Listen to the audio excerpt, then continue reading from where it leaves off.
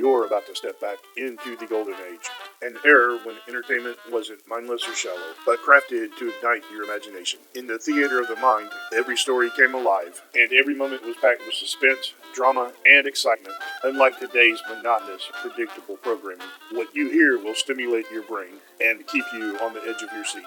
Get ready for thrilling adventures, chilling mysteries, and unforgettable characters. Welcome to Golden Age Radio, where entertainment is as good as it gets. The Cavalcade of America, presented by DuPont.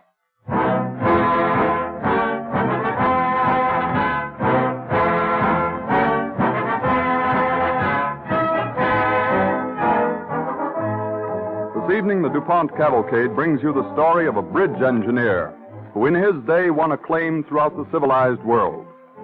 James Buchanan Eads was one of the first American engineers to be consulted by Europeans. His writings on river currents and the control of waters were accepted everywhere as masterpieces of their kind. And his perseverance and inventiveness have been a model for men who have since built roadways of steel and concrete over American waters.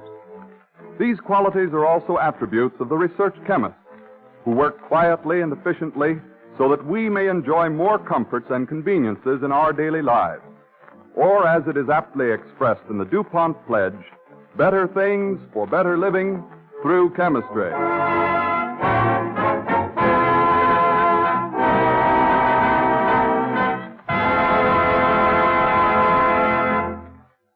As an overture, Don Voorhees and the DuPont Cavalcade Orchestra play a special setting of the famous spiritual, Deep River.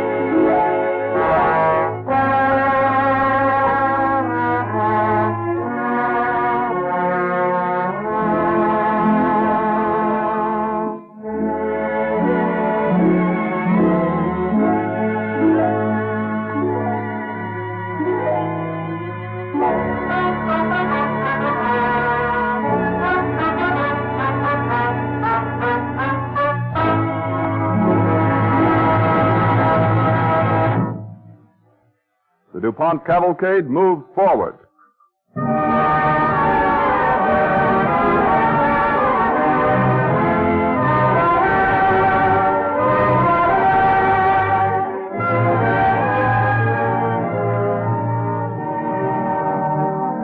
James Buchanan Eads was born at Lawrenceburg, Indiana, May 23, 1820. Our story begins 17 years later on a pond near St. Louis. Sitting on a 6-foot replica of a river steamboat is young Jim Eads, laboring over the last engineering details. A young boy, Sammy Dobbs, son of a farmer, comes running up. Hiya, Jim. Hi. Hello, Sammy. I thought you'd be here at the pond today. Gosh, you ran like anything to get here. What'd you run for, young'un? I'm here every Saturday. Yeah, but maybe this is the last time. Oh, no, Jim. Why? Oh, I waste too much time out here. You call it a waste of time to build a steamboat like this? Why, I just about feel like this boat belongs to me, too. Well, you can have about a 10th interest in it, Sammy. Yeah? The James Buchanan Eads Steamship Company. Assets, 1 steamboat, the city of St. Louis, 6 feet long. Mm-hmm. With real decks and cabins. Honest, Jim, she looks just like a real Mississippi steamboat. Well, she's not a bad boat for a pint size. Well, that's all I got to work on anyway, so I may as well like it. 6 feet of old boards afloat in the brook. Jim, I know it kind of weights you down when you're sitting up on the afterdeck, but would you mind lots if I climbed out on the log and got onto the deck forward? Now, you wait a bit. I want to get the engine started first. You haven't got the engine so she'll run. Oh, gee, Jim, I didn't understand she was exactly like a steamboat, engine and all. She's as near as I can get on poor materials and not much money. Listen how she runs.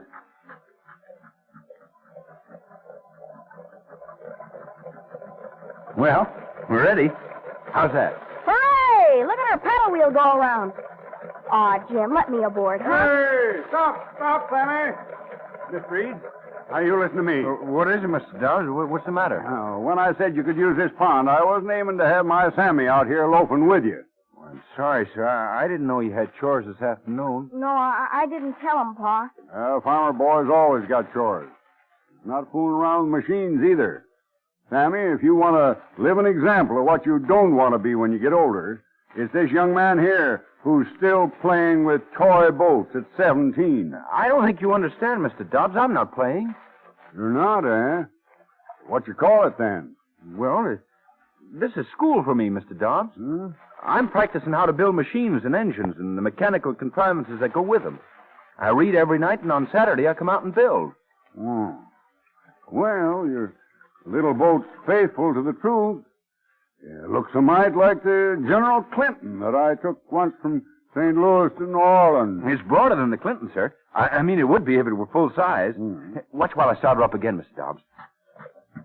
Listen to that, Pop. You want to show me off, Sam? This is the maiden voyage. Pop, can I ride on her? Well... Oh, gosh, Pop. Oh, go ahead and get on. Thanks, Pop. Here's a hand, Sammy. Yeah. Take care now. Don't go leaping off that log too fast. I can get on easy like without swaying her, Jim. All right. Let's go. Here we go.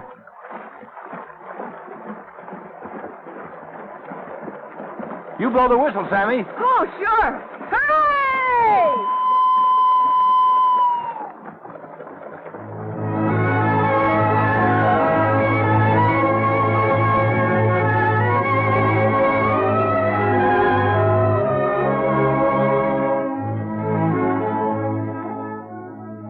James Buchanan Eads made up for lack of money and little education with unusual talent and hard work.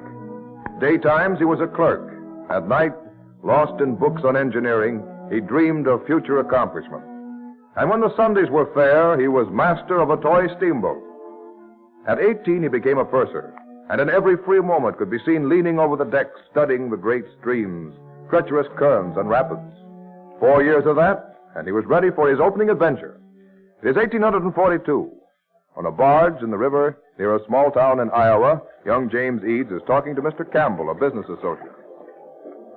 Well, Mr. Campbell, have you finished that boat you were building for me yet? Finished? Heavens, man, you know it isn't finished. It wasn't supposed to be. I can't build a bell-diving boat in a month. Say, you haven't taken a definite contract to start salvage work for somebody before you had any equipment. Now, don't be angry with me, Mr. Campbell. Nelson and Case and I got a rush offer for some people in St. Louis to come up here and raise a barge for them. Sang last week with a load of pig lead.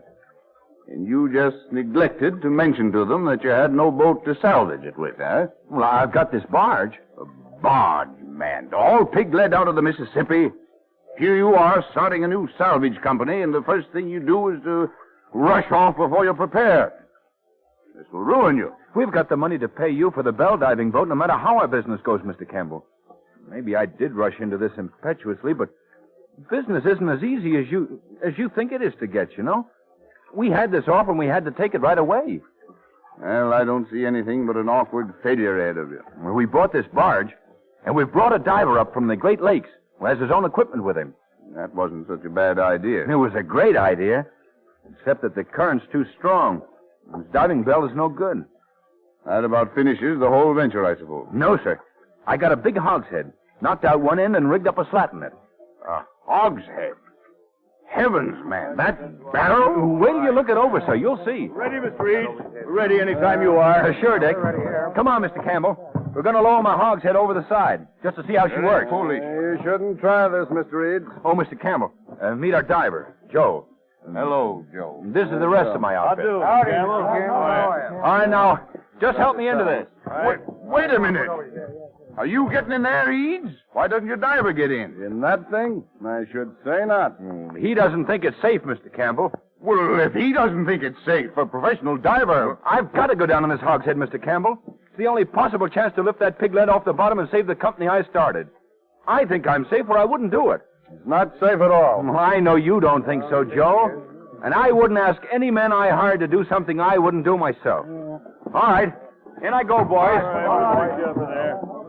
Right now. Well, seems like I'm pretty well settled in here. Eads, don't do it. Take the loss. All right. Swing away, boys. All right, put it down now. Break that cable there. Over the line.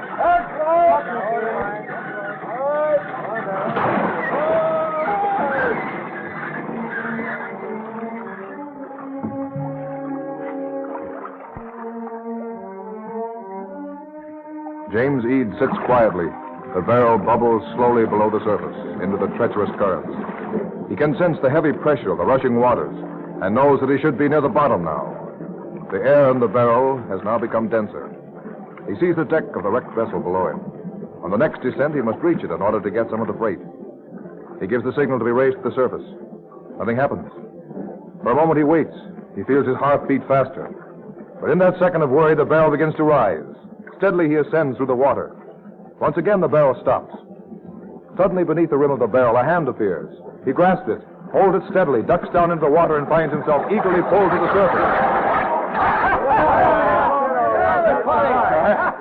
Well, thank the Lord, Eads. I've never been gladder to draw anything out of a hogshead.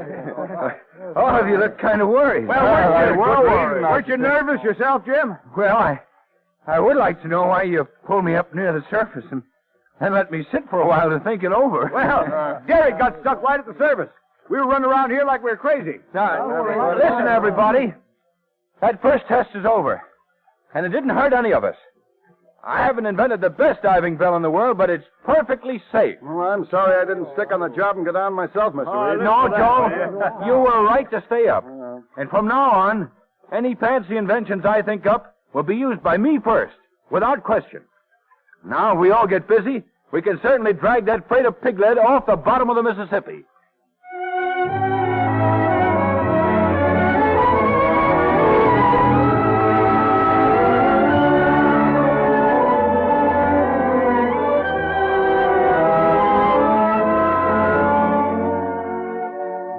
James Eads had no diploma in hydraulic engineering, but off and on for 20 years he lived close to the Mississippi, studying her rapids and currents, her hidden shoals, and her shifting riverbed. In 1865, Congress passed a bill authorizing a bridge across the Mississippi at St. Louis. But enemies of the project succeeded in amending the bill so that it called for a 500-foot center span and 50 feet of clearance, because they thought that no one could build such a bridge. But James Eads had been appointed the engineer of one construction company, and he insisted that the bridge could be built. A few months later, in the St. Louis office of the James Eads Company, Eads talks to the company's young lawyer and to a fellow engineer.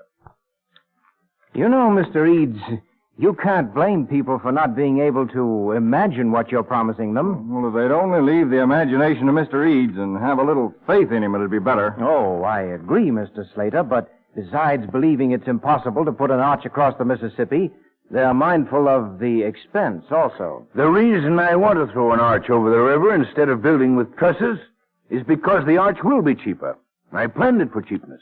I think, too, that the rival company is winning some favor for its bid because their plans don't insist on, on details like basing their foundations on bedrock. Let them base it anywhere else.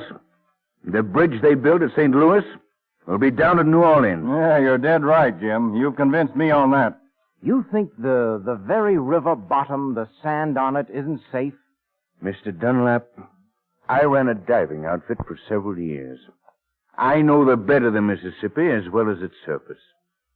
The usual river bottom is 3 feet of constantly shifting sand. In my experience, 100 feet of sand are sometimes swept away, clear to bedrock. Well, you can make it seem very real, Mr. Eads. Certainly, we don't need to give up hope yet. Unlike a lot of men with mechanical talent, you know how to argue for your beliefs. Yes. But the trouble with an engineer is he can talk just so long, and then he wants action. Well, word might come tonight, Jim.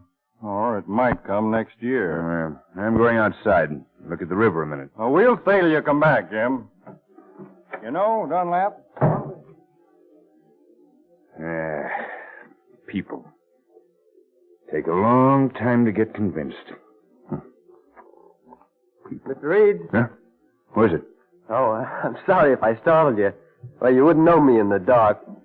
I reckon you wouldn't know me anyway after all these years, but I was your whole crew on the city of St. Louis. Well, for heaven's sake.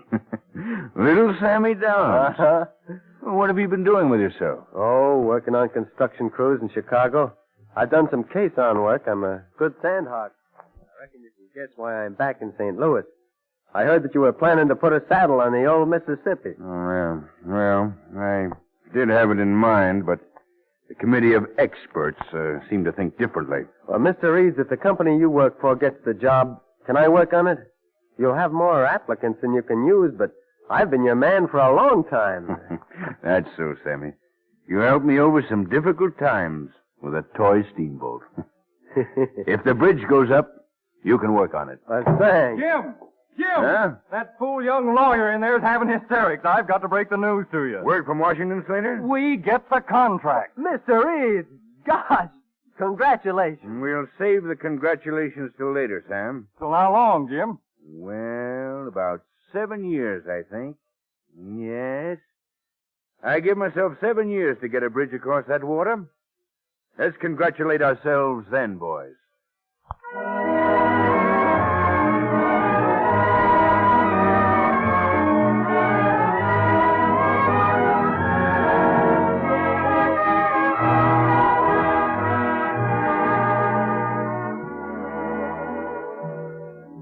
Eads and his workers started to construct the bridge. In his long years on the river, Eads had become more and more aware of the laws which determined the water's flow and regulated its deposits. But only his inventive genius and industry could have overcome the obstacles he was to meet. 3 years later, in a chamber far under the river, Eads watches a crew of his workers.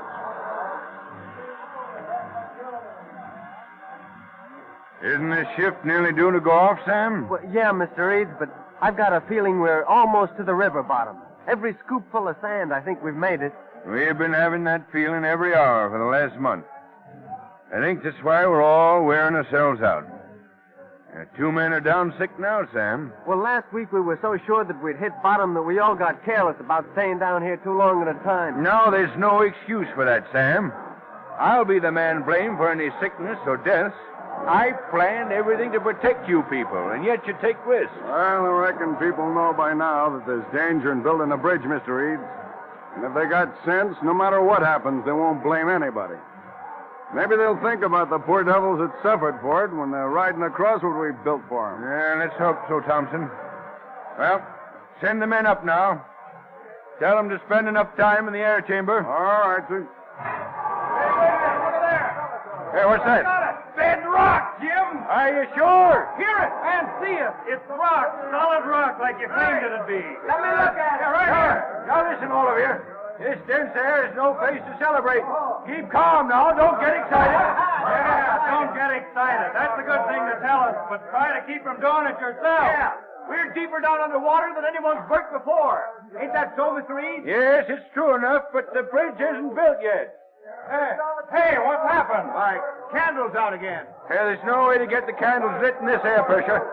Feel your way up the stairs, boys. All right. Now, take it easy. Stop. Call the roll. Stop. Sammy. The men say he's been down here on too long a stretch, Jim. Why hadn't one of you told me that? Well, he's the foreman. He wanted to stay. All right, get busy, all of you. Hunt around the floor for him. Sammy! Every second he's down here lessens his chances. Hurry up. I found him. Yeah, he's fainted, all right. Go on up, all the rest of you, while you're safe. I'll help you carry him, Slater. I'm over here, Jim. I'll find you. We can carry him easy. Open the door there. All right, now get in, everybody. This is better than this air chamber. Close the door, someone. All right. Lay him down. Right. Sammy. Sammy. I'm afraid he's gone. This river will beat us yet. You can't whip the Mississippi. We'll whip it. Mr. Reed. Sammy, don't talk. No. Don't you talk either. We'll whip it. The men aren't afraid because you aren't. We'll whip it. Easy.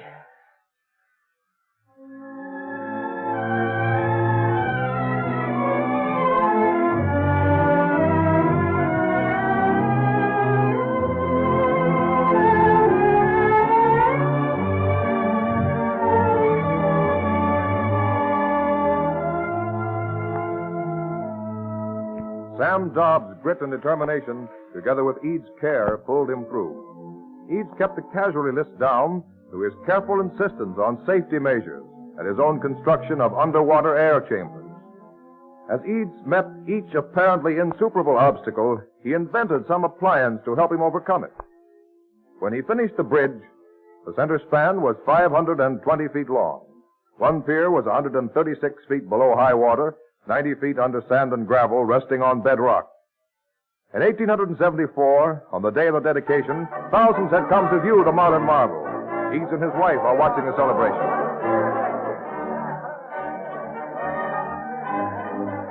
James, the speaker's going to give the dedication. James, what are you looking at? Huh? Oh, it's the bridge. My, as though you hadn't seen it a few times before. Well, it looks different to me today. All the crowds on it, bands playing. You know, I wish I were down below a ways so I could see the center arch against the sky. Hush, James. You ought to be seeming to pay attention. Oh, I'm not so interested in what people say about my bridge. I'll feel better when they start going across it. Wish I could see some of my men. Well, there must be all around us, in the crowd. You know, they couldn't all be asked into this box. Oh, the governor is starting his speech. My friends of Missouri and Illinois, some of you today have driven from hundreds of miles to see this miracle of modern science and engineering. This beautiful structure that joins two great states. James, That links the east to the aren't west. you listening? And foretells the I'm future looking for Sammy. Some of the men. My dear, I'm going to leave for a minute. I think I see Dobbs here. I'd like to talk with him. Well, I should think after all these years. All right, James. I'll slip out of this box, and I'll be back right in a minute. We here dedicate today. It has been 7 years since the dream of some ambitious and practical men began to take shape in these lofty what labor, Oh, Slater. what sacrifice, Jim, for Pete's sake. Quiet. I thought I'd be more comfortable here than up in that box being stared at. So you come here with your friends to see the great bridge open, Mr. Reed? Well, hello, Sammy. Sunday suit and all, Yeah. Going back to Chicago soon? Well, afraid anything I do will be a letdown after helping to lasso the Mississippi. Well, you both stay with me, I hope. Doing what, Jim? Well, something will come up. I'm getting pretty lonesome today. This bridge, it doesn't belong to us anymore. No. What I was thinking myself. Listen now. So before I cut this ribbon that divides Missouri from Illinois, I again ask your thanks for the company, for the men who worked for it, and for the chief engineer, James Buchanan Eads. That's for you, Jim Eads. No, it's for you. And for you, Sammy. You remember the day when I said to save your congratulations till we could do it on a finished bridge? They cut the ribbon. And the governor's carriage crosses first. Neat pair of grays he's got. That sure gives you a funny feeling to see somebody on that bridge. Yeah, sure does. I think the Mississippi can toss her mane all she wants to now, but the bridge is safe.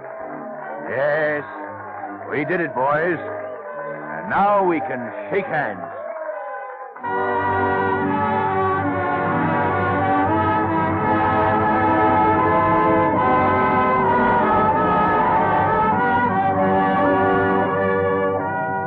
James Buchanan Eads placed himself in the first rank of bridge engineers with the Eads Bridge at St. Louis.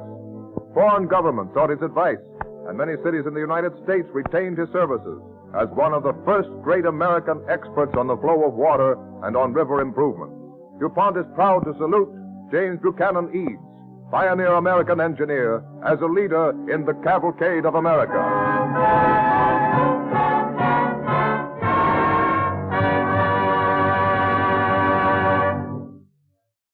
To people living at the time the Eads Bridge was built, the word plastic was only an adjective, defined by the dictionary as capable of being molded into a desired form. But today the term plastic is used as a noun to describe a group of materials said to have 25,000 different uses and more than 300,000 different shapes. The first commercially useful plastic was the result of an attempt to duplicate ivory in order to make billiard balls. But now plastics are important and beautiful materials in their own right. The colorful handle of your toothbrush is usually plastic. This material is used in making the scuffless heels on women's shoes. You'll find plastics used extensively throughout the modern automobile. The knob on the gear shift, the easy-to-handle steering wheel, on the instrument panel, and numerous interior accessories. Then, too, laminated safety glass. One of the outstanding contributions to safety in motor car driving of recent years is made possible by a sandwich of transparent plastic between two sheets of glass. DuPont chemists have greatly reduced the cost of making this particular plastic, thereby protecting millions of people against injury due to shattered glass. If you play bridge, you've probably seen the new cards that are cleanable and last indefinitely because they're made of plastic. Household articles made with plastics range from children's toys to beautiful toiletware sets, fountain pens and pencils with colorful barrels, transparent hat boxes, costume jewelry, and many others. Indeed, plastics have come out of the chemical laboratory to become a major industry, contributing much to better living.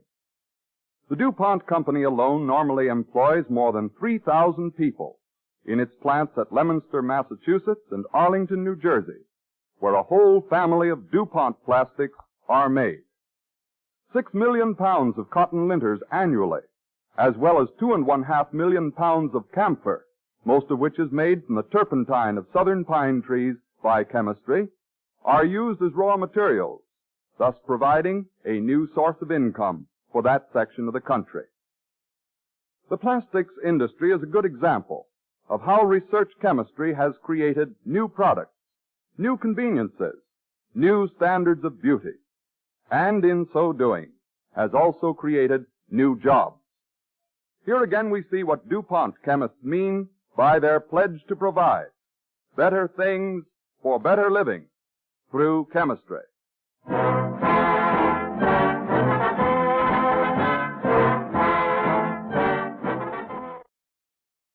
Welcome to Golden Age Radio, rumble.com/C/GAR. Visit veteransradioministry.com for more videos like this.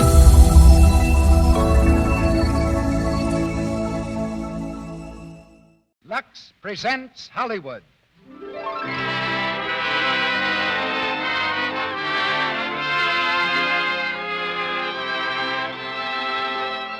The Lux Radio Theater presents You Can't Take It With You, with an all-star cast headed by Edward Arnold, Walter Connolly, Fay Ray, Robert Cummings, Neda Harrigan, and Lee Patrick. Ladies and gentlemen, your producer, Mr. Cecil B. DeMille.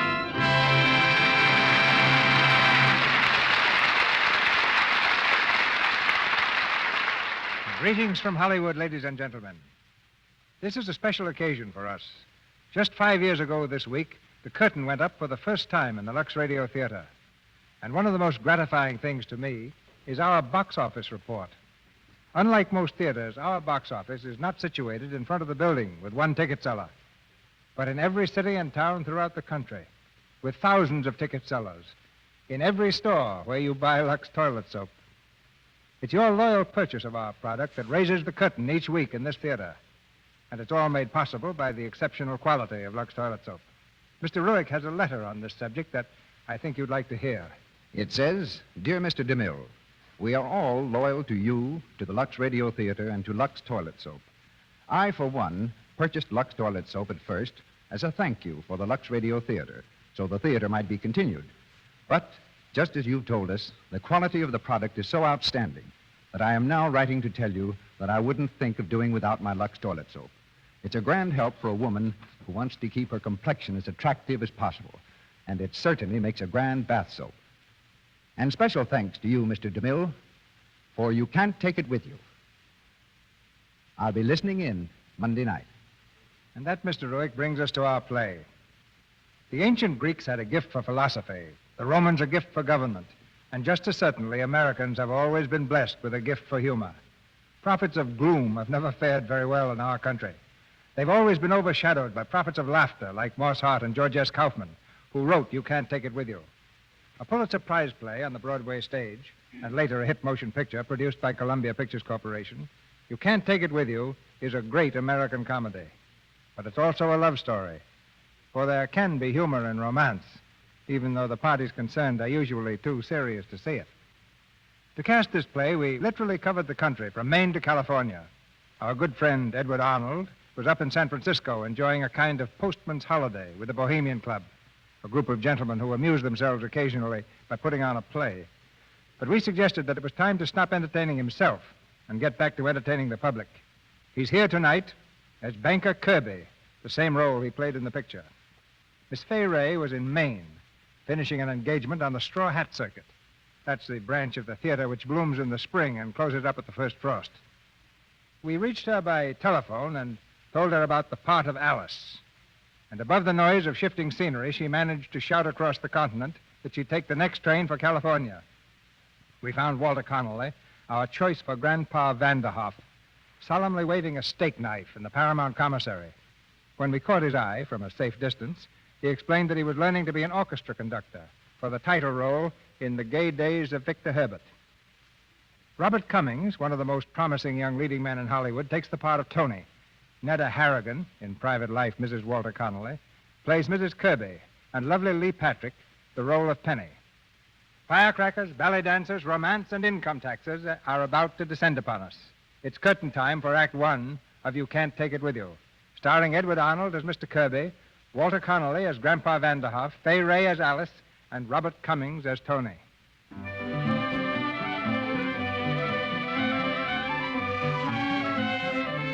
The 57th floor of the Kirby Building, tallest and most impressive structure of a great American city. On a door opposite the elevator is a brass plate bearing the legend, Anthony P. Kirby Company, Bankers. And behind 7 other doors marked private is the inner sanctum of the great Kirby himself. the famous tycoon cannot be disturbed just now.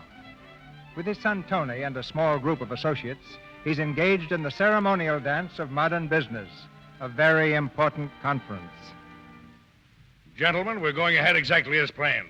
Our company will be the largest individual corporation in the world, particularly with Ramsey lined up. Why, we'd control the whole field of production. Exactly, gentlemen. But, AP, Ramsey would never permit himself to be absorbed by anybody. Oh, won't he? Earlier this year, Ramsey floated a new issue, didn't he? What for? For expansion, new production facilities, all right. Where's he going to build these new production facilities? I own every 12 square blocks completely surrounding his factories. You own them? We didn't know anything about that, AP. Of course you didn't. Nobody knew. The Blakely Real Estate Company's been buying it for me a piece at a time, but my name was kept out of it. That's brilliant, AP. So you see, gentlemen, we can proceed without any trouble. Well, you know what to do. Come on, get busy. Yes, sir. We'll hop right to it. Oh, Douglas, get me Mr. Blakely on the phone. Yes, sir. Well, Tony, how does it feel to be a vice president? Well, it's been painless enough so far, Dad. You talk as if you were having a tooth yanked. Look, Dad, maybe sometime when you've got a week or two off, you can sort of let me in on what the banking business is all about, huh? Oh, now, don't give up, Tony. Sure, it's complicated, but, you'll get used to it. How's your mother been? Oh, she's fine. Said she'd drop in later. Mr. Blakely's on the phone, sir. Good. Hello, Blakely. Hello, AP. How's it going, Blakely? You got that property yet? Well, I'm having a little trouble, AP. I've got all 12 blocks except one house, 25-foot front, and the man won't sell. Well, make him sell. Those 12 blocks are useless unless I can buy every inch. Well, I'm trying, AP, but the old man's a crank. I offered him $50,000 yesterday, and he turned it down. I tried to get him in here today to talk some sense into him, but I don't know. You don't know. You listen to me. I don't want any excuses. I want his house. And remember this, Blakely. Unless you buy the whole 12 blocks, you don't get a penny commission. Goodbye. But, Mr. Kirby... that man's got ice water in his veins. I tell you, John, we've got to get that property. You can't force a man to sell his home. Well, what'd he say when you offered him the $50,000? I'm not sure, but I think someone began singing, someone else danced, and Grandpa Vanderhoff himself sat down and played a mouth organ. A mouth organ? What are they, a bunch of nuts? Mr. Vanderhoff is here, Mr. Blakely. Oh, Mr. Vanderhoff. Well, send him right in. No. Have him wait. Yes, sir. Let him cool his heels a while. Psychology, eh? It never fails. Mr. Vanderhoff, Mr. Blakely will see you in just a minute. That's all right. I'm not in any hurry. Thank you, Mr. Vanderhoff. Say, mister, what are you doing with that there machine? Huh? Oh, why, this is an adding machine. Oh, my goodness, made a mistake. First time in 20 years. I suppose that calls for the building to collapse, hmm? What do you have to do that for? Well, I have to add up these figures and see if they check against these other figures. Why? Say, do you like it, this work you're doing? Oh, my goodness, no. Oh, for land's sakes, what am I saying? Then what do you do it for? What would you rather do? Rather do? Well, I make up things. Poetry? Oh, no, things, gadgets. Let's see, you got anything here? Well, look back here behind the desk. See? This is one of the things I made up. The bunny comes out of the cabbage, looks around, then it goes back. Now, that's kind of cute. Seems to me, Mr. Poppins. Seems to me, Mr. Poppins, that's the sort of thing you ought to be doing all the time. Yes. Well, maybe someday when my ship comes in. A lot of people waiting for that ship, Mr. Poppins. Meanwhile, they don't have any fun. Look, how would you like to come over to our house for a while and work on your gadgets? Over to your house? I don't feel bashful about it. Mr. DePinna, he's the Iceman, came over 9 years ago. Got interested in making fireworks down in the cellar with my son-in-law, Paul, and he's been living with us ever since. Over at our place, everybody does exactly what he wants to do. Really? That's wonderful. But how do you live? Who takes care of you? The same one who takes care of the lilies of the field, Mr. Poppins. If you like, you can come over and be a lily, too. Say, let's hear that bunny again, will you? Well, all right. It's a wonderful invention, Mr. Poppins. Ought to be fun making it, too. Poppins. Oh, goodness, it's Mr. Blakely. What's this? What's going on here? Well, you see, sir, this gentleman... Mr. Poppins was showing me his invention, that's all. Oh, Mr. Vanderhoff. Well. Come in. Come right into my office. No, thank you, Mr. Blakely. I was just going. Going? Well, what are you talking about? Say, that's a bad twitch in your eye. You've been working too hard. You ought to take a vacation. Oh, Mr. Vanderhoff, if it's all the same to you, let's quit playing games. I'm a very busy man. Then I don't want to disturb you. Bye, Mr. Blakely. Oh, look. I have a check here for $100,000 made out to you. You don't say. Look out for that twitch, Mr. Blakely. Coming, Poppins? I'd like to, but I don't think... You, Poppins. This is all your fault. You and your confounded toys. Get it out of here. Oh, you broke it. You broke my... wait a minute, Mr. Vanderhoff. I'll get my hat. If you leave here, Poppins, you needn't come back. I don't intend to. Mr. Blakely, the die is cast. From now on, I'm a lily. Fine. Get your bunny, Poppins.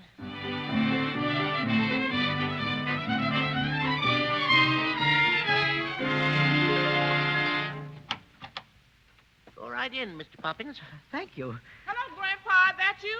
Yep, Reba. You better set another place for dinner. Mr. Poppins here is going to stay with us for a while. Now, ain't that nice? How do, Mr. Poppins? How do you do? Reba, will you taste a love dream for me? It's a new candy I'm working on with coconuts. Like to, Miss Essie, but I just ate a scallion. It's going to taste like scallions no matter what. Guess I'll have to ask Mother then. Hello, Grandpa. This is my granddaughter, Essie, Mr. Poppins. Makes the best candy in the city. Hello. Hello. Just put your hat over there, Mr. Poppins. I'll show you where you can wash up. Mother, will you please taste a love dream for me? I don't think I can now, Essie. I'm busy with my play. You have to make candy today. It's so hot. Well, Ed went out and got a bunch of new orders. If it keeps on, you'll be opening a store, dear. That's what Ed was saying last night, but I said no. I want to be a dancer. Miss Essie, that new batch of love dreams is about ready. Oh, gosh, I better get back to the kitchen. Finished the second act yet, Mrs. Sycamore? Oh, no, Reba. I've got Cynthia just entering the monastery. Monastery? She was singing in the Paradise Club last I heard. Well, she gets tired of the Paradise Club, and there's this monastery, so she goes there. My, I bet she busted wide open. Wait a minute, Mr. DePinna. I want to show my wife. Oh, what are you doing down in the cellar? Look, Penny, the new firecrackers. Mr. DePinna and I just got through with them. We can sell them for 10 cents a string, and they pop like the dickens. Watch. Pretty nice, huh? Yes, dear, they're lovely. Mr. Sycamore? Yes, Mr. DePinna? On this skyrocket, I think we got the powder chamber too close to the balloon. Bring it up here and let me see. Mother, Ed's coming home. Ed's coming home. I saw him through the window. Hey, Essie. Here I am, Ed. Well, I delivered the candy. How's my beautiful wife? Oh, just fine, dear. I couldn't wait to get home and get at the xylophone. Say, wait till you hear this tune. It's been ringing in my ears all day. Listen. Oh, I like that, Ed. Is it yours? No, Chopin. It's got a lot of you in it. It makes me feel like practicing my dancing. Come on, Mr. Poppins. Come on in and meet the rest of the family. Folks, this is Mr. Poppins. You know Essie. The fella playing the xylophone is Ed. He's her husband. This is my son-in-law, Paul Sycamore. Hello, Mr. Poppins. How do you do? And Mr. DePinna. He's the Iceman. Very pleased to know you. How do you do? And over here is my daughter, Penny. How do you do? Oh, hello. Were you ever in a monastery, Mr. Poppins? No, I never have been. What's the matter, Penny? Stuck? Well, I've got her in a monastery, and I can't get her out. Say, where's Alice? Isn't she coming home for dinner? She didn't say. I think she ought to stop working in that millinery shop. They make her stay so late. Why, Penny, she hasn't worked there for 5 months. Really? She works for some bankers now, Kirby and Son. She works for the Sun. Bankers? Now, isn't that nice? Reba! Yes, Mrs. Sycamore? Reba, will you please call up Alice at her office and ask her if she's coming home to dinner? That's at Kirby and Son, Reba. Yeah, I know. Yes, she works for the Sun. Now, where was I in my play? Tony, dear. Yes, Alice. Tony, stop me if I'm wrong, but isn't that the telephone ringing? Say, that's strange. You know, I thought I heard something. Voices in my ear. Voices that say, if you don't kiss Alice Sycamore right away, you're a chump. Tony, please. This is a business office. Hello, Mr. Anthony Kirby Jr.'s office. Oh, hello, Reba. Wait. Mother wants to know if I'll be home for dinner. Oh, definitely not. The man says no, Reba. Darling. Tony, stop that. Reba, tell Grandpa I love him as much as ever, but a young vice president has me in his powers. Tony, Well, I was only kissing you on the back of the neck. What's the matter? Yes, Reba, of course I'm struggling. Tony, don't you come. Tony. Good evening, dear. Oh. Mother. Oh, hello, Mother. Won't you sort of sit down or something? No, I see you're busy. If you don't mind, I think I'll go and see your father. Excuse me, dear. Goodbye, Reba. I've got to hang up now. The ceiling just fell in. Tony, would you mind handing me the want ad section of that paper? Oh, I'm sorry, Alice. I had no idea my mother was going to pop in like that. No, I guess you didn't. Well, I'd better go home. Now, wait a minute. I want to tell you something. Last night I informed the lady that was just in here that I was going to marry you. Tony! Well, I don't remember your telling it to me. Well, you didn't ask me. Did you see the way she looked at me? I know just what she was thinking. Oh, listen, there seems to be a general impression around here that the Kirbys are ogres or something. Well, that has nothing to do with me. They're just putty in my hands. Never wanted to think I couldn't get up a yell long enough. Oh, it worked like a charm when I was a baby. Here, I'll give you an idea. Yay! Tony! Oh, you crazy. Sure. And there's one little detail I forgot to mention. I love you, Alice. I love you very much. Oh, Tony. Tony.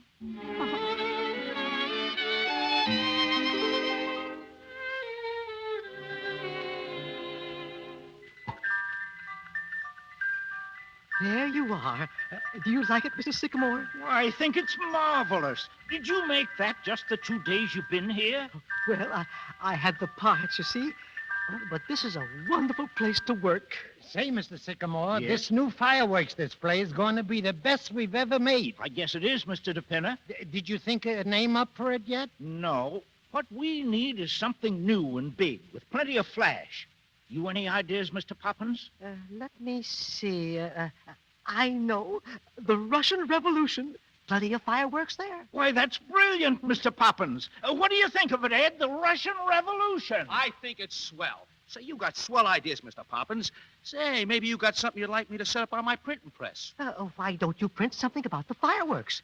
Advertising them. Then put it in the candy boxes, and the people who buy the candy will also buy the fireworks. Say, that's great. Listen, how does this sound?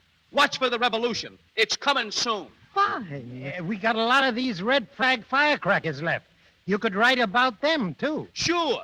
Red flags will sweep the country. Get your red flags from Sycamore. Well, that's fine, fine.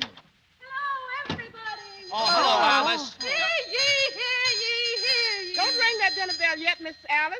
It ain't even half ready. Gather round, everybody. It's the town crier herself, and I've got an announcement to make. Alice, dear, what's the matter? Oh, it's wonderful, Mother. Listen. A young gentleman is going to call on me in exactly 20 minutes. Who, Alice? What's his name? Mr. Anthony Kirby, Jr. Kirby? Why, that's the boss's son. Oh, yes, Kirby and Son. Yeah. What's all the excitement? Grandpa, I've had a proposal from Tony Kirby, and he's coming to call tonight. A proposal? Well, why didn't you say? And, Mother, please, I want him to take us in easy doses. So please don't read him any plays on his first visit, because I like him. And Essie, I wouldn't dance for him if I were you, because we're going to the Monte Carlo Ballet later. Well, now I've got to dress. Bye. I hope he's all right. So many of these young folks are just around. Come in. Hello. Hello, Grandpa. Sit down. Thanks. Well, Alice, do you love him? Love him. Oh, I... Can't even talk about him, huh? Not rationally. Who's asking you to be rational? Listen, when I courted your grandmother, it took me 2 years to propose. Know why? The moment she'd walk into the room, my knees would buckle, and the blood would rush to my head, and the walls would start dancing. Up to the last, I couldn't even look at her without my heart didn't go thump, thump, thump. That's why I've lived in this house so many years and never could move out. It'd be like moving away from Grandma. Oh, Grandpa, I've got it that way, too. If you have, then I guess it's all right. Look, I bought you something. Here. You like it? Well, bless my soul. A new harmonica. Sure is a beauty, too. I guess I'll run along downstairs and have a whack at it.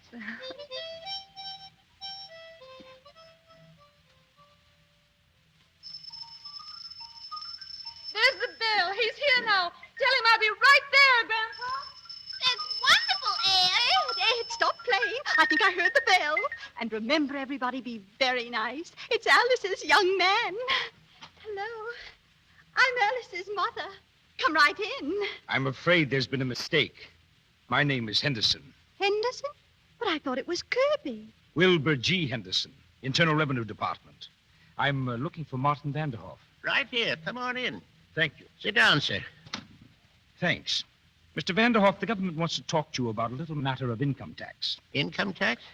Now, Mr. Vanderhoff, we've written you several letters about this and no reply. And according to our records... Oh, that's Mr. Kirby now. I'll answer it. Excuse me. Come right in, Mr. Kirby. Thanks. Hello, son. Glad to see you.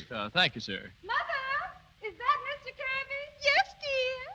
He's lovely. Sit down, son. Sit down. Make yourself at home. Oh, thank you very much. Mr. Vanderhoff, I hope you'll excuse me, but I've got to be going. Oh, I'm sorry. Drop in again sometime for dinner. If you don't mind, I'd like to get my business over before I go. Oh? Mr. Vanderhoff, our records show that you have never paid an income tax. That's right. Why not? I don't believe in it. You don't believe in it? No, sir. Well, whether you believe in it or not, you owe the government 22 years back income taxes. Yes? Now, look, Mr. Henderson, suppose I pay you the money, mind you. I don't say I'm going to, but just for the sake of argument. What do I get for my money? Get? What? Why, you get everything. What? Well, everything. Look at Congress and the House and the Senate. We've got to pay them, don't we? Not with my money, no, sir. Now, listen. Well, here I am. Oh. Hello, Tony. Hello, Alice. I hope you all got acquainted. Oh, yes. I think you two will make such a lovely couple. Mother. Look, Mr. Vanderhoff, there's no two ways about it. You've got to pay your taxes. How's that? I said you've got to pay it. Well, they've got to show me. They don't have to show you. I just told you. Look, who's going to pay for all those buildings down in Washington? And interstate commerce and the Constitution. The Constitution was paid for long ago. And interstate commerce, what is interstate commerce anyway? Oh, look, there are 48 states, see? And if it weren't for interstate commerce, nothing could get from one state to another, see? Why not? Have they got fences? No, they haven't got fences. They've got laws. Oh, holy smoke, I never ran across anything like this before. Well, I might pay you about $75, but that's all it's worth. You'll pay every cent of it, like everybody else. And if you think you're bigger than the law, you've got another thing coming. Ah, holy smoke, what's that? What's that? Let me out of this place. Let me out of here. Let me out of here. You see, Tony, my father makes fireworks in the cellar. Oh, well, I hope you don't get into any trouble, Mr. Vanderhoff. Not me. I don't owe the government a cent. Alice, dear, here's your wrap. Thanks, Mother. All ready, Tony? We'll be late. Hello, everybody. Mr. Kalenko! Oh, Tony, you're just in time to meet Mr. Kalenkoff. He's Essie's dancing teacher. Ah, my little Alice, my little Aliska. Never have I seen you look so magnificent. Mr. Kirby, Mr. Kalenkoff. How do you do? I have a slight pain in the chest. Oh, Mr. Kalenkoff, I practiced today. Oh, my Pavlova. Grandpa, I am in time for dinner, no? Of course you are. If you'll pardon us, Mr. Kalenkoff, we're going out to the Monte Carlo Ballet. Monte Carlo Ballet? It stinks. Yes, well, goodbye, everybody. I'm glad to meet you all. Goodbye. Dinner's ready. Come on, everybody. Well, let Can me you get my imagine place Alice right here, marrying if you a don't Kirby? mind. We can put the altar right in that corner. Thank you very much. Quiet, everybody. Quiet. Did you notice his manners, Paul? Quiet, Penny. Grandpa's going to say grace. Well, sir, we've been getting along pretty good for quite a while now, and we're certainly much obliged. Looks like Alice is going to get married, and I think she'll be happy, because we just met the boy you sent to her, and he looks fine. Remember, all we ask is to just go along the way we are and keep our health, and as far as anything else is concerned, we leave it up to you. Thank you. Who has the pickles? Pickles, Mr. Poppins? Blondie, I'm not very hungry.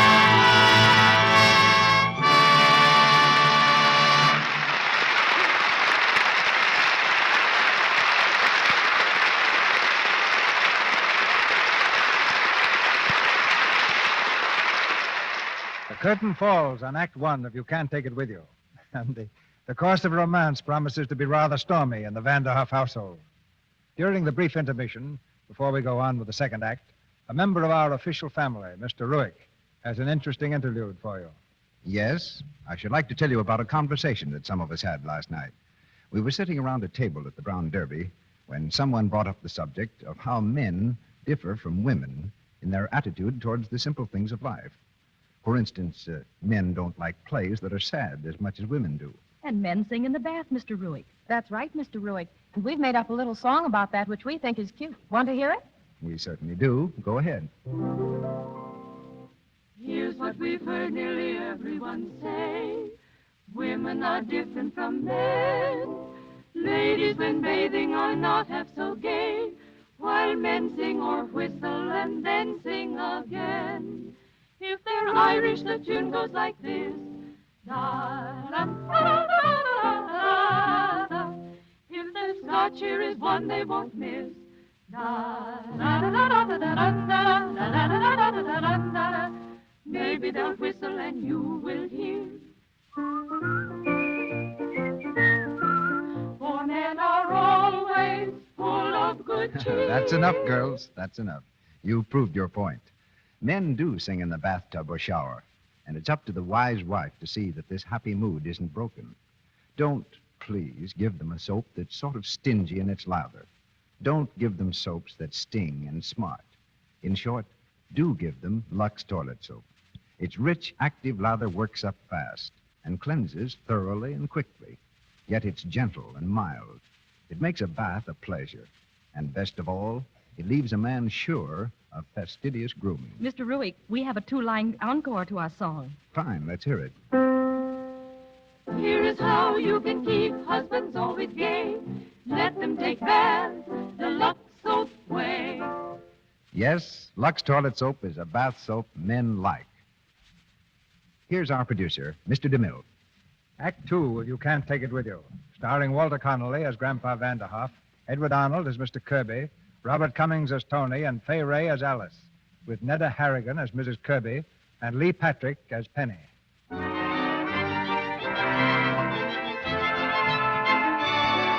It's later the same evening. On every side of the city park, skyscrapers send up 1,000,000 lights to challenge the stars. But Alice and Tony, who found a secluded bench beneath the trees, are not concerned with the miracles of man or nature. Just now, they have eyes only for each other. What are you thinking, Tony? I'm thinking how much better this is than going to the ballet. What are you really thinking? About my family. It's not a family you can just ignore. No, it isn't. You know, I think they're great. They seem to do just what they want to do. Yes. Grandpa started it 35 years ago. He suddenly quit business one day. Started up the elevator, came right down again, and never went back. He said he wasn't having any fun. Well, that's exactly what I mean. And Mother. You know why Mother writes plays? Because 2 years ago, a typewriter was delivered to the house by mistake. Well, now I know why you're so different. You know, I think that your family is the answer to what's wrong with the world. People spend their lives building castles in the air, and yet they never try to make them realities. You know, in school, another fellow and I had an idea.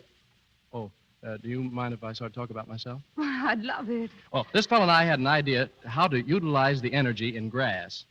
You know, grass, just like this.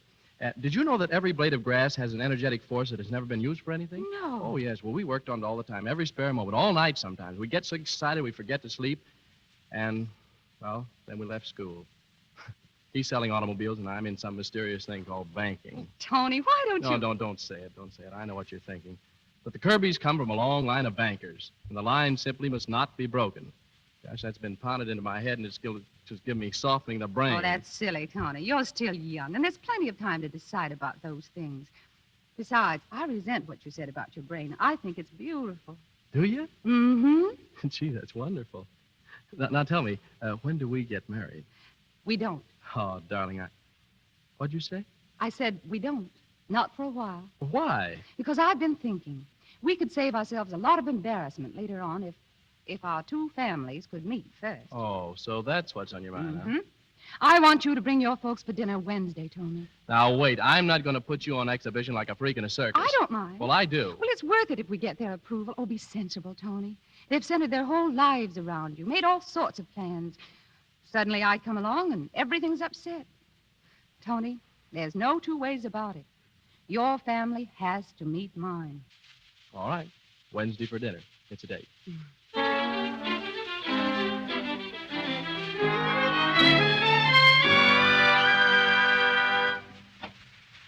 Anthony, aren't you dressed yet? No, I'm not. Well, hurry, dear.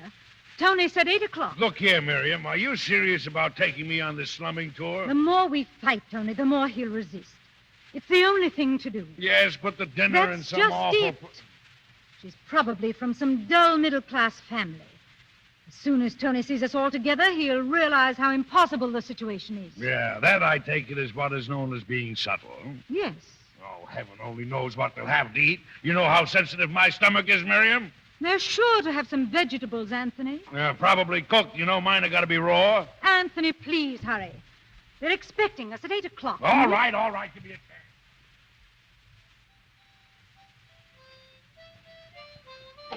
Hey, Reba.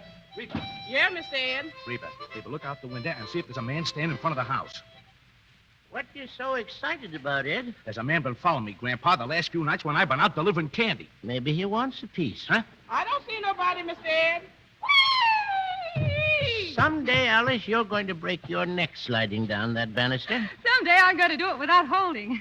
Essie, dear, you're going to give Reba the kitchen all day tomorrow, aren't you? She'll need it. Oh, yes, that's why I'm making the love dreams now, so I'll be way ahead. Thank you, darling. And look, Mother, tomorrow night before the Kirbys come, will you have Reba put everything down in the cellar? The typewriter, the kittens, and the xylophone? Certainly, dear. Reba, remind me. The Kirbys are certainly going to get the wrong impression of this house tomorrow night. Well, I'll be upstairs if anybody wants me. Oh, Mrs. Sycamore. Yes, Mr. DePinner? Look what I found in the cellar. Remember? Over 8 years ago. Why, of course, Mr. DePinner. It's my painting of you as a discus thrower. Oh, I always meant to finish it, but I got started on my plays and never painted again. Well, it's just as well. I'd have been the next one to strip. You know what? I think I'll finish it tonight. Is the costume still down in the cellar, Mr. DePinner? Sure, we use the bath towel. You go get it, Mr. DePinner, and I'll go upstairs and get my palette and brushes. Oh, boy. Door, Reba. I'll answer it, Grandpa.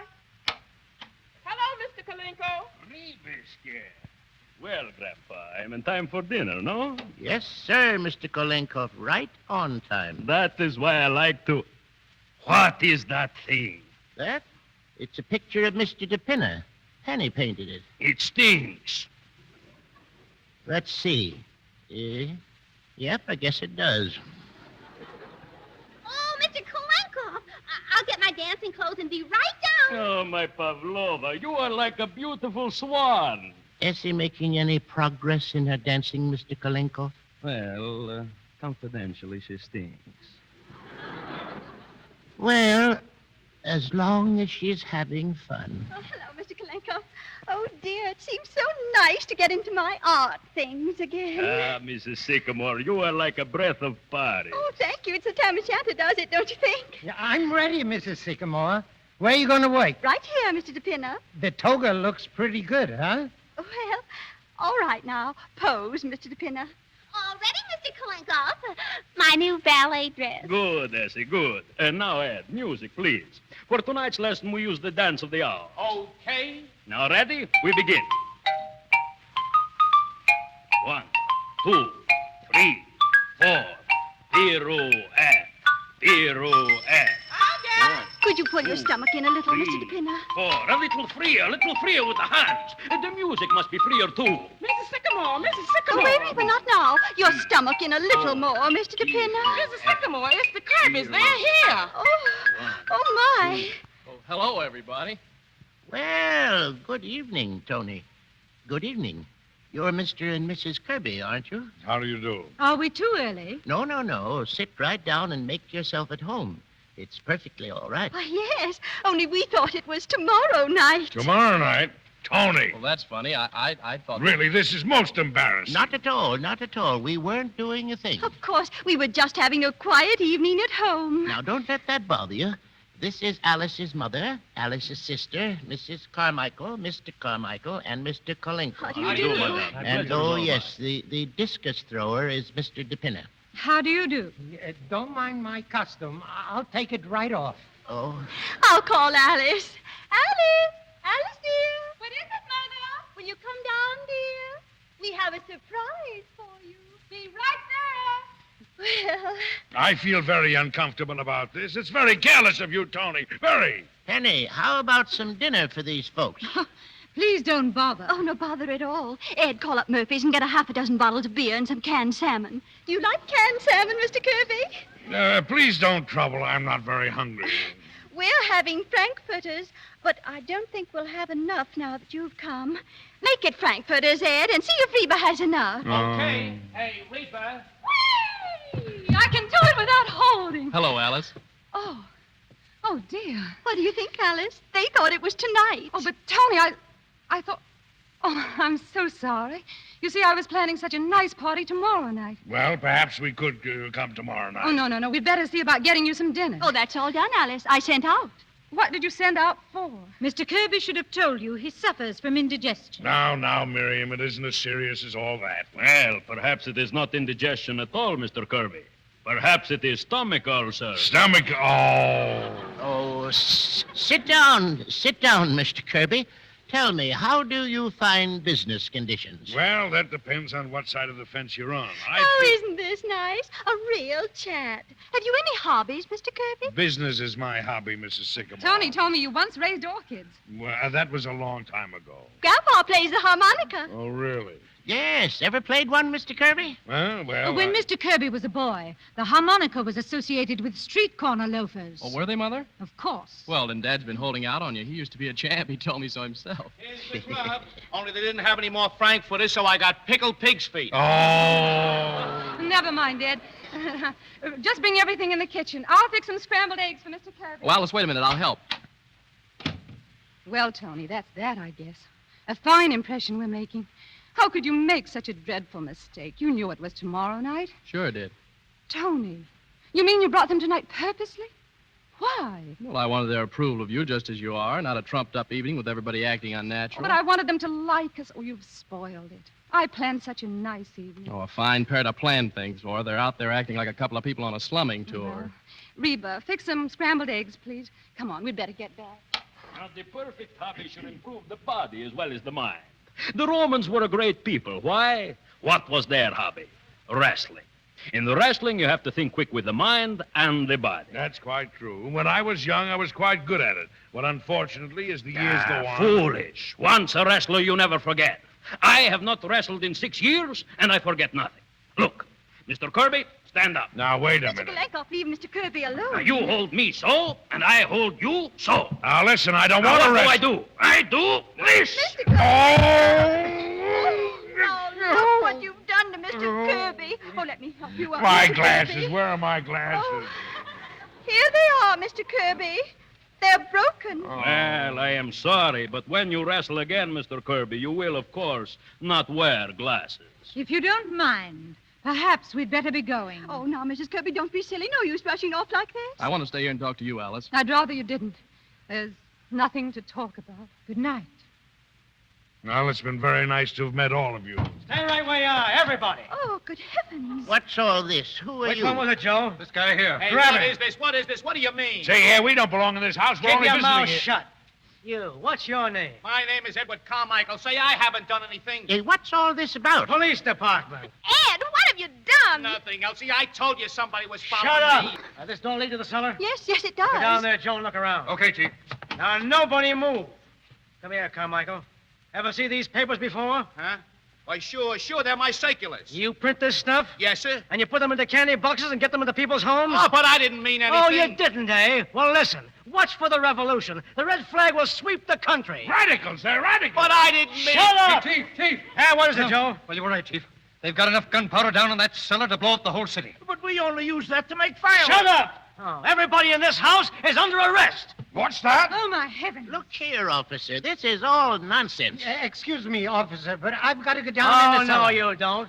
What's your name? Mr. DePinner. But I just remembered I left my Get pipe back down there. But I gotta get my Grab pipe. him, Joe. All right. Let me go. I gotta get down You there. stay right where you are. There, I told you, my pipe. What's that? The fireworks. Get them all out, boys. The whole joint's pinched. Wait a minute, I'm an American citizen. You can't come to me and tell you I've got my right.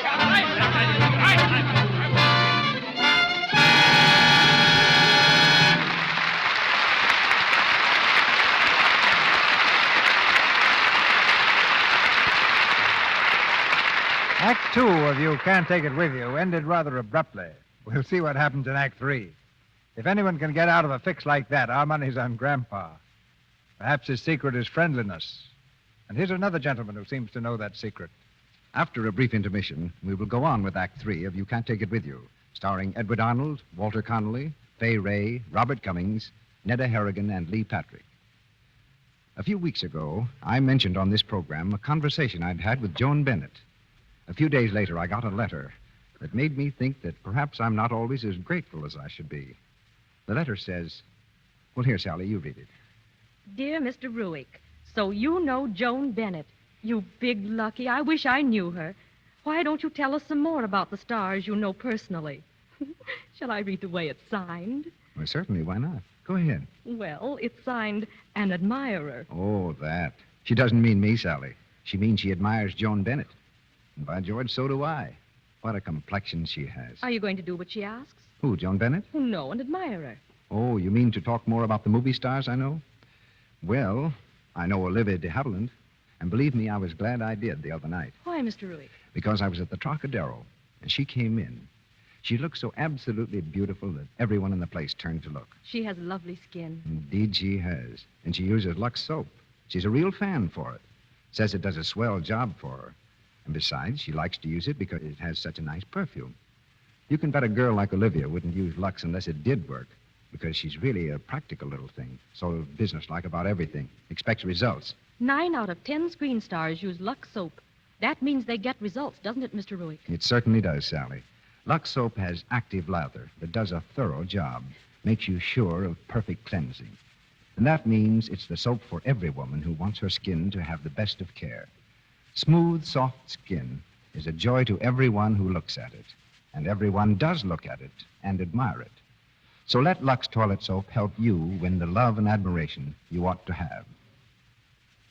We pause now for station identification. This is the Columbia Broadcasting System.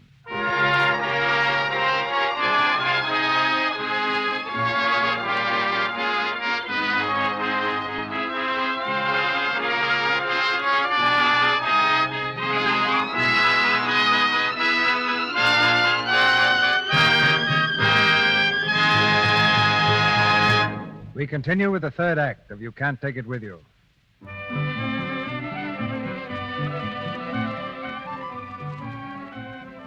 The long arm of the law has reached into the Vanderhoff household and scooped up the entire family, and with them the aristocratic Kirbys. In the police station, the men have been herded into a single barred room, reserved especially for the drunk and disorderly.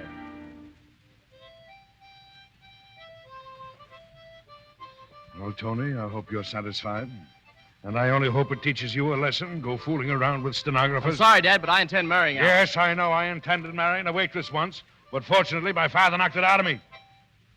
Mr. Kirby, you'd be a lot better off if you'd relax a little. Ah, relax. With my son being snatched from under my nose, with my being arrested like a common criminal, this may jeopardize the biggest deal of my career. Stop worrying, Mr. Kirby. What if all your deals fall through? Might be a lucky break for you. Are you crazy? Maybe I am. I was just like you once. But I quit because I wasn't having any fun. That was 35 years ago. Yeah, and you haven't done a thing since. Oh, yes. I went to the zoo when I got the notion. Took up the harmonica again, made a lot of friends, and even found time to notice when spring came around. Yeah, it's a fine country we'd have if we all spent our time at the zoo and played the harmonica. It's a lot of nonsense. Too bad you can't find time for a lot of nonsense like that. Maybe you'd stop being so desperate about making more money than you can use. You can't take it with you, Mr. Kirby. So what good is it? From what I can see, there's only one thing you can take with you, and that's the love of your friend. Oh, why don't you go out and get a pulpit for yourself? I'm sorry. Which one of you is Vanderhoff? Right here, sir. There he is, mister. 5 minutes. Thanks. Hello, Mr. Vanderhoff. Remember me? Oh, sure. Mr. Blakely, isn't it? Yes. Heard you were in trouble and came over to help you out. I see. Well, you're wasting your time, Mr. Blakely. I don't intend selling my home. What? No, sir. Not so long, young fellow, and run along and let me alone. Well, we'll see how long you can hold out. You just wait till a few more things happen to you. Oh, so it was you who arranged this arrest? Yes, and it's only a starter. Blakely, did you do this? Mr. Kirby. Why, you idiot. Do you know what you've done? But, Mr. Kirby, I never dreamed that you knew Get out of these people. here, you blundering idiot, and if you have 1 ounce of brain, see if you can dig up my attorneys. Yes, sir. Yes, sir. I'll phone them all. Yes, sir. So, you're the one that's been holding up my deal. Kind of funny, isn't it? Now, what's so funny about it? I mean, you're engineering this thing and then getting caught in your own trap. Well, you won't think it's so funny when I take that house away from you. Listen to him. Talks like a tsar. I'll show you how business is done the Kirby way. Business? You're not a businessman. You are a lion in the jungle. Yes, and I've got the longest and the sharpest claws, too. That's how I got where I am. That's why I'm on top. And scum like you are in the gutter. Oh, Dad, Who stop are you it. calling You're scum? an idiot, Mr. Kirby. A stupid idiot. You can't talk to me like that. Oh, yes, I can. Scum, are we? What makes you think you're such a superior human being? Your money? With all your wealth, you're the poorest man I know. Poorer than any of these people you call scum. Because I'll guarantee they've got some friends. You may be a high mogul to yourself, Mr. Kirby, but to me, you're a failure. A failure as a man, a failure as a human being, yes, even a failure as a father. I'm sorry, Mr. Kirby. I haven't lost my temper like that in 30-some-odd years. If I could make it up to you anyway, how'd you like to have my harmonica? It's a new one. Here, you might want to play it sometime. All right, everybody. Night court's open. Have your slips ready. Come on, move along. Silence. Mr. Vanderhoff, for disturbing the peace, you and the rest of your family are, by your own plea, guilty. But I shall suspend sentence. Thank you, sir.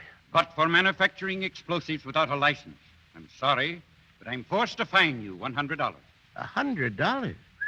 That's a lot of money. Your Honor, I'll pay his fine. No, thank you very much, Mr. Kirby, but I couldn't let you do that. We got to help Grandpa. He's our neighbor. Order! Silence, please. Oh, Grandpa, don't worry. Why, Maggie. Your Honor, we're Grandpa's neighbors. We'll take care of that fine for him. We'll take up a collection. Sure, we're all with you, Mr. Vanderhoff. Sure we are. Very well, but quietly, please. Thanks, Judge. Okay, folks, let's pony up. Ah, you're a lucky man, Mr. Vanderhoff, to have so many friends. Yes, sir. Now, gentlemen, I'd like to dismiss the charge of disturbing the peace against the Kirbys. But if these people were guilty, then I must assume the Kirbys were guilty, too. Unless, of course, they can explain what they were doing there. I don't see that that's important. Haven't we been embarrassed enough? Your Honor, if I may say something? Yes, of course, Mr. Vanderhoff. These people just dropped in to see me about buying my house. Why, of course. That's all we were there for. That's not true. Now, Alice. Now, let me alone. I won't stand for it. I won't stand for our being humiliated like this. Your Honor, they're ashamed to admit that they came to look my family over to see if I was good enough to marry their precious son. Why, I never heard She's of right, anything. Mother. That's just why we were there. It's time you spoke up, Tony Kirby. Why, it's your family that isn't good enough. I wouldn't be related to a bunch of snobs like that for anything in the world. How do you like that? Alice, wait for you.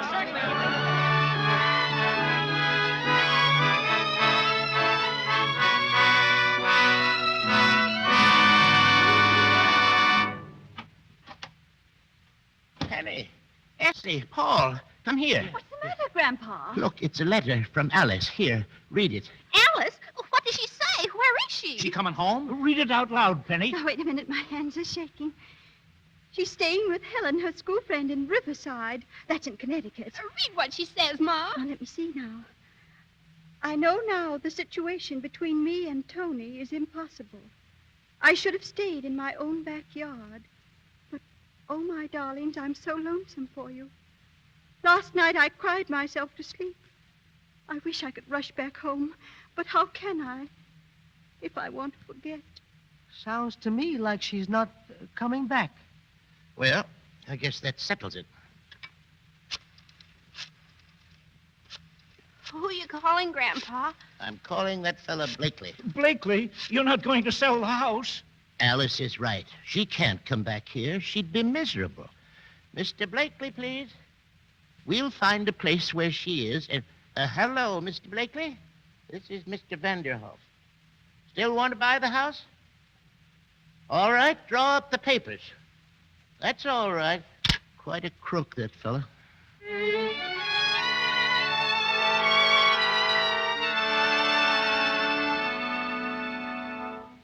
Mr. Vanderhoff, why won't you tell me where she is? Because there's an unwritten law in our family against snitching. And Alice doesn't want to see you, Tony. Grandpa, is the moving man down there? He just took out the xylophone.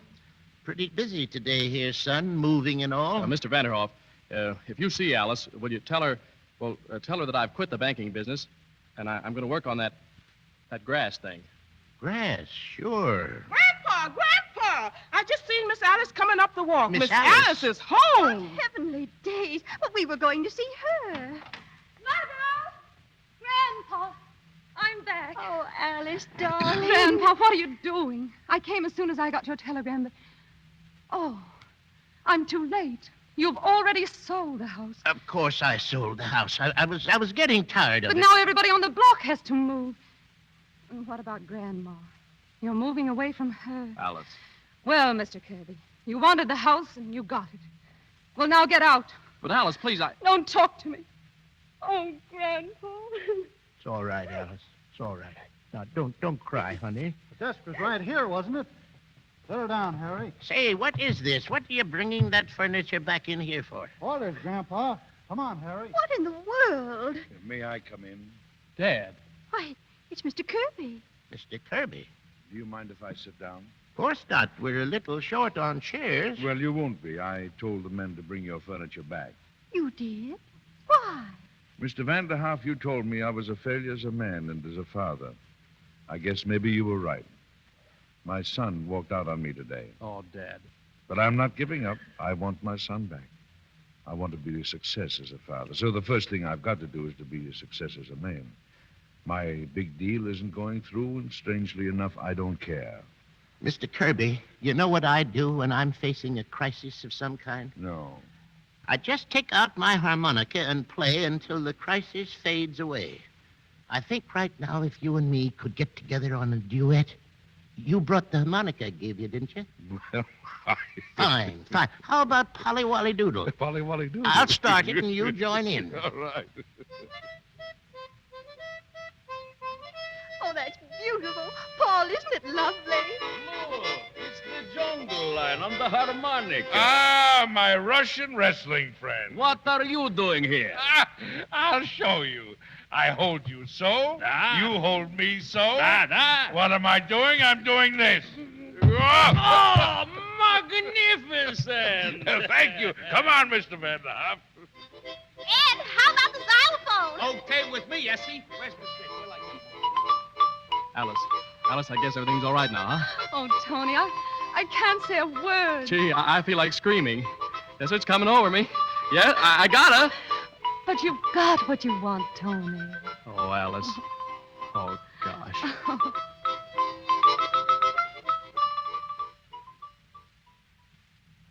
We need more chairs. Don't mind us. Thank you. Yeah, right here. Quiet, everybody. Grandpa's going to say grace.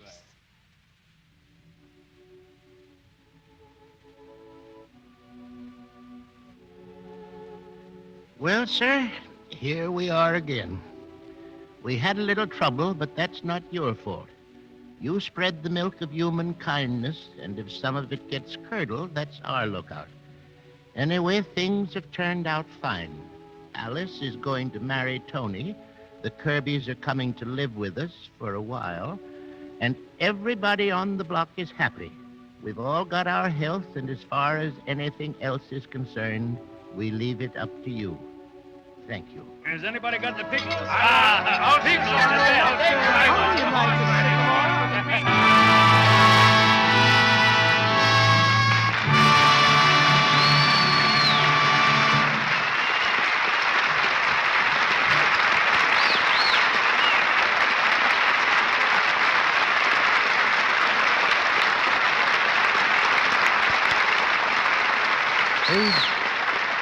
The Vanderhoff clan are rather interesting people, and 4 other interesting people are coming back to our microphone now. Edward Arnold, Walter Connolly, Fay Ray, and Robert Cumming.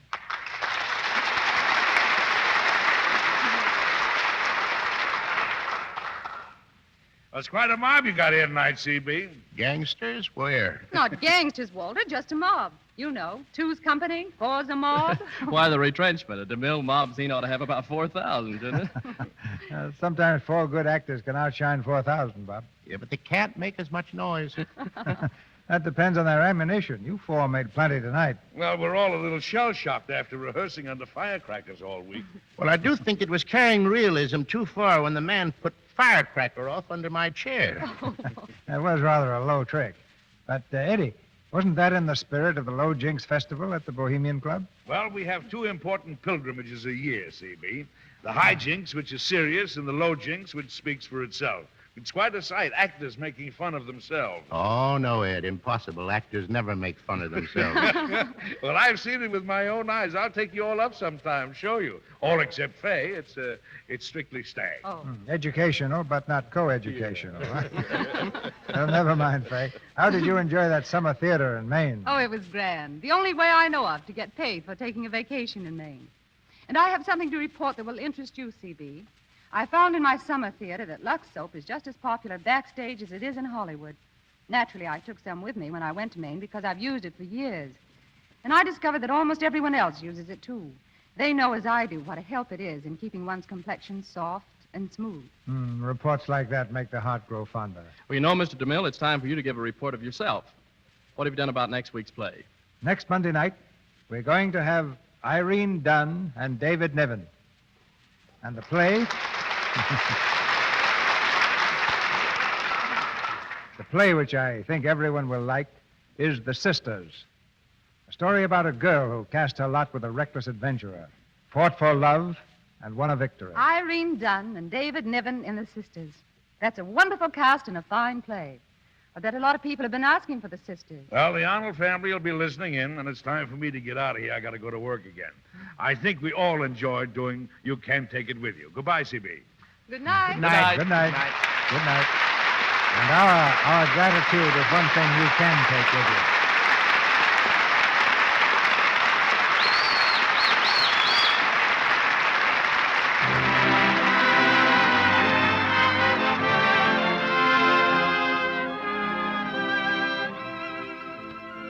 Our sponsors, the makers of Lux Toilet Soap, join me in inviting you to be with us again next Monday night when the Lux Radio Theater presents Irene Dunn and David Niven in The Sisters.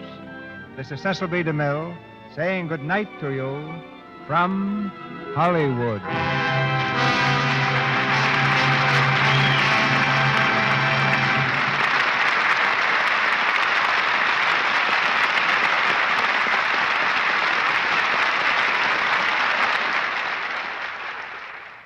This is Melville Ruick, asking you to be sure to listen to the Lux daytime program, The Life and Love of Dr. Susan. This human and gripping story of a young, attractive woman doctor is brought to you every afternoon, Monday through Friday. For the time and station, see your newspaper. The Life and Love of Dr. Susan comes to you in addition to the Lux Radio Theater. Heard in tonight's play were Lou Merrill as Kalinkov, Sally Payne as Essie, Edward Marr as Ed, Ralph Sedan as Poppins, Wally Mayer as Henderson, Griff Barnett as Hughes, Gil Patrick as Secretary, Abe Reynolds as DePinna, John Fee as First Associate, Victor Rodman as Blakely, Jane Morgan as Secretary, Libby Taylor as Reba, Harry Humphreys as Paul, and Earl Ross as Guard. Edward Arnold will soon be seen in the Columbia picture Mr. Smith Goes to Washington. Walter Connolly is now appearing in the RKO production Fifth Avenue Girl. Robert Cummings' current film is The Underpup, a Universal production. Louis Silvers is from 20th Century Fox, where he directed music for Hollywood Cavalcade.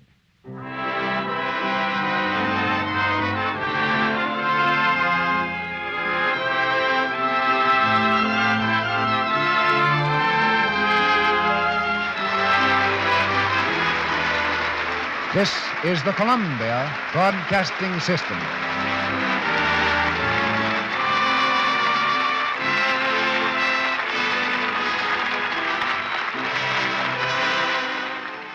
Welcome to Golden Age Radio, rumble.com/C/GAR. Visit veteransradioministry.com for more videos like this. As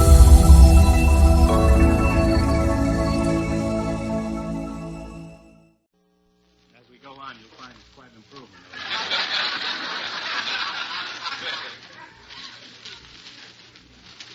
How many hired the show last night? Pretty good average, 173, I got.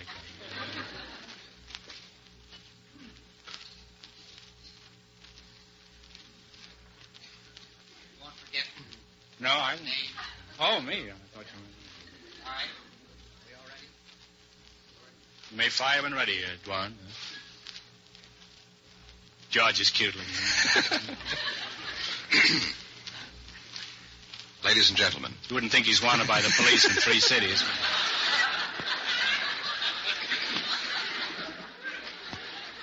I have a job to do. All right. Don't worry about me. You mind your business, I'll mind mine. I'm no Budinsky.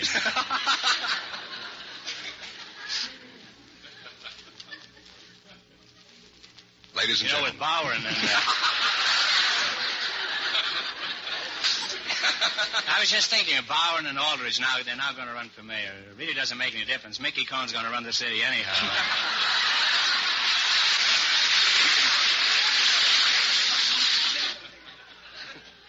Anyhow, I gave that woman her house back.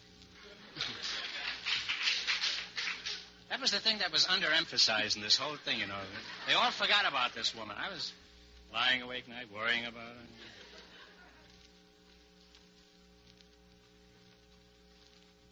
What a crook that Pearson.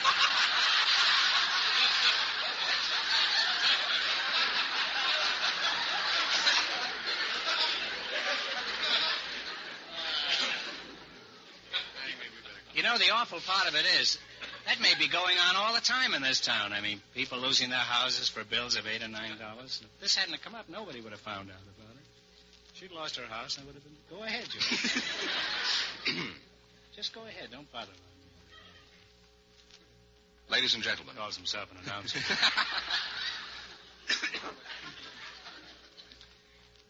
Ladies and gentlemen, the secret word tonight is head. H-E-A-D. Really? You bet your life.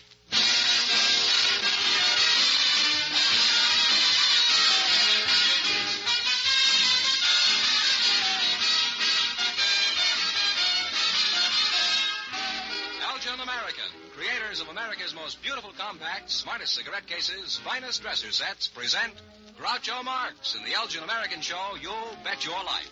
The comedy quiz series produced and transcribed from Hollywood.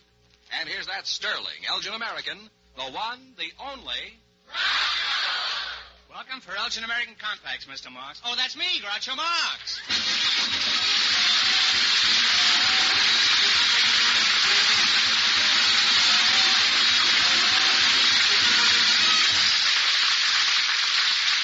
Thank you.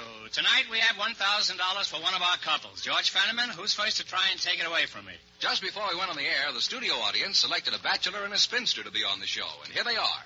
Miss Harriet DeBow and Mr. Norton Schreiner meet Groucho Marx. Welcome to the Elgin American program, folks. And if you say the secret word at any time we're talking, you'll each win the amazing new Apollo 16mm sound movie projector. It's a common word, something you use every day. Miss, DeBow, is that? Yes, sir. DeBow, is that yes, sir. French? Yes, it is. French descent. Huh? French descent. French descent. It's good enough for me. Now, you're a spinster, eh? Yes, I am, sir. What kind of work do you do, Harriet? Well, for 20 years I was the telephone supervisor and 20 years a hotel clerk. I'm now retired and going to school. kind of doing the whole thing backwards, aren't you?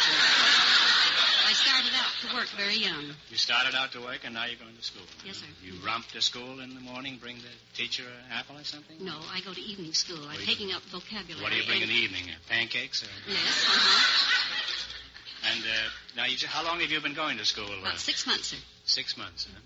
You teacher's pet? Well, I'd like Some to be. of them do. No, I mean, that's an old joke. Just ignore that. You'd like to be the is it a man teacher? No, it's a miss. Spinster like myself. Forget it. You're silly to even go there. You're telling me.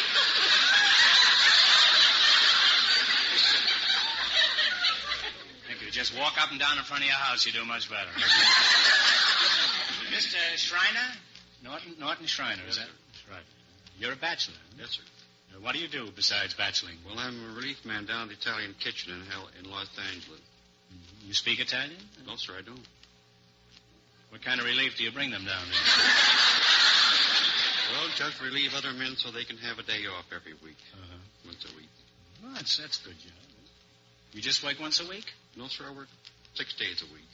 They have 6 men that get relieved? Eh? Yes, sir.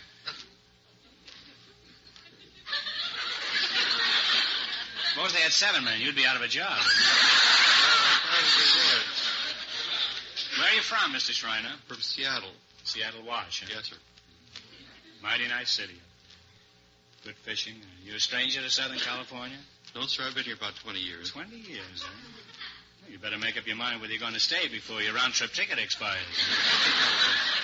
How long have you been a bachelor? 47 years. 47 years? Yes, sir. How old are you? 47.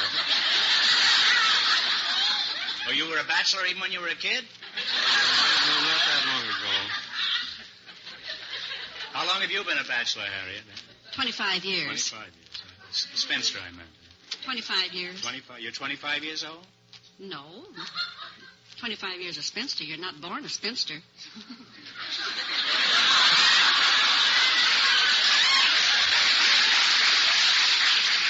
I know I wasn't then. And how old are you now, Harriet? Within reason.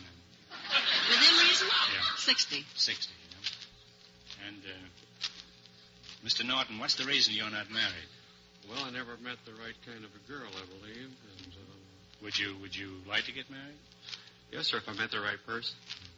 Why? Why would you want to get married? Well, for love and companionship. And so... Either one, or just...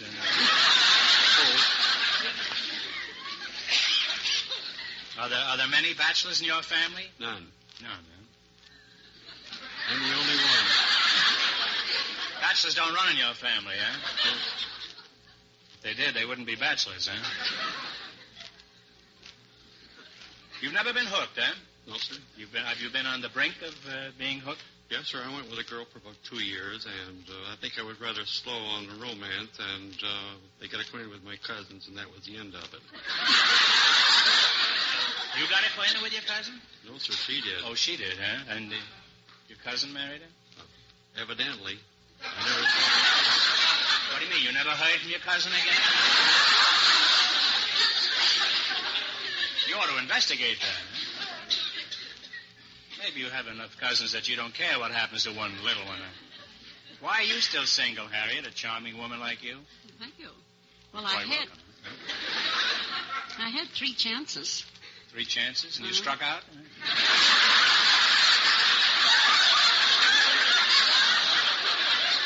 I was too particular, I think. I lost them. Your standards were too high, huh? That's what I think, yes. Now, I mean, would you lower the standards? Indeed, I would.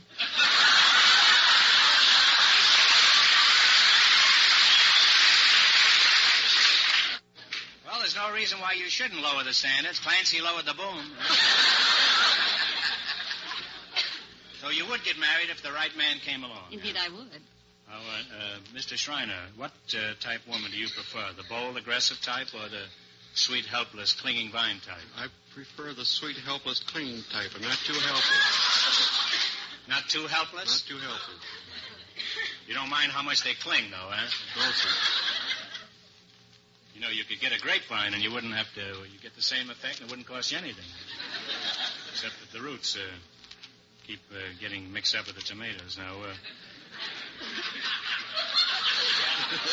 you know, I haven't much idea what I'm talking about. I think that makes it unanimous. Now, Harriet, which type are you? Are you the clinging vine type, or are you the aggressive type? Well, I could be either one, but I'd rather be the clinging vine. But you're not sure which you are, huh? Now, suppose you found a woman you greatly admired, Norton. How would you pursue your courtship? Well, by being charming and polite and taking her candy once a month. There's no danger of that girl getting diabetes.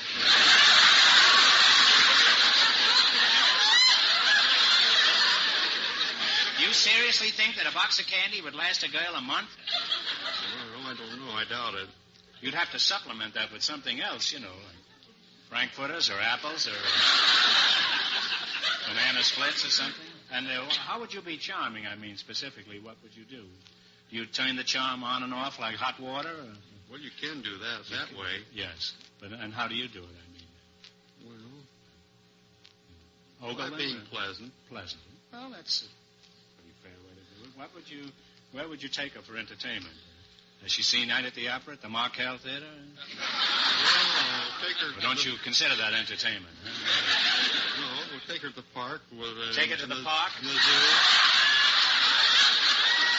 Well, if I had my choice, I'd take the park, too. You take her to the zoo? Yes, sir. You think that would be safe? Well, you can learn about wildlife, and the birds and the bees.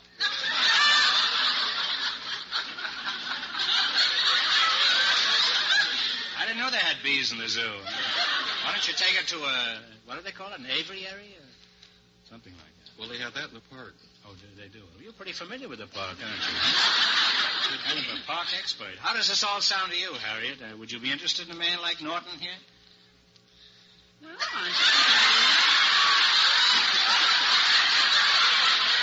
healthy anyway.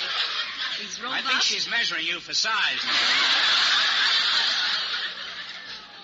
And he has hair on the top of his head. That's the...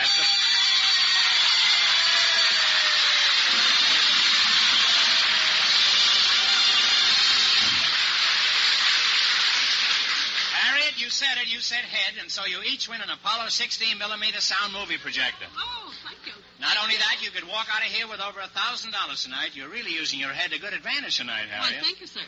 Well, you're a sweet young lavender blue, dilly-dilly blue. And here are your gifts from Elgin American. For Norton, this silver-finished cigarette case. Norton, get a load of all that scroll and gravy there, huh? And for Harriet... Oh, what I've always wanted for my dresser. Well...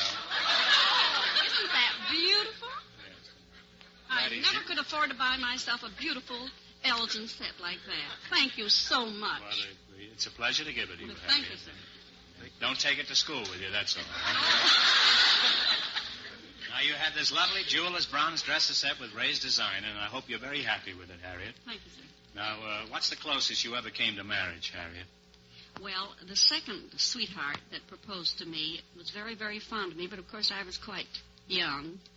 And after we were engaged, why, I went out with other boys. So, of course, he didn't like that. You didn't? No. Some fellows are nuts, aren't they? Yeah, he thought I was a butterfly or something, I guess, and so he didn't want to take any chances. So he asked me to return the engagement ring, which I did. And I've never been sorry for it. No. And what happened to the third one? Well, the third one went away to war. And the first one? Well, the first one, he entered the monastery. Well, there's all kinds of escapes, I guess.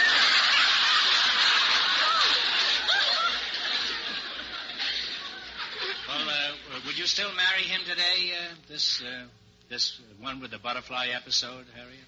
Oh, I don't believe I would. Why not? Well, he's married now. He's got about 7 children. He's got 7 children, and you 6 wouldn't or marry 7. him? Huh? No. Would you marry him if he had 4 children and was married? No, I don't believe I would. You wouldn't. Well, you're a stickler, aren't you? Now, what was your most embarrassing experience, Mr. Schreiner? Well, when I was younger, I had a tendency to walk in my sleep. And my folks had company one night, and I walked without any clothes down through the company, and back upstairs and went to bed, and I didn't know anything about it until the next morning. My folks told me. I was very embarrassed.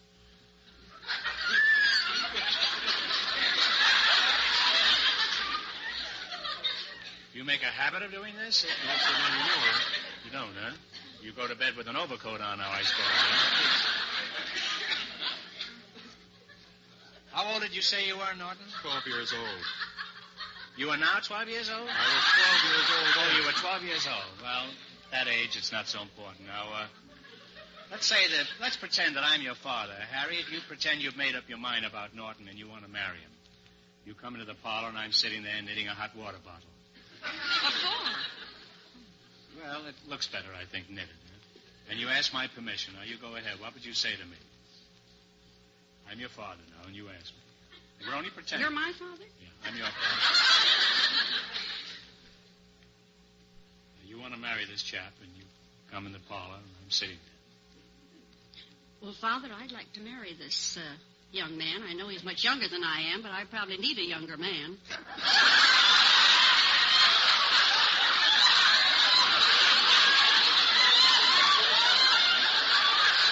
Healthy looking. I think he could earn me a good livelihood. Said he'd bring candy once a month. Bring me a box of candy, that would be nice. He wants the clinging vine. I can be a clinging vine. Well, at this moment, the water is running out of the hot water bottle. Well, my son has expensive tastes. Could you support me, too? Yes, I'd be willing to support you, too. He's a growing boy, you know. Would you care for him through his customary childhood ailments like gout and rheumatism? Yes, I think Falling arches? Huh? Yes, I would. He's always had a roof over his head. Could you give him a nice home? Where? No, he'd have to provide the home for me. Would there be room enough for me, too? Yes, indeed. We'd make room for you. Well, Harriet, you have my permission. You may marry my son. Huh? Blessings on thee, little man, barefoot boy with cheeks of tan. My name is Groucho Marx, and I'm 81 years old. Now, Norton, what have you got to say for yourself? Well, I don't know. Why don't you marry her, Father?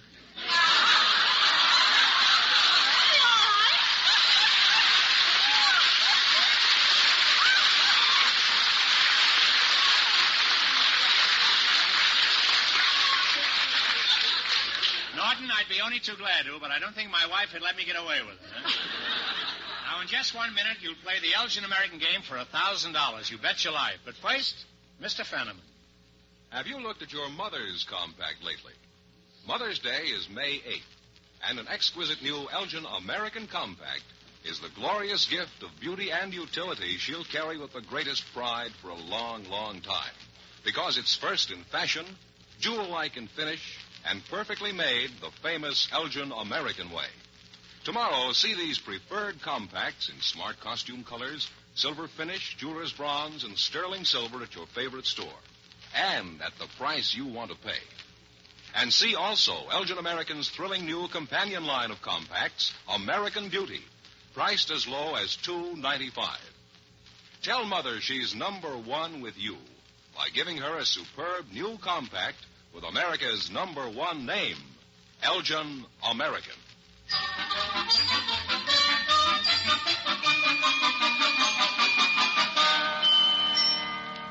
Now, let's see if you two will get a chance at the $1,000 question. You're going to play You Bet Your Life. Fenneman, tell them the rules. Each of our three couples has $20. They bet as much of that 20 as they want in each of 4 questions. The couple that earns the most money gets a chance at the $1,000 question at the end of the show. Our other 2 couples are in a waiting room off stage, so they won't know what goes on until it's their turn. Here we go. Let's see how high I can build you $20. What question category did you select? Co-stars in recent movies. That's right. Now, here's your first question. How much of the 20 you going to go for? $10. $10. Who played opposite Bob Hope in The Paleface? Jane Russell. Jane Russell is right. They're on their way with $30. Remember, you're going for $1,000 tonight. How much of your $30 will you try? 20. 20? Is that all right, yes, sir. Harriet? Who played opposite Jane Wyman and Johnny Belinda? Lou Ayres. Lou Ayres is correct. Now they have $50. Here's your third question. You have $50. How much are you going to try this time? 40. 40. You don't care what Harriet says. Well, I'm the clinging vine. Oh, you're the he clinging can do vine. whatever All right. he says is okay. Oh, fine. Who played opposite Loretta Young and Mother as a freshman? Van Johnson. Van Johnson. They're really on their way. They have $90. You have climbed up to $90. Here's your last chance to beat the other couples. How much will you try? All of it. All of it. Who played opposite Madeline Carroll and Don't Trust Your Husband? Fred McMurray. Fred McMurray is right. And they wind up with $180.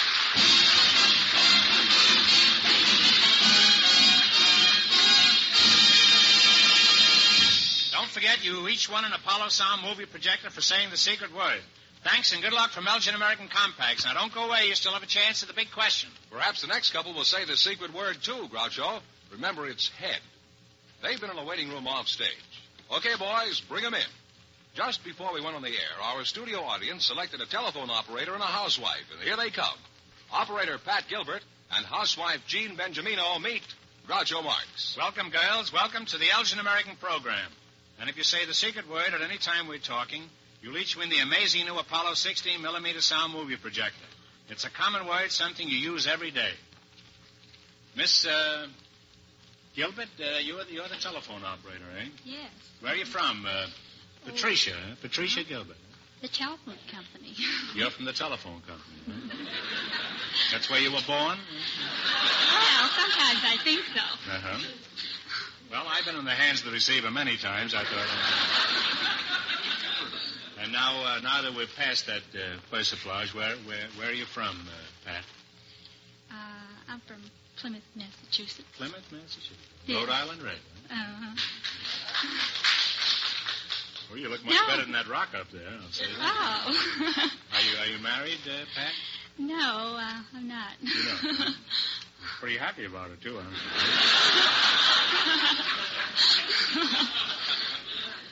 What kind of a man are you working for? Oh, well, I'm not very fussy. Someone like Gregory Peck, about 6'4", and black hair, just an ordinary thing. Would you take Gregory Peck? Would you take Gregory Peck if he was 6'2"? Well, I'd consider it.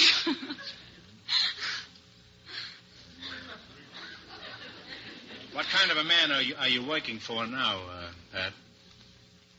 What kind of a man am I working for? Aren't you working for anybody? Don't you have a boss there? No, there's all women where I work. They're all unfortunately. bosses, Yes.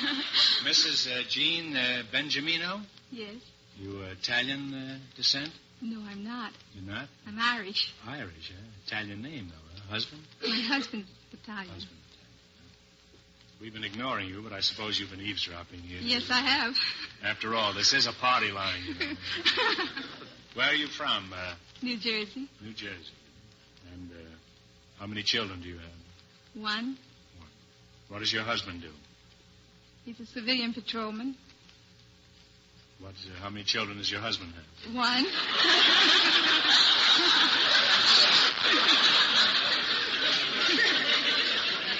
You say your husband is a civilian patrolman? Yes, sir. What is that? Well, he works for the War Department. He's a patrolman for them.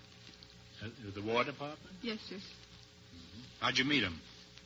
Oh, well, I was on maternity floor. And, You were on the floor? I was in charge of the floor. I'm a registered nurse. Oh. And he was up there visiting. The first time I saw him, he visited this lady 3 times.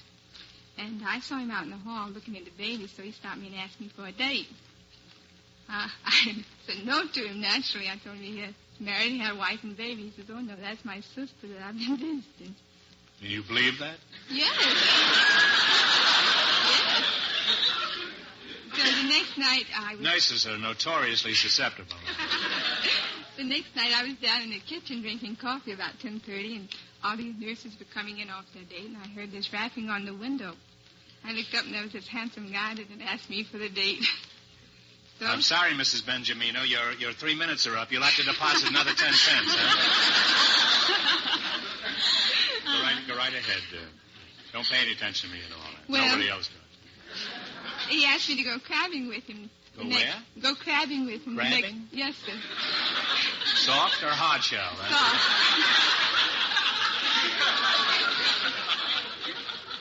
So I told him no. Well, he says, if you don't give me a date to go crabbing with me tomorrow, I'm going to raise everybody up in the hospital. I'm going to wake everybody up. He was pretty crabby already, wasn't he? So I said, okay, I'll go crabbing with you tomorrow if you'll just get away from the window. You know, I didn't mean to keep that Well, date. have you ever gone crabbing with anybody else before? Is that the customary procedure for romance in the Yes, place? during the summertime they go They crabbing. don't go dancing, they go crabbing, everybody? They go dancing, too. Well, While they're crabbing? And do they go crabbing while they're dancing? I imagine some of them do. So, now you're in the boat, huh? No, I was asleep the next day because I was sleeping and I was on night duty. So I heard this rap on the door and the matron comes in. And she says, there's a nice young man out here. He wants to go crabbing with him. I said, oh, no. She says, oh, get up. Evidently, he had the source of the matron and convinced him that I should go crabbing with him. So she talked to me and talked me into going crabbing with him.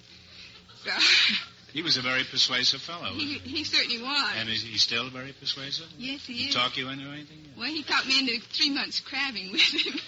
And when the crabbing season was over, well, we just got ready to What get did you do married. when the crabbing season was over?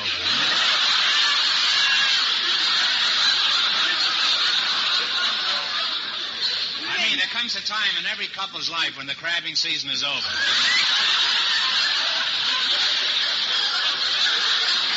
Then they get married and the crabbing starts all over again.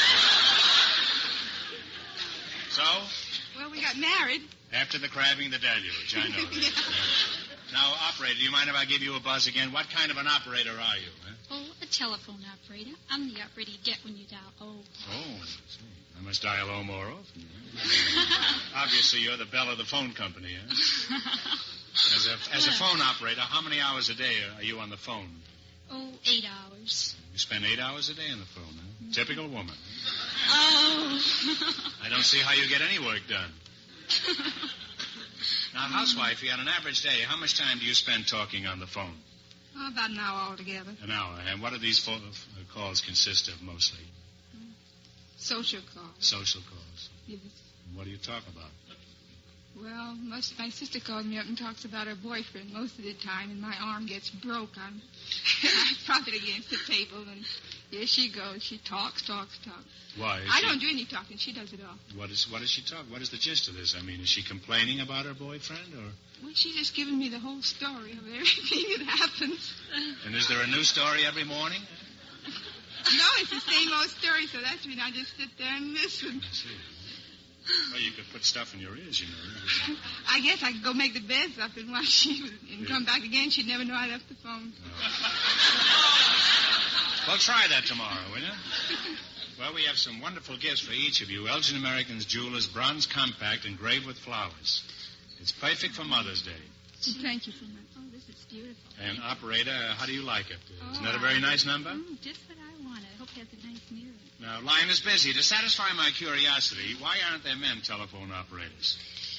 Well, we did have them when the company first started, but they were very discourteous to the customers, and they used bad language. And they didn't have the patience that girls have to sit there all day.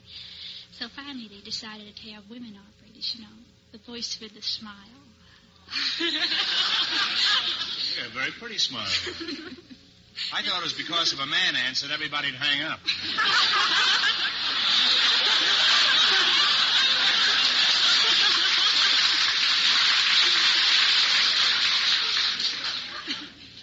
What training is necessary for your job, Pat? Well, we go through 12 weeks training on with an instructor on a dummy board. A dummy board? Yeah. Is it anything like a smorgasbord? What is a dummy board? Well, it's made up to look just like a real board, but the only thing is it seems like you're on a real board, but it's not connected up. They can't put any closer. And the board of directors are all dummies? They sit around there watching? How can you tell when some swindler sticks a slug in a phone instead of a nickel? Well, I listen to money so often, I can tell by the tone of the bell. If it doesn't ring. I'll remember that. I've lost a lot of slugs lately. Yeah. I always thought you operators bit the nickel first before you put the call through. Huh? Must get pretty monotonous sitting there all day, doesn't it? What do you do for relaxation? Take the plug out for a canter around the park? Oh, that's an idea. How often do you have a rest period, Pat? Well, we have a rest period about every 2 hours. Do you ever get angry with a subscriber who bawls you out?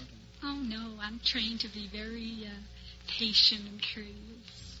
I never get angry. You never get angry, huh? No. Tread softly and carry a big stick. There. You treat your customers. Grit your teeth. Well, you have nice teeth. You can grit them. If I grit mine, they'll fall out, huh?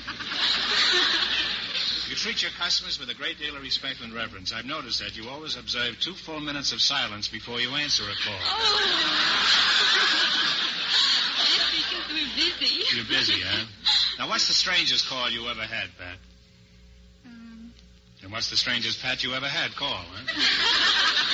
Well, one of the strangest calls was the other day. This man called me up and he said, Operator, how about fixing me up on a date tonight with a blonde?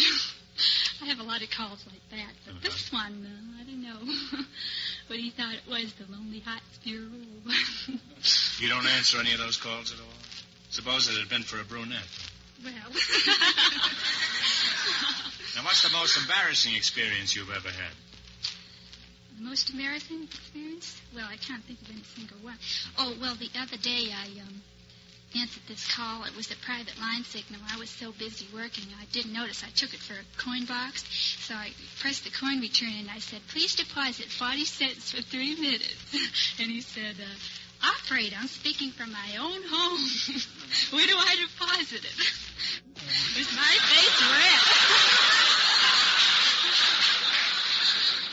Well, he could have dropped it in the garbage disposal. Now, what was the most expensive call you ever had, Pat? Well, I don't have too many expensive ones, but last year when I worked on long distance, I had a man placing a series of calls, about 3 or 4 to Europe, to England, and places like that. And it must have amounted up to about $400. I think he was a movie producer, something like that. Of course, I don't listen in. You didn't eavesdrop at all? No. Not at all? Well, sometimes you have to listen a little to see if they're getting the right number. Might have been Rita and Allie, you know. In that case, You know, the most expensive telephone call I ever made only cost me a nickel. I proposed to my wife on the phone. It was a party line. I got 5 acceptances and 3 refusals. Now, wrong number. On your job, you must overhear some fascinating conversations. Do you ever learn any state secrets? No. No, we don't listen. Don't That's against Rule X923. Is that the rule? Yes. Can you give me that number again? Huh? Well, something like that. What is it, X0923? Yeah. That's a good number, huh? I like your number better now. How do you know? How do you know when my 3 minutes are up on a long-distance call? Well, when you start talking, I have a clock there, and I time it, and I know just what time your 3 minutes is up, so I notify you then. Mm-hmm. And, housewife, what's your chief complaint against the phone company, in addition to your sister? Well, when I get my bill, I think they will charge me, or they charge too much, or they can't count or something, because it seems like they've got more calls on the bill than I can recall making. In other words, you're implying that they're crooks, is that it?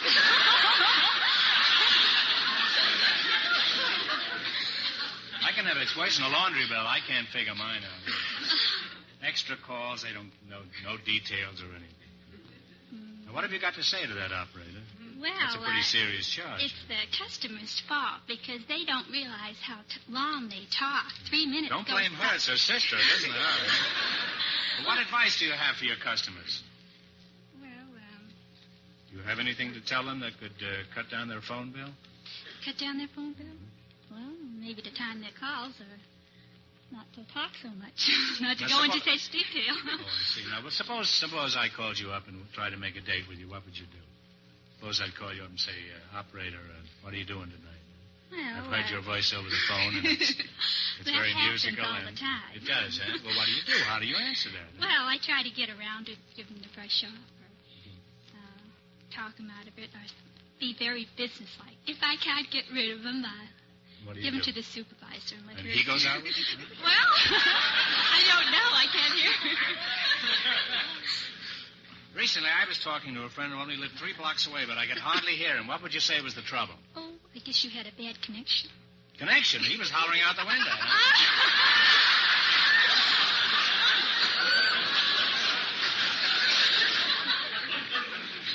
A busy signal. What are your favorite complaints against telephone subscribers? Oh, they're not very courteous, and besides that, they treat us like we're a machine, and after all, we're not. You certainly don't look like a machine to me, Pat, huh? Oh, thank you. If that was the way machinery looked, I'd become an engineer in the morning, huh?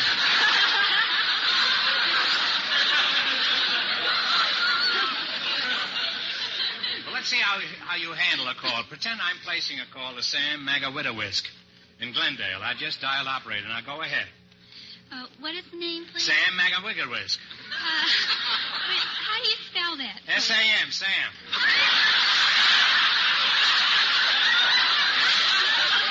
I mean the other name, Mr. Whiskey Whisk. If I could spell it, I'd write him a letter.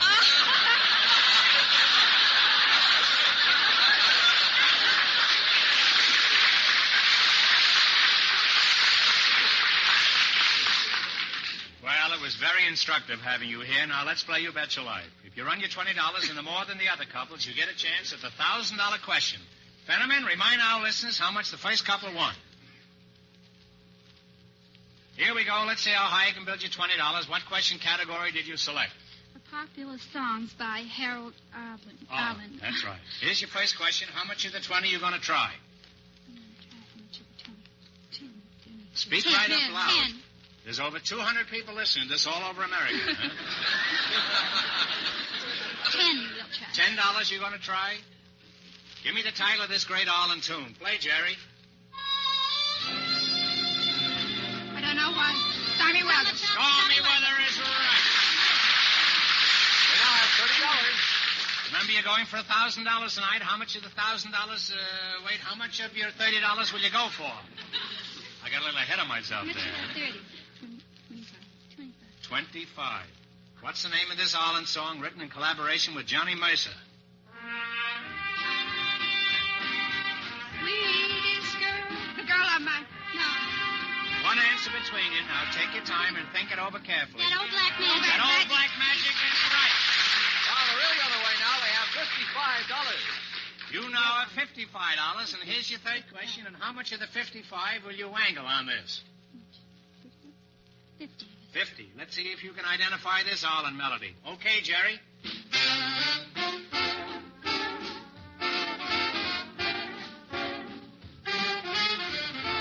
Accentuate the positive. Accentuate the positive. That's exactly what they're doing. They now have $105. Yippee! You have $105. Here's your last chance to beat the other couples. How much of the 105 will you nibble at? 105. No, say just a 5. No coaching. Now, you know how much the other couple won. 90? Okay, what is it? 90. $90, huh? In German, they call that ausgerechnet. All right, $90, huh? What's the name of this melody by Harold Arlen? Paper Moon, it's only a bit long. And they wind up with $195.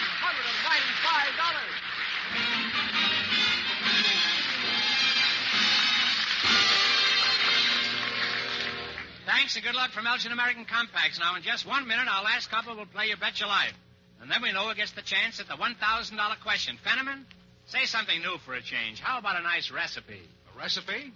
All right, Groucho, how's this? A recipe for happiness. Take a lovely new Elgin American dresser set.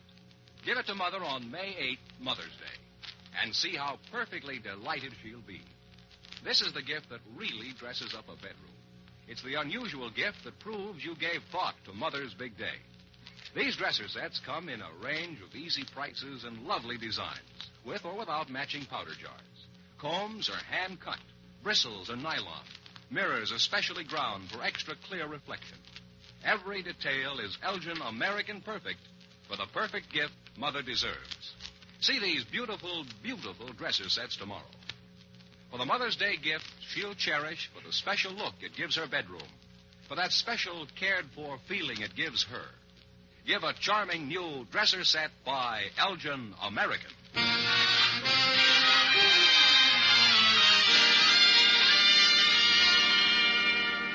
Now then, we'll soon know who's going to earn the most money tonight and get the chance at the $1,000 question. George, who's ahead so far? Well, the telephone operator and the housewife are ahead with $195.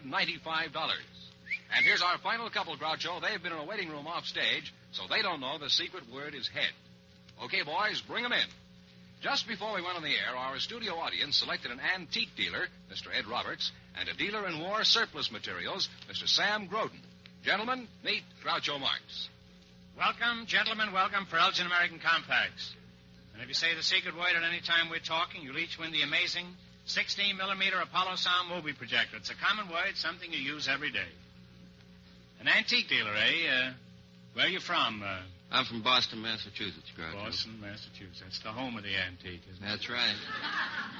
In a nice way, I mean. And where is your antique shop? My antique shop is located at 9095 Santa Monica Boulevard. Are you married? No, I'm not, Groucho. Have you got a girlfriend? I sure have. Are you going to get married? Well, that lies in the future. Well, it usually does, huh? How did you meet your girlfriend? Well, I was walking along Hollywood Boulevard one day, Groucho. That's the place for it, then. Right near the corner of Vine. La Brea isn't bad, either. I got one a couple of weeks ago up in the top there.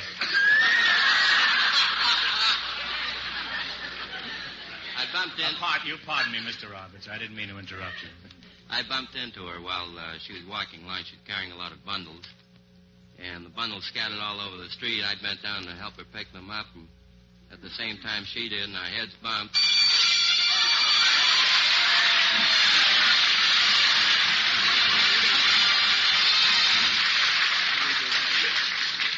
Well, my head is bumping, too, tonight. Here we go again. You said it, head, and that's the secret word. So that means you each win an Apollo 16mm sound movie projector. It's also highly possible that you might walk off with $1,000 for the big question tonight. Now, where were we before you poked your head into the show, huh? I was bumping my head. You were bumping heads, huh? You were doing the bumps on Hollywood Boulevard, huh? That's right. And what happened? Well, I helped her pick up her packages, and we went into one of the drugstores for a Coke and started to talk, and ever since then we've both been talking.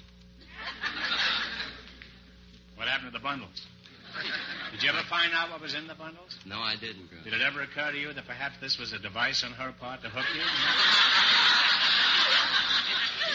No, it sure didn't. You look like a pretty hep young guy, and I'm surprised that you should get fooled by anything as obvious as that. We do, no matter how hep we are. It doesn't make any difference, no. Ultimately, you'll get hooked, Mr. Sam Groden, you're the war surplus dealer. Yes, sir. We have two stores. Oh, now, wait a minute. Let's get in a few words about Elgin American first, You have two stores, huh? That's right. You deal in war surplus. That's right. How many times have you been indicted?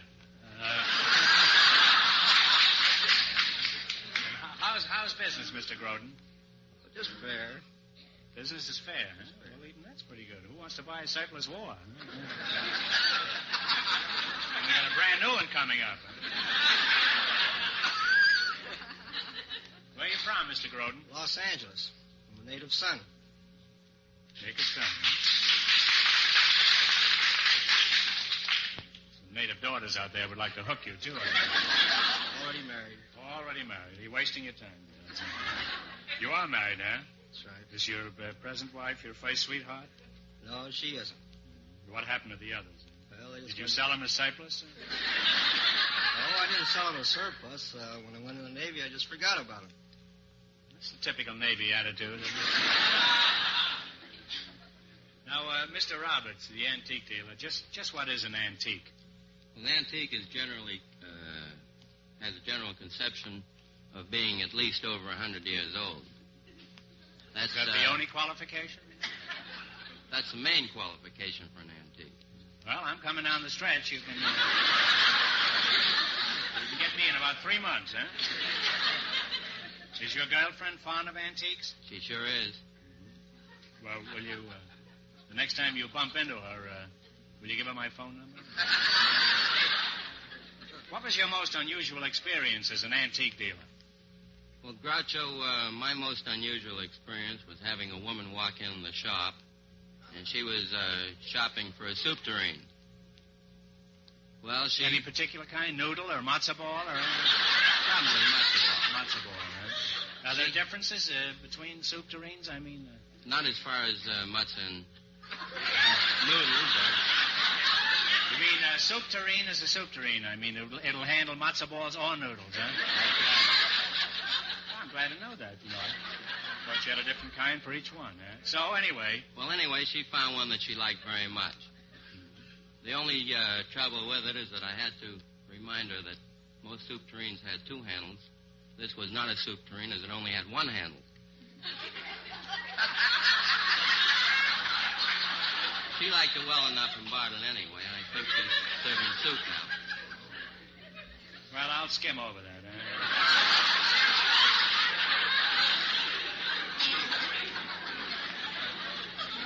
How do you junk dealers, I mean antique dealers, how do you get those holes in old furniture? Do you have a little squad of trained worms that, No, if a piece is antique, then it's got those holes in it already. It does, huh? Well, how does it get the holes in it? I mean, I don't know who trained the little worms, but evidently there were worms at one time that did make the holes in the pieces. That's the only test of an antique it has? No, that isn't the only test, but it's one of them. Where do you get your antiques? Well, I have all of my antiques shipped in. You breed your own worms? You have them all shipped in? I have them shipped in from the New England states. My mother does the buying back there from various private estates. Long trips she makes through the small towns and everything? That's right, through the small towns of New England. Have you ever been fooled by a phony one? I sure have. How do people get bamboozled by antiques? Well, when I first started in the business, I went ahead and bought something that I believed genuinely to be an antique. A man walked in, and I tried to sell him this piece and found out that he'd reproduced it himself less than 2 years before that time.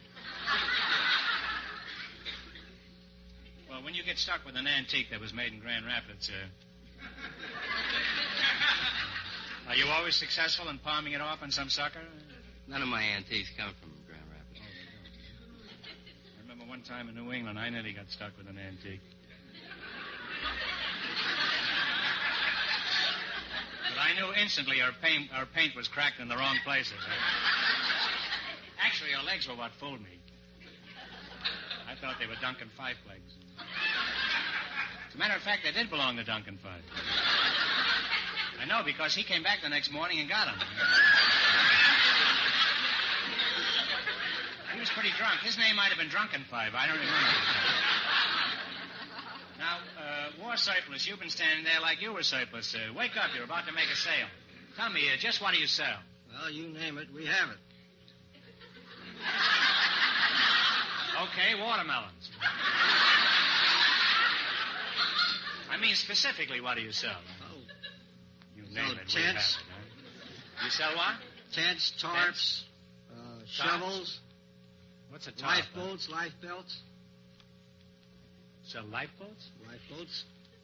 You have water in your store? Or... Not very far from the water. Well, how do they find out if the boat is non-leakable? Well, these are all brand new boats. They come in original cartons. How big are these scows? Well, it's a 7-man boat. You mean 7 men have to come in at one time to buy this thing? Well, just one man can come in. One man comes in and buys it? That's right. Well, how long would you say it is? Then? Oh, it's about 18 foot long. What do they use them for? Go fishing in them. They don't go in the water. They just fish in the boat? I mean, they're that big? Oh, no, they take them down to surf and take them out and go fishing. Are they good boats? Oh, brand What new. do you sell them for? $49.95, and that includes the fishing equipment, anchors, sea anchors, sails, oars. There's Not an outboard motor with it, huh? No. No, we don't Hey, I supply might buy the one of those. It's Huh? a good deal. Yeah. Where would you use it, huh? We'll take it on to the beach. Even road handle one of those, huh? Oh, it's easy. Anything else you sell in your stores? Oh, shovels, May West. How much is Mae West? I might come in. We sell her for $1.95.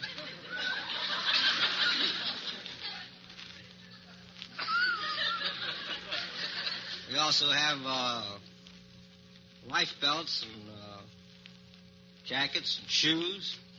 You're all ready for a war, aren't you? No, not right now. No. Were you in the war, the last one? I was in the Navy. Did you have your own boat? The government supplied one for me. What was your most embarrassing experience, war assets?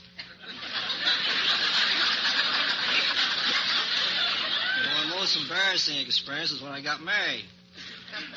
The judge was going through the ceremony, and I kept saying, I do, and the judge says, when I do's enough. That was just about my most embarrassing experience. What'd you say? I do. You just kept on repeating it, even after he told you it was enough. Huh? I'm still doing it. I do. Well, you're just an old yes man at home, eh? Not quite. Well, just to show you how welcome you are, we have an Elgin American silver finished cigarette case for each of you. These have an engraved panel design. Now, war surplus, just what does most of your merchandise come from? Well, the Army, Navy, and the Marine Corps. You were in the Navy, huh? That's right. I bet you had the biggest duffel bag in the Navy, huh?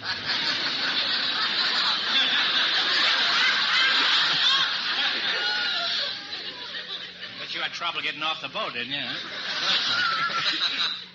What did they do? Did they lift you off every time you went off? No, not quite. You were able to get off under your own power. Always jump ship. Why does the Navy give you those things? Why don't they use it themselves? I don't know. I guess... As soon as the war starts, everything is a scarcity of everything. They start looking around for all the things they just gave away. I'll never understand the whole thing, huh? Well, you don't know any more about it than the next man, I suppose. And the next man happens to be an antique dealer. Unfortunately, he's only interested in Civil War surplus. Look at him there, dreaming of Lillian Russell's bustle. What Navy surplus do most people buy, Mr. Groden? Clothing's our biggest item. Clothing, huh? What's the largest item you have for sale? Well, that's that big 7-man lifeboat I was telling you about. Well, here we are, back in the water again. Now, Antique, let me jerk you away from the War of 1812 and bring you back to 1949. Well, I've still got some change in my pocket. What's the most valuable antique in your shop? Well, I have a very beautiful French porcelain steeple clock. Mm-hmm. Why is it valuable? Well, it's approximately 400 years old, and it's a very beautiful item, very desirable. Very few of them in the country. Mm-hmm. Where'd you get it? It was purchased in New England from one of those private estates I was telling you about. And what is it up for now? I mean, how much would it cost? Well, the price to you, Groucho, would be very small. I'd give you a dealer's discount, which would only cost you $350. I can get a boat for $49.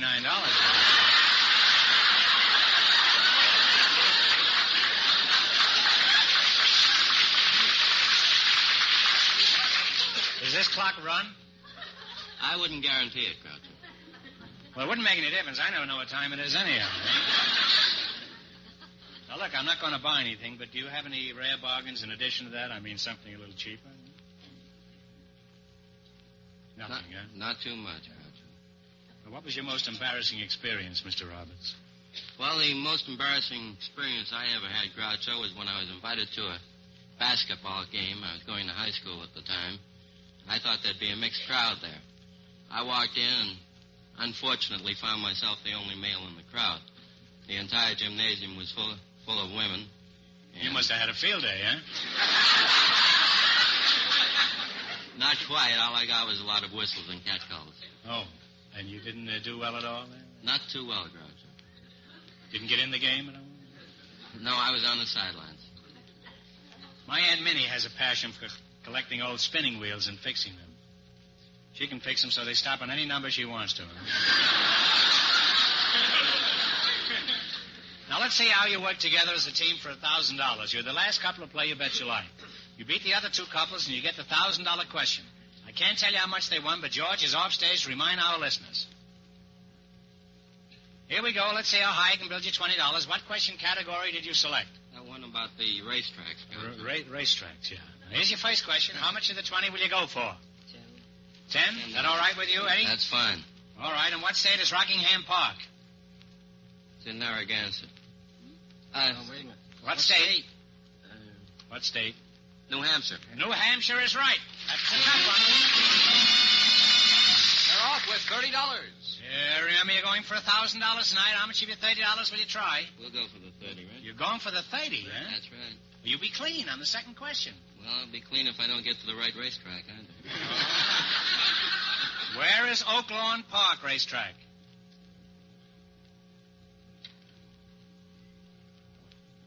Chicago. Illinois. No, I'm sorry. It's Arkansas.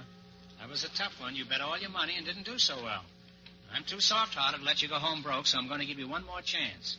You get this one right and you win $10. It's a toughie, so think hard now. What large ocean washes the Atlantic coast of the United States? The Atlantic. The Atlantic Ocean is right.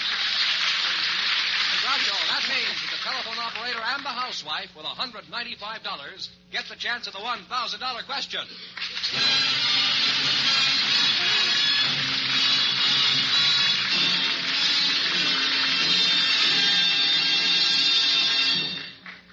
You know, it's hard, isn't it, to decide between a new Elgin American Compact and a dresser set for your Mother's Day gift. Either one will make her extremely proud and happy because it's an Elgin American. And remember, that preferred name is on Elgin American's brand new companion line of compacts, too, American Beauty, priced as low as $2.95. Mother will certainly appreciate your perfect taste in choosing a compact or dresser set made by America's leader, Elgin American.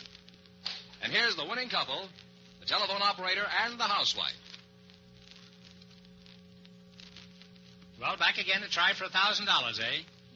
Good luck. I'll give you 15 seconds to decide on a single answer between you, so talk it over thoroughly and no help from the audience, please. Here it is for $1,000 in cash.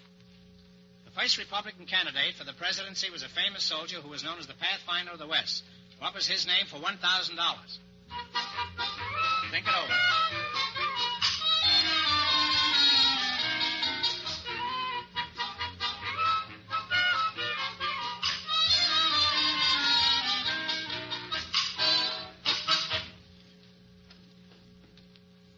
And what is the answer you two have decided upon? William Cullen Bryant? No, I'm sorry. The answer is General John C. Fremont, a great soldier and leader. He explored every part of the West, but he just couldn't find his way into the White House. So that means the big question next week will be worth $1,500. You've been a wonderful team, and in addition to the 16-millimeter Apollo Sound movie projector, you also earned $195 in the quiz. Congratulations, and thanks to both of you.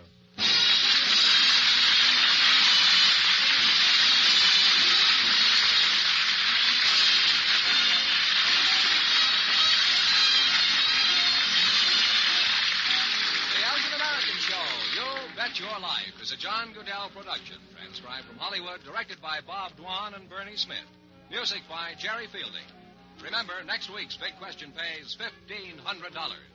Be sure to tune in again next Wednesday night at this time for You'll Bet Your Life, starring Groucho Marx, presented by the creators of America's most beautiful compacts, smartest cigarette cases, and finest dresser sets. Good night, folks. Young man, have you looked at your mother's compact lately?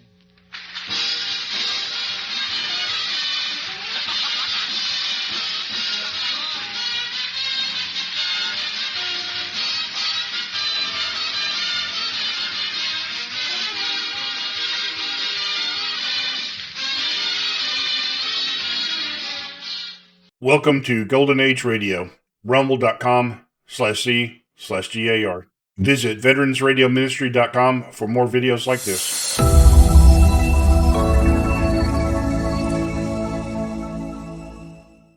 CBS Radio, a division of the Columbia Broadcasting System, and its 217 affiliated stations present the CBS Radio Workshop, radio's distinguished series dedicated to man's imagination, the theater of the mind.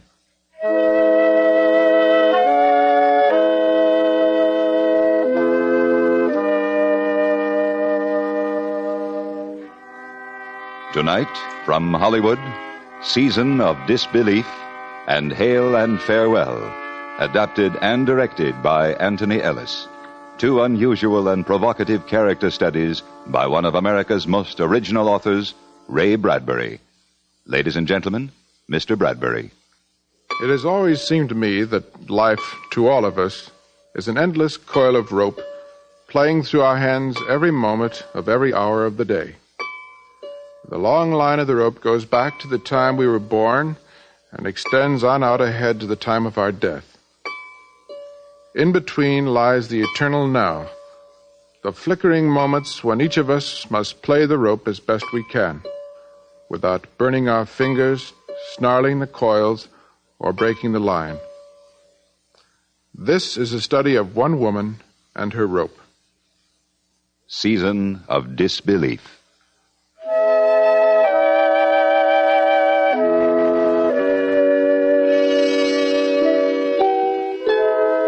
Old Mrs. Bentley was a saver. She saved tickets, old theater programs, bits of lace, scarves, railroad transfers, and such things.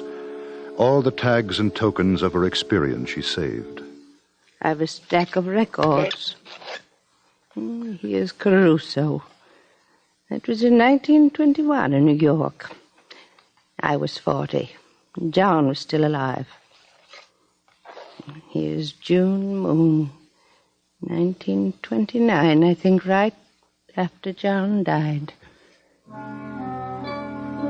That was the huge regret of her life, in a way. The one thing she had most enjoyed touching and listening to and looking at, she hadn't saved. John was far out in the meadow country, dated and boxed and hidden under grasses. And nothing remained of him but his high silk hat, his cane, and his good suit in the closet. But what she could keep she had kept. Pink flowered dresses crushed among mothballs and vast black trunks, and cut glass dishes from her childhood. Her past lived with her. Then, the thing with the children.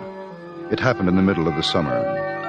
Mrs. Bentley, coming out to water the ivy on her front porch, saw the two cool-colored, sprawling girls lying on her green lawn, enjoying the immense prickling of the grass.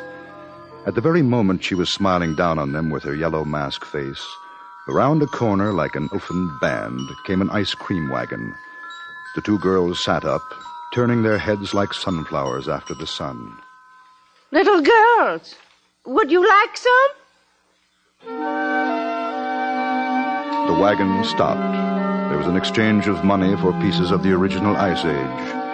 These she gave to the girls, who thanked her with snow in their mouths, their eyes darting from her buttoned-up shoes to her white hair. Don't you want a bite? No, child. I'm old enough and cold enough. The hottest day won't thaw me. Come up on the porch and sit in the shade. But mind you don't drip. I'm Alice. She's Jane. How nice. I'm Mrs. Bentley. They call me Helen. I didn't know old ladies had first names. Well, you never hear them used. My dear, when you're as old as I, they won't call you Jane either. Old age is dreadfully formal. How old are you? I remember the dinosaurs. No, but how old? 75. That's old. I don't feel any different now than when I was your age. Our age? Yes, once I was a pretty little girl, just like you, Jane. Well, what's the matter? Nothing. Oh, you don't have to go so soon, I hope. Well... Is something the matter? What? My mother says it isn't nice to fib. Of course it isn't. And not to listen to fibs. Who was fibbing to you, Alice? You were.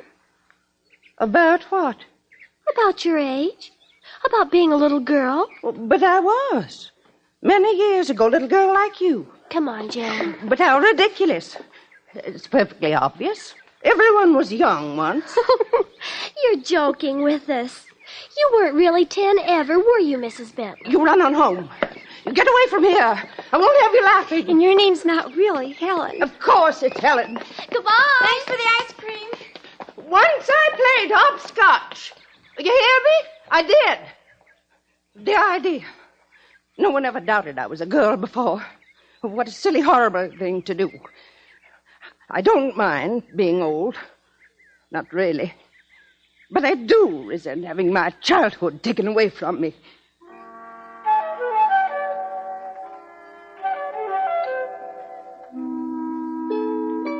After supper, she gathered together certain items in a perfumed kerchief. Then she went to her front porch and stood there stiffly for half an hour. As suddenly as night birds, the two girls flew by, and Mrs. Bentley's voice brought them to a fluttering rest. Girls! Girls!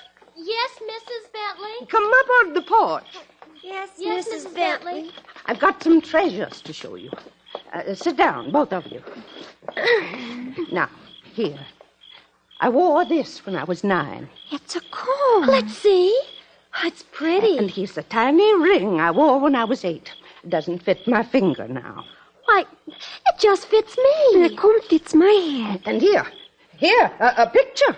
Who's this little girl? It's me. Oh, it doesn't look like you.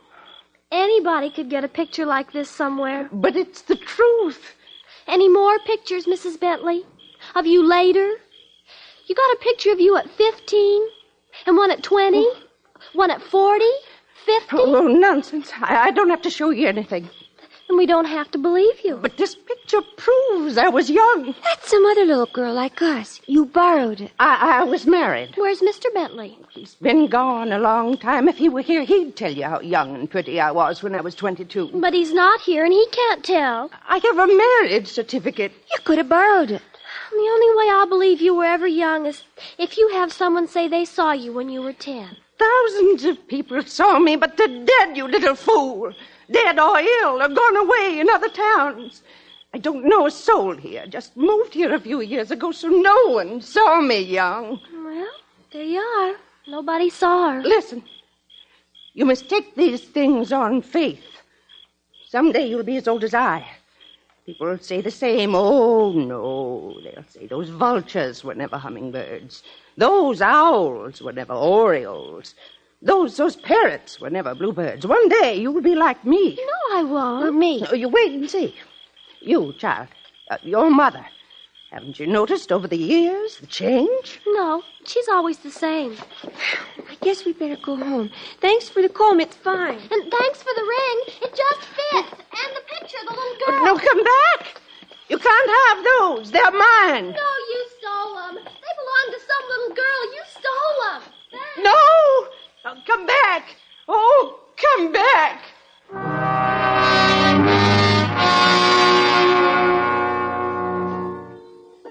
She lay awake for many hours into that night, among her trunks and trinkets. A night wind blew in the room. The white curtain fluttered against a dark cane, which had leaned against that wall near the other bric-a-brac for many years. The cane trembled and fell. Its gold ferrule glittered in the moonlight. It was her husband's opera cane.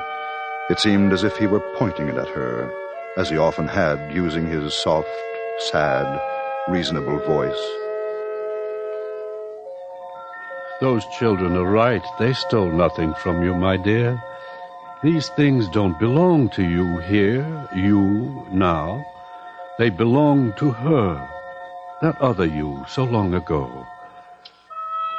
And then, as though an ancient phonograph record had been set hissing under a steel needle, she remembered a conversation she had once with Mr. Bentley. Mr. Bentley, so prim, a pink carnation in his whisk-broomed lapel. My dear, you never will understand time, will you? Don't you see, no matter how hard you try to be what you once were, you can only be what you are here and now. Time plays tricks. When you're 9, you think you've always been 9 years old, and will always be. When you're 30, it seems you've always been balanced there on that bright rim of middle life. And then, when you become 70, you are always and forever 70. You are in the present. You are trapped in a young now or an old now. But there is no other now to be seen. Ticket stubs are trickery. Saving things is a magic trick with mirrors. You're saving cocoons, corsets in a way you can never fit again. Why save them? You can't really prove you were ever young. Pictures, John. No, they lie. You're not the picture. Affidavits. No, you're not the dates or the ink or the paper. You're not these trunks of junk and tricks. You're only here now, the present you. Yes, I see. I see. In the morning, I'll do something final about this and settle down to being only me and nobody else from any other year. That's what I'll do.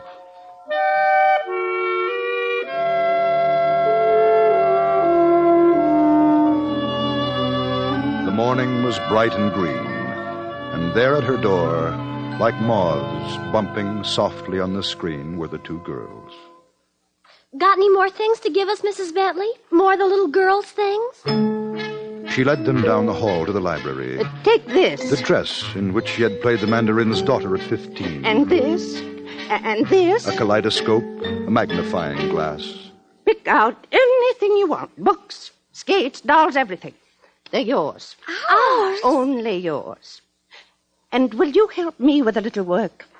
I'm building a big fire in my backyard. I'm emptying the trunks, throwing out this trash for the trash man. It doesn't belong to me. Nothing ever belongs to anybody. We'll help you, Mrs. Bentley. It'll be fun.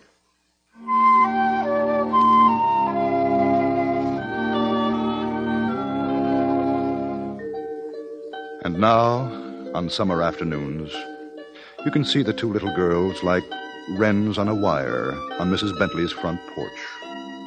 They sit in their cool dresses, not stirring, waiting for her. And when the silvery chimes of the ice cream man are heard, the front door opens, Mrs. Bentley floats out with her hand deep in the throat of her silver-mouthed purse, and for half an hour you can see them there on the porch, the two girls and the old lady, putting coldness into warmness, eating chocolate icicles, laughing. At last they are good friends. How old are you, Mrs. Bentley? 75. How old were you 50 years ago? 75. You were never young, were you? And never wore ribbons or dresses like these? No, Jane. Never. Have you got a first name? My name is Mrs. Bentley. And you've always lived in this one house? Always. And never were pretty? Never. Never in 1,000,000 trillion years? Never in 1,000,000 trillion years.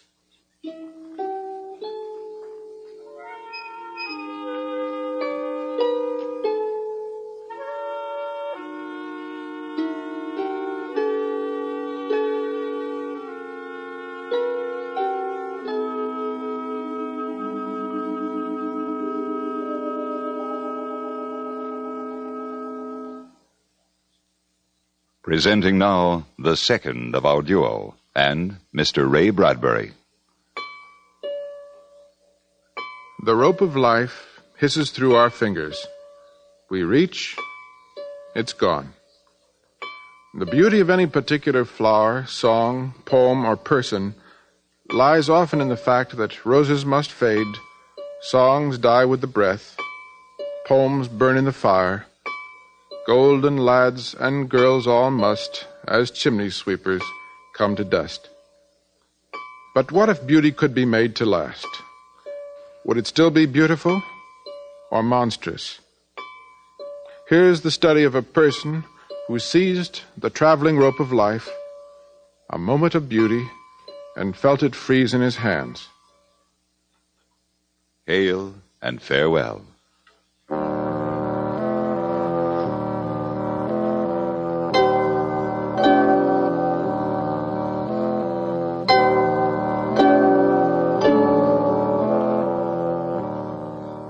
Going away.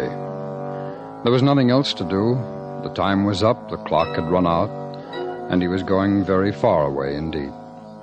His suitcase was packed, shoes shined, hair brushed, it expressly washed behind his ears, and it remained only for him to go down the stairs, out the front door, and up the street to the small town station where the train would make a stop for him alone. Then Fox Hill, Illinois would be left far off in his past.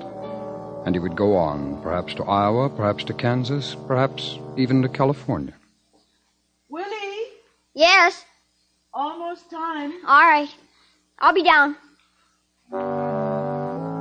In the mirror on his dresser, he saw a face made of June dandelions and July apples and warm summer morning milk.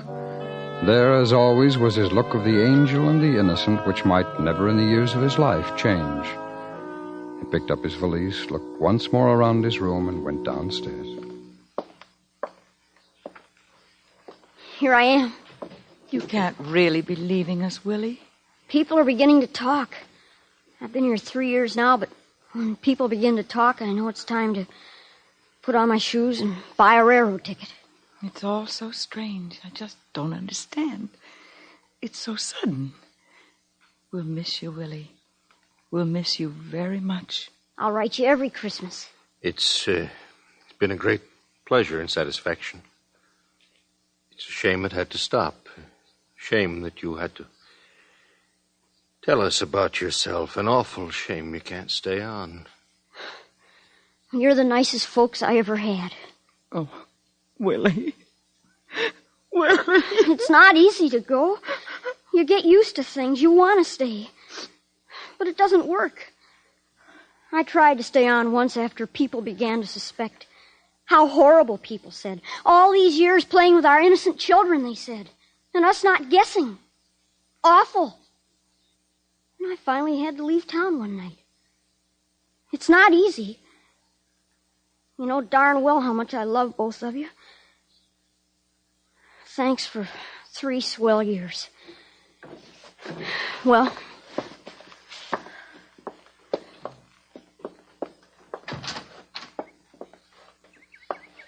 Willie, where will you go? I don't know. I just start traveling.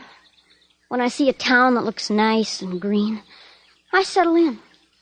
Will you ever come back? Oh, in about 20 years, maybe it should begin to show on my face. When it does, I'm going to make a grand tour of all the mothers and fathers I've had. Oh, Willie. We can't complain, Anna. Better to have had a son 36 months than none whatever. Well, I guess it's time. Goodbye. Thanks. Willie kissed Anna quickly, touched Steve's hand, seized his luggage, and was gone up the street in the green noon light under the trees, not looking back. A small boy, 12 years old, with a birth certificate in his valise to show that he had been born 43 years ago.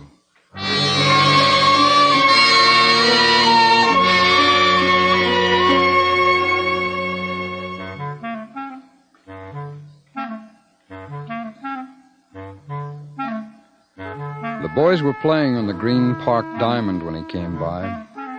He stood a little while among the oak tree shadows, watching them hurl the white, snowy baseball into the warm summer air. The boys' voices yelled, and the ball lit on the path near Willie. Hey, Willie! Where you going, Willie? Gonna visit a cousin of mine for a few days. Huh? You guys just throwing the ball around, huh? Yeah. You taking the train alone, Willie? Yeah. Boy, that's neat. Hey, how about a couple of throws? I got a little time. Sure, I guess so. Willie dropped his bag and ran back. The white baseball was already up in the sun and plunging down to him. And away again to their white figures, up in the sun again, rushing, life coming and going in a pattern. He thought of the last 3 years, now spent to the penny, and the 5 years before that, and so on down the line. The baseball flying here, there. Mr. and Mrs. Robert Handlin, Creek Bend, Wisconsin, 1932, the first couple, the first year. Henry and Alice Bolts, Limeville, Iowa, 1935, the Smiths, the Eatons, Robinsons, 1939, 1945, husband and wife, no children, No children. A knock on this door, a knock on that. Pardon me. My name is William. I wonder if I could... A sandwich? Come in. Come in and sit down. Where are you from, son? The sandwich, tall glass of cold milk, the smiling, the nodding, the comfortable, leisurely talking. Well, son, you look like you've been traveling. You run off from somewhere. No. Are you an orphan? We always wanted kids. Never worked out. Never knew why, one of those things. Well, getting late, son. Don't you think you better hit for home? I got no home. A boy like you? Not dry behind the ears? Your mother'll get worried. I got no home and no folks anywhere in the world. I wonder, could I sleep here tonight? Well, now. Well, son, I don't just know. We never considered taking in the... We've got chicken for supper tonight. Enough for extras. Enough for company. The voices and the faces and the people and always the same first conversations. The years turning, flying away. The voice of Emily Robinson in her rocking chair in summer night darkness. The last night he stayed with her. The night she discovered his secret. Her voice saying... I look at all the little children's faces going by, and I sometimes think, what a shame. What a shame that all these flowers have to be cut. All these bright fires have to be put out. What a shame all these have to get tall and unsightly and wrinkle and turn gray or get bald and finally all bone and wheeze be dead and buried off away. When I hear them laugh, I can't believe they'll ever go the road I'm going. They're so eager for everything. I guess that's what I miss most in older folks. The eagerness gone, 9 times out of 10. The freshness gone. So much of the drive and life down the drain. I like to watch school let out each day. It's like someone threw a bunch of flowers out of the school front doors. How does it feel, Willie? How does it feel to be young forever? Are you happy? Are you as fine as you seem? Oh, I worked with what I had. After my folks died, after I found I couldn't get man's work anywhere, I tried carnivals, but they only laughed. Son, they said, you're not a midget. And even if you are, you look like a boy. We want midgets with midgets' faces. Sorry, son. What was I? A boy? I looked like a boy, sounded like a boy. So I might as well go on being a boy. What could I do? What job was there for me? And then one day I saw this man in a restaurant looking at another man's pictures of his kids. Sure wish I had kids, he said. Sure wish I had kids. And that instant, sitting there, I knew what my job would be for all the rest of my life. There was work for me, making lonely people happy, keeping myself busy, playing forever. I knew I had to play forever, deliver a few papers, run a few errands, mow a few lawns. All I had to do was to be a mother's son and a father's pride. But, Willie, didn't you ever get lonely? Didn't you want things that grown-ups wanted? I fought that out alone. I'm a boy, I told myself. I'll have to live in a boy's world, read boys' books, play boys' games, cut myself off from everything else. And I played it that way.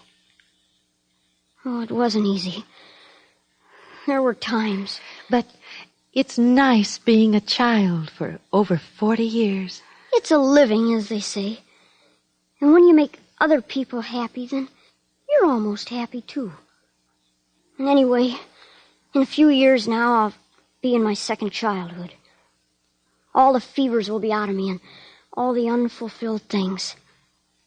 And most of the dreams. Then I can relax.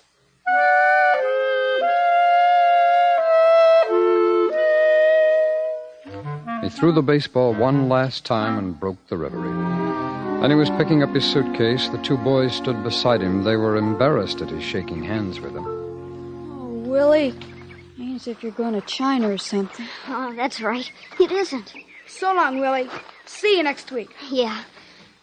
So long, Sam. So long, Jamie.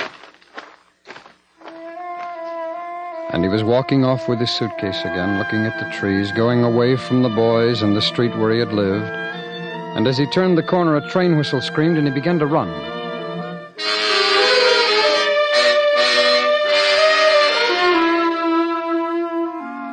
In the early morning, with the iron smell of the train around him and a full night of traveling shaking his bones and his body, he awoke and looked out on a small town just arising from sleep. A porter moved by, a shadow in the shadows. Sir, what town's this? Valleyville. How many people? 10,000. Why, this your stop? It looks green. It looks nice and quiet. Son, you know where you're going? Here. I hope you know what you're doing, boy. Yes, sir. I know what I'm doing.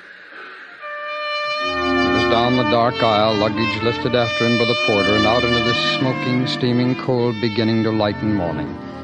He stood looking at the porter in the black metal train against the few remaining stars. Boy! Wish me luck! What?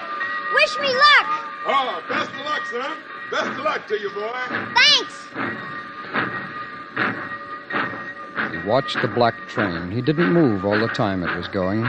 He stood quietly, a small boy, 12 years old again, on the worn wooden platform, and only after 3 entire minutes, until the train was completely gone away and out of sight, did he turn at last to face the empty streets below. Then, as the sun was rising, he began to walk very fast so as to keep warm down into the new town.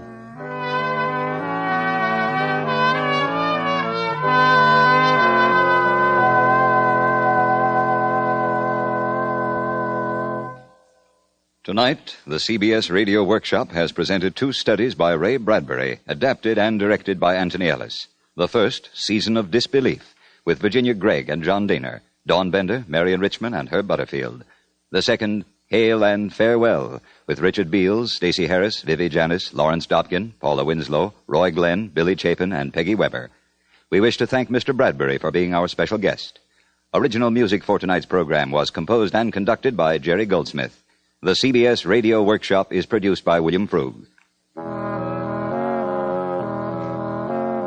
This is Hugh Douglas inviting you to join us again next week when we present the eminent Shakespearean teacher, Dr. Frank C. Baxter, professor of English at the University of Southern California, and Mr. William Shakespeare, noted author, who will be our special guests, presented on the CBS Radio Workshop. Stay tuned for 5 minutes of CBS News, to be followed on most of these stations by The Jack Carson Show. America listens most to the CBS Radio Network.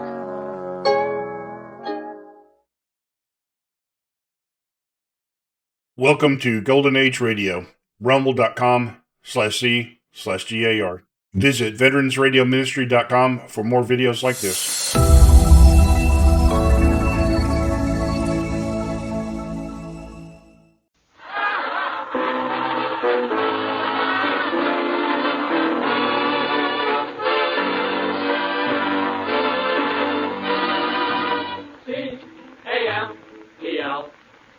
Camels, the cigarette that's first in the service, presents the Abbott and Costello program. With the music of Freddie Rich and his orchestra, the songs of Connie Haynes and the Camel Five. Tonight's guest, Miss Claire Trevor, and starring Bud Abbott and Lou Costello.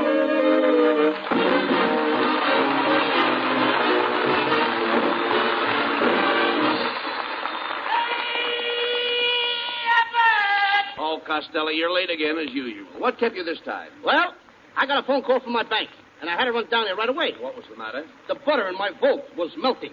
Oh. Costello! What do you want the vault for? Oh, in case I get some meat. Haven't you had any? Huh? Haven't you had any meat? No. The only way I can get meat is to stand over a gopher hole with a baseball bat. Oh, stop complaining. Things could be a lot worse. Nobody's worrying about getting meat. Oh, no? No. Yesterday I went to the market. The butcher put his arm on the counter, and before he knew it, 3 women bought it.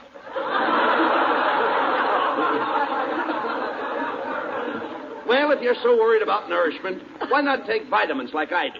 Now, vitamin A gives me sunshine. Vitamin B gives me energy. Vitamin C gives me calcium. I take vitamin W. What does that give you? Wow! Good evening, fellows. What's the discussion all about here, Bud? Oh, hello, Ken. Hello, Kenneth. Costello's Kenneth. worrying about the meat shortage. Yeah. You know how he is. His eyes are bigger than his stomach. They are. Hello, fat eyes. Of course, I'm not worried about the meat shortage. Why should you, with that mutton head? You should talk, fat boy. Who's fat? I got a military figure. That's right. When you wear a belt, your stomach goes over the top. Now, quiet, Skinny. Why don't you get a pair of snowshoes? What does he need snowshoes for? When he takes a bath, he won't slide down the drain. That's no way to talk. Oh, no? When he gets undressed, it's like unveiling a golf stick. Now. He's so skinny, he has to put a bell on his tonsils to prove he's breathing.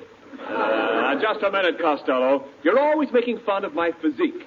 You should see my chest expansion. Yeah, go on, Ken. Show him. Take a deep breath. All right. Atta boy. No more, Ken. Deeper. That's it. Deeper. More air. Gee, guess I breathed too deep. Look, Niles, if that wife of yours only fed you some meat, you wouldn't fall apart that way. Oh, yeah? Well, look, my wife doesn't have to. I'm a vegetarian. I'm crazy about vegetables. You must be to be married to that old tomato. I heard that remark, Costello. Now, don't fret, darling. I'll tell him. Costello, I'll have you know my wife is a striking woman. And you got the black and blue marks to prove it. Now, Costello, you'll have to admit that Mrs. Niles has a winning smile. Yeah, and a losing face. Oh, is that so? How have you know my picture has been on many a cover? Magazine or manhole? Now, you behave yourself. I ain't doing nothing. Well, now, be nice. How dare you talk that way? Why, men throw their hearts at my feet, clothes at my feet, gifts at my feet. What have your feet got that you haven't got? Now, wait a minute. This isn't getting the meat problem solved. You see, Mrs. Niles, before you came in, we were discussing the meat shortage. Oh, that doesn't affect me. I get my meat by the pound. Next time you pass the pound, get me some. I do not eat dog meat. You don't, huh? Here, Queenie. Come on, Queenie. Please, now stop that. Here, Queenie, come here. You stop that right away, or Oh, Costello, please. Will you behave yourself? Leave Mrs. Niles alone. Now, don't tell me what to do, Abbott. I'm going to get some meat if I have to go out and hunt it myself. Come in. Hello, Costello. I just overheard that you were going hunting, and I thought I'd drop in and say hello. I'm the game warden up in the woods. My name's Boone, Mr. Boone. That's it. Boone, Boone. Boone. Hiya, Boone. I know your sister, Bab. It's a very good idea to go hunting for meat. Everybody's there to meet, even old Mother Hubbard. Old Mother Hubbard went to the cupboard to get a dog a bone, and when she got there, the bone was there. So she ate it. My name's Boone, Boone. Boone, Boone. Was your mother ever frightened by a broken record? I know a poem, too, Boone. This little piggy went to the market. This little piggy stayed home. This little piggy got roast beef. She knew the butcher. Tell us, Mr. Boone, are there any restrictions on hunting up in your woods? Well, you can't go shooting all the animals. You see, they have just as much right to live as I. Even more. And now to the rules. Are you, Luke Costello, going hunting with Bud Abbott? Yes. Then kindly step forward. Do you both promise to honor and obey the hunting laws of the state? I do. I do. And do you both further promise to love and cherish the grandeur of nature? I do. And in the event of danger, do you solemnly promise to protect each other until death do you part? I do. Very well, then. I now pronounce you man and wife. The name is Boone, Boone, Boone, Boone, Boone. Man and wife? Well, Abbott, ain't you going to kiss me? Get out of here.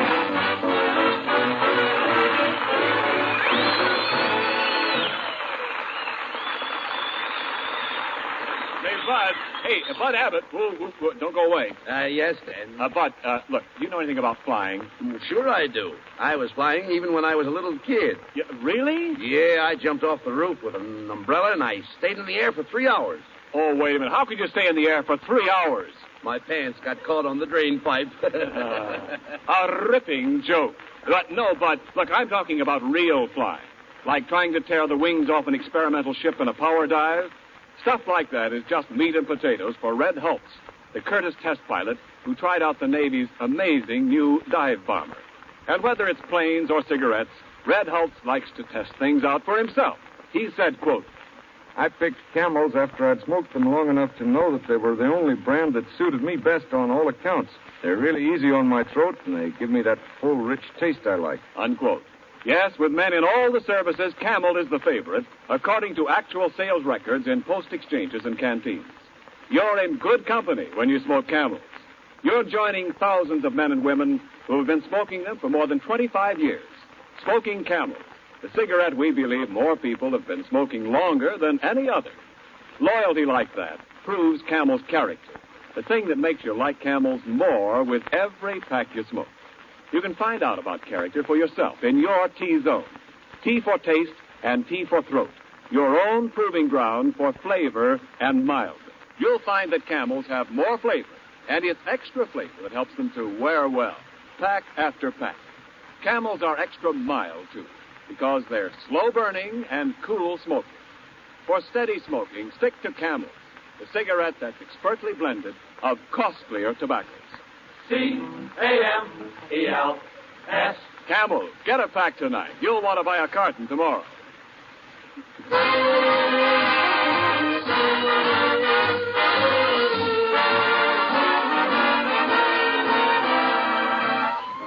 Freddie Richards Orchestra and the Camel Five introduce the title song from Dick Powell's new picture, Happy Go Lucky. Can this be me feeling so happy-go-lucky? Looking in your happy-go-lucky eyes. Can this be me feeling so happy-go-lucky?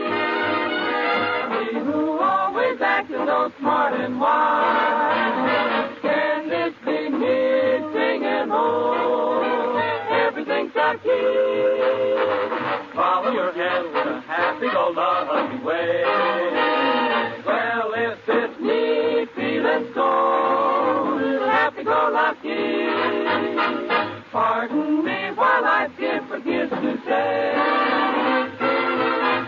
heaven bless this happy-go-lucky day.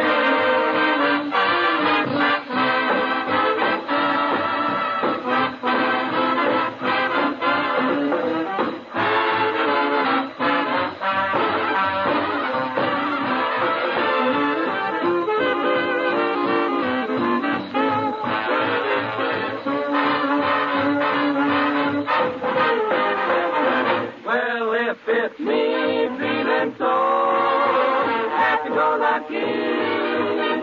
Pardon me while I forget to say, heaven will bless this happy-go-lucky day.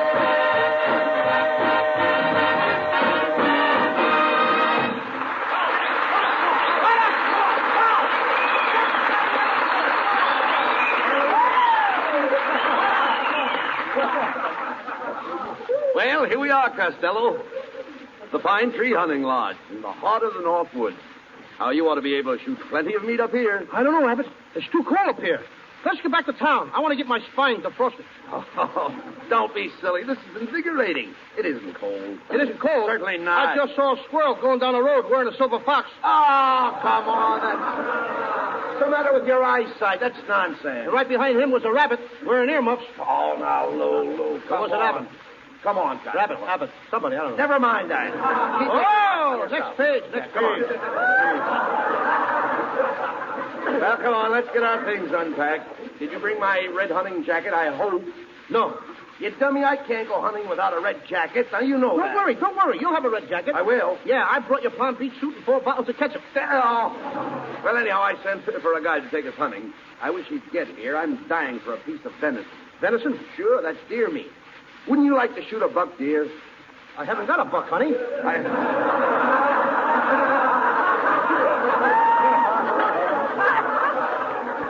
Look, I'm talking about hunting.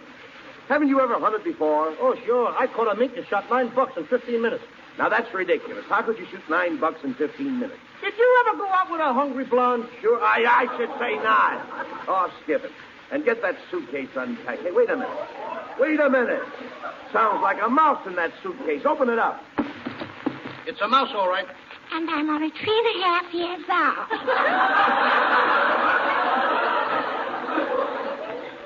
Hey, it's that kid again, ain't it? Yeah. Oh, boy.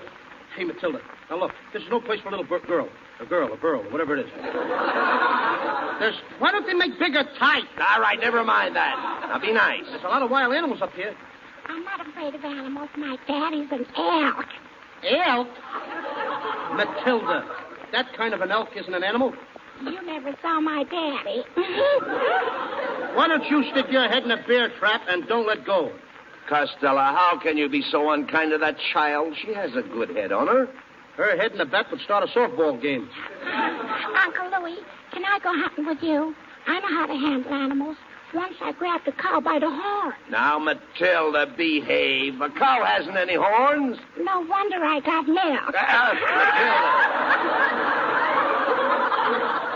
Matilda, how can you be so stupid? No, Costello, Matilda's just a child. Her brain is developing. Yeah, too little and too late. Uncle Louie, I want to go hunting with you. I want to pull a bear's tail. No, you don't. If you pull a bear's tail, it will bite you. No, it won't. And why not? Bears don't bite with that end. Look, Matilda, will you do us a favor, please? Just run along and don't bother us now. The guy that's going to be here soon to take us hunting. And Uncle Louie and I have to unpack. Well, before I go, Uncle Louie, can I do my animal impersonation? Okay, anything at all. What is it? It goes like this. Kiss, ouch. Kiss, ouch. Kiss, ouch. Wait a minute. What's that kiss? Ouch. That's 2 porcupines necking. Will you get out of here?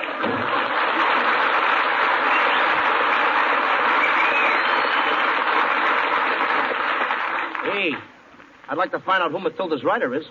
Not bad. What's the matter now? For a minute, that kid, I thought I was 103.5 years old. 103.5? Hey, wait a minute. That must be the guide now. Come in. Howdy, fellows. I'm your hunting guide. Hey, Abbott, it's a dame. Shh, quiet, certainly. Don't you recognize her? It's Claire Trevor.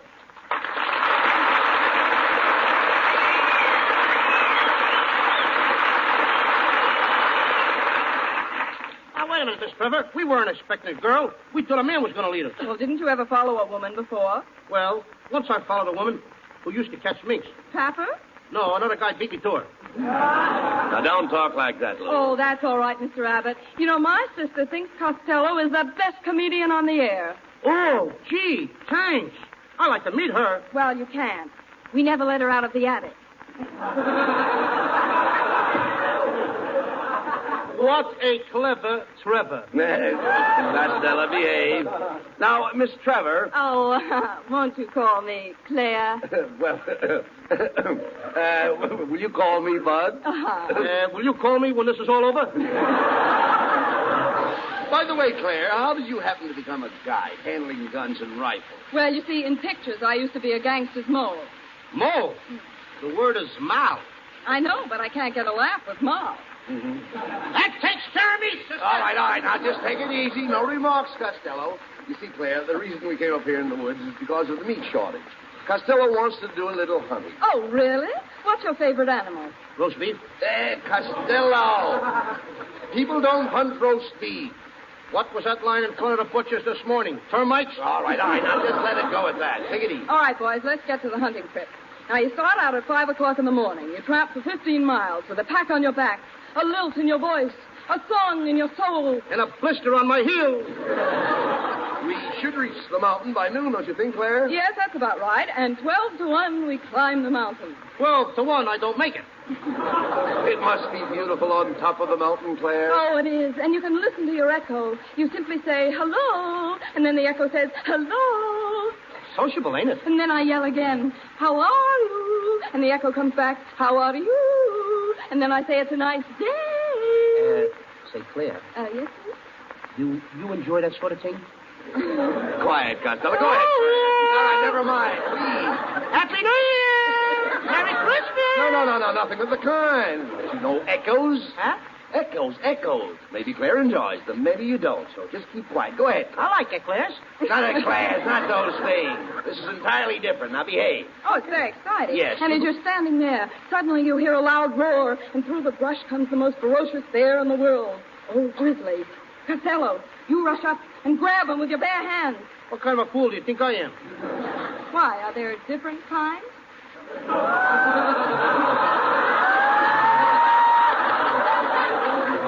Costello, what would you do in the face of such danger? Why, I'll do what I did once before. What do you mean? A bear was coming at me. No. I picked up my gun. You did? And with one bullet, I shot him in the foot and knocked all his teeth out. Now, wait a minute. How could you knock all his teeth out if you shot him in the foot? He was biting his nails.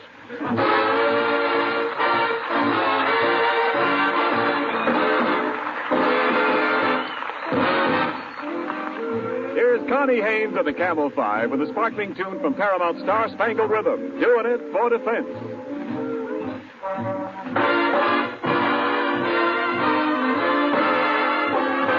Mr. Bones, get this right.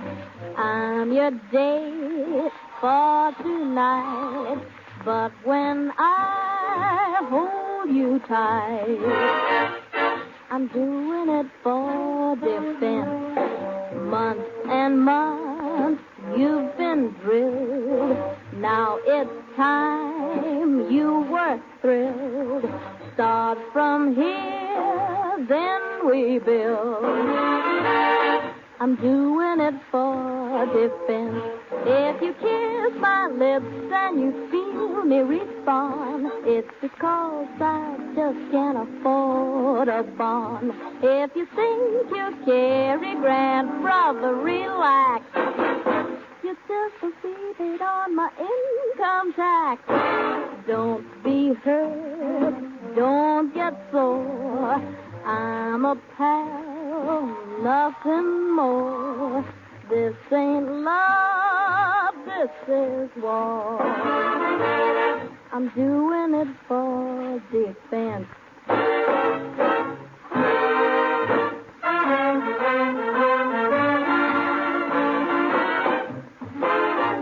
Don't be hurt, don't get sore.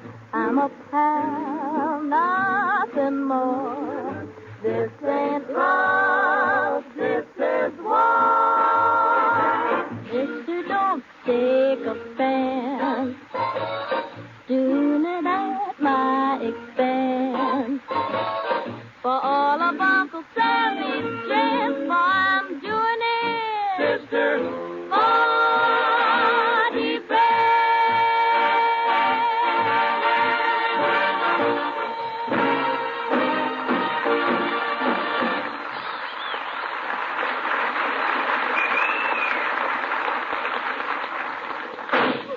Costello, what are you shooting at? We haven't sighted any game yet. It says in my hunting book, if you get cold, take a couple of shots. Oh. Yeah, but you almost hit me. What's the matter? Eyes bad? What, Claire? Eyes bad. Is who? Is you a bad girl? No, Is you? no. Hey. Miss Trevor's trying to pick up some animal tracks. Follow her. Okay. Gee, Claire, that's a nice bustle you're wearing. That's no bustle. The knapsack slipped. Oh, say. Hey, my dog must be on the trail of something. Hey, go away. Get him away from me. Be careful of that dog, Costello. It's an Airedale.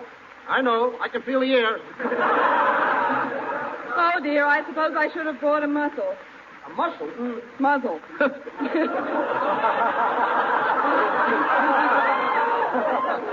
So you should have brought a muzzle.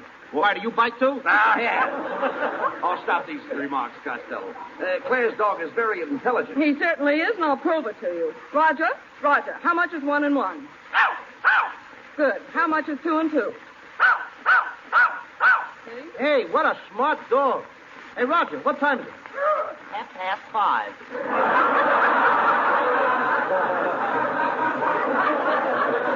That ain't a hunting dog, that's a watchdog. Thank you. You're welcome. What am I talking to, a dog? Well, boys, you better get your guns loaded. We may come across some game any minute. Gun loaded, Costello? Yeah. Wait a minute, look. There's a wild turkey over there. Hey, Abbott, a turkey. A real turkey. Woo! I'm finally going to get something to eat. All right, take it easy now. Sight your gun. Now, ready, aim. Mustn't shoot the bird when his back is turned. I'm the warden, name's Boone, Boone. Boone, Boone. Just a second, Warden. I'm the guide, and Mr. Costello isn't doing anything wrong. Yes, he is. That's too large a gun for such a small bird. Naughty, naughty, name's Boone, Boone, Boone. Hey, Boone, Boone, Boone. Wait a minute. Can I use a bow and arrow? Oh, no, that's much too sharp, too sharp. Then can I use a slingshot? No, that would bruise the bird. Do you mind if I just give him a dirty look? Hey, wait a minute. There's a whole flock of ducks getting up out of the water. Oh, yes. You stand in the middle, Costello. In the middle? And let you two shoot over me? Yes, and I'll take the high bird. And I'll take the low bird. And I'll be in a hospital before you. Say, Claire, isn't that bear tracks over there across the stream? Yes, I think so. Go ahead, Costello. Jump across the stream. Okay. Hey, help! Help! The water's cold! It's ice cold! My hands are freezing! Put them in your pocket. Okay. That's no good. I keep going down. Will you help me? I'm drowning. I'm going down for the 5th time. 3 times is the limit. Then I just set a new record. Here. Give me your hand. Here, I'd better carry you across. All right, dear, but if you try to kiss me, I'll call for Mother. Oh, goody. She's getting a girl for me. Quiet, boys. Look, see how these bears' tracks go right into that cave? I think we'll find our grizzly inside. Yes. I see 2 eyes shining in the dark. Step aside, Abbott. I'll get him. Come on in there, you old grizzly. I'm going to shoot. Come on out. Don't shoot. I'm only 3.5 years old. This kid can get in my hair more times. Matilda, what are you doing in this cave? I went in there to catch this little pussycat. It's a whippersnap. No, no, little girl. That's a skunk. That's what I said. A whippersnap. Listen, Matilda, you better get out of here. Go on back to the cabin. But what if I meet a very ferocious animal? He'll have to take care of himself. Go on, beat it. Hey, boys, come here. You know, I think the bear's already been in this cave. Here's a piece of fur off his coat. Coat? You mean a bear wears a coat? No, you dummy pelt. Hide. Why should I hide? He means hide. Hide. The bear's outside. Well, let him stay outside. We don't want him in here. Oh, come on, let's get moving. We've got to find our grizzly before it gets dark. You know, there's another cave about 10 miles from here. 10 miles? Yeah, well, let's walk fast. Well, here we are. We certainly got here fast, didn't we? Yeah, well, we had to. This is only a 5-minute sketch. Oh. Say, listen. There's something over there. Look. It's a wolf.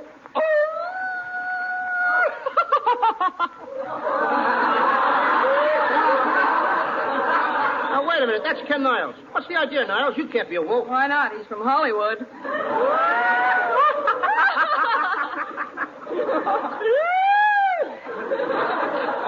Hey, what's going on here? I thought I was going to do some hunting. Oh, Costello, look. There's a little beaver down in the stream. Isn't he cute? I wonder what the little beaver's doing. Probably waiting for Red Rider. Red Rider? Why don't you try some beaver meat, Costello? Okay, hand me my gun. I'm Boone, Boone, Boone. Mustn't shoot the little beaver. Fur tax, $50. After all, beavers build dams. You mean dams? Swearing tax, $40. You better pay, Costello. $40. Don't make me laugh. Laugh? Amusement tax, $20. Hey, Abbott, hand me my gun. Oh, don't shoot. Remember, I'm the game warden. Boone, Boone, Boone. Oh, you were the game warden. Costello. Oh, that was a terrible thing you did. Yes, Costello. Now you're in real trouble. You said it. I don't know how to cook a game warden.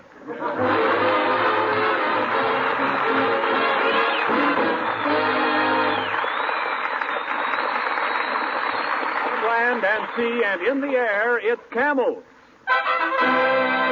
Camels, first with the men in the Army. Camels, first with the men in the Navy. Camels, first with the men in the Marine Corps. Camels, first with the men in the Coast Guard.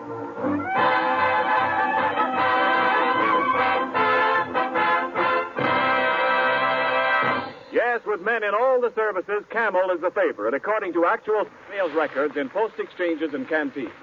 Remember that, whether you're buying cigarettes to send to men in the service or to smoke yourself.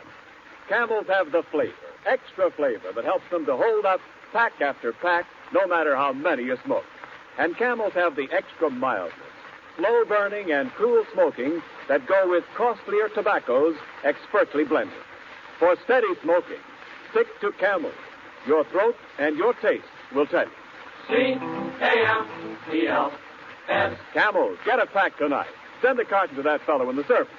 And remember, you can still send Camels to Army personnel in the United States and to men in the Navy, Marines, or Coast Guard, wherever they are. The Post Office rule against mailing packages applies only to those sent to the overseas army.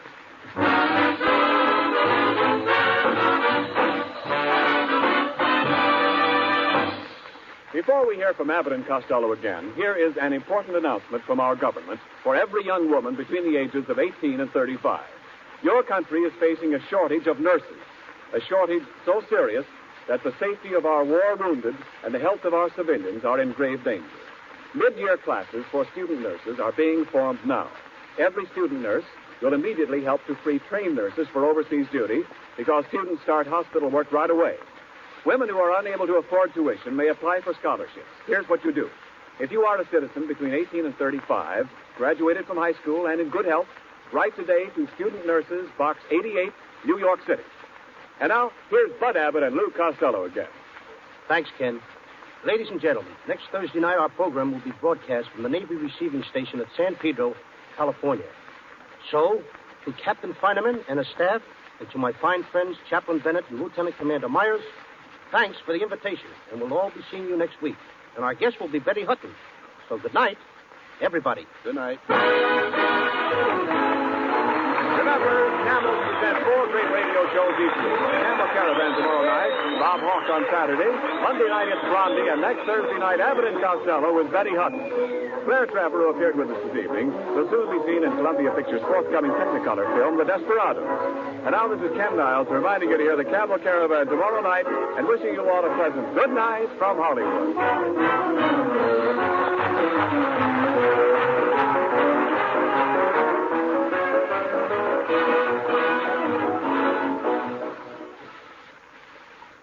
Say, Mr. Pipe Smoker, how does your tongue feel after smoking a couple of good long pipefuls? If it feels uncomfortable, why not switch to Prince Albert, the pipe tobacco that's no-bite treated for cool, tongue-happy smoking comfort. PA's crimp cut, too, and that means it's easy to pack, easy to keep lit, and easy to draw. And remember, there are around 50 mild, rich-tasting pipefuls to every handy pocket package of Prince Albert. Try it. Welcome to Golden Age Radio, rumble.com/C/GAR.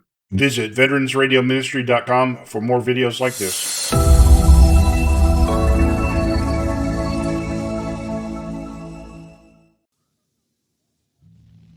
Mother, is Maxwell House the best coffee in the whole world? Well, your father says so, and your father knows best.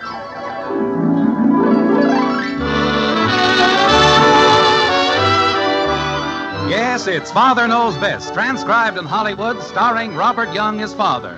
A half-hour visit with your neighbors, the Andersons. Brought to you by Maxwell House, the coffee that's bought and enjoyed by more people than any other brand of coffee at any price. Maxwell House, always good to the last drop.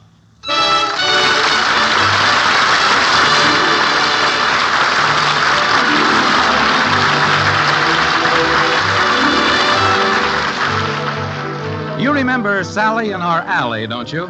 Remember how it begins? Of all the days that's in the week, I dearly love but one day. And that's the day that comes betwixt a Saturday and Monday. Yes, Sunday is a wonderful day. A day for worship and rest and relaxation. Or a day to catch up on all those little jobs that have to be done around the house. That's the way it is with the Andersons, at any rate. In the white frame house on Maple Street, almost anything is liable to happen on Sunday. And generally does. Like this. Well, that was the best dinner I've had in years. Thank you, dear. Yes, sir, a wonderful dinner. Mom sure knows how to dish up the groceries, doesn't she, Dad? She certainly does. Best little cook on this side of the street. My, such flattery. Well, don't forget, it's a short street. Now I'm crushed, but literally crushed. Why doesn't somebody say something I can understand? Nobody's supposed to understand it, Pigeon Puss. That makes it fun. Oh. Grown-ups sure play dopey games, don't they? That'll be enough out of you, Kathleen. But golly, if nobody's supposed to understand... Drink your milk. But, Daddy... Stop arguing and drink your milk. I already drank it. Oh. Well, behave yourself. Yes, Daddy. May I have another cup of coffee, please? I think it can be arranged. There you are, dear. Thank you. You know, this is the kind of a day that puts life into a man. May I have the cream and sugar, please? Here you are, Father. Thank you, Betty. Yes, sir. Brisk and cold and clear. Makes you want to get out and do things. Doesn't it, Bud? Oh, sure. You bet. The crisp autumn air, that's what does it. Stirs up a man's blood. Makes him want to get out and do things. You said that before. I did? Well, what of it? If I want to say things 2 or 3 times. Margaret, what are you doing? Just a second, dear. I'm almost finished. With what? There. Now, what were you saying, Jim? I said, what were you doing? I was making a list, that's all. What kind of a list? Oh, just an ordinary list for a man who wants to get out and do things. Now, that's fine. Well, Let's see now. The storm windows have to be taken out and hung. Remember, dear? We were going to do that last Sunday. By George, you're right. I wasn't I? Then there's that faucet in the kitchen. It needs a new washer. Haven't I fixed that yet? No, dear, you haven't. You haven't fixed the catch on the back door either. Never mind. Tell her to drink her milk. You mind your own business. Then there's the hose connection on the washing machine and the light socket in the laundry. Pardon me, may I be excused? I just thought of something. Go ahead, dear. Excuse me. Why is it you always remember something the minute anybody mentions work? Drink your milk. Father. Well, as long as I'm not needed around here. Jim, I haven't finished the list. That's fine, honey. You go ahead and finish it, and in the meantime, I'll go into the den and take a nap. But, Jim, these things have got to be done. I know. Just put them all down on the list, and I'll take care of them later. Of all the lazy... I am not lazy. I'm conserving my strength, that's all. Call me in about an hour, will you? All right, Samson. Man gets 1 day a week to take it easy, and what happens? Washers and storm windows. Get tired just thinking about it. Shouldn't work on Sunday anyway. Just spread out and... it feels good. Oh, boy, I don't know why I eat so much. One of these days, I'm going to have to cut down. I don't know. The second I decide... Bud! Bud! He's upstairs, Daddy. Well, tell him to stop it. Stop it, Bud. I told him, Daddy. Thank you. All I have to do is stretch out, and that's a signal for... Bud! Bud! So help me, I'll go up there and fix him like he's never been fixed before. Anytime he thinks... Kathy, what are you doing? Did you say something, Daddy? I said, what are you doing? I'm playing jacks. With a baseball? Well, I lost the other one. Well, give it to me. What? Give me the baseball. Yes, Daddy. Now, go into the kitchen and help your mother. But... Kathy? Yes, Daddy. And tell everybody I don't want to hear another sound around here for the next hour. Okay, Daddy, I'll tell them. Everybody else gets to take a nap. Why shouldn't I? You'd think it was such a big thing. It isn't going to snow for weeks. Why all the rush about storm windows? That's more like it. Oh, no. I'll get it. Bud! Bud!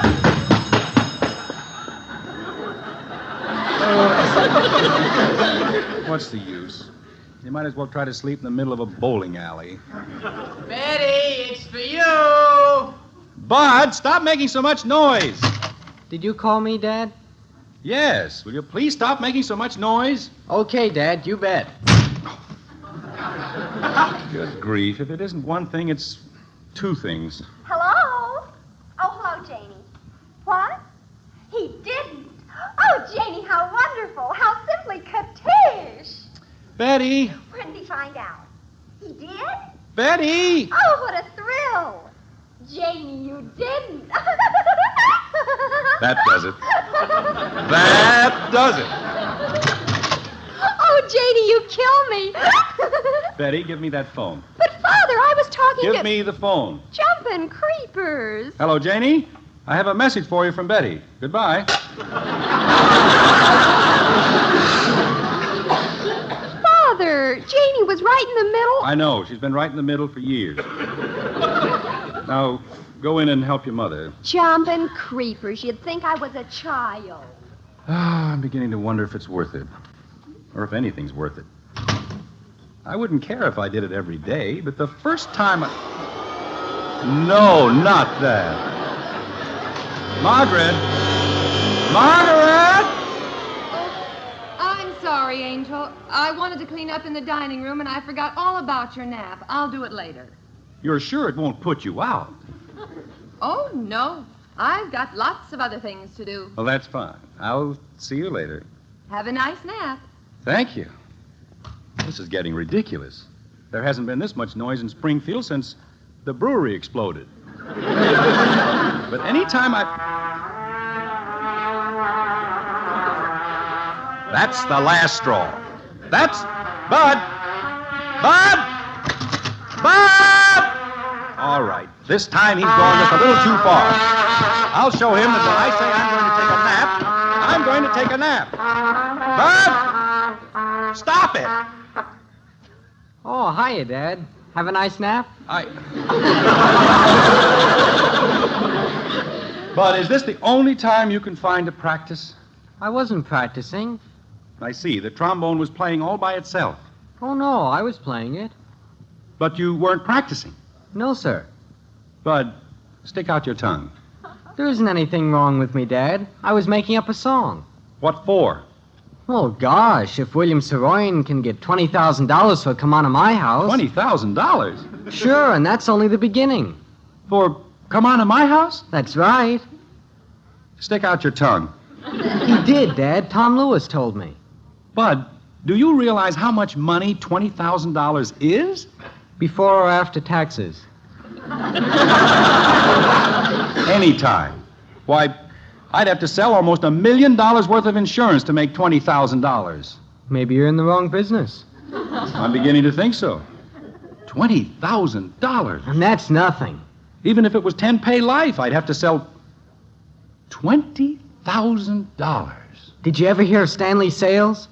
No. He made over $200,000 on Side Saddle Sadie. Bud. He did, Dad. I never even heard of it. Nobody did. But it was on the other side of Yes, We Have No Bananas.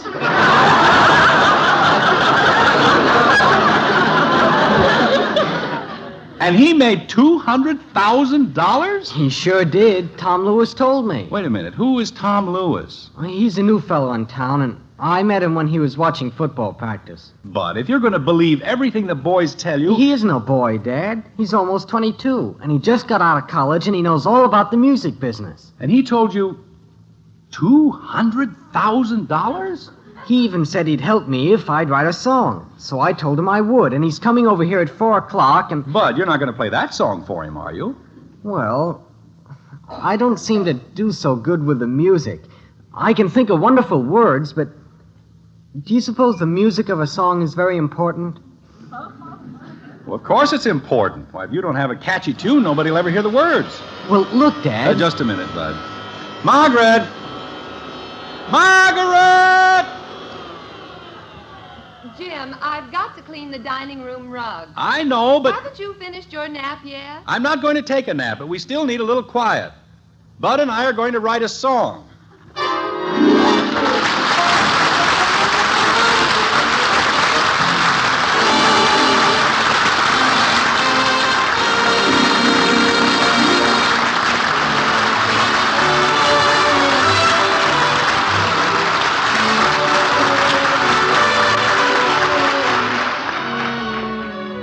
I wonder why it is that only Maxwell House coffee has that good to the last drop flavor. There's a mighty good reason, ma'am. The fact is, our Maxwell House is 3 times richer in flavor coffees than hundreds of other brands, 10 to 12 times richer than some. Experts, you see, classify all the coffees grown in this world into just 2 groups. Filler coffees, which add lots of bulk but little flavor, and the much rarer flavor coffees, which add real zest and richness to a blend. Now, Maxwell House buys more flavor coffees than anyone else in the whole world. And Maxwell House is 3 times richer in these fine flavor coffees than hundreds of other brands, 10 to 12 times richer than some. And it is these superb flavor coffees, plus the one and only Maxwell House technique of blending and roasting, which explains why Maxwell House alone has that wonderful good to the last drop flavor. My family has always loved Maxwell House best. Then they're in good company, ma'am. For more people buy and enjoy Maxwell House coffee than any other brand at any price. Well, no wonder. It's 3 times richer. 3 times richer in choice flavor coffees. Right you are. That's why Maxwell House is the one coffee that's always good to the last drop.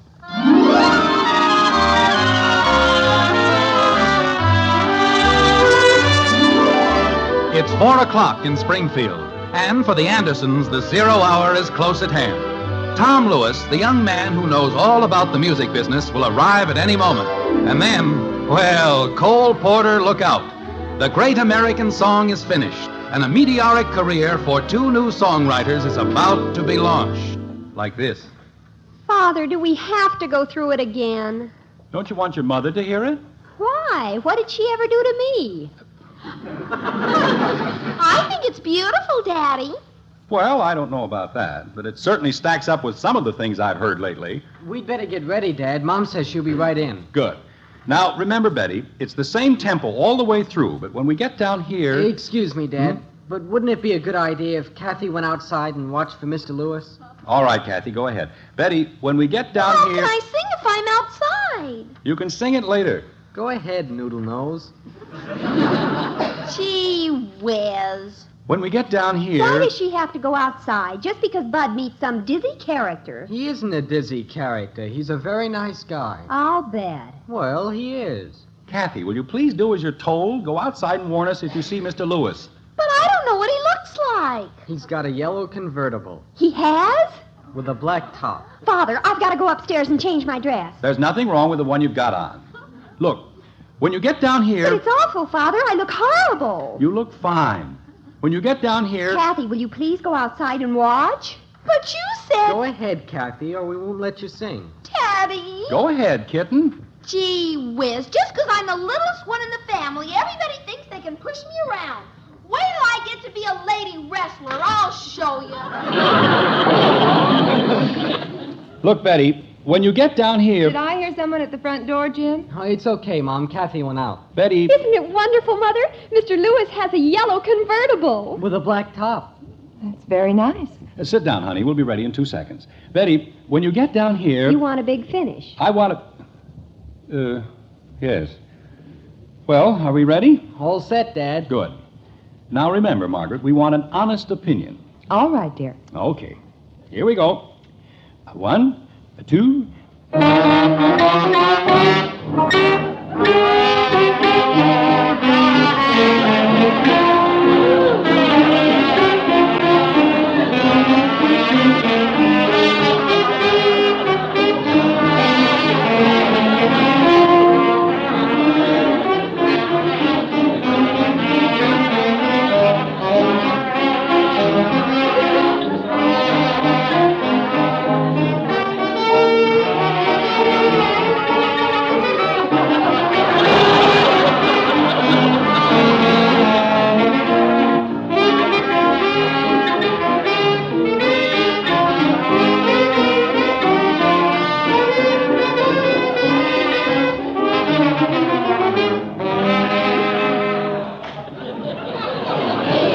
That sounded pretty good, didn't it, Dad?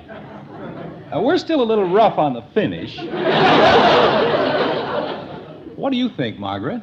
It didn't sound any rougher than the rest of it. Well, I suppose I'm too much of a perfectionist. Oh, brother. What was that? I said, what did you think of it, Mother? Well, I Be honest now. I think it's very nice, but But what? well, it seems a little familiar. Honey, It does, Jim. I get the feeling that I've heard it before. well, naturally, we've been practicing it for an hour. You should have heard it in the beginning. That isn't what I mean. There's something by Stephen Foster. Margaret, there are only 8 notes in the scale. Naturally, we're going to use the same notes somebody else did. There aren't any others. Betty, play the beginning of Beautiful Dreamer. Okay. That's enough. Now, play ours. Now, you see, it's nothing like it. And besides, you haven't even heard Bud's lyrics. I'm sorry, Jim, but, well, maybe I'm wrong. Well, that's the trouble with people. It's so easy to say you don't like something or it sounds like something else. Jim, I didn't Did say... they tell George Gershwin his song sounded like something else? Did they discourage Jerome Kern? They did not. But, Jim... How about Irving Berlin? I'm Always Chasing Rainbows was lifted right out of Chopin's Fantasy Impromptu. And he gets paid. Jim, I didn't say... And how about Yes, We Have No Bananas? That sounds like a dozen songs. Yeah, and how about Side Saddle Sadie? Who? That was on the other side. Of what? $200,000 because it was on the other side of Yes, We Have No Bananas. And you want to discourage me. I don't, dear. I merely said... I suppose you want me to spend the rest of my life in the insurance business. You've always liked the insurance business. I can work 48 hours a day for 90 years, and I won't make that kind of money. I know, dear, Bud but... and I knocked this song out in less than an hour. Why, we can write a dozen like it in one day and then take the rest of the year off. Jim. 1 day a year. That's the kind of a job I've been looking for all my life. It's a good thing I thought of it, huh, Dad? Jim, before you burn the insurance business behind you, why don't you ask Mr. Lewis? He's here. He just drove up. My hair, it's a mess. It looks fine. Bud, don't stand there holding your trombone. Why not? Now he's getting out. Put it down on the piano. Make it look casual. How can you make a trombone look casual? Put it down.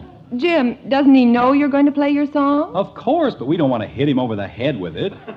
We're going to lead up to it gradually. If you'd only told me about the convertible. We'll steer the conversation around to a general discussion of music, and then very casually... He's here. Bud, get out there and meet him. Okay. And be casual. Okay. Jim. Just a second, honey. Betty, you sit over here. My lipstick. I'll bet I haven't got a drop on. Now, that's it. Now, I'll sort of be standing over here. Why don't you hold a polo mallet? That'd make a nice effect. Margaret, please. Hiya, Mr. Lewis. Hello, Bud. I'm Kathy. Hello, Kathy. You're a big girl, aren't you? I can sing, too. Father. Would you like to hear? Don't stand out there in the hall, Bud. Bring Mr. Lewis in. Okay. Father, she's going to ruin everything. No, she won't. Well, Mr. Lewis, come right in. This is a very great pleasure. Thank you, sir. This is Tom Lewis, Dad. Bud's told us all about you. Oh, well. And this is my mother. How do you do? Well, hello, Mrs. Anderson. Bud didn't tell me you had such an attractive family. Mr. Lewis, would you like to hear? We understand you're quite new in Springfield, Mr. Lewis. Yes, I've only been here a few days. Well, it might seem a little strange at first, but you'll get used to it. Springfield's a pretty fine little town, isn't it, honey? We like it. I certainly like what I've seen of it. Cut it out, will you, Betty? Bud. Well, stop pulling my coat. Father. Oh, I'm sorry. Mr. Lewis, this is our older daughter, Betty. How do you do? I'm doing much better now. When are we going to sing the song? Kathy. Holy cow, Dad. Mr. Lewis, well... Isn't that what he's here for? Kathleen, be quiet. But isn't he? Kathy, one more word and you go to bed. Gee whiz. Mr. Lewis, I don't know what to say. I don't either. You see... But as long as Kathy's dumped our cards on the table, so to speak, we might as well do it. Mr. Anderson, I'd like to tell you... Why don't you sit right there with Mrs. Anderson, and we'll go to work. But... Are we going to do it now? Yes, we're going to do it now. Oh, good. It won't last very long, Mr. Lewis. But they don't Holy catfish. We'll be ready to go in just about 2 seconds. I'm ready to go now. Stand over here, Kathy. Yes, Daddy. We figured that in view of the modern trend, we ought to point the lyric Jim. toward... Oh, yeah. Are we all set? You bet, Dad. All right. 1, 2... Father! I'm sorry. The reed must have come loose or something. Just give it a few little... There, that's better. Now, from the beginning. Are you ready? Let's go. 1, 2... Go back to your house, stay away from mine. Why should I worry about a clinging vine? Go back to your house and write yourself a letter. Maybe I'm not so hot, but baby, you're no better. Every June there's a great big moon, and I'm the one who knows it. So why should I sit inside when I don't care and my heart shows it? Go back to your house, stay away from mine. Caroline, you cling and vine, I've got no use for love. Oh, hear me sing it. I've got no use for love.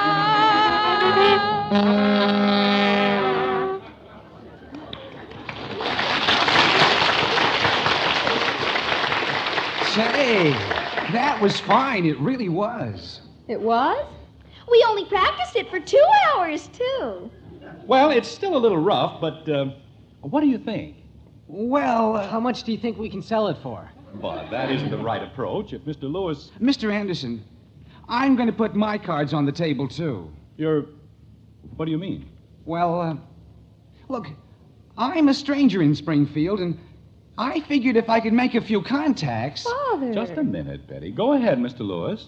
Well, I was talking to Bud, and he seemed to be interested in music, and he was such a nice kid, and... Well, the whole thing was a gimmick. A gimmick? That's right. I wanted to meet a family and maybe get some leads, but... Gosh, you've been so nice about the whole thing, I feel like a heel. And I didn't know he was really going to write a song. Wait a minute. You mean you don't know anything about the music business? Gosh, no. I sell insurance. Oh, no!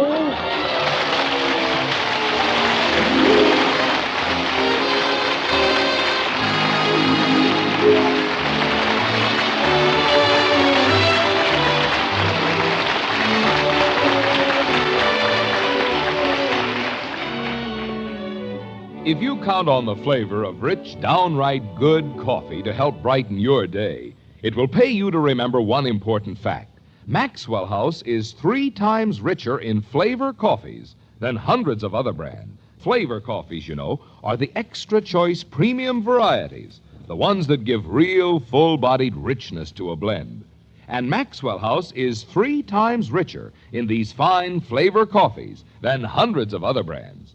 What's more, these superb flavor coffees are carefully blended and roasted with traditional skills that belong to Maxwell House alone. So it's no wonder only Maxwell House has that good to the last drop flavor. For rich, truly satisfying coffee, then, coffee you enjoy cup after cup, take home a pound of our Maxwell House. It's the one coffee that's always good to the last drop.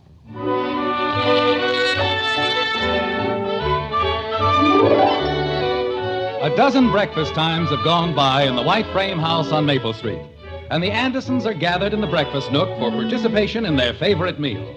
Bud is out getting the mail, Jim is still in the insurance business, and the ill-fated musical interlude is almost a thing of the past. Almost, we said, but not entirely. Like this. Dad, I got an answer. Dad! Just a minute, Bud. You don't have to shout. But they wrote to me. Who did. What's he talking about? See, I got a letter. Bud, will you please calm down? What's so wonderful about a letter? I suppose you get letters from music publishers, huh?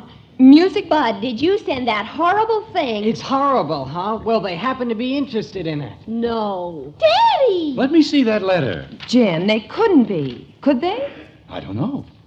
Dear Mr. Anderson, we have received the song you so kindly sent us. It's down near the bottom, Dad. Oh. Unfortunately, we find the lyrics too radical and daring. Jim, they're joking. Honey, let me finish, please. We are, however, definitely interested in the music. Daddy! I don't believe it. We will keep your score on file, and in the event that we decide to use it, we'll send the check directly to Stephen Foster.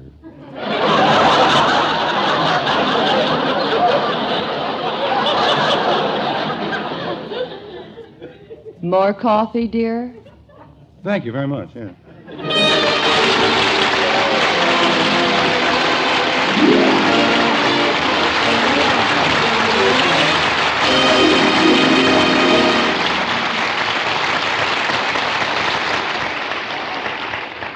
Hey, good looking. What's cooking? Coconut cream pie. See? Gosh, it looks beautiful. Something new? Yes, sir. It's the new Jell-O coconut cream pudding and pie filling. Hard to make? No, sir. With Jell-O coconut cream pudding and pie filling, it takes about 5 minutes.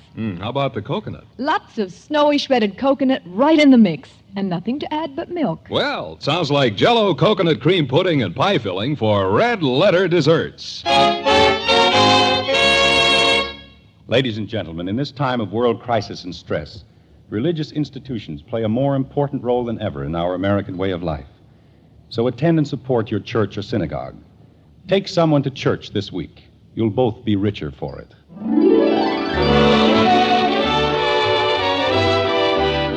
Join us again next week when we'll be back with Father Knows Best, starring Robert Young as Jim Anderson, with Roy Bargy and the Maxwell House Orchestra. In our cast were Ted Donaldson as Bud, Gene Vanderpyle, Rhoda Williams, Norma Jean Nilsson, Robert Cole, and yours truly, Bill Foreman. So until next Thursday, good night and good luck from the makers of Maxwell House, America's favorite brand of coffee. Always good to the last drop. Father Knows Best was transcribed in Hollywood and written by Ed James.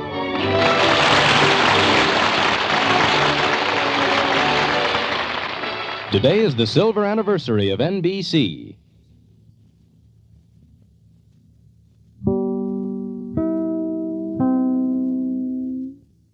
Welcome to Golden Age Radio, rumble.com/C/GAR. Visit veteransradioministry.com for more videos like this.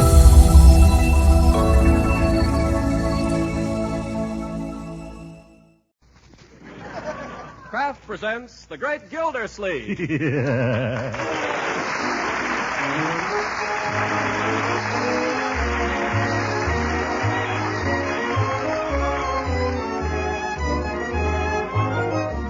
The Kraft Cheese Company, who also bring you Bing Crosby every Thursday night, present each week at this time Harold Perry as The Great Gildersleeve, written by John Whedon. We'll hear from the Great Gildersleeve in just a moment. Well, popcorn days are here again, and if everybody in your family likes popcorn as much as I do, you don't want to miss this bet. The next time you pop up a big, crispy bowl full, do this to make it extra good. Drench it with plenty of melted Parquet margarine. Yes, Parquet margarine, Kraft's delicious spread for bread. Parquet makes popcorn extra tempting because it's so thrifty you can use all you want. And good? Oh, say, you'll relish that delicate Parquet margarine flavor. It's as delicious melted over popcorn as it is spread on bread or rolls. And remember this, Parquet margarine is wonderfully nourishing. It's an excellent source of food energy. And every pound contains 9,000 units of important vitamin A. So for table use, yes, and for baking and pan frying too, remember delicious, economical Parquet margarine. Now at the top of tomorrow's shopping list, write down Parquet, P-A-R-K-A-Y. Parquet, the margarine that's made by Kraft.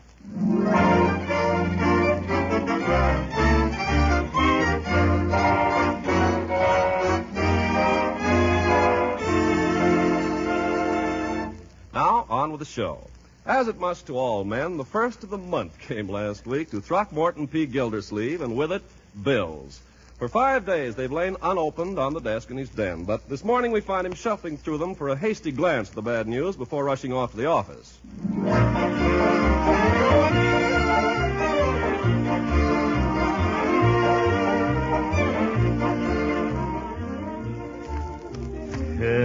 Bills. Look at them. Phone company, a lot of calls we didn't even make. Summerfield Light and Power. Ooh, the robbers. Peavy's Drugstore. Sodas, 45 cents. Leroy! It's lucky for him. When he comes home, you tell him I want to see him, Marjorie. Yes, Uncle Mort. Bills. Bill from Dr. Pettibone. Well, he didn't lose any time. Hogan Brothers after me again. Oh, we got to quit buying all this stuff we don't need. It's unpatriotic. A1 grocery. Ooh, I wonder how we came out on that. Oh, I won't pay it. Bertie, Marjorie. What is it, Uncle Mort? Bertie. I'm coming. What's the trouble? Bertie, what did I tell you last month? Tell me. Yes. Last month? Yes. Me? Yes. I don't know. Look at that grocery bill, Bertie. $8 more than the last. Well, that's the way it is, Mr. Gildersleeve. I know, but why is it? I thought we agreed to hold the grocery bill down, Bertie. Yes, and we agreed, but the A1 grocery didn't. Well, you have to realize, Uncle Mort, that prices have gone up. They're going up every month. Yeah, you take eggs. I remember when you could buy eggs for 39 cents a dozen. Now they're getting so the hens won't even do nothing unless they cough them up. If what? Yes, well, we've simply got to cut down somehow, Bertie. Because if we don't, we won't be able to buy our war bonds. Do you want that to happen? No, of course not. Bertie, do you? Not me. Got to get them war bonds to keep Hitler from getting us. That's right. Takes bonds and taxes to beat the Axis. You're right, Bertie. Got to give out our ermines to lick the Germans. Absolutely. Got to pour in the dollars till Hitler hollers. Whoa, wait a minute. You've got the right idea, Bertie. But we can't do all that if we don't save our money and cut down our expenses. Yes, but how? Oh, I tell you how we can cut them down. Yeah, how, Bertie? I'll take that leftover veal we had last night and make stuffed peppers. You can stuff a pepper with almost anything. So I've discovered around here. A thing like that can be carried too far, though, Bertie. Now, Uncle Mort, if we're going to cut down, you're going to have to make sacrifices at the dinner table. Yeah, but you've got to think about morale, too, my dear. Morale is very important. I don't know of anything worse for the morale than a stuffed pepper. Well, now, I wouldn't say that. As a matter of fact, Bertie, I was thinking of cutting down in other ways, too. I thought one way I could cut down would be to take my lunch to the office every day and eat it at my desk, like Donald Nelson. Could you take care of that, Bertie? Oh, sure I could. What does Mr. Nelson eat? Well, I imagine he has sandwiches, 2 or 3, or 4 or 5. Cream cheese and jelly, probably, wouldn't you say, Marjorie? Oh, undoubtedly. And sardines. Fish, you know, is brain food. He's got all those priorities on his mind. Sardines we got. And maybe a piece of pie to keep up his energy. He has to handle all those people. And anything else you think would be nice. How about some pickles? Oh, Nelson is very fond of pickles. He'd have to be to take on that job. Well, I'll go make lunch right away. You know, Marjorie, I've been thinking. There's another way we could save money. What's that? If we stayed at home more in the evenings. You know, people burn up their tires and their money running around looking for a good time when they can have a better time at home. How? Well, the way people used to in the old days. You won't believe this, my dear, but I can remember spending whole evenings at home. Doing what? I'm willing to stay at home if I have to. We had fun. Sometimes we'd sit in front of the fire while Papa read aloud to us from a good book. Oh. Or we'd pop corn, maybe, or play parcheesi. Or sometimes we'd gather around the piano and sing. We had fun, my dear, and we didn't have to keep putting nickels in the piano either. Well, I love to sing. Everybody does. People ought to do more things like that. Oh, my goodness, I'm late. I got to get down to the waterworks. Hey, Bertie, where's that lunch? I ain't finished it yet, Miss Gildersleeve. Well, bring me what you've got. I got to go. That's what this country needs, my dear. More quiet evenings at home. We'll have to try it sometime. Yeah, stay at home. Save money. Save tires. Keep out of trouble. Strengthen family ties. We'll do it tonight. No, tomorrow night.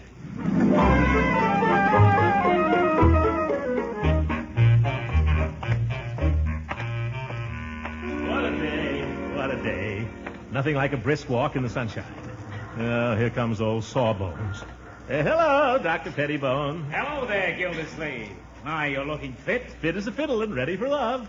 Glad to see you followed my instructions. Your instructions? I threw them out of the window the minute you left. I never felt better in my life. It won't last.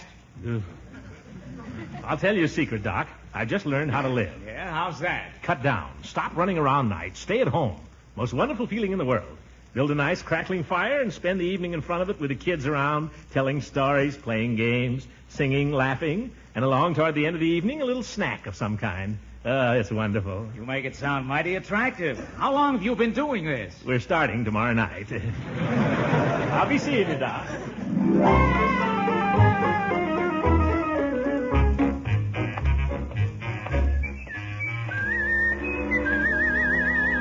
Hey, Commissioner. Oh, good morning, Judge. How are things at the waterworks? I'm just on my way down to find out. Fine day, isn't it? Yeah. Why so cheery, Gildy? Well, I'll tell you, Horace. For the first time in months, I'm at peace with my conscience. How did you ever manage to square that?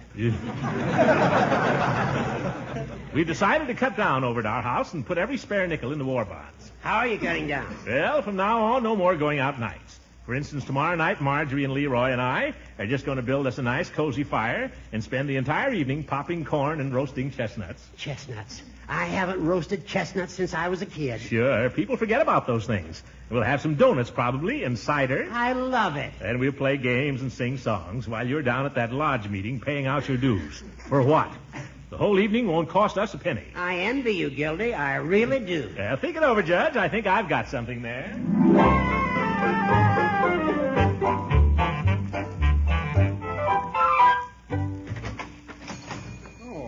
Mr. Gildersleeve. Hello, Peavy. I'm in a hurry. I just dropped in to say I got your bill this morning. And hereafter, if Leroy comes in here and tries to charge anything, don't let him have it. Just as you say, Mr. Gildersleeve. If he gives you an argument, tell him from now on he's frozen. Very well. While I'm here, you might as well let me have a couple of cigars. Oh, certainly. Did you say only two, Mr. Gildersleeve? Yes. I'm trying to cut down expenses. You ought to cut down, too, Peavy. Well, no, I don't know about that. Everybody should. Save your money and put it in war bonds. You know a good way to save money? What's that? Stay-at-home nights. You do too much running around, Peavy. Well, no, I wouldn't say that. We all do. It's a fact. I'll admit I enjoy a good motion picture now and then. So does Mrs. Peavy. And for a while there, we did go several times a year. But after Ruth Chatterton retired from the films, we slowed down again. My goodness, look at the time. I can't stay here arguing with you. I've got to get down to the waterworks. You, my cigars. Oh, yes. Shall I wrap them for you? No. I'll just stick them in my pocket. I've got to rush. I'd be glad to wrap them for you, Mr. Gildersleeve. Never mind. I'm always glad to wrap any purchase, however small. Oh, Peavy, give me those cigars.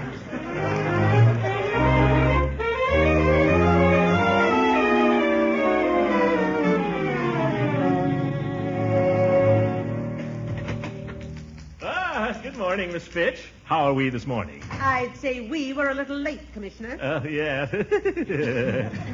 Well, I try not to make a practice of this. Well, let's get down to business. Yes. Have you got anything to report? Why, no, everything's going all right. Is the water flowing nicely? All the mains in good condition? Pressure satisfactory? Yes. Well, I guess that takes care of the waterworks. Oh, any money coming in? Yes, collections are just about as usual. Good. Glad to see everything running smoothly. Miss Fitch, I wonder if I could ask you to do a few things for me. That's what I'm here for. Thank you. If you're not too busy, I wonder if you'd go out sometime today and buy me a Parcheesi board. A Parcheesi board? Uh-huh. I don't know what you have in mind, Mr. Gildersleeve, but I do not play Parcheesi. Oh, no, I wasn't going to play it here, you know. Dear me, no. Perhaps I ought to explain. I think you might. Well, as you know, I have a niece and nephew living with me, and I decided I ought to do a few things to, well, make home more attractive to them and... keep them out of pool rooms. Yes, and juke joints. And you think Parcheesi's going to do that? Well, I thought of some other things, too. I made up a little list of things on the way down to the office. Yes. You might take this down. First, a corn popper.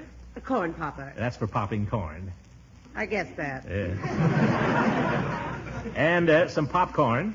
That's for the corn popper. Yeah, you guessed that too, didn't you? And I must order some firewood. You can't pop corn without fire. We better get some cider. Popcorn makes you awfully thirsty, you know. And some donuts to go with the cider. Could you think of anything else? Bicarbonate to go with the donuts. Yeah, very good. I was going to get some games. We've got the Parcheesi. You'll be wanting bean bags. Oh, I don't know. Do you think they like bean bags? If they like Parcheesi, they'll like bean bags. I think we might pass up the bean bags. How about darts? Darts? Not with Leroy. He got some darts last Christmas and I couldn't sit down until New Year's. There'll be no darts. Oh, the piano. I forgot the piano. Piano? Miss Fitz, do you play the piano? Well, I once learned McDowell's To a Wild Rose. Get your hat quickly. You've got to come out and help me buy a piano. Just a minute, Mr. Gildersleeve. Do you mind if I ask you something? Oh, of course not. Have you the slightest idea what you're doing? Certainly. I told the children they could spend a quiet evening at home tomorrow and like it. And by George, they're going to like it. I've got to put this over, Miss Fitch. I'm going to make it the darndest quietest evening you ever saw. Let's go buy a piano.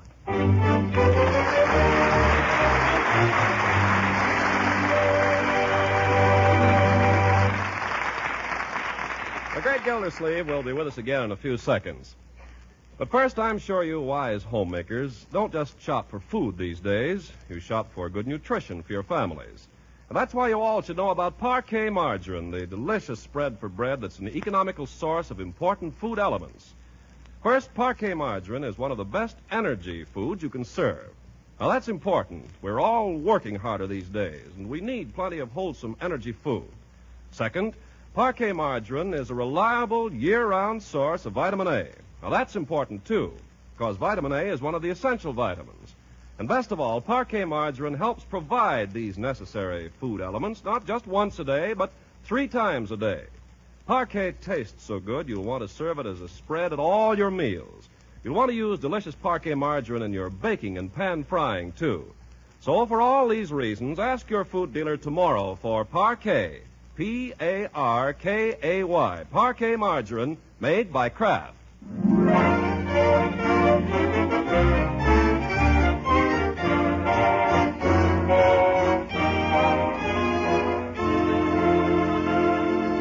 Now let's get back to Summerfield and see how the Great Gildersleeve's quiet evening at home is working out. There's a pleasant fire roaring in the grate. Aesop the cat is curled up asleep on the hearth, and Gildersleeve is about to try an experiment on his nephew. Well, Leroy, this is what I call living. You do? Yes, sir. Here we are, snug as a bug in a rug, no cover charge, no traffic jams, and I'm about to read you one of the greatest books ever written. A classic by Sir Walter Scott. What's the name of it? Ivanhoe. Never heard of it. Well, it's a great story.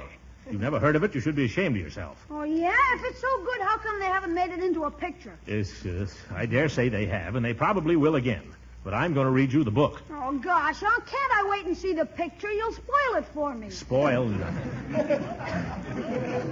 You'll hear a great masterpiece, just the way it was written. And you'll thank me for it someday. Now listen. Okay. Let's see here. Find the beginning. Oh, here. Ivanhoe, Chapter 1. In that pleasant district of Merry England, which is watered by the River Don, there extended in ancient times a large forest covering the greater part of the beautiful hills and valleys which lie between Sheffield and the pleasant town of Doncaster. Are you kidding?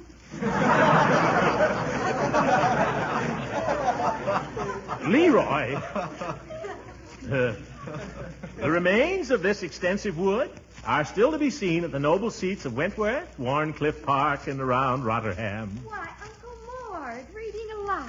What a wonderful idea. Oh, you think so, my dear? Yes. May I listen? Of course. Sit down here by the fire. I'll start over so you won't miss any of the story. Oh, gosh, Unc, have I got to hear all that again? 2 sentences, Leroy. You can stand it very easily. Of course you can. What's the book, Uncle Mort? Ivanhoe. Oh. What do you mean by that, my dear? Nothing. Just... Oh. You must have meant something. I know. You keep out of this. Have you ever read Ivanhoe, Marjorie? Well, I tried to read it, Uncle Mort. I tried when I was in high school. You tried? That's ridiculous. Once you get into it, you'll be on pins and needles. But, Unc... Leroy, you listen to it whether Marjorie does or not. And if Marjorie has any regard for my wishes, she'll listen too. Now. Go ahead, Uncle Mort. Good. In that pleasant district of Merry England, which is watered by the River Don.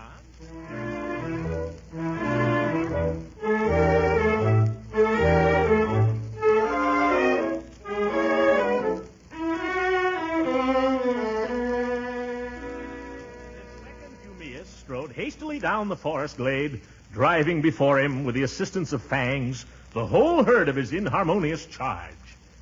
Well, that's the end of the first chapter. First chapter? It should be the end of the book. What do you say? Shall we have another one, children? It gets even better as it goes on. Let's save it, shall we, Uncle Mort? Yeah, so we'll have something to look forward to. As a matter of fact, it's nearly 8:30, and I just remembered I have sort of a tentative date with Doug. But Marjorie... It's nothing definite. He just said if I wasn't doing anything. But do you call this not doing anything?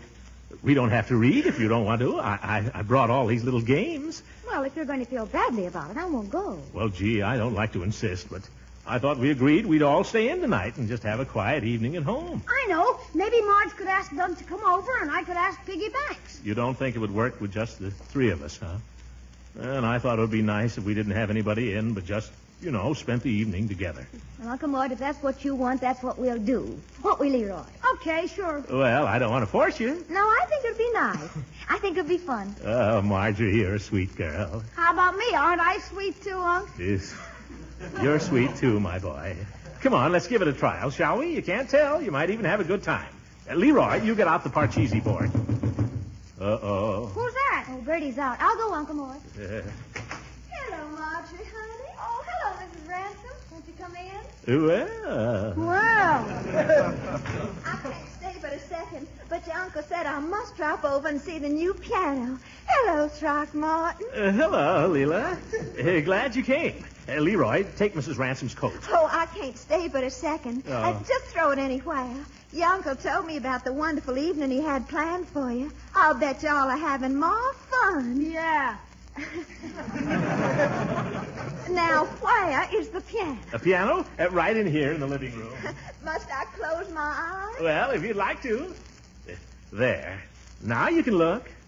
Oh, I think it's just lovely. It's a Wembley. I declare it just makes my fingers itch. Oh, well, try it. Go ahead. May I? Oh, it has a gorgeous tone. Yeah, you'd never know it was secondhand, would you?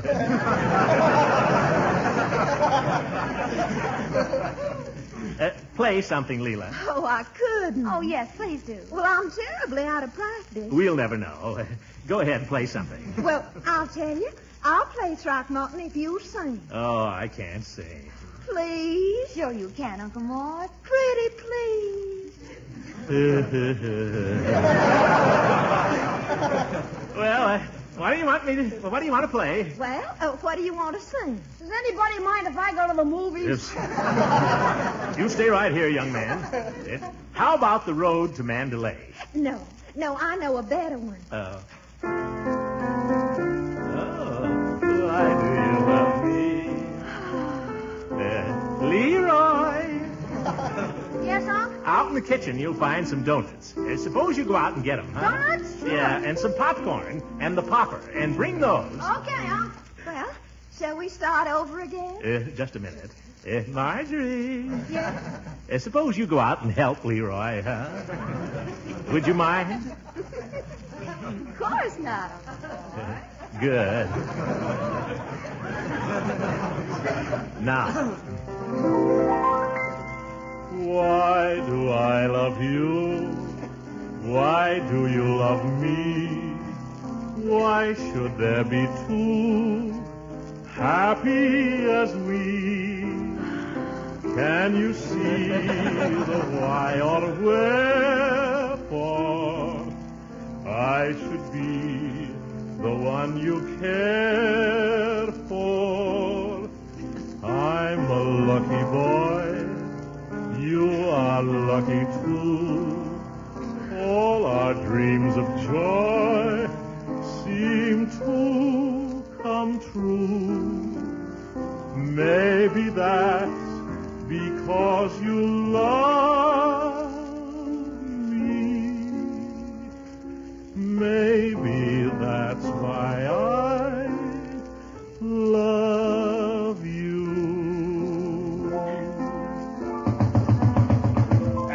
that, Leroy? Why do I love you? Oh, why do you love me? Why should there be talk? Happy as we. Hooker! Well, why should there be two? Why shouldn't there be three? Go right ahead. It's beautiful. Who let you in, you old buzzard? My young friend Leroy. Hello, Leela. Hello, Joe. Well, I thought you were spending the evening alone, Gildy. I was till you butted in.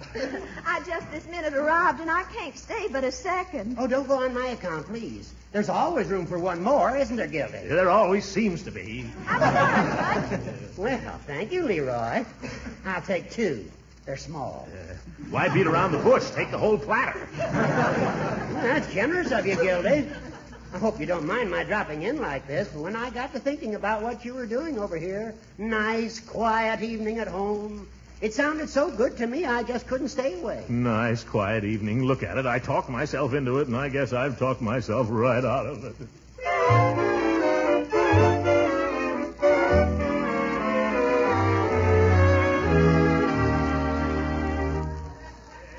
Quiet, everybody. Quiet, please. Now, quiet.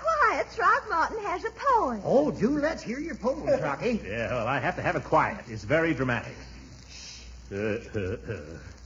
'Twas a balmy summer evening, and a goodly crowd was there, which well nigh filled Joe's barroom on the corner of the square. Answer that, somebody. Marjorie, will you? I've got it, Unc. Hello there, young fellow. Is your uncle at home? You know darn well I'm at home. Well, if it isn't Pettibone, come on in, Doc. Join the happy throng. How are you? Hello, Judge. Well, Mrs. Ransom. Yes, but I can't stay but a second. Gildersleeve, how are you? I'm slipping. Just thought I'd drop in, see if you're taking care of yourself. Well, popcorn. Would you have some, Doctor? Thanks. Matter of fact, I didn't have anything to do this evening, Gildersleeve, so I decided I'd just combine business with a little pleasure. Fine. I suppose I'll get a bill for this. Great kidder, isn't he? Great idea you've got here, Gildersleeve. I don't know why people go running around when they can spend an evening at home like this. Mr. Gildersleeve was just about to do a recitation for us. Oh, good. Have you ever heard my imitation of Harry Lauder? Oh, just a minute, Doctor. If you don't mind. Yes, Mr. Gildersleeve first. Now, quiet, everybody. 'Twas a balmy summer evening, and a goodly crowd was there. The crowd's getting bigger.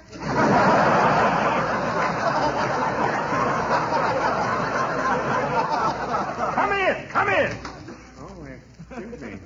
Come in, Peavy. I hope I'm not intruding, Mr. Gildersleeve.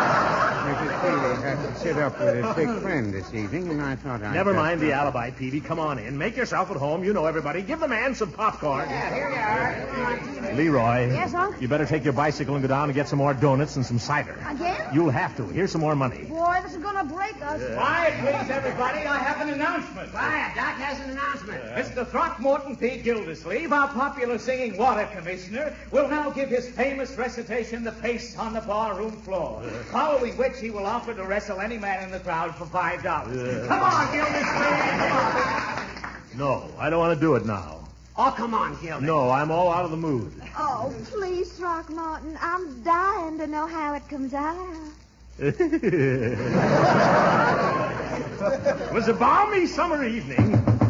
All right, who is it now? The cops? Miss Fitz, come in. Well, I didn't know you were giving a party, Mr. Gildersleeve. Neither did I. I worked late at the office, and I had to pass here on the way home. Don't bother to explain, Miss Fitch. It's open house here. Liberty Hall. Come on. Give Miss Fitch a donut, somebody. Folks, I got a suggestion. The judge has a suggestion. I think we all vote a thanks to our friend Gildersleeve here for a great idea. Why don't we meet together this way every Saturday night? Great idea. Wait a minute. That's not my idea. After all, as Gildy says, why spend your money when you can can stay at home and have an evening of fun and jollity like this, and it doesn't cost a penny. Doesn't cost who a penny? Piano, popcorn, Parcheesi, 8 dozen donuts. What do you say, folks? Next week, same time, same place. Just a minute, Hooker. Yes, Gildy. I've got something to say to all of you. You've invited yourselves in here, you've eaten my donuts, you've drunk my cider, and you sat by my fire and played my piano. And now, by George, you're going to listen to me. All right, Gildy. What is it, old man? It was a balmy summer evening, and a goodly crowd was there.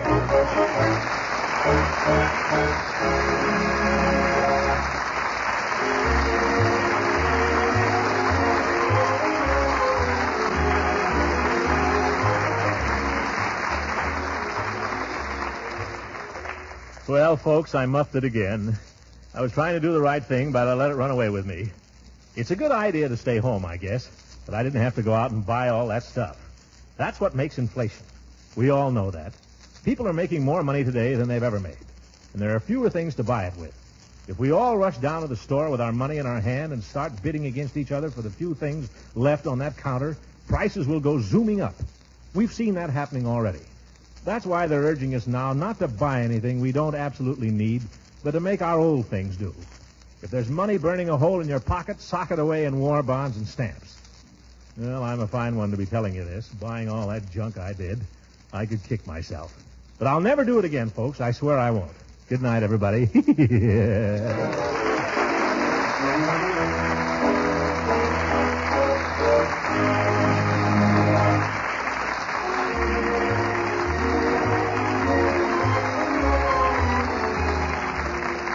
Original music heard on this program was composed and conducted by Billy Mills. This is Ken Carpenter speaking for the Kraft Cheese Company and inviting you to tune in again next week for the further adventures of the Great Gildersleeve. If your family turns up its noses at leftovers, here's a tip. You can change leftover vegetables, chicken, or fish into taste-tempting treats with Pabstet and do it in a hurry, too. You see, Pabstet is the delicious golden cheese food that's just right for making cheese sauces that really make leftovers sing. Just melt Pabstet in a double boiler, stir in a little milk, and season. That's all you do for a scrumptious sauce that's full of rich cheese goodness. You like Pabstet, too, for sandwiches and snacks because it slices and spreads so easily. And remember, Pabstet is an excellent source of food energy. Milk protein, the milk minerals, calcium and phosphorus, vitamin A. Yes, and Pabstet is digestible, too. So keep Pabstet on hand. Your dealer has it in the handy round flat package. Yes, tomorrow ask for Pabstet. Pabst-ETT. Pabstet, the delicious golden cheese food of 100 different uses. This program reached you from Hollywood. This is the National Broadcasting Company.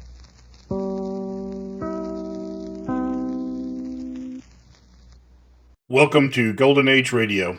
Rumble.com/C/GAR. Visit veteransradioministry.com for more videos like this.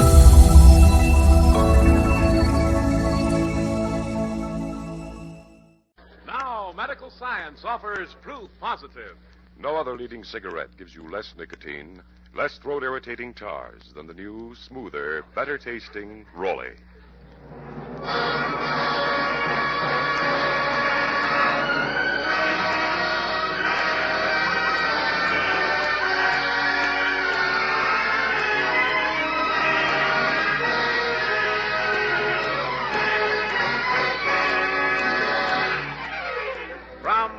The Rolly Cigarette Program, starring Red Skelton with David Forrester and his orchestra, our singing star Anita Ellis, Gigi Pearson, Verna Felton, Pat McGee, and Wonderful Smith, and yours truly, Rod O'Connor.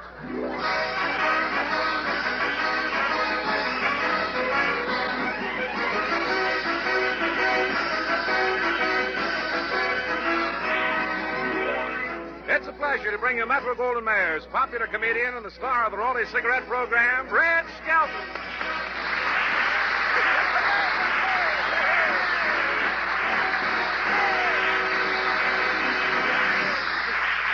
Thank you and good evening, ladies and gentlemen. 903, Rod. 903, Red. I know what 903 means. Yeah, what is it? It was the number of the rows up on those seats you gave me for the football game last Saturday. Really up high, huh? Say, wasn't that USC-UCLA game something, huh? They had a referee for a duck they used. Where were you sitting?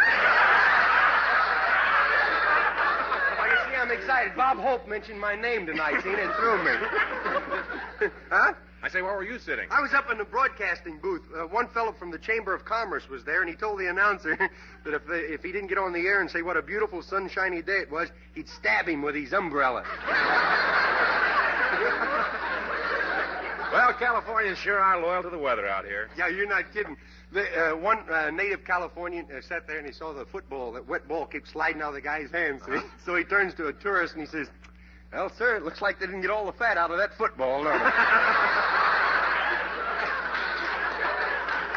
Well, what was the broadcast like, Red? Well, if they broadcast it the way it really should have been broadcast, it would probably sound something like this. Well, sir, here we are, ladies and gentlemen, in the Coliseum in beautiful, sunny California. Yes, sir, lovely, sunshiny day. Only one cloud in the sky. Starts in San Francisco and follows through to San Diego. This is really the land of sunshine. In fact, there's so much sunshine today, they're spreading sawdust around the field to soak it up. Well, it looks like the game's going to start. Both teams have just rolled out to the field. Road, rather. The referee's placing the ball. He seems to be having a little trouble with his life raft there. And there's the kickoff. Number 35 has it. He's moving back real fast using the Australian crawl. He's down on the 45-yard line. Boy, what a splash. What a splash. 6 players were knocked down by the wave. Uh-oh, it looks like a penalty there for an unnecessary ducking. One boy went under over there. There's Johnny Weissmiller just dived off of the scoreboard, and he's swimming out to administer first aid. We now stand by for station identification. This broadcast was brought to you by the new Raleigh cigarette, the only cigarette that you can smoke underwater while writing letters.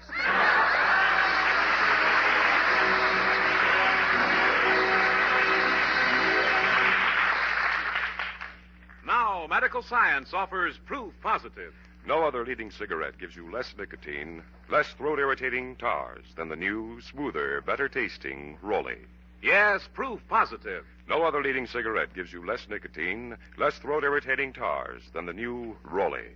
Scientific tests of America's 6 leading brands based on a method used by the United States government. Tests certified by a jury of 14 doctors have proved conclusively. No other leading cigarette gives you less nicotine, less throat-irritating tars than Rollies. So smokers enjoy the new, smoother, better-tasting Rollies. And remember, medical science offers proof positive. No other leading cigarette gives you less nicotine, less throat-irritating tars than the new Rollie cigarettes.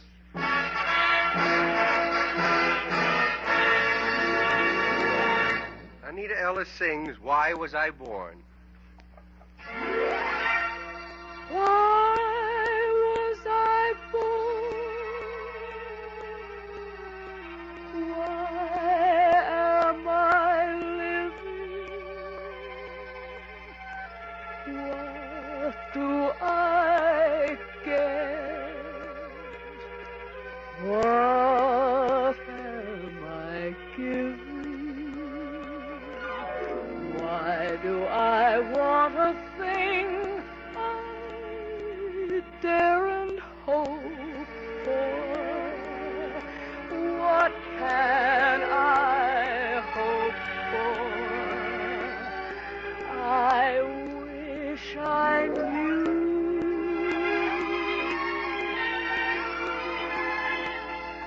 Why do I try to draw you?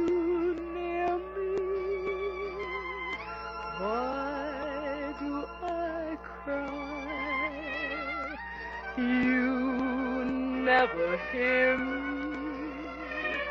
I'm a poor fool, but what can I do?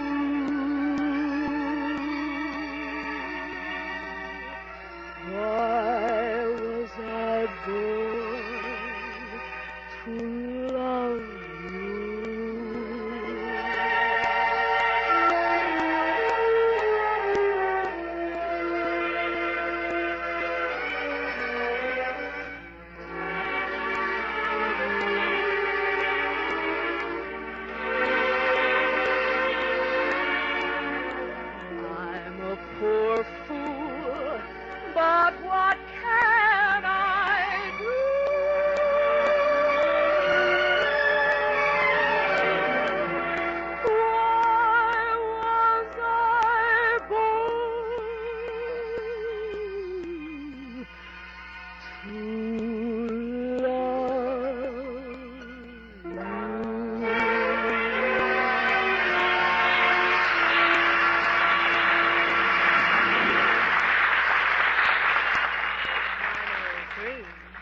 903.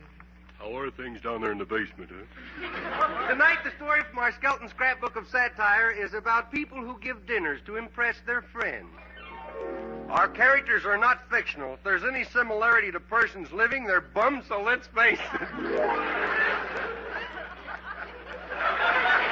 I've always wanted to say that. You know? Once upon a time, there was a girl who wanted to make a good impression on her boyfriend. She wanted him to know that she'd be a good wife and a good cook. So she worked 24 hours preparing the meal for him. Once upon a time. This is the story of J. Newton Numbskull.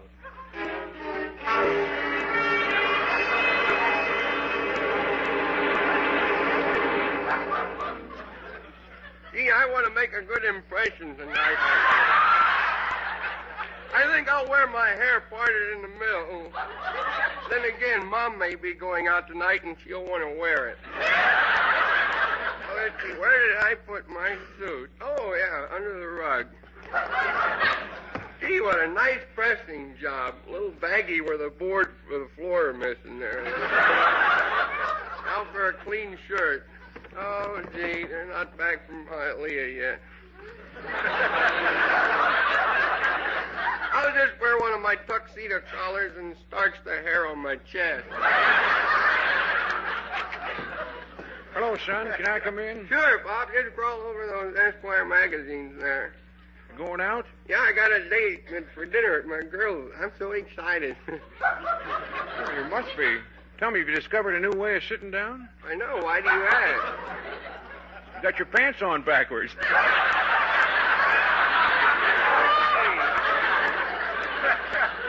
Well, what's this girl like? Oh, she's different from any girl I've ever met.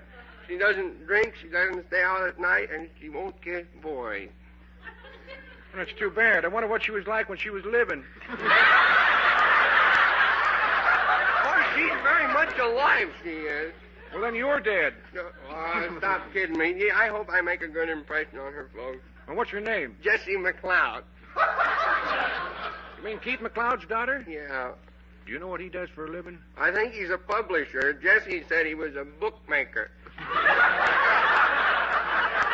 Now, look, stupid, you know what kind of bookmaking that is? No, but he sure got them working like horses for him in Hialeah. Well, he's one of the biggest small-time gamblers in town. Oh. Why don't you use your head? After all, you're a man with a future. You got a good job. Yeah, a decoy for dog catcher. Look, Dad, I promise not to marry her unless she is everything Mother is. Well, I was afraid you'd fall into the same trap I did. Well, good night, Dad. Hey, what's wrong with this door here? It opens the other way. Look, it don't open your way. Oh, yes, it does. No, it don't. Yes, it does. No, it don't. Now it does.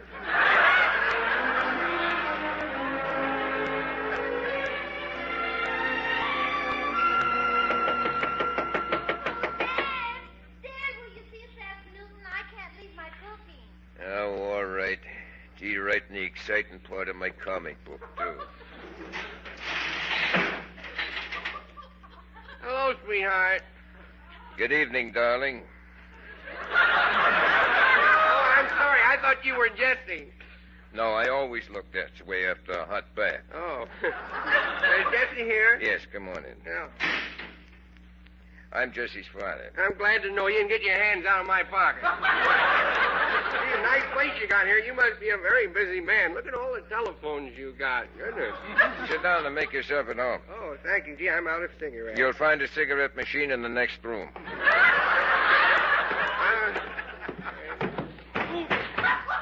I'm sorry. It's kind of dark in here. I didn't see that turnstile.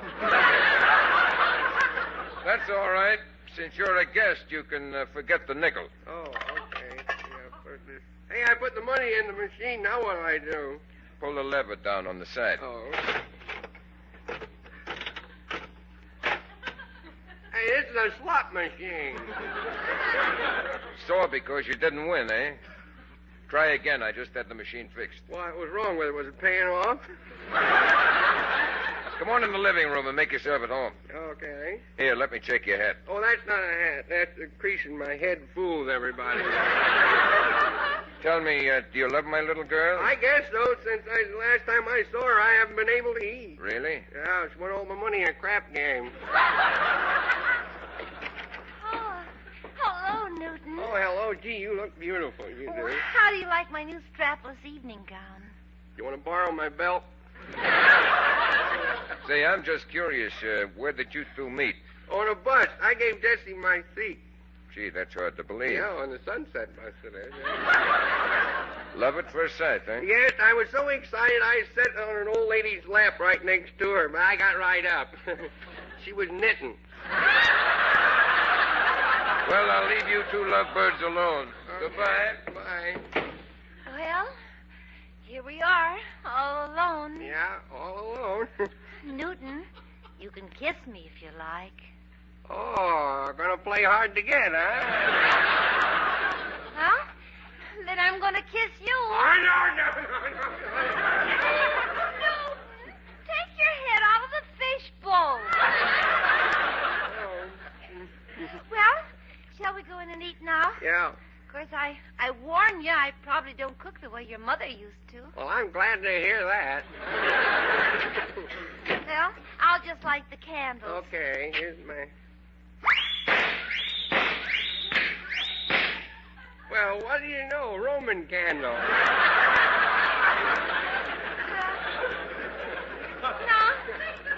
Now, Newton, will you help me with my biscuits? Oh, did you make them yourself? Uh-huh. Do you want me to work the derrick while you hook them on?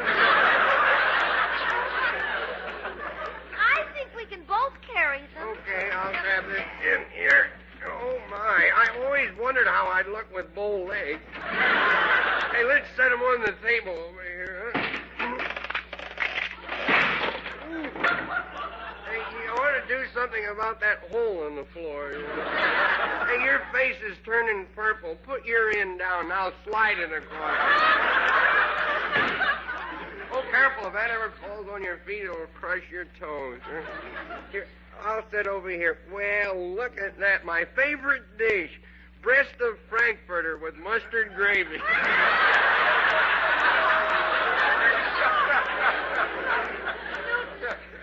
Newton, are you brave enough to try one of my biscuits? Yeah, I'll take this little one here. Oh, it's hot. It's hot. Oh, well, don't stand there juggling it. Eat it. I dropped it. It's a good thing I took a bite out of it. A hole would have gone through the floor and killed the people downstairs. What are you crying about? What's the matter? Oh, I wanted so much to impress you with my cooking. Well, don't cry. You're cooling my coffee here. But they say if you give a man a perfect dinner, he'll never leave you. Oh, everything is perfect. Could you step back just a little? Your mascara is splattering my shoes. Look, I'll eat all your biscuits if that'll make you feel better. Oh, they're wonderful. I think I busted my baby tooth. Oh, will you ever leave me, Newton? I can't. I'm anchored.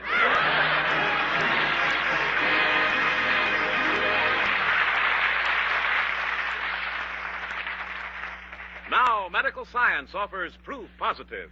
No other leading cigarette gives you less nicotine, less throat-irritating tars than the new, smoother, better-tasting Rolly. Yes, proof positive. No other leading cigarette gives you less nicotine, less throat-irritating tars than the new Rolly. That star of Sinbad the Sailor, Douglas Fairbanks Jr., says, quote, "Figures don't lie, and I've seen the figures. Medical science has proved no other leading cigarette gives you less nicotine, less throat irritants than Rolly. Rollies are better tasting, too." Right, Douglas Fairbanks. Those tests were based on a method used by the United States government. So, friends, enjoy the new, smoother, better-tasting Rolly. And remember, medical science offers proof positive. No other leading cigarette gives you less nicotine, less throat-irritating tars than the new Rolly cigarettes.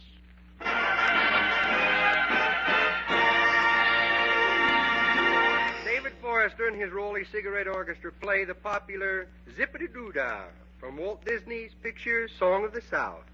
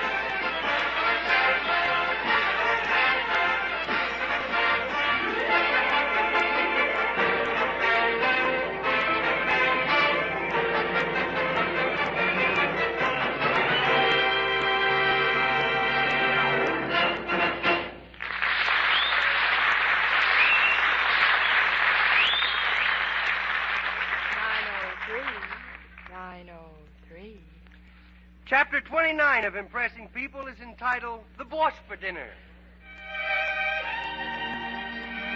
It never fails. As sure as you want to impress someone, everything goes wrong. And if Junior, the mean little kid, is around, you'll get more than your share of embarrassment.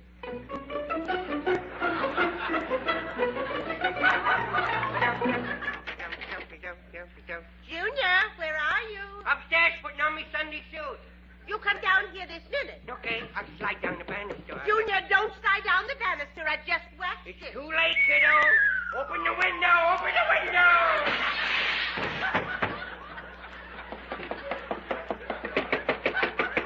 Open your door. Are you hurt? You mad? Yes. I'm hurt. I'm hurt. Look, you tore your pants. Oh, it looked like the bottom fell out of everything, don't it? Did you wash like I told you to? Yes, ma'am. Good and hard? I say I struck skin. Look. What are those red marks on your face? That came off of the soap wrapper. Junior, you're supposed to take the soap out of the wrapper. Details. My way the soap lasts longer. Say, who's coming to you so fussy today? Mr. Boomhauer is coming for dinner. Who he? Mr. Boomhauer is your grandfather's boss. Oh. Well, don't mention anything about him that has been said in the house. Oh. We must make a good impression. I'll make a good impression on him. Where's me baseball bat? Now, Junior, you don't mean that. You're kidding. You just keep laughing, kiddo. Boy, you wait till you see him walking around with a lump on his head so big, look like somebody looking over his shoulder. You find out, boy. Now, that's enough silly talk.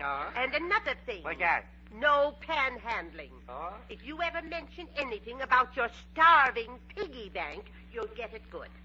Oh, and before I forget, we've hired a servant for tonight, but we're to pretend that he's been here all the time. Is that who that man is setting the table? Yes. Hey, I better take that sign off his back. What sign? Don't miss the Jolson story. Hey, what you making? Sandwiches for our guests. Who's coming, midgets? Goodness. Why, a mouse would need glasses to find them little things, you know? Those are hors d'oeuvres. Hors d'oeuvres? Where'd you get the recipe? From Reader's Digest? Goodness, the name's bigger than the sandwiches, aren't they? Would you like to try one? I don't know. They ain't good. Why are you making such a face? Don't you like it? Well, the crackers are okay, but what's this mess on top? Now, go play or something. There's so much to do before they all get here. Hey, you better hide that bottle of Gramps' medicine sitting there. You better, why he take that stuff, anyhow? Well, he only uses it as his pick-me-up. As a pick-me-up, yes. Huh? Too bad it works the opposite on him, ain't it? That reminds me. I haven't put any in the punch yet. Oh, you're going to pour your stuff in? Pardon me, ma'am, but where's the little boy's chair? Why, it's the one in the corner with the straps on it. Yeah, and don't forget to plug in the cord.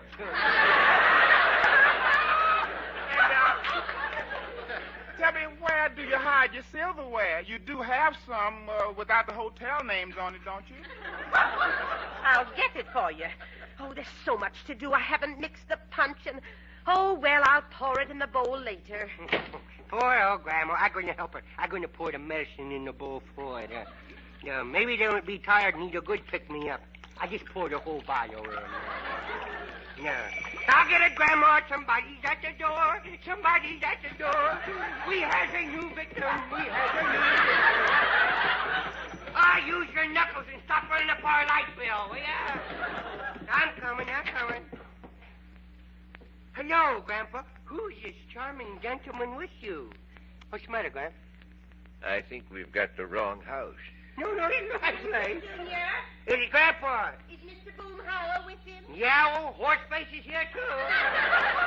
Horseface? Well, I like that. You does, really? Well, stick around. I got some better ones, you know. Nice grandson you've got here, Pat. Shall I tell him now or let it dawn on him? Oh, what a pleasant surprise. This is my wife, Verna. Yeah. Oh, how are you, Verna? Yeah. Why, you certainly don't look old enough to have a grandson. Really? Where's the little boy's mother? She's out picketing storks. Take my derby hat and put it someplace. Hmm? I say, take my derby hat and put it someplace. Now, he ought to know better than that. I'll hang it up for you. My, what a thoughtful little boy you have here. Where? Here, Junior. For your kindness, here's a dime. Oh. What do you say, Junior? You got another one? Junior. Don't you hit me. Shall we go into the living room? Maybe you'd better let me go first in case there's any booby traps. My, what a charming place. Well, it's home. Yeah. Would you care for some fruit punch? Yes, more punch than fruit, though, you know. I think I'll have one. You going to have one? Have you got a license to fly? You see, we're not really a drinking family. Well, I'm glad to hear that, Pat. Well, here's to you. Anything wrong? No. Where did you buy those delicious lemons? Hey, I help make that stuff. You want some more? Well, yes, I don't care if I do. Okay, but you can't drink it laying down there on the floor. Get out. Dinner is served. Hey, Gramps, look what we got. Look. Junior, it's only our butler. Oh. You do remember? Yes, that's right. Oh, James, would you draw me bath water so I can take a bath in a boat this afternoon? Oh, yes, Master Junior. Dinner is served. Well, let's put on your feet back, folks. Come on, here we go. Turner, can't you send him on an errand or put him to bed or something? Well, we need some ice. Well, send him to Nome for some. Well, is everything ready, O'Brien? Yes, ma'am.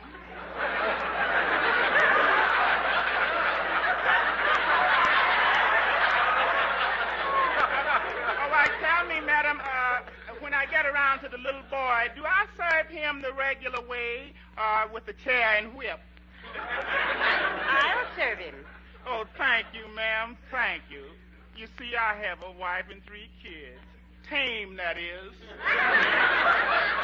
You sit here, Mr. Boomhauer. And I'll sit next to Mr. Boomhauer. You sit next to me. Every time we have company, I have to sit next to you so you can pinch me, don't I? Julia, one more remark and you're going to bed without your supper. I don't care. I don't have to eat. I will starve. I'll starve. I'll look like a skeleton. And I don't mean that dope on the radio either. I will get so skinny that me bones will wither up and just fade away and I'll crumble up and the wind will blow me to... Oh, no! What's the matter? I scared me down. You don't have to go to bed without your supper. Without my supper? Bless his little heart. Yeah, bless his little heart. If he was a boy of mine, I'd put him to bed. Yeah, put him... You stay out of there. She knows how to... Excuse me, please. My, doesn't that look delicious? It certainly does. With meat so high these days, I don't blame you for serving chicken. It isn't chicken, it's rabbit. Rabbit. Don't anybody move until I find me puppy dog. Yes, Duffy, where's me dog? Where's me dog? He's got legs that size. Where's me dog? What's the matter, Mr. Boomhauer? Well, I've suddenly lost my appetite. Now, he'll find it when I find me dog. I'm not going to eat that stuff either. Now you see what you've done. You've ruined our beautiful dinner. Well, I'm sorry. I didn't think he would really believe it was me puppy dog. Junior, I think you'd better leave the room. Okay, I got to find me dog anyhow. I think I'll have some more of that orange punch. On second thought, I'm not showing very good manners. I came here to eat. It's okay to eat, folks. Look, I found my dog. Look. Junior, you go right upstairs to bed. What for? I said to bed. Well, Mr. Fowler next door called me, and I should go see what he wants, you know. Junior! Oh, let the boy see what Mr. Fowler wants, dear. Thank you, Warden. Very well. But after that, to bed. I don't know why you're so upset. I know you wanted to make my evening an impressive one. Well, you know, it just goes to show how the human mind can be tricked by the power of suggestion. Well, it taught me a lesson. In the future, I'm never going to let anything upset my enjoyment. To show you I appreciate the trouble you've gone to prepare this meal, I'll have some rabbit. Well, Junior, what did Mr. Fowler want? Is he through eating? No, but what was the emergency? Mr. Fowler says his cat's been missing for 3 days.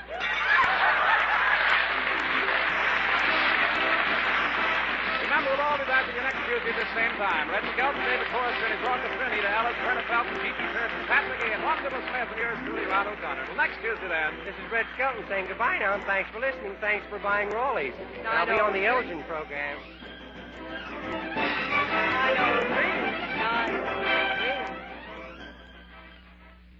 Sir Walter Raleigh, the pipe tobacco that rates superior on all 5 counts. Check them. A rich, ripe, full-bodied burley blend. Sir Walter Raleigh pipe tobacco. Mellowed with rum for extra smoothness. Deep down, satisfying goodness. That's Sir Walter Raleigh pipe tobacco. Clean smoking all the way down. No soggy heel. Leaves only a clean, dry ash. And that's Sir Walter Raleigh pipe tobacco. Crimp cut for slow, even, cool burning. Yes, Sir Walter Raleigh pipe tobacco. A brand of grand aroma. Keeps home sweet home. It's Sir Walter Raleigh. Sooner or later, your favorite tobacco. Smoke Sir Walter Raleigh, the quality pipe tobacco of America. Brown and Williamson invite you to other good listening during the week. Listen to People Are Funny with Art Linkletter next Friday night, and join us again with Red Skelton next Tuesday. Red Skelton is heard in this program through the courtesy of Metro Goldwyn Mayer. 903. Red Skelton is brought to you by the Brown and Williamson Tobacco Corporation.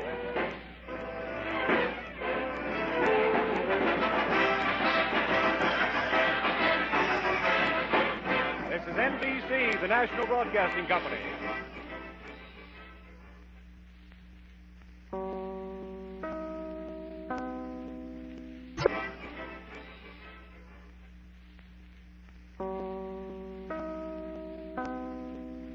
Welcome to Golden Age Radio, rumble.com/C/GAR. Visit veteransradioministry.com for more videos like this.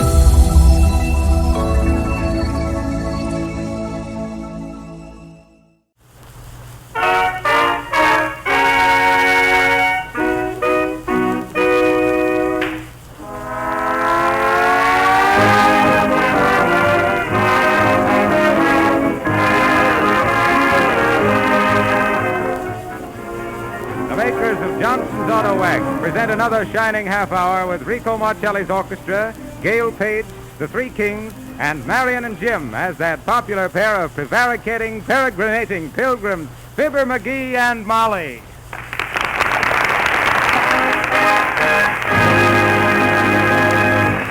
And Marcelli starts off the show with a Shine on Your Shoes, with the Three Kings lacing into the chorus.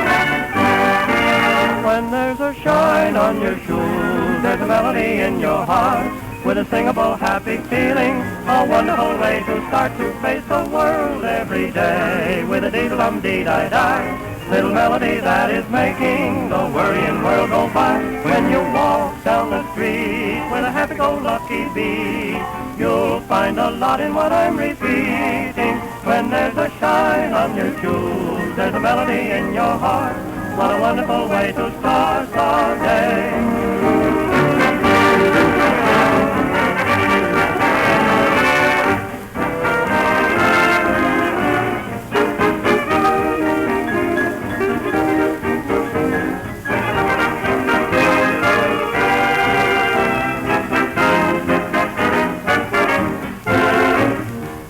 That you get in a barber shop while a barber's going ziggy-ziggy-zig with his drop.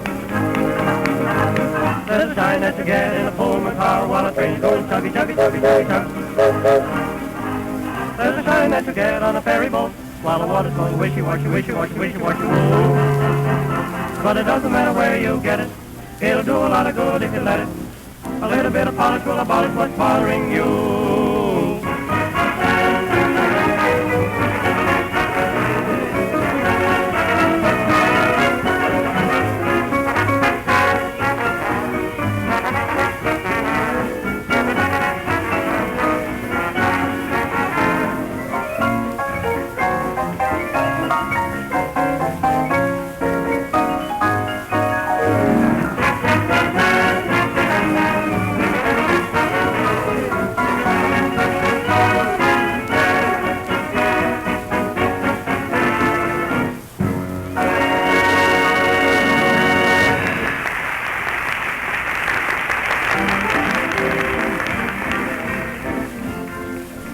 And now we go from the sublime to the pathetic. As we find Fibber, McGee, and Molly seated on the running board of their venerable vehicle as Fibber works on a tire. Oh, shucks. That rat's a dead rat. Oh, shucks. What are you doing now, McGee? Resting again? Oh, shucks, Molly, this here's exhausting work. Gotta catch my breath. Sure, the very sight of a tire tires you, McGee. What's the matter with it? Oh, not much. Treads wore off, so it looks like somebody knitted it. Sidewall's kind of caved in, and the casing's busted onto the inside in 4 places, and the valve leaks. It ain't good for more than another 2,000 miles.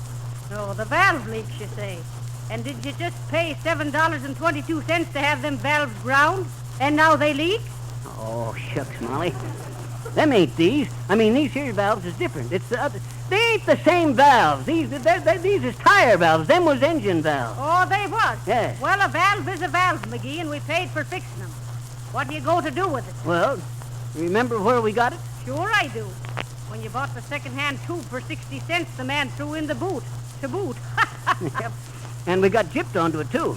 Rides around inside the tire like a squirrel into a cage. Shucks, you know what I'm going to do, Molly? Sure. What? You're going to sit there on your running board till the little brownies come along to fix the tire for us. Oh, sure now, Molly. That's it. Now go on, McGee. Time's flying by. Put the spare on and we'll go back and give that tire man a piece of our mind. That's it. We'll do it. I'll step right up to him and give him that deadly look of mine and say, real cool and quiet, I'll say, "Look, mister," I'll say, clenching my fist, kind of significant. I'll say, "Look," I'll say. Sure, and that's 2 looks you give him, McGee. Take the last look to the spare tire and let's get going. Okay. Hand me the pliers, will you, Molly? You got 'em in your hand, McGee. Oh, yeah. By the 45, fluttering, flitter, fluts. You just wait till I lay eyes onto that there jipper that sold us a boat that wouldn't work.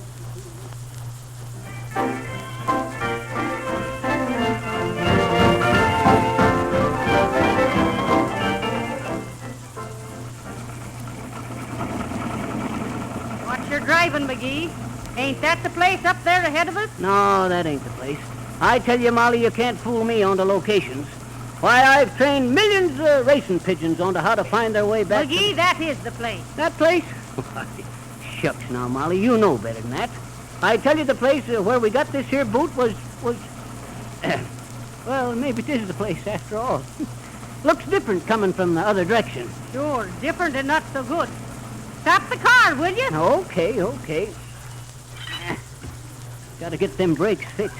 All right, McGee, now get your dandruff up and lay into him. You know what I ought to do? What? I ought to walk right up to him and bust him one right onto the chin, without saying nary a word. Good for you, McGee. Go ahead. No, I would if I hadn't hurt my hand changing them tires. Now, come on in, Molly. I'm right behind you. Good afternoon. What can I... Oh, hello there. You back? Sure, we're back, and 'twill do you no good to deny it. To deny what?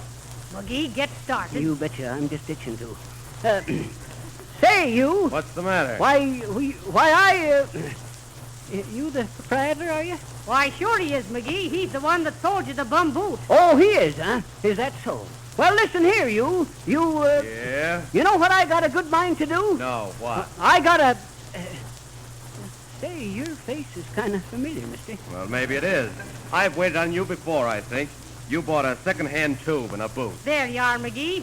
He's confessed, he has. Now, wait a minute, Molly. Ain't I seen your picture into the papers, mister? I wouldn't be surprised, brother. I was the world champion wrestler for 12 years. I was afraid of that. How much is tire patches today? McGee, the boot, remember? The boot? The boot, foolish, the boot! Penny McGee! Quit pushing me, Molly. I'm going to tell him. But maybe you better wait out into the car, huh? Aha, not me, McGee. Never let it be said a Mahoney walked away from a fight. What fight, lady? Yes, what fight, Molly? McGee, are you going to stand there and let this big bruiser talk you out of your just dues and deserts? Are you, McGee? Tell him about the boot. Okay. Listen, mister. Tell him off, McGee. Listen, you big brute. I got a boot from you a bit back.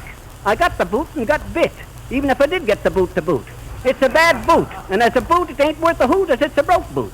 And if you think a broke boot's as good a boot as a better boot I could have bought for 2 bits, you can bet your boots will bite on no more boots. Well, I'd go to bat for a boot I bought for a bum boot, but a boot that's bought by a boot buyer as a better boot and brought back broke is a bad bite. So take your blasted boots, you big brute. Come on, Toots, let's scoot.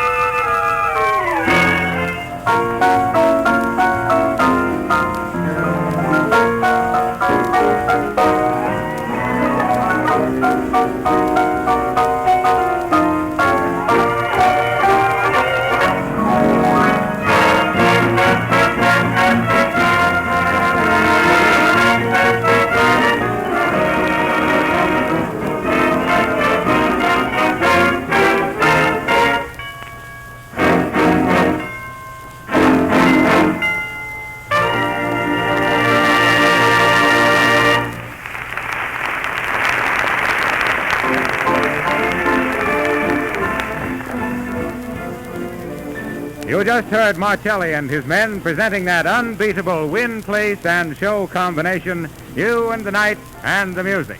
And now here is a little playlist, the like of which is happening all over the country these days. Scene 1 is in an automobile supply store. Over there's a man at the polish counter. No, but I don't believe that I could wax the car myself. Isn't it awfully hard work? No, sir, not with Johnson's Auto Waxing Cleaner. Say, this liquid cleaner works like magic. Takes away all the stains and dirt without hurting the paint job in any way. Scene 2 is in this same man's own garage in back of his home. The time is 3 o'clock on Saturday afternoon. His wife is calling. Oh, George, you'd better come in now. The ball game is just starting on the radio. Be right there, Helen. I'm just putting the finishing touches on the car waxing job. Wait till you see it. George started that Johnson wax job right after lunch, and in this short time he's done wonders for his car. The finish is as bright as new, and it's going to stay that way because the wax will protect it from wear and weather for many weeks to come. When George and his wife drive down the street, the neighbors will think they're sporting a new car. Why don't you take a tip from this little experience and get some Johnson's Auto Wax and Cleaner tomorrow? The combination costs only 98 cents, and you'll get a can of touch-up enamel free. But more about this free offer later. And now, may I present... Fibber McGee in the second act. The scene is a garage onto a big private estate, and I'm speaking to my chauffeur. And I says to him, I says, listen, I says, adjusting my silk hat and drawing on my white gloves. Listen, I says, Wilcox, I says. Wilcox? My chauffeur's name is Wilcox, too. Oh. Kind of a coincidence, you might say. Yeah. Wilcox, I says, what kind of wax do you use onto my 18 automobiles, I says. 19, he says, correcting me. Sell one, says I, like a flash. Well, says he, I always use Johnson's Auto Wax on account of it being the best automobile... take off them white gloves and sit down. Okay. I'm sorry, folks, I can't finish the play, but I can tell you it's got a happy ending. That drat it, Molly, why can't you laugh? Happy ending is right. Fibber must have seen our lovely songstress, Miss Gail Page, getting ready to sing. Miss Page is going to sing Throwing Stones at the Sun.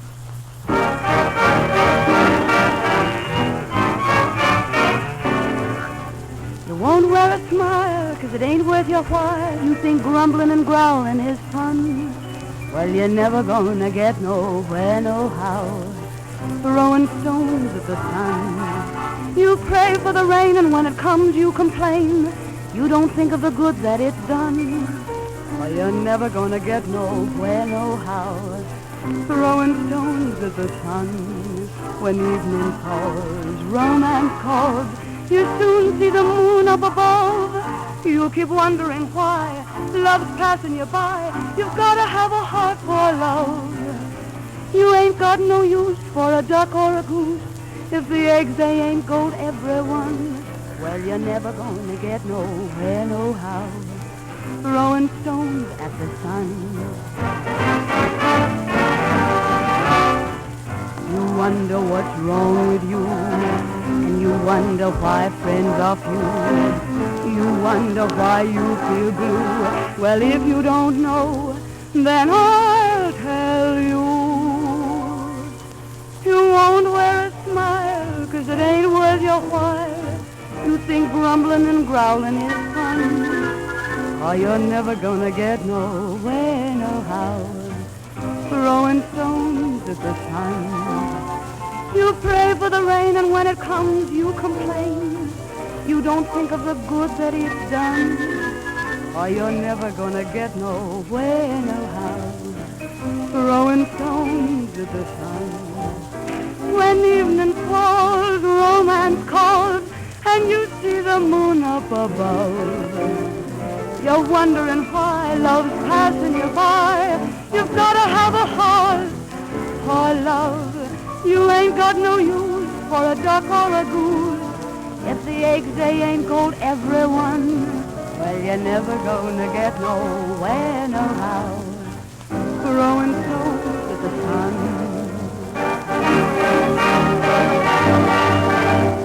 Throwing stones at the sun.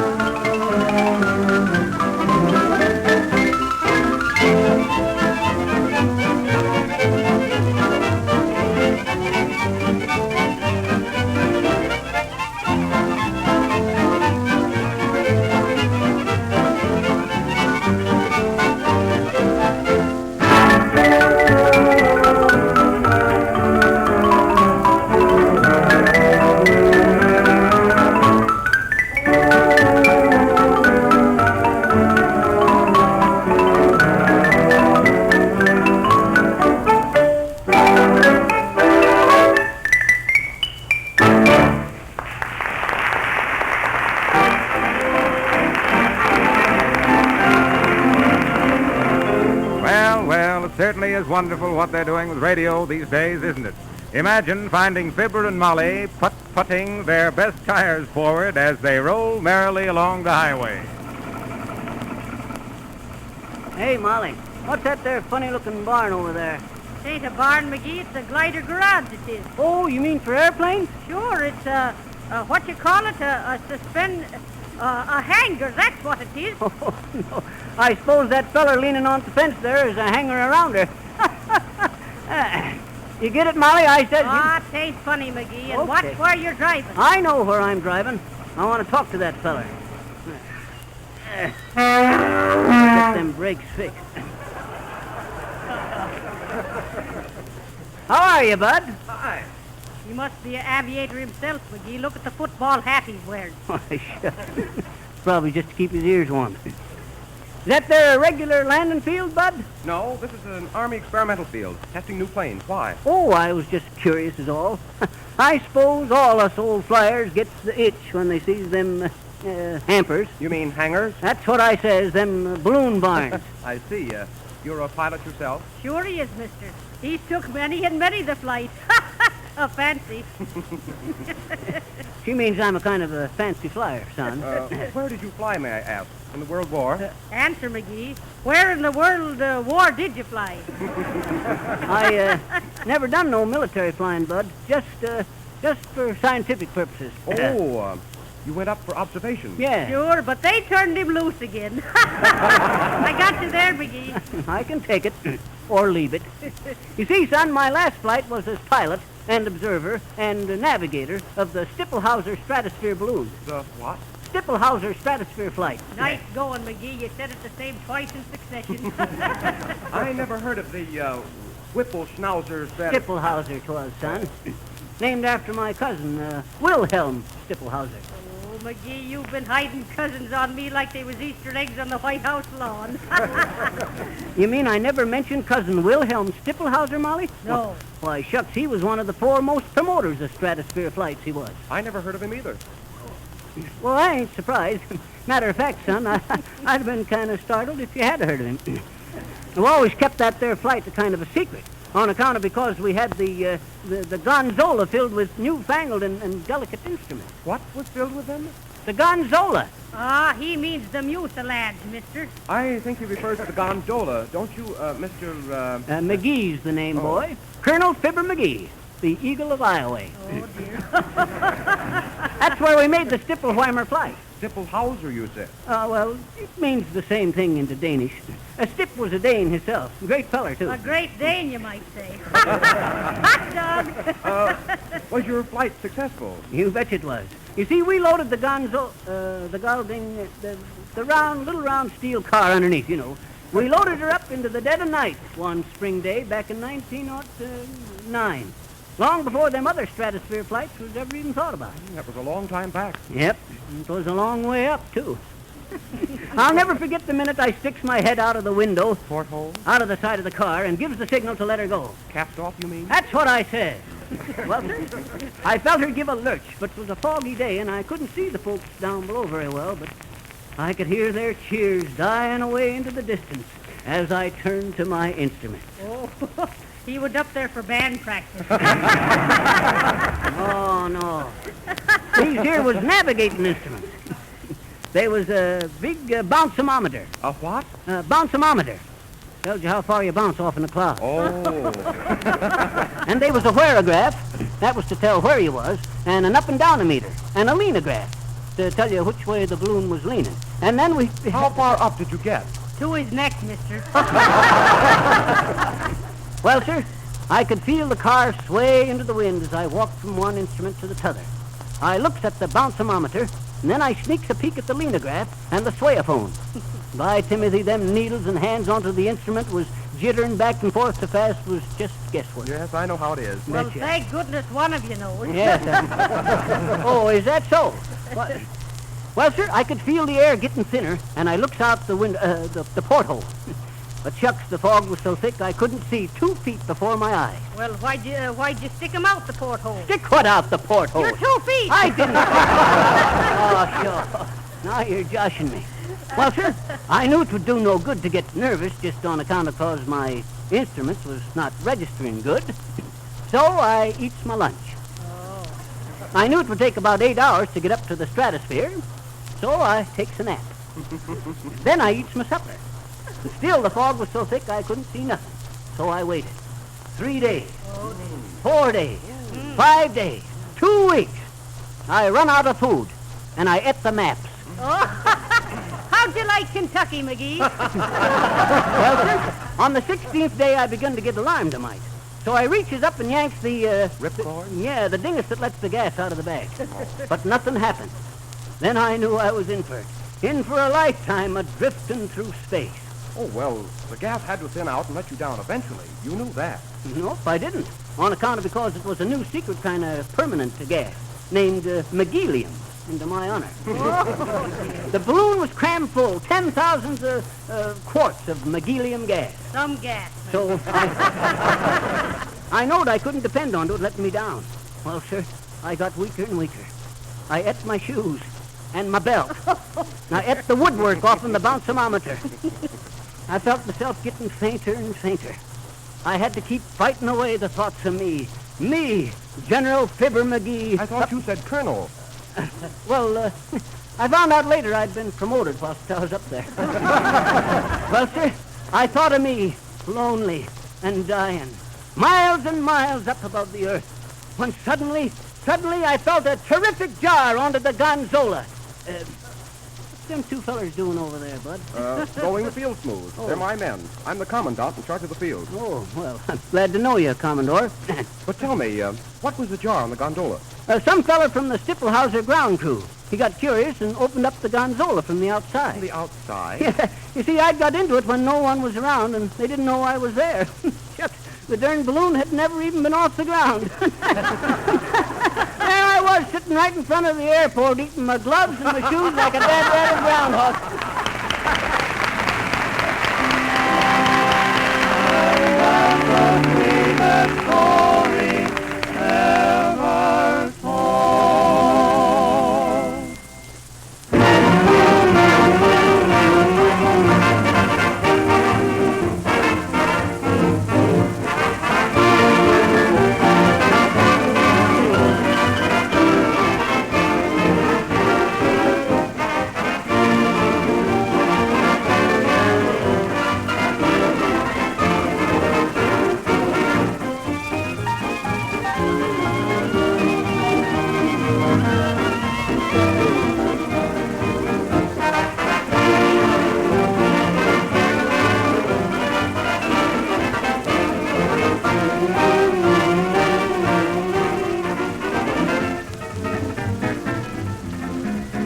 Honey, are you whose city is sweetened, whose sugar and spice and everything nice depend upon you? Whose honey are you, whose dream you completing, who goes for those eyes like sugar plum pies? Whose honey are you? You've got a tiny little touch of heaven in your fingertips. You got all the rest of heaven on your sugar-coated lips. Who's gonna get you some Sunday go meeting? Whose little heart leaps and wants you for keeps? Whose honey are you?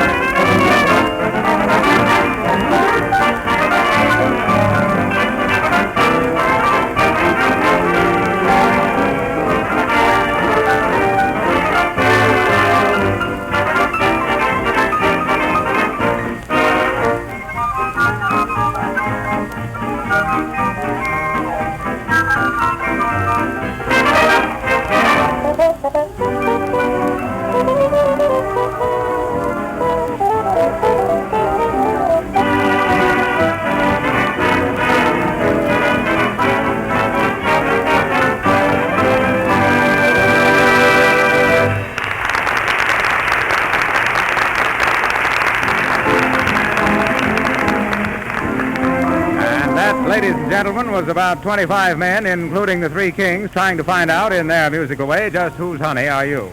And speaking of honeys, here's a honey of a free offer the Johnson Wax people are making in offering all of you, mind you, male, female, and kids, a free trip to within 42 miles of the North Pole this hot summer. And after you see them icebergs and northern lights, if you can honestly say that they shine and gleam and glitter any more than a coat of Johnson's Auto Wax, you can have... Doggone it, quit jabbing me, Harpo Swell Wax. The name is Harlow Wilcox, and we're not giving away any free trips to the North Pole. Well, we still got time. Shucks, I just thought of it myself. Fibber McGee, will you let the man do his work? Oh, sure, you never let a fella have... Thanks, Molly. But, folks, this isn't work for me. I like making you an offer like this, a free offer that's really worth listening to. Go to your filling station, hardware store, or auto accessory dealer and get a can of Johnson's Auto Wax and a can of the Liquid Auto Cleaner. You pay only 98 cents for the two, and you get a can of fine quality black touch-up enamel absolutely free. Now, a convenient brush comes with the touch-up enamel, so you can easily cover up all the small rust spots and other disfiguring marks on the fenders or chassis of your car. It will take much less time than you realize to clean and wax your car with Johnson's Auto Wax and Cleaner. And when you're through, your car will shine like new. And dirt and grease can't stick to the gleaming wax polish. Blistering sun rays can't hurt the car finish. Johnson's Auto Wax cuts car washings way down and greatly increases the trade-in value of your car. Now, if you prefer, you can have your car Johnson waxed at a nearby service station. But I repeat that you can easily do the job yourself. Your dealer is offering you Johnson's Auto Wax and Cleaner, both for 98 cents. And you can get a can of black touch-up enamel free. This offer applies in Canada as well as the United States.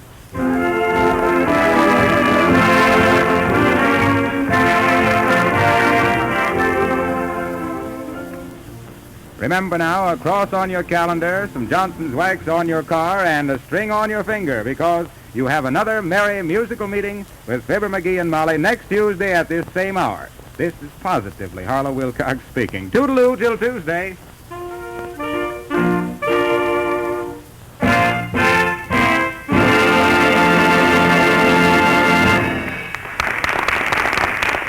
Among the selections heard on our program this evening were Shine on Your Shoes from Flying Colors and You and the Night and the Music from Revenge with Music. This program came to you from our Chicago studios. This is the National Broadcasting Company.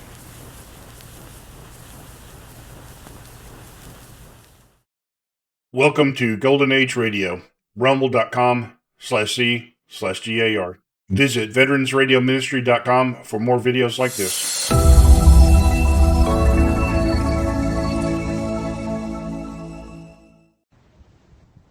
Duffy.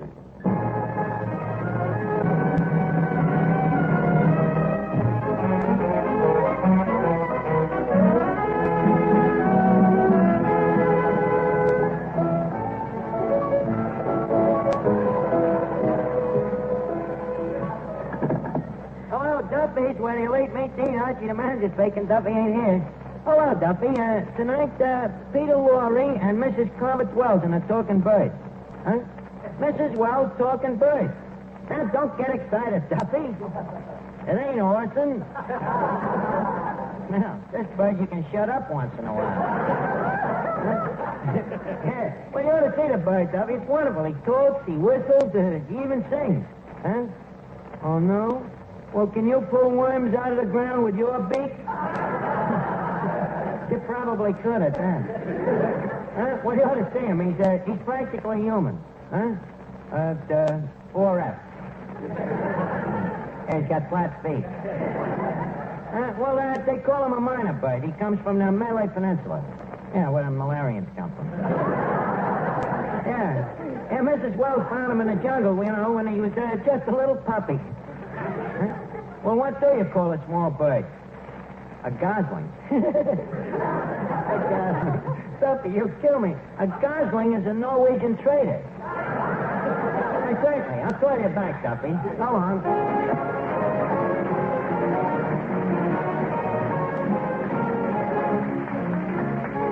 Ladies and gentlemen, welcome to Duffy's. Come in and meet Finnegan, Eddie the waiter, Miss Duffy, Johnny Johnston, Paul Weston and his orchestra, our special guests tonight, Peter Lorre and Mrs. Corbett Wells' minor bird, Raffles, and Archie himself, Ed Gardner. Harry, don't forget the announcement about the book, Duffy's First Reader. Oh, yes, I'll make it now. Yeah, orchestra, pram, please. Thank you. Go ahead, Harry. Yes. Ladies and gentlemen, ever since Duffy's has been on the air, people have been asking why Archie hasn't written a book. Well, finally, it's happened. It has been written by the great genius. Harry, please. Folks, he means it has been wrote. Monzel, watch your diction. Yes. Yes, Archie has really wrote a unique book. It is called Duffy's First Reader, and there are chapters on mathematics, etiquette, history, and grammar. Not to mention me autobiography. That's right. And Duffy's First Reader is profusely illustrated. And Harry, tell him it's got pictures, too. Yes, pictures, not only of Archie, but of the famous personalities who have visited Duffy's in the past. 48 pages of pictures and laughs. And all it will cost you, ladies and gentlemen, is the cost of postage and handling. In round numbers, 10 cents. That's all.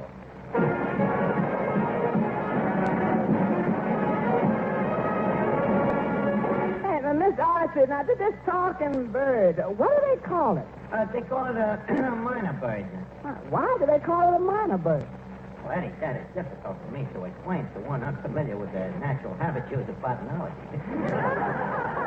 Oh, you don't know, huh? Look, Eddie, I never talked on a subject of which I am ignorant. Not that quiet, nobody could be. Tell me, why do they call it a minor bird? Because it's a bird that ain't 21 years old. What do they call the bird after it becomes 21? Nothing. They die at 20. Would you like any more information, Eddie? Yeah, keep it flying. Where'd you get all this stuff? Well, don't forget, Eddie, that for a long time I was associated with the Explorers Club. As a busboy. Maid of the water, they call me. Naturally, working in an Explorers Club, it makes one practically an explorer oneself. Well, I was a waiter at the Stock Club for 2 years. I ain't never had a baby. What did this bird look like? What does it look like? It looks like sort of one of them molted falcons. Only darker. More of a chocolate malted falcon. Say, Archie. Oh, yeah, Miss Duffy. Who did you say was coming down here tonight? Peter Lorre and a talking bird. A fine choice they give me. What's wrong with Lorre? After all, he has all the requirements you demand. He's a man. He's too short. I never go out with small men. It ain't sportsmanlike. Well, he's short, but he's tricky. Anyway, what's wrong with short guys? Your own father is shorter than your mother, ain't he? Well, they were the same height when they were married. Yeah, well, I guess all that banging on the head has dwarfed him. Look, Miss Duffy, can't you think of anything but men? Sure I can, but why should I punish myself? Say, Archie. Yeah, Harry. Mrs. Carver Wells is here with the bird. Oh, well, good evening, Mrs. Wells. We are indeed granted by your humble presence here tonight. Thank you, Archie. Speaking of jungles, you know I'm an old-time hunter myself. You are? Yeah, many's the time I hunted elephants, lions, tigers, hyenas. Yeah. Eddie over there used to be me safari. Priceless. Many's the time he has trekked me out of the jungle. Which jungle? Well, what was the name of that one again, Eddie? I'm sorry, this is the one you got to trek yourself out of. Well, anyways, as I was saying... Can't we hear the bird talk for a change? Say, that is a very good idea. How about it, Mrs. Wells? All right, I'll take Raffles out of his cage.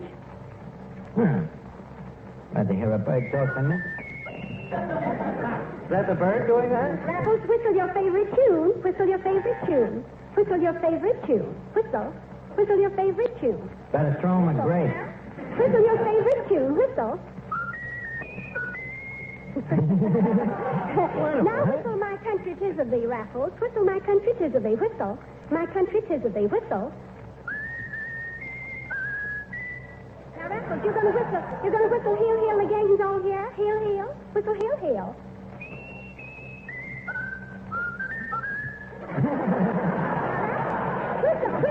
Whistle really the song you like best. Whistle your favorite tune. Now whistle your favorite tune. Yes. Now what did Raffles? You're going to whistle your favorite tune again? All right. When you saw Duffy's picture, did you laugh? Raffles, what do you say to this pretty girl? Likewise, I'm sure. When you saw Duffy's picture, did you laugh? Did you laugh? That's a very bright bird. Whistle your favorite tune. Whistle your favorite tune. Whistle your favorite tune. That's fine, Raffles, but you're going to say hello, Jojo? Going to say hello, Jojo? Say hello, Jojo. Hello, Jojo.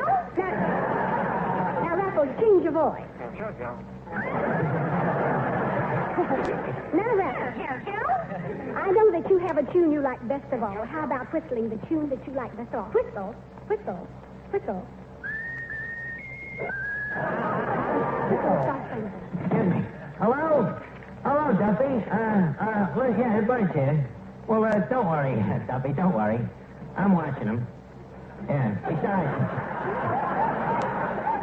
Anyhow, I got me hat on. Huh? What? No, Duffy, you're wrong.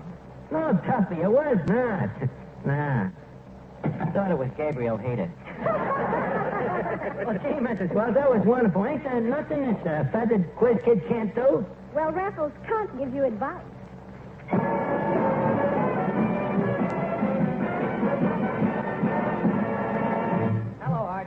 Oh, Johnson. Look, Johnny, I've been meaning to apologize to you. You know, I've been a little rough on you the last couple of weeks, and I want you to know that I really think you're a great singer. Oh, okay, Bud. Now, look, about this bird. It happens that, I'm the singer around here, and I don't like to see a bird cutting in on my racket. Look, Johnson, it may be news to you, but them birds was in a singing racket long before you was. Well, I want you to know that I'm not taking second billing to a crow. Johnson, what is your song tonight? Sunday, Monday, or always. Sunday, Monday, always. I noticed you left out payday. Johnson, sing. You were very wise leaving out that payday.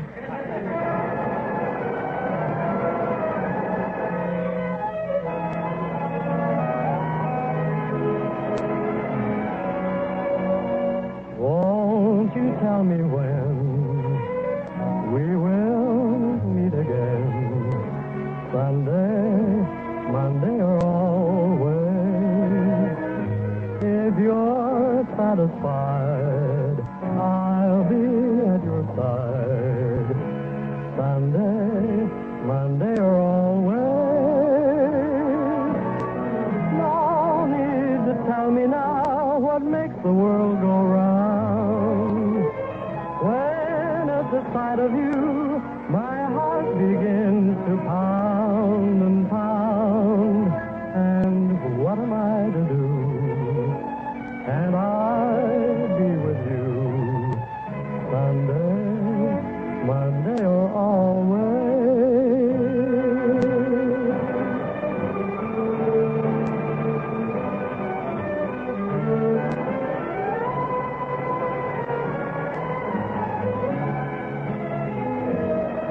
Won't you tell me when we will meet again? Sunday, Monday, or always. If you're satisfied, I'll be at your side.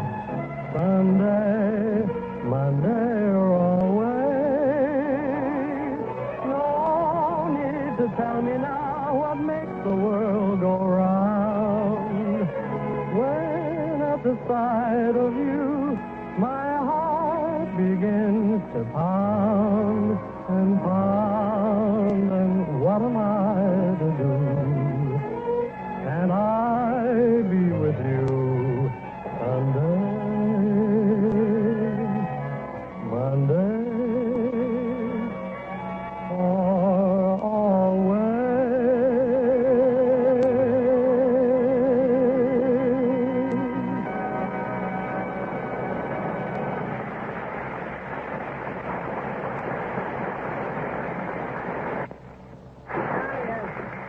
That was very good. You know, we shouldn't really walk on you like we do. Oh, that's all right, Arch.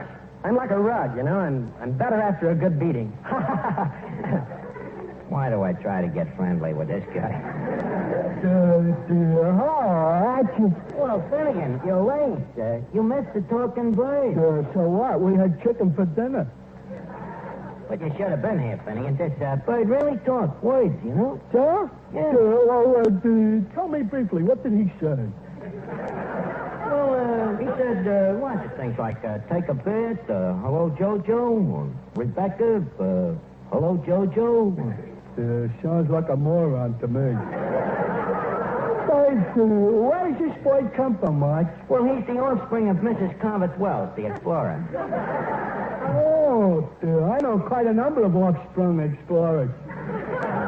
Finnegan, stop lying. What explorers do you know? Oh, Dr. Presume. Dr. Presume? Yeah, Dr. Livingston, I presume. The man's name was Stanley, I presume. Mr. Doctor? What's the matter, Eddie? Oh, look here. The man has been sitting over in that car. You know who he is? Who? Mr. Peter? Laurie.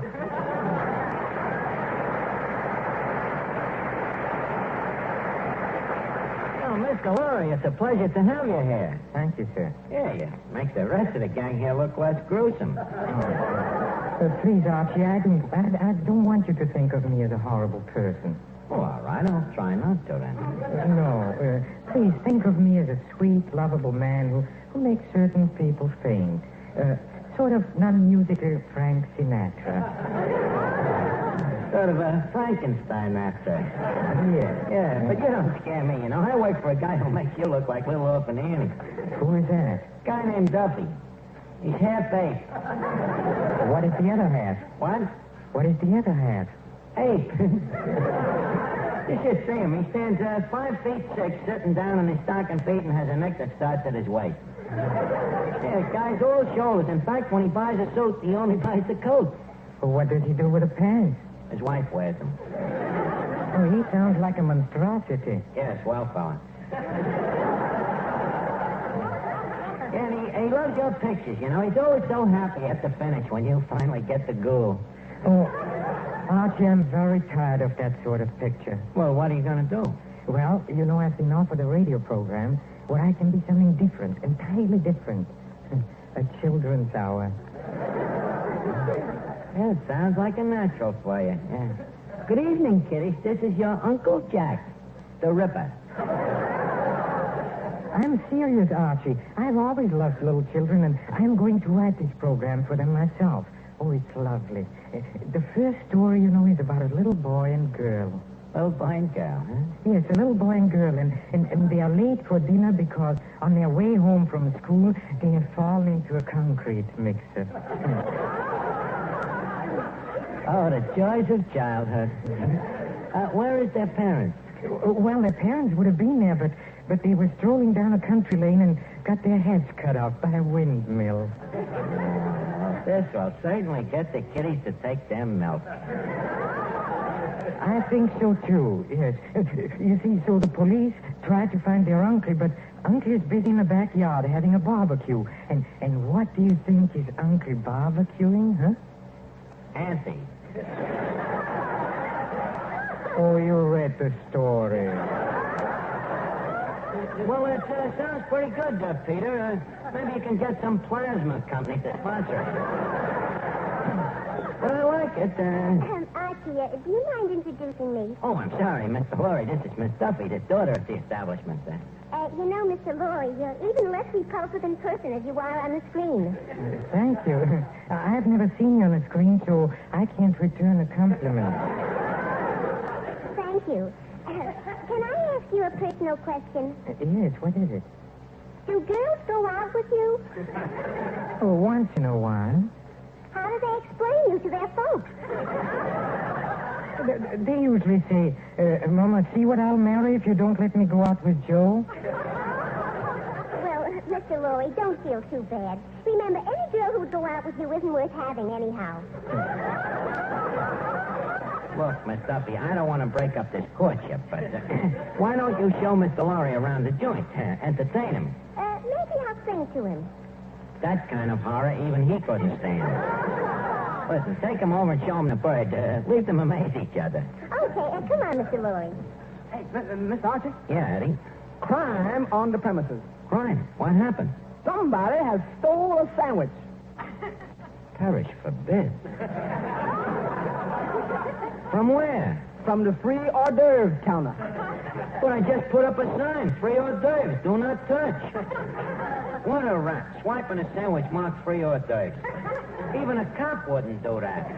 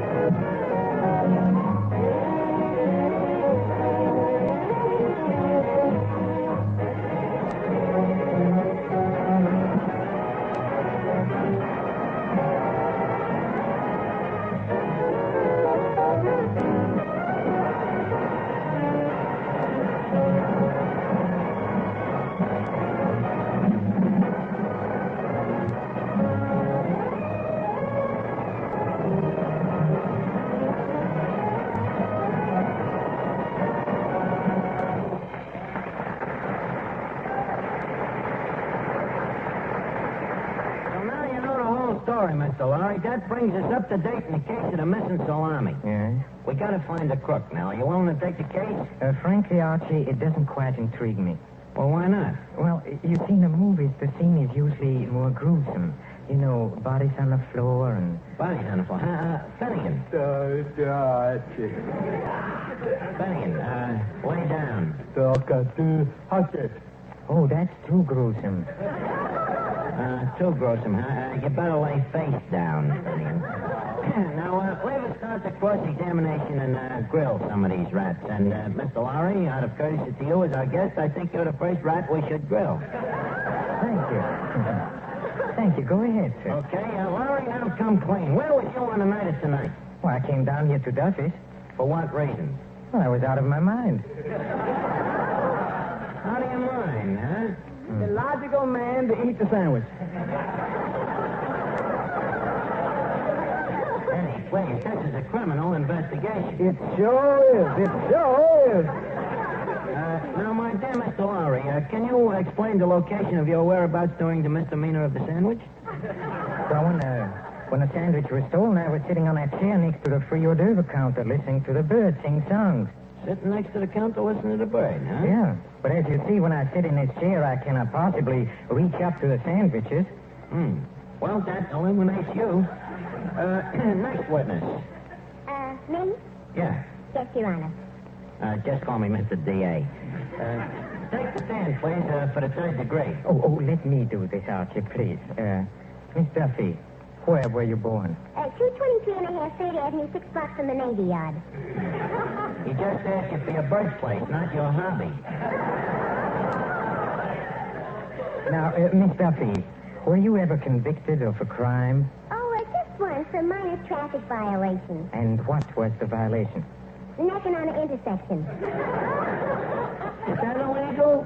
Yeah, we weren't in a car. Well, since they like me, huh? Proceed, prosecution. Prosecution rests and needed. Well, if we only had some clues, Eddie. Yeah. Eddie, take the stand. Say, oh, yes, 3 times. Oh, yes. Okay, the court is now in session. Eddie, do you recall the exact day that the salami sandwich was made up? I think it was Labor Day. Yeah. Must have been Labor Day because the previous Easter, everybody said, these sandwiches must be left over from Christmas. What year was that? Well, I remember Roosevelt had just been elected. Yes? And everybody said, Teddy's going to make a wonderful president. Well, thank you, Eddie. Next witness, Clifton Finnegan. Now, tell me, Finnegan, did you steal the sandwich? Doc, I got a lullaby. You mean an alibi? No, a lullaby. I was asleep in the chair. Well, that dismembers you, Finnegan. Laurie, I'm stumped. Well, there's only one thing left to do. Cherchez la femme. Huh? Cherchez la femme. Find a woman. No, Laurie, wait, let's get the case solved first. You never can tell about these little guys. Hey, Archie, I have an idea. What about that lady, you know, the bird that whistles the Star-Spangled Banner? The Star-Spangled Banner? Europa. The case is solved. Who done it, Arch? Just a second. Mr. Laurie, your alibi was that you were sitting down and so couldn't reach the sandwich. Yes? Mr. Laurie, are you or are you ain't a patriotic citizen? I am. When the bird whistled the Star-Spangled Banner, what did you do? What, I'll tell you, you stood up and stole the sandwich. Peter Laurie, you're guilty. Justice has trumped. The case of the stolen salami is solved.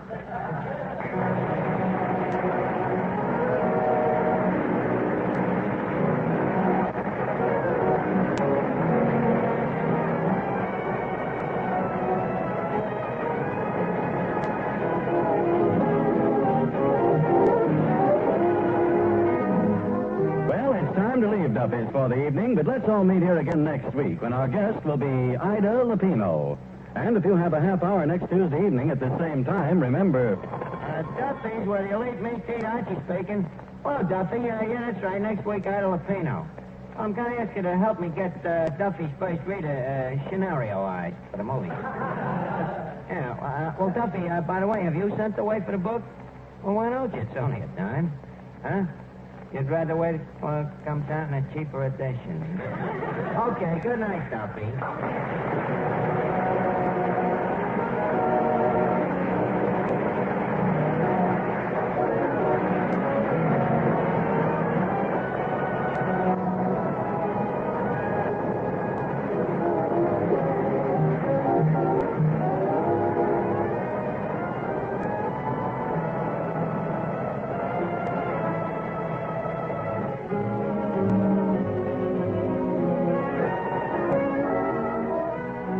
Program came to you from Hollywood. This is the Blue Network. Welcome to Golden Age Radio, rumble.com/C/GAR. Visit veteransradioministry.com for more videos like this.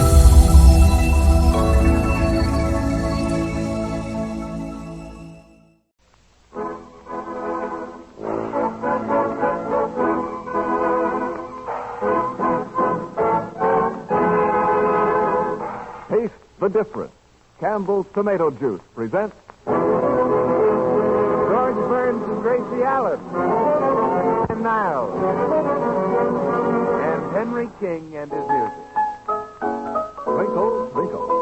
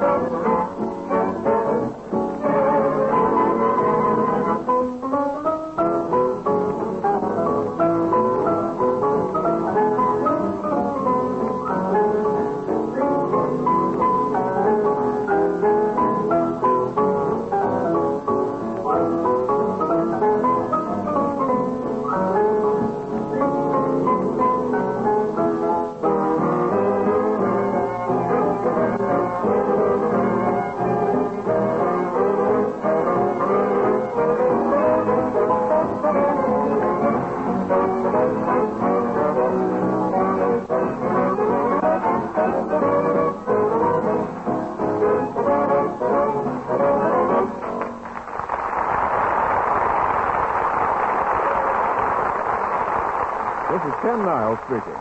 George and Gracie will be here in a minute. And say, am I happy? You know, I've been telling you about the downright deliciousness of Campbell's tomato juice and what a great favorite of mine it really is. Well, you people did something about it, too.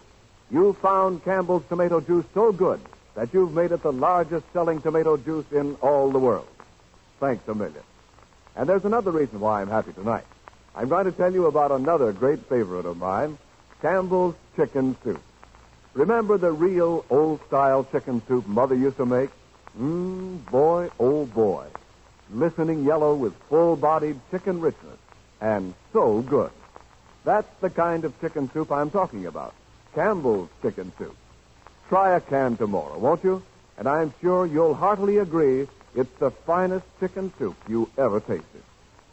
And here are George Burns and Gracie Allen.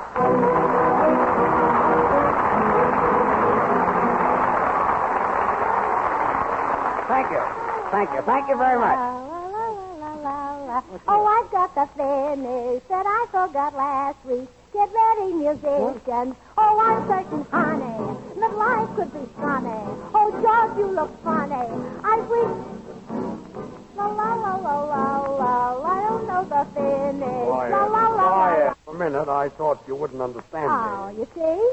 George, Ken and I are having a little argument, but we don't seem to be getting any place at all. Well, why don't you boys ask somebody to settle it who has intelligence, brains, good judgment? Well, that's a lot to ask of one person, but, boys, I'll do my best to settle it. Oh, I see what you mean. Gracie, maybe you can settle it. Ken and I have been talking about mustaches. Yes, Gracie, what do you think about raising a mustache? Well, Ken, I've never given it much thought on account of my skin is too tender. Well, here we go again. Oh, Had to get that in, yeah. No, I mean, Gracie, what would you think about me growing a mustache on my face? well, if you're going to grow a mustache, that's the place to grow it. Boys, Gracie will probably finish up by telling you that her granddaddy has whiskers on his feet. He has. He has? Yes. Your granddaddy has whiskers on his feet? That's what Grandma said in the letter. She said, Gracie, since you last saw Granddaddy, he has grown 2 feet of whiskers. 2 feet of whiskers. We're talking about mustaches. So I must ask you to remember that. Oh, you sent me out one, George. Yes, I'm really a clip. I know. You know, if it wasn't for my uncle's mustache, my aunt couldn't tell if he won or lost at the racetrack. What does a mustache got to do with winning or losing at a racetrack? Well, when Uncle comes home from the racetrack, if the ends of his mustache are pointing up, then Auntie knows he won. Well, that's a cute little system. Yeah. And if the ends of his mustache are pointing down, then Auntie knows he lost. That's quite interesting. Yes, I think so. But yesterday when he came home from the racetrack, he had one end pointing up and one end pointing down. What happened? He broke even. He broke even? Yes. Say, boys, what caused all this mustache talk anyway? Well, I went out dancing with a girl last night, and she said I'd look good in a mustache. Well, Henry, you better raise a beard. You couldn't hide enough of that face with a mustache, could he, Joe? Quiet. So you tripped the light fantastic last night. Well, he must have. When Henry dances, he trips everybody. Does he really? Yeah. Oh, yeah? Well, the girl I danced with last night said I was grace personified. He said what? She said I was grace personified. Oh, and you don't look a bit like her. Henry, who was that girl you were out with last night? Oh, a swell little blonde. Irene. How old was she? 25. How old? I told you twice. 25. Twice 25. Oh, she's 50 years old. Huh? Well. Well, 50 years old. Well, Ken, you've met Irene. How old would you say she is? Oh, about 60. Stop ribbing, Henry. Henry wants to find girls 70 years old. That's his business. Yeah, and he finds them, too. He does, Well, let me tell you something. If I go out with older women, it's because they have brains. As I said to the girl I was dancing with last night, give me brains. Oh, a gigolo. Gigolo? Well, brains are my weakness, too. Yeah, I know. Quiet. Say, George, we're pretty near ready for Tony Martin's song, and he's not here. He's not here? No. What do you mean he's not here? Well, who does he think he is? He's not here. He's not here? He's got a lot of nerve to be late. And he just came on the program, too. You said Why, we've been on this program for 5 years, and we've never been late. Certainly. Who does he think he People waiting is? to hear Not the program, here. Well, when he comes, I'll tell him a thing or three. A finger, please. Yes. Gracie, you mean a finger, too? I'm madder than that. Who does he think he is? Gracie, maybe I'd better sing the song tonight. No, I'm not that man. Oh, it's Ken, here comes Tony now. Oh, I see. Hello, Ken. Am I terribly late? Late? Oh, Tony, you're in for it. Hello, Tony. Boy, is George Burns wild. Well, I'd better get it over with. Hello, George. Hello? Say, Martin, what's the idea of coming late when you know that we go on the air at 8:30? Oh, I was working on a picture till just now. I brought my director with me to prove it. Yeah? This Prove is it. Frank. Well, you prove it to Gracie. She'll tell you a finger, please. Gracie, here's Tony. Yeah. Right here. Oh, hello, Tony. You didn't have to rush over. After all, we've been on this program for 5 years, so what difference does an hour or two make? That's telling him, Gracie. Gracie, I want you to meet my director, Frank Mitchell. Frank, this is Gracie Allen. Well, how do you do, Miss Now, Allen? listen here, It's Mr. indeed a Mitchell. pleasure. Where do you get that stuff coming in late like this? Who do you think Gracie, you are? Gracie, We've been on this program for 5 years. Gracie, this man is a motion picture director. Well, ignorance is no excuse.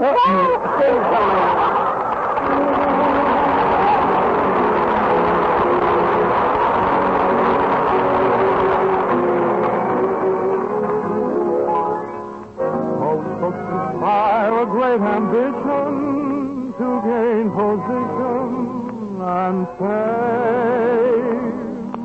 I'll reach the goal I seek without book. All other outlooks are tame.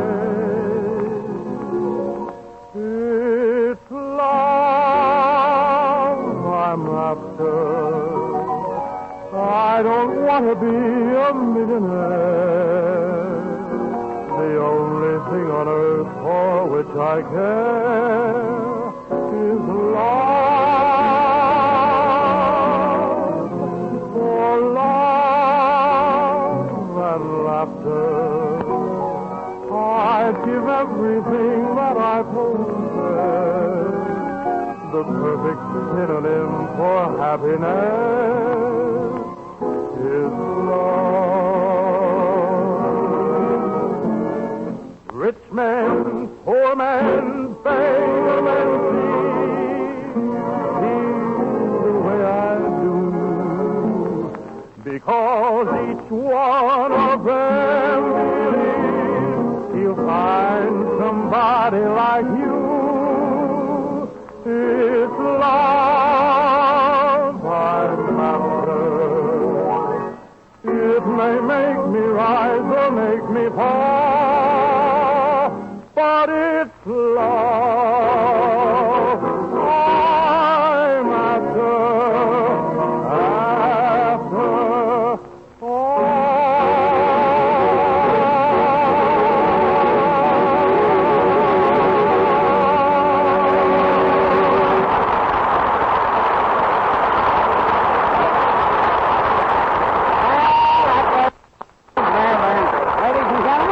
I'm after the Fox 20th Century singing, It's Love I'm After. I'm glad you liked my song, George, but really, I'm sorry about being late tonight. You see, I was doing a scene on a bridle path, and I was working with an awfully stubborn horse. A horse? Well, Tony, that horse got face powder all over your coat. Tony, it looks like a horse on you. Hey, Mr. Burns, I'm considered a pretty good picture director, but this broadcasting business is really Greek to me. I wish I knew something about it. Yeah, George wishes he did too, huh, George? Thanks. Don't mind her, Frank. She's nuts. Cut. You didn't read that line right, George. What? What line? Well, the last one you said, don't mind her, Frank, she's nuts. Yeah. Now, you should have said, don't mind her, Frank, she's nuts. Yeah. And when you say Frank, she's nuts, that's bad English. You mean Frank, he's nuts. He's right, George. You mean it was bad English? No, I mean Frank, he's nuts. Well, you brought this on yourself. Well, I don't know what's the matter with me. I'm certainly getting to be a ham. You might not believe this, but last night I was held up by two men and forgot myself and started directing them. Oh, I don't believe it. You don't believe it? No. How could he direct anybody when he was so drunk that two men had to hold him up? Well, Tony, here goes your job. Mr. Mitchell, answer this. Yes. Look at me and my band. We've got youth, we've got talent, we've got sex appeal. Why can't we get into the movies? What do we need to get into the movies? 40 cents apiece. 40 cents apiece, huh? Mr. King, did you and your band ever make a test? Oh, sure. Paramount. Mr. Mitchell, Henry is quite a comedian, too. Henry, will you tell him what you said to Mr. Zucker, the head of Paramount? He'll kill you. Well, I was only kidding, George. I've got too much of a sense of humor, I guess. Well, I walked into his office with my agent, Max Selznick, and I said, if I don't get a job, Mr. Zucker, I'll take a bromo Selznick. Oh, yes. And he took one, too. Oh, Henry, you went to the wrong man. Walt Disney is the man who could put you in pictures. Just look what he did for Donald Duck. A Donald Duck? What have Donald Duck and I got in common? You both lay eggs. I say. Only Donald Duck doesn't lay them in Zucker's office. Yes. Gracie, when you were a baby, why didn't something happen to you or did it? Cut. George, when you read that line, you punched it too hard. Get a laugh, you've got to throw it away. I see. You want me to get something that the audience will scream at? Well, then get my granddaddy. People scream at your granddaddy? Yeah, on account of he's deaf. Why don't you have his ears fixed? Well, why dig him up just for that? Well, see, your granddaddy is dead. Cut. George, don't say, I see your granddaddy is dead. Show more interest and say, your granddaddy is dead.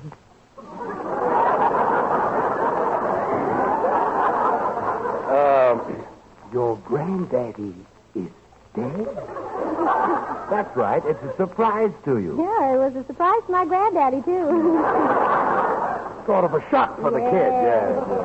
Oh, he was, His granddaddy was 100 years old. That's the now's the time. now a centenarian, huh? No, Gracie doesn't know what a centenarian is. Oh, certainly I do. It's one of those bugs with 1,000 legs.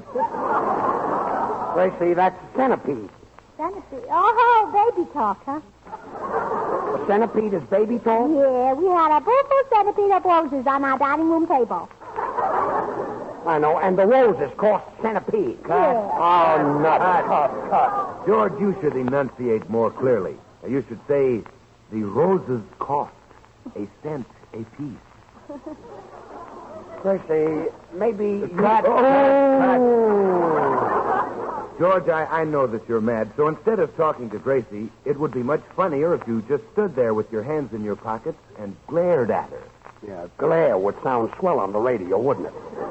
Well, it wouldn't sound good unless you got the right facial expression. Yeah, thanks. Well, now let's take it again. Do I have to stand?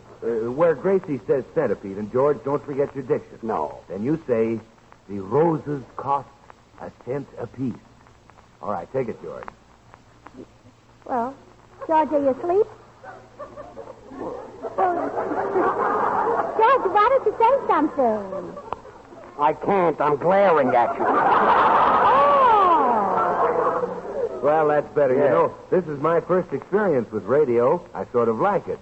Maybe I found a new field for myself. Well, Mr. Mitchell, if you found a new field for yourself, why don't you go out there, lie down in it, and close the gate? That's an idea. Henry King and his orchestra will now play a medley of popular tunes. Cut. Henry, that isn't the way a great pianist sits down at his piano. Now, first you brush off the keys. Then you pick up your coattail, arch your back, run your hand through your hair, and start to play.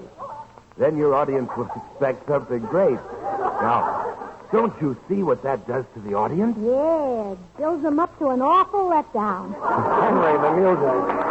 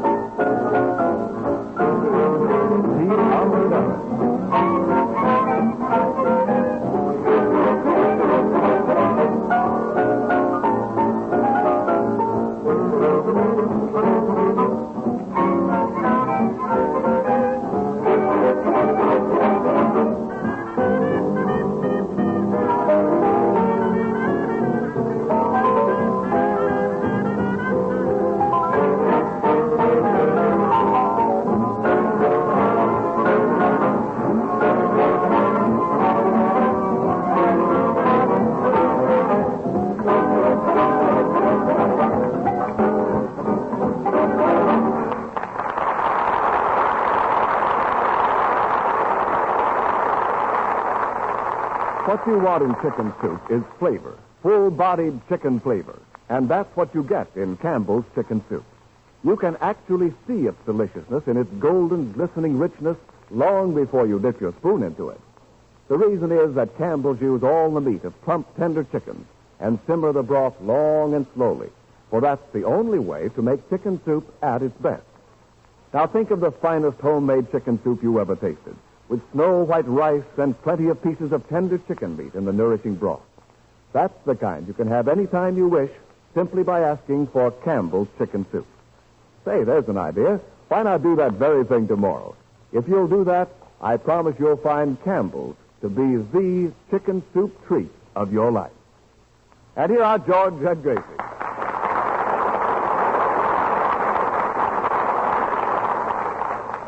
You know, George, I've come to the conclusion that all people are more like most people than anybody. All people are more like most people than anybody? Mm-hmm. The only difference between everybody is that they're not the same as somebody else. Because if they were, everybody would be too much like nobody. And if that were the case, then lots of people would be much scarcer than a few of them. I hope I made myself clear. Oh, you do. I'm glad, because that's a very famous saying. Famous saying? Mm-hmm. Who said it? I did just now.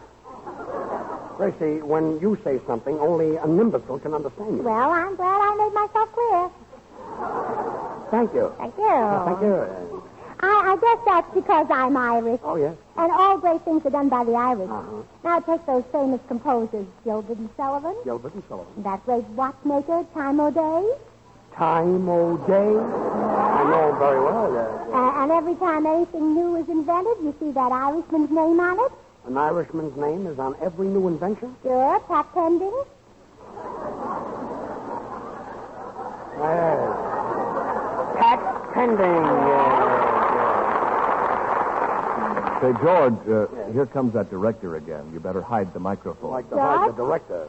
Even the thing we talked into is Irish. Mike Aerophone. Mike Aerophone. Oh, yes, Mike Aerophone, yes. Yes. Gracie, you remind me of that book, Gone with the Wind. You mean on account of I'm that small type? No, because you're thick, too. Yeah. I don't get it. You don't, No. Oh, there you are, Bert. Yes. By the way, did you see the picture I just finished called Traffic? Did you direct that? Oh, yes. Oh, you ought to be pretty good at directing traffic. You've got something there, Gracie. This ought to make good radio. Say, Tony, you know that love scene you did today with Madeline Carroll? Yes? Well, I've got the script in my pocket. Now, why don't you do it right here with Gracie Allen? Oh, give it to me. The script? No, Tony Martin. Oh, Tony Martin. I'd like to see Gracie in a love scene. You'd like to see me hugging and kissing Tony Martin? Yes, yes. Well, I don't blame you. So would I. Yes. Give me the script, Mr. Mitchell. Come on, Tony. We can both read from the same one. I don't need one. I know the script. Yes, but you don't know me. Well, we're off. All right, now we'll start. Quiet, everybody. Roll 'em. Camera. Action. Oh, Armand. Oh, that's not good. It's kind of silly. No. I love you, Armand. That's better. That's better. Yeah. I love you. Oh, wait a minute, Tony. I can't call you Armand. Why can't you call me Armand? Oh, well, it sounds like I'm making love to a nut. Making love to a nut. Yes, it's either that or vice versa. Yeah. It is so long since you have seen your Armand. And now you have insulted me. Oh, I love him. Love him? Yeah. Love what? Insulted almonds. Insulted almonds. Cut. Spicy stuff, you know. Cut. Gracie, you're trying to square yourself with your lover, so play it a little more dramatic. Yeah. Oh. Armand, I love you more than life itself. I love you more than anything in this world. Oh, I love you almost as much as my dog. That's nice. If you made love to your dog the way you're making love to Armand, the dog would probably bite you in the neck. Oh, sure. He's got more sense than Armand. I guess so. Oh, Armand. I think you're awfully sweet, Toots. I think you're awfully sweet, Toots? Well, yes, I thought I'd use a little French. A little French? Yeah, tip sweet. Oh, tip sweet. Oui, oui. Yeah, we Oui, oui, yeah. I can't stand this much longer, Suzette. Suzette? Oh, that's my favorite song. Suzette, I love you. Suzette knocking at my door. Suzette knocking at my Quiet. I can't stand any more sorrow. My cup is running over. Well, now, Mom, drink out of the saucer. Cut. Now, take him in your arms now, Gracie. Well, why did you say that? Armand, I can hardly wait for the day when we'll walk down the aisle, Armand in Armand. This is the nuts, folks. Oh, Suzette, your caresses bring me pain. You are tearing at my heartstrings. I do what, Armand? You pain me with your caresses. Oh. You are tearing at my heartstrings. Oh, I'm sorry I hurt you. I didn't know they were your heartstrings. I thought they were your trousers.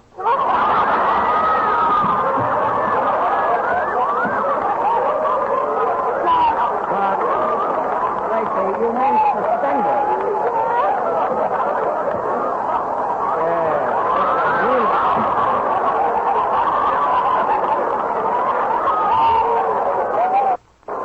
Watch me, Gracie. Suspended, Gracie. Suspended. That's what I said. Cut. Gracie, now please watch me. I'll show you what I mean. Watch me. That's right, Mr. Mitchell. Show her how to do it. All right, Mr. Burns. Now get ready, Tony. Okay. Oh, my darling, ever since the first time I met you, you have been the only one in my life. I, too, love you. You are the only one who has meant anything to me. And I love you with a love that is enduring. I will never look at anybody else as long as there's a breath of life in me. Well, that's that. There you are, Gracie. Did you learn anything from that? Oh, I'll say I did. I've learned that an actor can't even trust his own director. He can't, eh? Take it, Henry.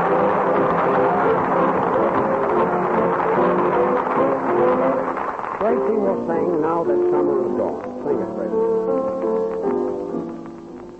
All summer long you seem to care, but when the north wind blows, will the North Shore get our love affair like your summer clothes? Who is my baby gonna play with? Who will my baby have a way with? Who is my baby going to see all winter now that summer is gone? Who is my baby going to get with? Who is my baby going to pet with? Where is my baby going to be all winter now that summer is gone? You left me on the tennis court. Oh, was my golf for reason? But when it's time for winter sport, will I be out of season? So who is my baby going to cling to? Who is my baby going to cling to? Who is my baby going to love all winter now the summer is gone? Who will snuggle close to you each winter at the Rose Bowl? Who will cheer your hockey team to make its winning field goal? Who is my baby going to love all winter now that summer is gone? Who will nestle in your arms when you are on the dance floor? Who will watch with adoration while you add the bridge score? Who is my baby going to love all winter now that summer is gone? You like me in a bathing suit, or was the heat the reason? But when it comes to indoor sports, will I be out of season? Who will fix hot toddy for you when you can't stop sneezing? Who will fix your mustard plaster when you can't stop wheezing? Who is my baby going to love all winter? Down that summer is gone.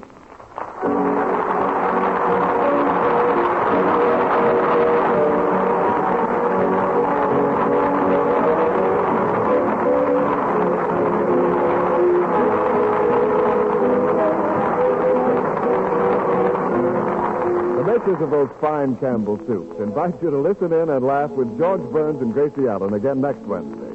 Meanwhile, remember that you can have the finest chicken soup you ever tasted simply by asking for Campbell's Chicken Soup. You'll find it to be the delicious, nourishing, old-fashioned kind.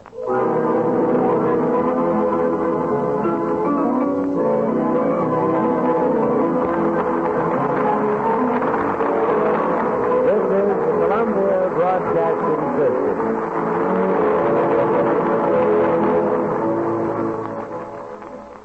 Today at the Donnelly Station, Los Angeles.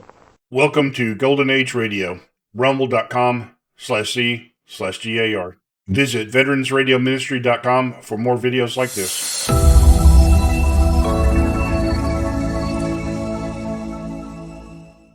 J-E-L-L-O. The Jell-O program starring Jack Benny with Johnny Green and his orchestra. The orchestra opens the program with Goody Goody.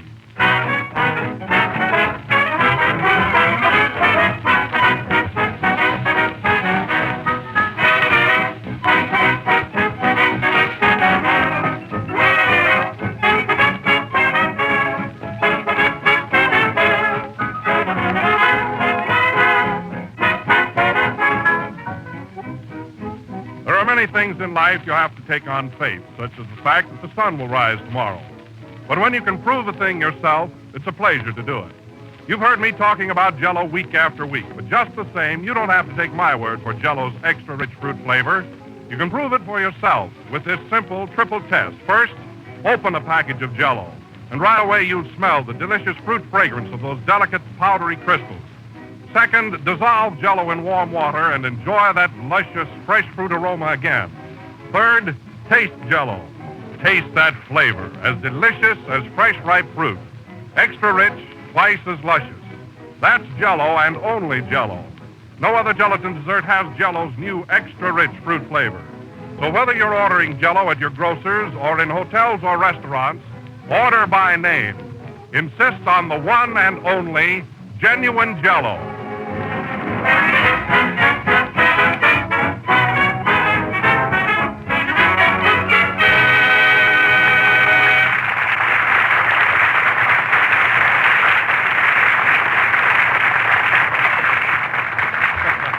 And now we bring to you, late of the Ringling Brothers Circus, Jack Benny and his troupe of aerial artists.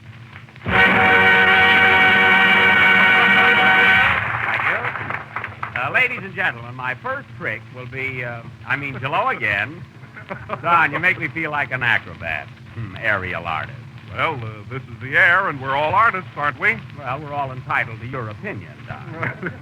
The way you said it, people will think I'm hanging from a trapeze. Well, maybe that's where you should be hanging from. After this, Don, just introduce me and let me say the funny things. You know, I'm the comedian. Oh, yeah? Well, let me hear you say one funny thing. Charlie Chaplin. That's good. He is funny. Say you're all right, Jack. Who's he kidding? Well, anyway, tonight, folks, we are starting a contest. A contest in which every member of your family can participate. Now, all that is required is a Harvard education, paper, and pencil. The paper and pencil are essential. You will have to write your answers clearly, and the first prize will be a... Come in. Pardon me, Mr. Benny. Have you got the right time? Yes, it's 5 minutes after 7. Thank you, sir. And other valuable prizes. Don, I can't be bothered answering that door. Where's Mary? I don't know. She didn't show up yet. She didn't? Well, that's fine. Give me that phone. Operator, give me Plainfield 1987. People show up whenever they feel like it around here. Hello? Hello? You've got the wrong number. How do you know? I didn't say anything yet. I want to speak to Mary Livingston. I'm sorry, but she's here. Oh, she is, eh? Well, why don't you put her on the phone? She's too heavy. Oh, Ma, is that for me? Yes, dear. Hello? Mary, what are you doing home? This program has started already. Gee, it's Sunday night again? Yes. Oh, it's so cold, Jack. I thought I'd stay home tonight. And besides, I have to take care of Father. Well, what's the matter with him? Sprained his ankle last night trucking.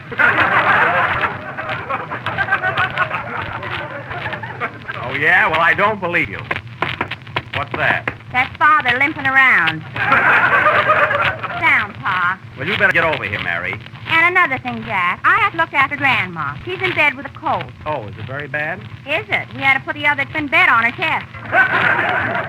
Well, that ought to fix her up. Huh? And that's not all, Jack. The baby had the measles. She has. What are you doing for her? I wrote the swellest poem. Measles, measles. Dear old measles. How you... Never mind that. Now, you get over here, Mary. I need you on the program. Oh, all right. And make it snappy. I'll be there with bells on. Goodbye. Goodbye. I tell you, Don, there's no discipline around here. Isn't it awful? Come in. Pardon me, Mr. Benny. Have you got the right time? I just gave it to you. It's 5 minutes after 7. I know, but there are two of us. Come on, Joe.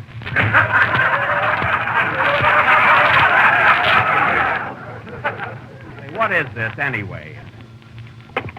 Hello? Hello, Jack. Yeah. This is Kenny Baker. Where are you, Kenny? Oh, at my hotel. It's awfully cold out. If you don't mind, I'd rather not come over tonight, Jack. You get right over here. Where are you living? At the Translux.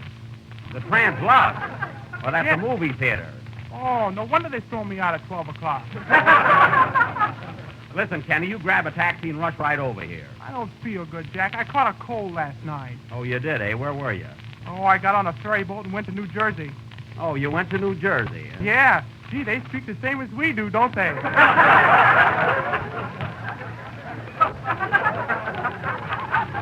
What a dope that is. Listen, Kenny, if you don't get over here right away, you're fired. Oh, all right. Bye. Who does he think he is? Come in. Here I am, Jack. Hello, Kenny. You got here quick, didn't you? Yeah. Where are we on the program? I just called you up, remember? Oh. Any trouble with you, too? What? Now, look, Green. Hello, Johnny.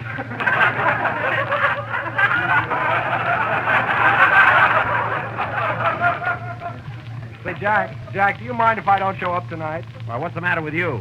I've got laryngitis. You got what? I've got laryngitis. Laryngitis. Say, I had it 2 weeks ago. I'll tell you what to do, Johnny. Take a glass of hot water and lemon. I haven't got any lemon. What have you got? Laryngitis. Take some hot water and salt and gargle. It'll do you good. Okay, Jack.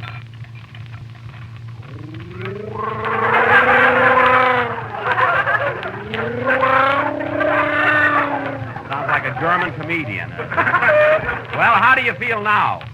Much better, Jack. Much better. Come right over. All right. Goodbye. Well, we ought to get this program started pretty soon, I think. Hello, Jack. Mary, what's that? I told you I'd be here with bells on. Before we hear from our sponsors, Playboys.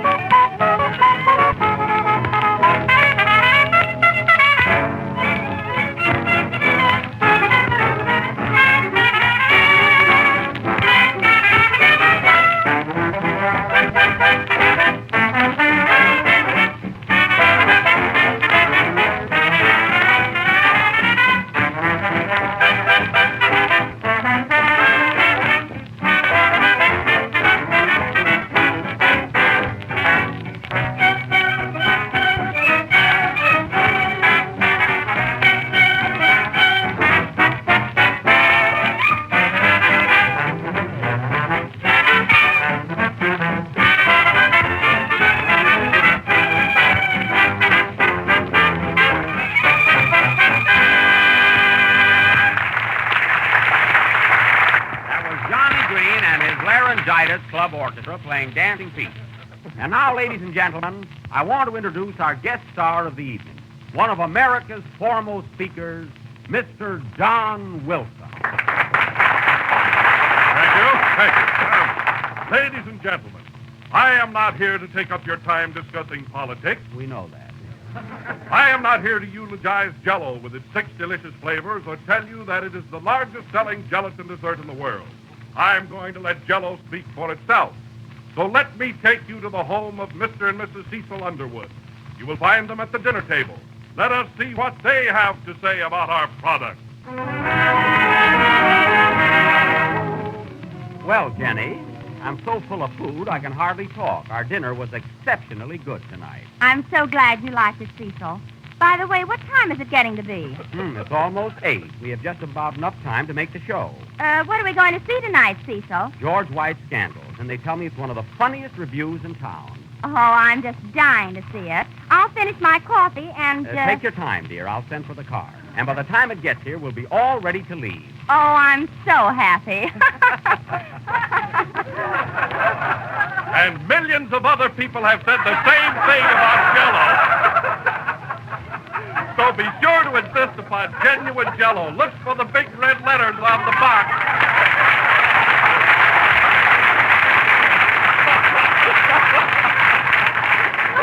Thank you, sir. Thank you. And now I would like to introduce next that famous grand opera singer, Mr. I.L. Trovatore, formerly of the Metropolitan Opera Company. Let us hear what he has to say about our product. Mr. I.L. Trovatore. Signore e signore, mi fa molto piacere di essere qui con voi questa sera.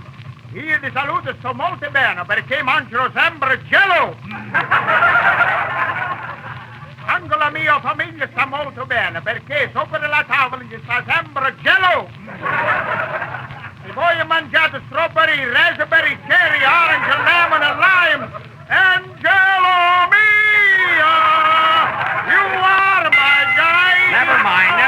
Never mind. We'll hear you at the opera.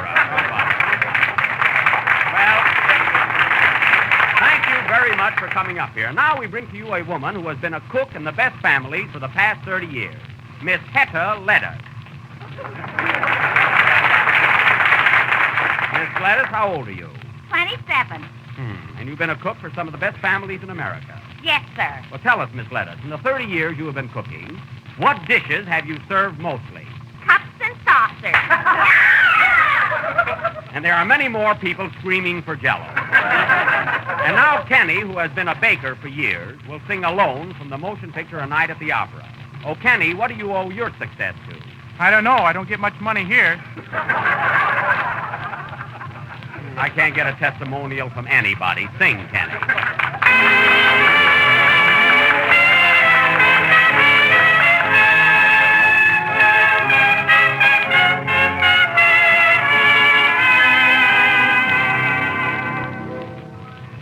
A million stars are shining bright that glorify the sky. A million lovers all tonight. But here am I,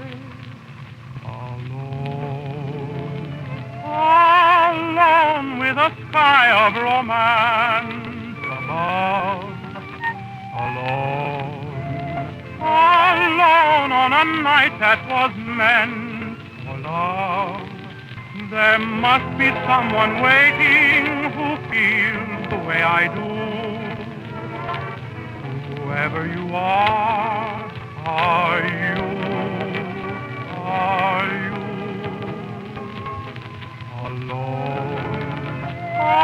alone on this night that we two could share? Alone with your kiss that could make me care. And when you come, I'll promise to be your very own.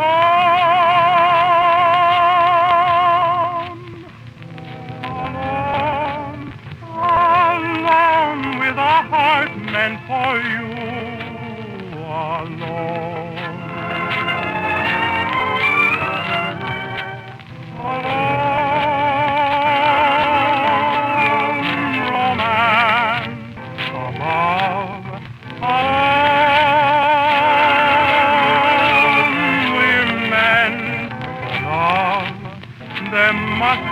Someone waiting feels the way I do. Whoever you are you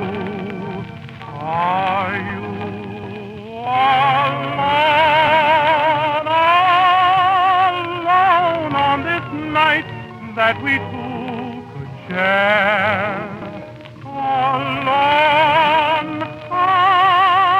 alone with your kiss that could make me care.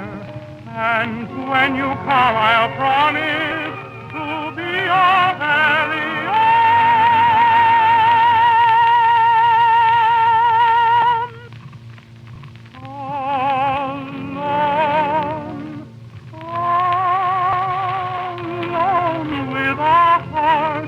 that is yours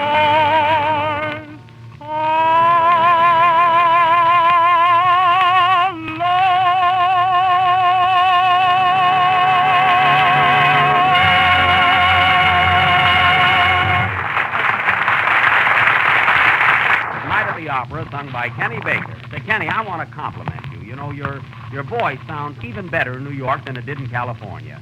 What's the reason for this improvement? Well, we all get better, Jack. Gee, when I first saw you, I didn't like you at all. You know, Kenny, well, never mind. Now, tonight, folks, we are going to offer... Come in. What time do you say it was, Mr. Benny? I told you 10 minutes ago it was 5 minutes after 7. I know, but time marches on.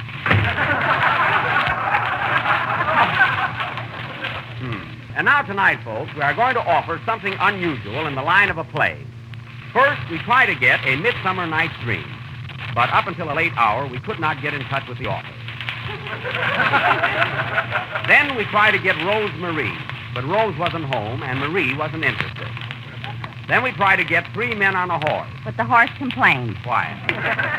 So tonight we are going to present our own original drama called The Eternal Triangle.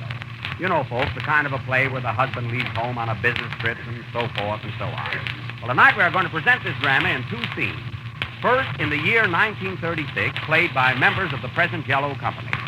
And the second scene will be 50 years later with the same cast. This will go on immediately after the next number, which will be played by Johnny Green. By the way, Johnny, you know you're going to be in our sketch, too. You know. I was afraid of that. Oh, you can play the part all right. Look, Johnny, were you ever in love with a girl who was crazy about somebody else? Repeatedly. Oh. That's all that's necessary. Play, John.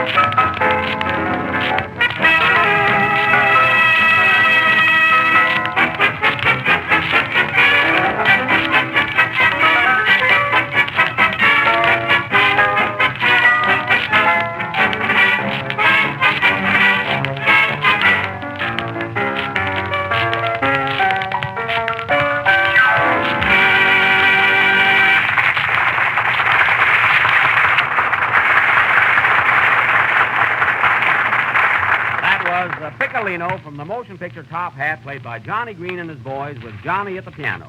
And now for our play in 2 scenes, The Eternal Triangle. First, the year 1936. Curtain. Music, John.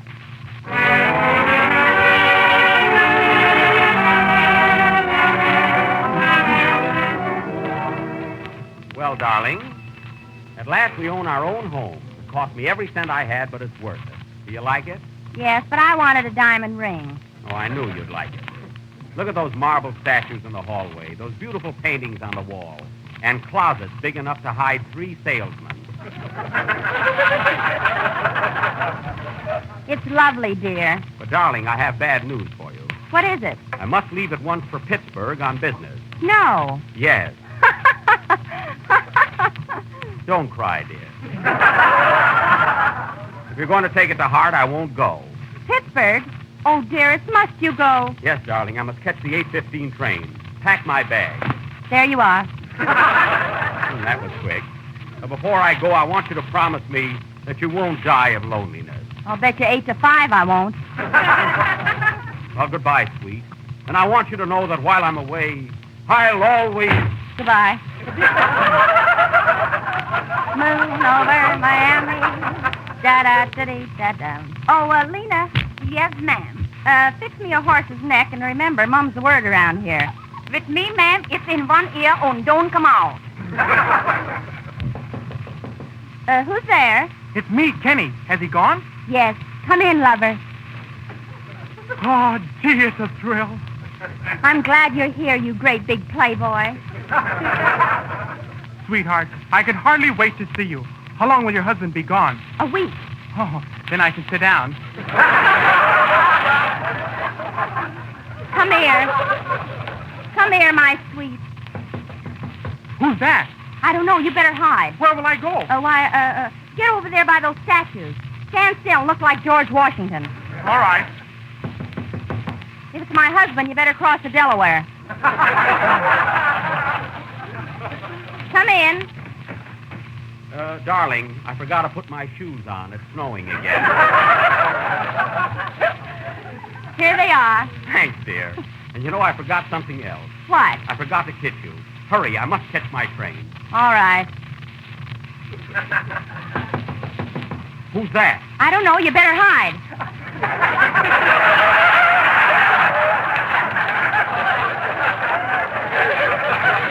Hide, I'm your husband. Oh, yes. Well, hurry or you'll miss your train. You better sneak out the back door. Goodbye, dear. And don't be lonesome. Come in. Has he gone? Who, my husband or Kenny? What? I mean, he's gone to Pittsburgh on business. Then, dearest, I can tell you of my love. Are we alone? Well, practically. I've walked through slush and snow to get here. Tell me, baby, whose little blue eyes are those? Yours, sweetheart. And whose ruby lips are those? Yours, dearest. And whose little nose is that? Yours, darling. Gee, I hope we don't ask for these statues. Who's that? Just the canary. You should hear him sing. There's someone at the door. You better hide, quick. Where'll I go? Get behind that picture of Christopher Columbus. Come in. Has he gone? Yes, Jack went to Pittsburgh, Kenny went to Washington, and Green went to Columbus. Are we alone? You should live so.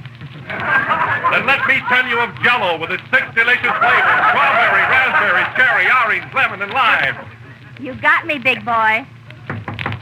Who's that? He must be my husband. He missed the train for Pittsburgh. Good heavens, where will I hide? There's no more room. I'm getting out of here. So am I. So am I. Wait for me. Who's there, please? It's me, Lena. I mean, it's me, Lena.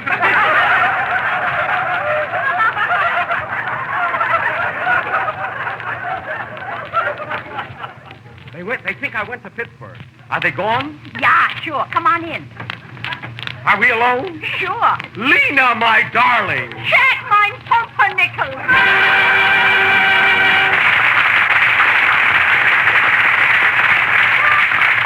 And now we will present the same scene played by the same Jell-O cast in 1986. 50 years later, we hope. Curtain. Music, John.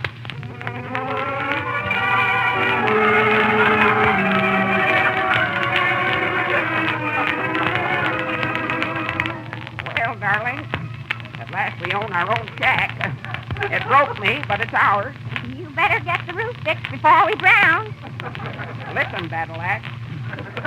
Do you still love me like you used to? Yeah, like you used to. Well, I have bad news for you. I got to go to Pittsburgh on business. Well, go on. Here's your hat and crutch. You're not going to be lonesome, are you? I'll give you 3-1 this time. Well, goodbye. Lena, one sidecar and make it strong. Yeah, I pushed it right over here. Who's there? It's me, Kenny Baker. Has he gone?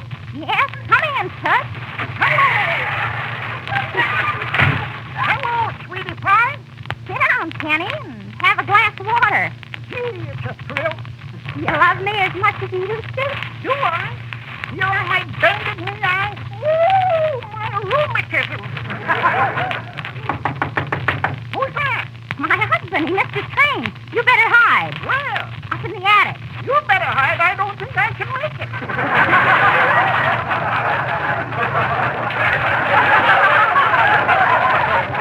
All right, I'll go. But you better be careful. Come in. Well, my darling, I missed the 8:15 for Pittsburgh. Oh, yeah? Yeah, what are you doing with my pants on? I'm not your wife. I'm Kenny Baker. Kenny Baker? Gosh, will I talk like that 50 years from now? Quiet. What are you doing here? I'm in love with your wife. In love with my wife? How long has this been going on? For 50 years? And the joke's on me. Which one of us ought to hide this time? I will. I think it's the landlord. Guess I'll get behind that statue of Mahatma Gandhi. You don't have to. You look like him. Well, might as well answer it. Come in. Pardon me, Mr. Benny. What time is it? I told you 50 years ago it was 5 minutes after 7. Why do you keep asking that? I'm waiting for the major booze to win. All right. All right. Great job.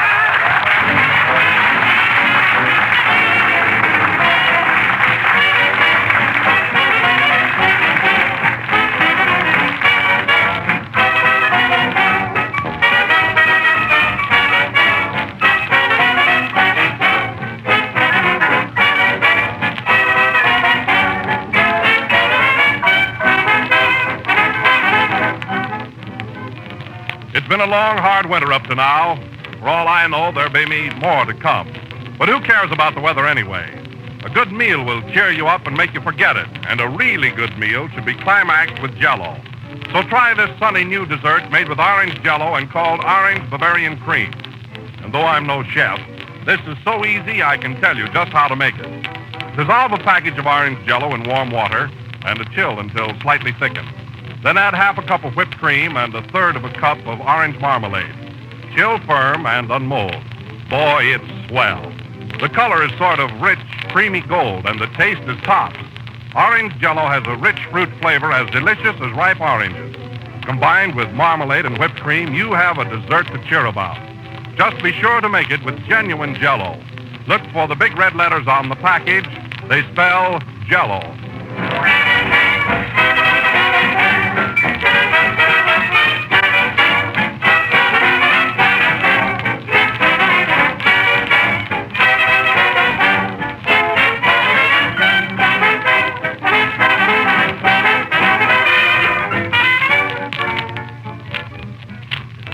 Number of the 22nd program of the new Jell-O series, and we'll be with you again next Sunday night at the same time.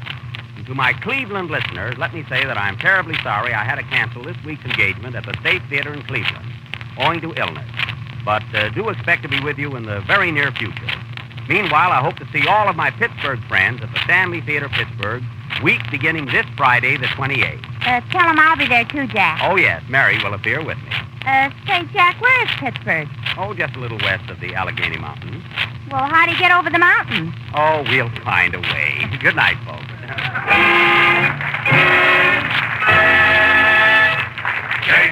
J-E-L-L-O.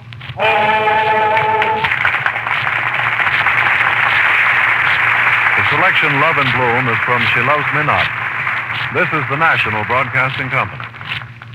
Welcome to Golden Age Radio, rumble.com/C/GAR. Visit veteransradioministry.com for more videos like this.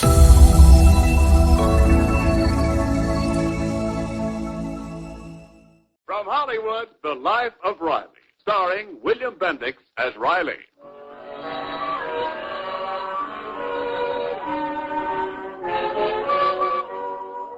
Well, if you've never met the Riley family, there are 4 of them. Like so many of his fellow Americans, Riley works in a war plant. And like so many of their fellow Americans, the Rileys have a housing problem. For the past week, they've been living in the bridal suite of a swanky Los Angeles hotel. At the moment, Mrs. Riley is in the living room of the bridal suite, busily packing some luggage. Oh, this suitcase. You never can close it when you want to. Oh, it hurt bad, Mom? Oh, no, it's all right. Oh, I'll close it, Mom. You're all excited. Well, who wouldn't be excited when I think that we're really moving into a house today? A whole house, 6 rooms just for ourselves. Well, there, Mom. It's closed. Oh, thank you, Junior. Now go wash your hands. Well, Pop's in the bathroom. Tell him to hurry. Hey, Pop, I gotta wash my hands. It's not my idea, it's Mom's. Go ahead, Junior, wash. We're moving to a new neighborhood, and I want you to look reasonably germ-free. Oh, Junior, may I use the bath before you? Anytime, sis, anytime. And hurry, Barbara. Well, Riley, you look like Don Juan. I'll have to keep my eye on you and the ladies in our new neighborhood. That's me. Riley's a great lover. A regular Casablanca.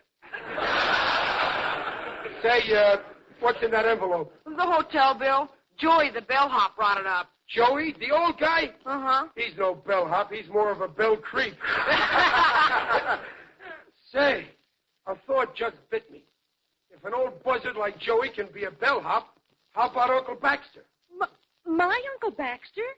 Oh, now, Riley, you know Uncle Baxter's just marking time till the right job comes along. Marking time, huh? He's the only guy I ever saw who could mark time in bed. Now, don't exaggerate. Where is his lordship this morning? In bed. That's what I thought. Junior, go wake up Chip Van Winkle.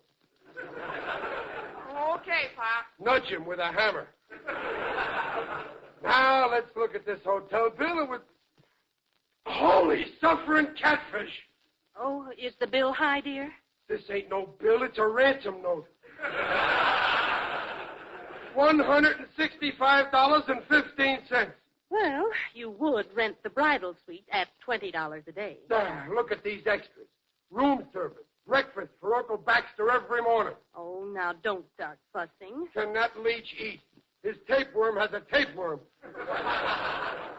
7 days into 165, well, that's $24 a day. $1 an hour. Almost 2 cents a minute. 2 cents a minute, and your uncle orders 3-minute eggs. Well, I'm deaf, Mother. It's about time. 2 cents a minute. Oh, Barbara, you go wait down the lobby, dear. May I buy a copy of Vogue to read? No. Find a newspaper somebody left. Look up the help wanted. See if you can get into the hotel business. 140, 150, 160, 170, and 165. And 15 cents. They could have left me the 15 cents for aspirin. Here, Babs, give this dough to the room clerk and get a receipt. All right, Daddy. And don't walk down. Use the elevator. Each trip costs the hotel 4 cents worth of current. Yes, Daddy. Uncle Baxter's out of bed. Now, baby, the bed can get some rest. Junior, go wash your hands. I can't. Now Uncle Baxter's at the sink. Well, go in there with him. At 2 cents a minute, we got to double up on everything. Okay. Hello? Who? Oh, the manager. Yeah, I got the bill. You know, we only wanted to live here, not buy into the business. Well, good morning, my dear. Quiet, Uncle Baxter. Hello? Yeah, Mr. Clip, I'm listening. Sure, we're checking out. In 10 minutes. With pleasure. Riley, haste makes waste. Why surrender the room now? There's some couple getting married this morning. They're waiting for this bridal suite. But it's only 9 o'clock, and these rooms are ours until 5 tonight. That's checking out time. We're leaving as soon as I can bow tie this bow tie. But my impetuous nephew, even if you don't use the room, it's yours. I know my little law book. And I know my little pocketbook. My wallet's so thin now I can use it for dental floss. Come on, we're leaving. That couple that's getting married wants this bridal suite right away. Well, thank goodness we've got a house. Yeah. From today on, we're living like kings. Junior, what's that you're hiding in your pocket? Just a cake of soap. Hotel soap? Oh, Junior. Oh, gee, Mom, I won't miss one tiny cake of soap. Junior, my boy, it matters not what value the article. If it isn't yours, to take it is to steal. Now, just a minute, Baxter. If anybody's going to bawl my boy out, I'll do it. Junior, into the bedroom. Oh, Pop. That'll do. Into the boudoir. Taking soap. I don't know where he gets ideas like that. I know. I resent that insinuation, Riley. Now then, Junior, I know you think a cake of soap ain't much, but it's the principle of the thing, see? Taking soap, well, that ain't ethical. But neither was that hotel bill. How much soap you got there, Junior? One cake, and we didn't even use a new one every day. We didn't use a clean towel every time they put one out either. We tried to give them a break, and look how they bill us. Junior, you keep that soap just for a souvenir. Here, wrap it up in this towel. Oh, okay, Pop. Put the soap and towel in Baxter's suitcase. I hope he don't catch us. Hey, Pop, I can't get this in Uncle Baxter's suitcase. It's too full. Full of what? 4 sheets, 3 towels, a pillowcase, and a bath mat. All with Hotel Bleecker on them.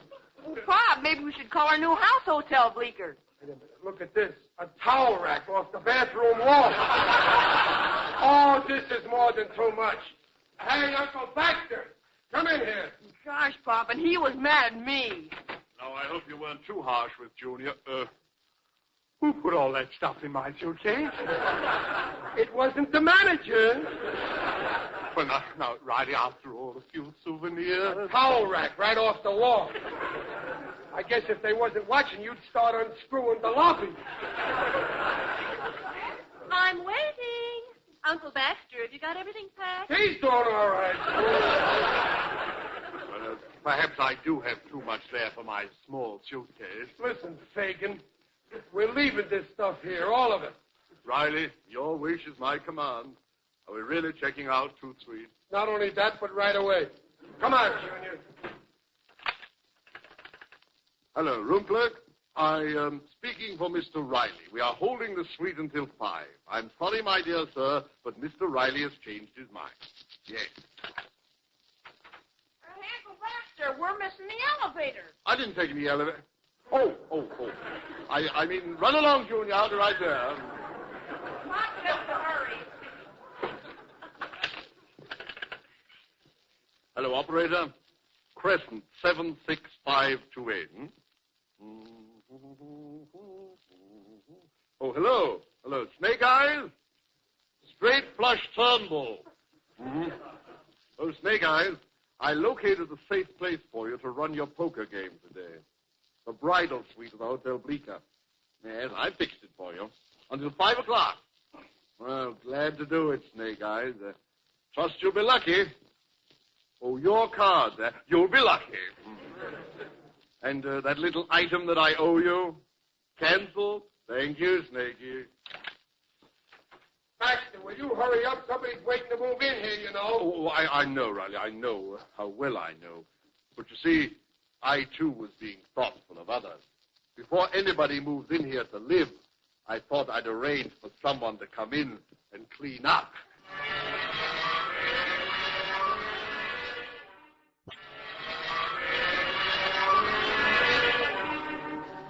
Well, Uncle Baxter has arranged for his friend Snake Eyes to run a poker game in the Riley Hotel suite, which the Rileys have just left. But, of course, the Rileys know nothing of this. For them, the Hotel Bleecker is far behind, and all they're thinking of is their new house. riding in this taxi for hours. Won't we ever get there? Relax, Barbara. We only left the outskirts of Los Angeles 10 minutes ago, and we're getting to the inskirts of Inglewood now. Riley, I've counted all the money I have with me. Now, we have this taxi to pay, and then we have to live the rest of the week till you get paid at the plant. Do you think we can charge the cost of the moving van? Well, they don't know us. Oh, nothing simpler. Your new address gives you credit. As a householder, they won't expect you to pay cash. I like to pay cash. But in this case, I'd rather not mix up the moving company by forcing them to take cash. So I'll pay them in 6 or 8 months. Oh, look. Look, that sign said Stone Terrace. This is our street. Oh, yes. And there's the moving van in front of our house. See? When I handle the arrangements, everything's okay. We're here, the furniture's here, and the house is here. Oh, this is it, driver. Okay, everybody out. Ain't she a Lulu of a house? Oh, Riley, the neighbors will hear you. Ain't she a Lulu? Oh, it's such a nice neighborhood. Yes, sir, she sure is a Lulu. Riley, would you leave Lulu for a moment and pay off the cab? Oh, yeah. The meter says $1.90. You would slam the door back then. Now it's $2.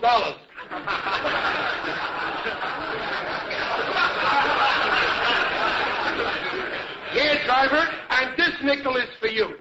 Oh, no, thank you. I couldn't take it. It would put me in a higher income tax bracket. Oh,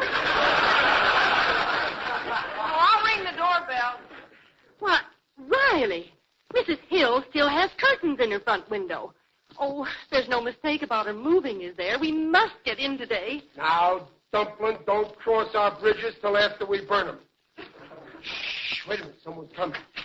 Well, mercy me, the Rileys. I've been expecting you. It's a nice day, isn't it? Yeah, we... Yes, indeed.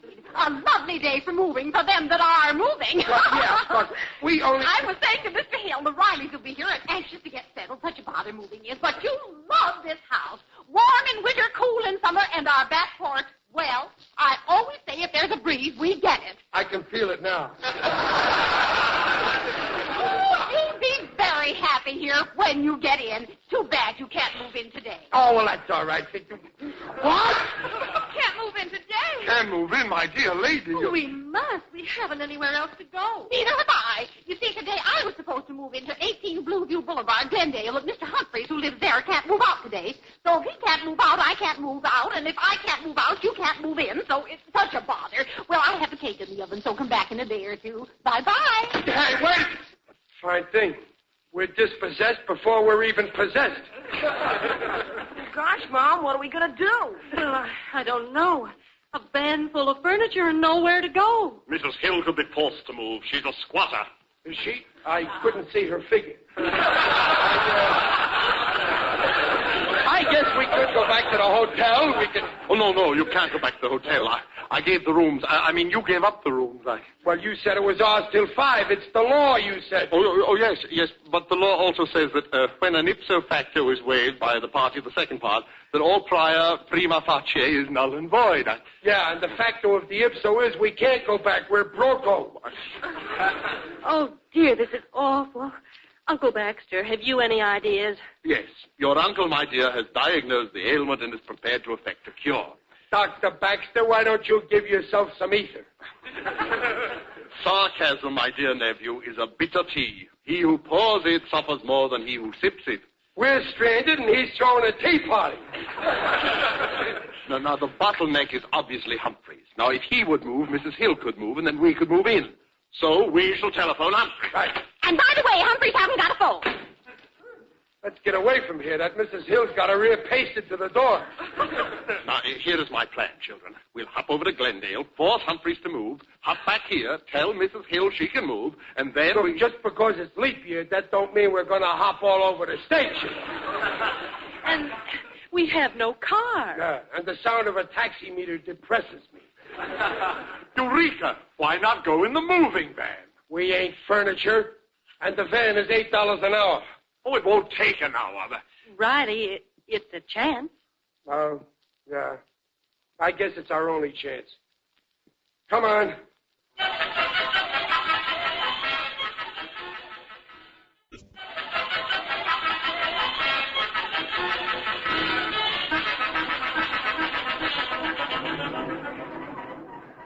Well, this is it, Riley. Oh, that must be Mr. Humphreys on the porch. Yeah, I guess he thinks we're crazy. A whole family driving up in a moving van. At $8 an hour, though, I guess he's right. Excuse me, Mr. Humphreys? I ain't saying I am, I ain't saying I ain't. What can I do for you? Not that I'll do it. If you're gypsies, I don't believe in fortunes. If you're selling something I don't want any, and if you think you can rent me that van, I ain't moving. Well, neither are we. That's the trouble. You see, we just came from Mrs. Hill out in Englewood, and she can't move because you won't. Well, how can I move out of here? I can't get into Nash's house out in Van Nuys. If Nash should move out, I'd move in. Then when I moved out, Mrs. Hill could move in. Oh, well, I'm sorry, Mr. Humphreys. I had you figured wrong. I thought you was the cause of 4 human beings and my uncle being homeless. Well, my head's made up. We're going back to the Hotel Bleecker. Oh, no, we can't, Riley. That would be dangerous. Forget about that shabby hotel. Think of your new house, your home. We're going to see this Nash and Van Nuys and insist that he move. Get back in that van. But it's $8 an hour. I don't care. When Baxter Turnbull is within his rights, naught can end dismay. On to Nash's house. On to Van Nuys. On to victory.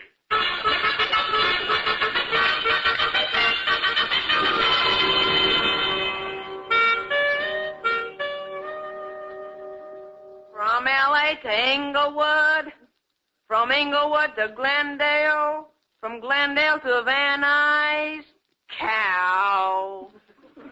Mother, my skirt's like a waffle from sitting on that washboard.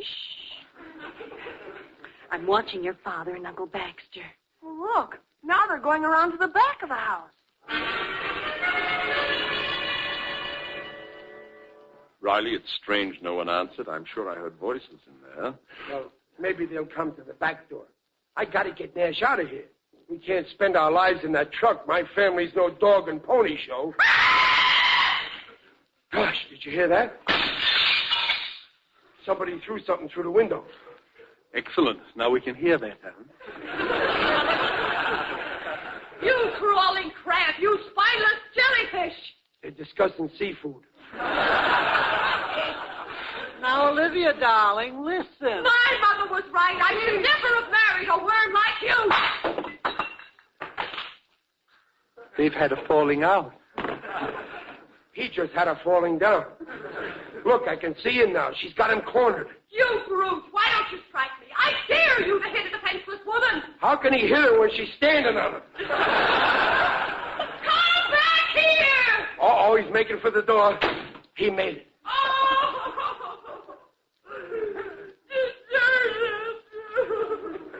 She's alone. Now's your chance, Riley. Yep. My chance? For what?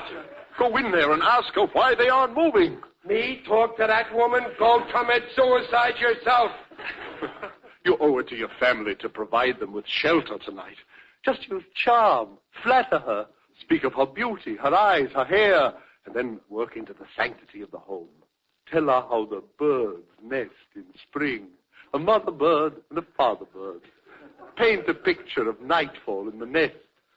And then tell her of your own homeless brood, dependent on her kindness for shelter. You understand? Nests, birds. But what happens if I lay an egg?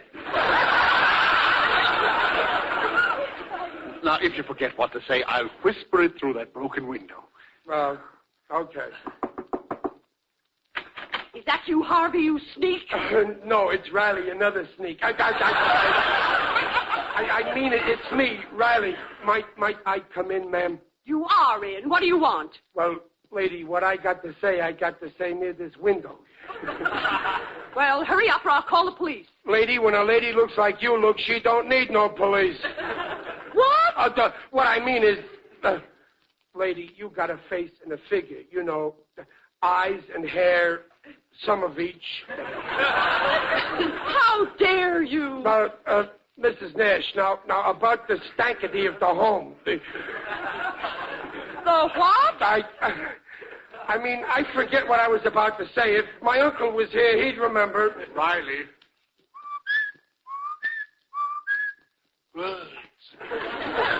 Who's making that noise? Oh, that's me. See, Baxter. Birds. Lady, it's nightfall in the nest, and I need shelter. Nest, Harvey, help! But, you see, unless you'll be a nice mama bird, we got nowhere to sleep tonight. Harvey! I mean me and my breed. Olivia, dear, did you call me? Yes, Harvey, this man insulted me. Really? What a man. Harvey, he's dangerous. No, just homeless. My poor wife and kids. If you'd have moved out, Humphreys could have moved in. And if Humphreys had have moved out, Mrs. Hill would have moved in, and she would have moved out, we would have moved. He's crazy, too. And he keeps throwing his voice out of the window. Harvey, throw him out of the window. What do you mean, throw me out? I'm here to throw you out. You were supposed to move today. I know. We rented Sanderson's house, but he won't move out. That's why we can't. How revoltingly reminiscent this is. Listen, if I throw Sanderson out, will you move out of here? Instantly. Well, then here's where I unbutton the bottleneck. Here's where I throw Sanderson out. Thank you. I hope he doesn't hurt you badly. Oh, me, I can take care of myself. Huh. You see, Harvey, this dope isn't afraid. Even if Sanderson is the heavyweight wrestler. Who's a dope? Who's a wrestler? You mean Grizzly Sanderson, the Santa Monica murderer? Yes. You see, Honey Bunch? Now, this man is afraid. Who's afraid? My mama bird and her brood are going to have a nest by nightfall, or I'll be too unconscious to know the reason why.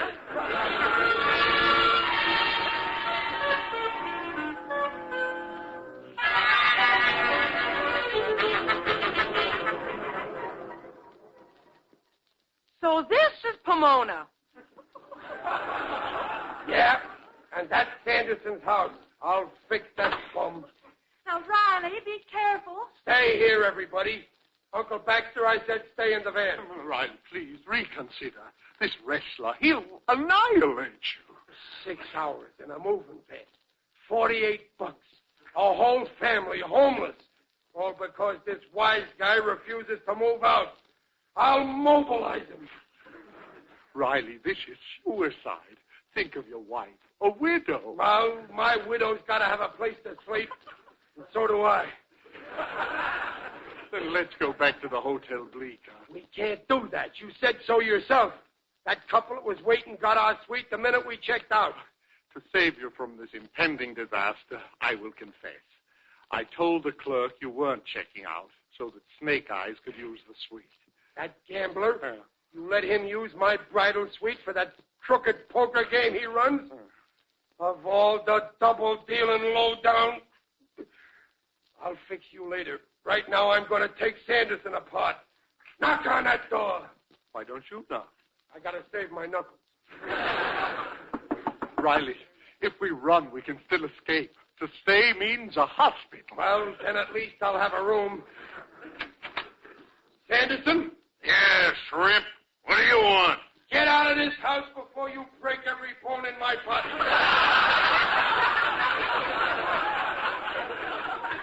What do you mean, get out of this house? Listen, Sanderson.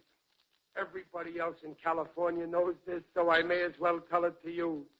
We can't move into Mrs. Hill's house because she can't move into Humphrey's house, and he can't move because the Nashes can't, and they can't because you didn't. 4 families all packed and ready to move, and a big bum like you is holding them up. Yeah? Well, there's 5 families now. Take a look in there. See, I'm all packed and ready to go. And what's stopping you, you big lug? I'll tell you what's stopping me. I got married this morning, see? And all day long I've been waiting for a jerk by the name of Riley to check out of the bridal suite of the Hotel Bleecker.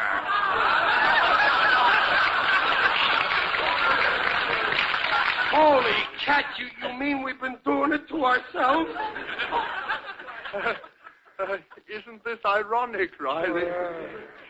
Certainly a small world. Yes, it is a small world, Uncle Baxter. And you are about to leave it.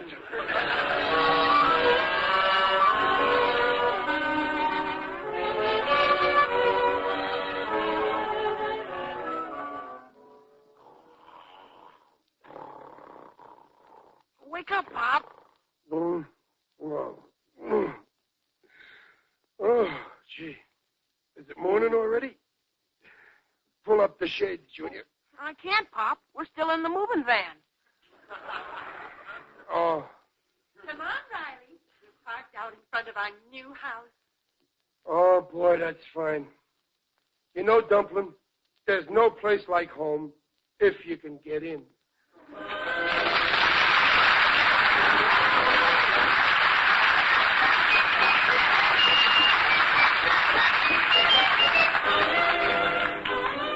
William Bendix appears on this program by arrangement with Hal Roach and can be seen currently in the motion picture Lifeboat.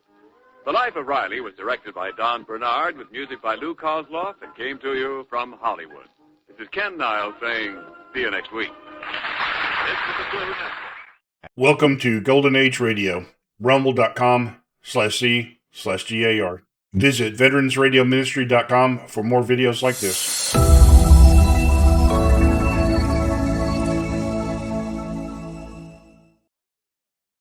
Meet Freeman Gosden and Charles Correll, better known to you all as Amos and Andy.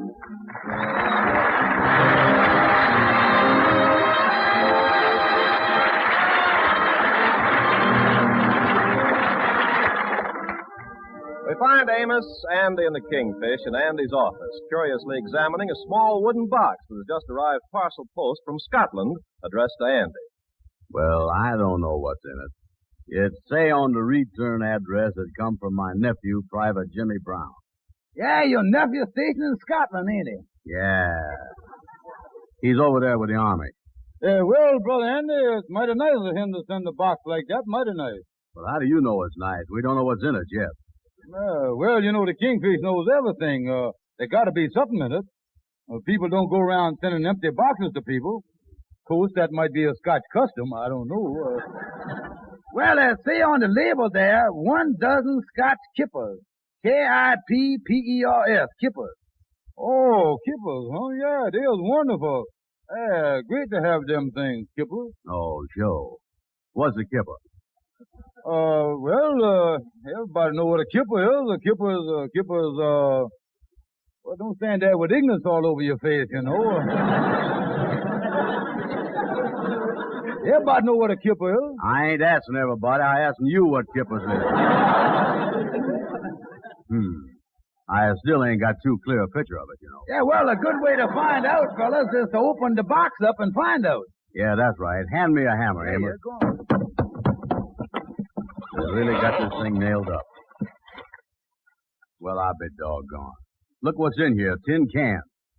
Yeah, well, we know it's one thing. Whatever kippers is, they come in cans, yeah. Of course, kippers comes in cans. Everybody knows that. They stick them right in the can as soon as they pick them. Oh, these Scotch kippers are something to eat, huh? And how many times does I have to tell you what a kipper is? Open up a can there, and you'll know as much as I do. Yeah, I'll do that. I guess you turn this key on the side of the can to open it, huh? Yeah, just roll the top back. That's it. Look here. There ain't nothing in here but fish. What do you know? They're making kippers out of fish now. Oh, me. I hate fish. What is I going to do with a whole case of this stuff? Seems like a shame to throw it away. Oh, don't throw it away, Andy. Yeah, there might be some poor, starving family that would be glad to get a mess of fish like this. Here, let me taste one of them kippers. Well, how is it, Casey? Well, you can throw them away. Well, how about the poor, starving family? Ain't nobody that hungry. There, wait a minute. Let me taste one of them. Go ahead. Say, it ain't so bad. I bet with some salty fish like this and some eggs, ought to make a pretty good breakfast. Yeah, well, I don't want the stuff, Amos. If you want them, you can have them. Oh, okay, Andy, thanks. When I finish driving my cab this afternoon, I'll come back and pick them up. Yeah. Well, see you later, fella. Okay, Amos. So long, son. Now, ain't that just like that fool nephew of mine, Kingfish? With all the good things they got in Scotland, he got to send me a mess of fish. Yeah, why didn't he send you some nice woolens or some Scotch plaid? Yeah, or one of them Scotch bagpipes they got there. Yeah. I always did want a nice bag for my pipe. Taxi!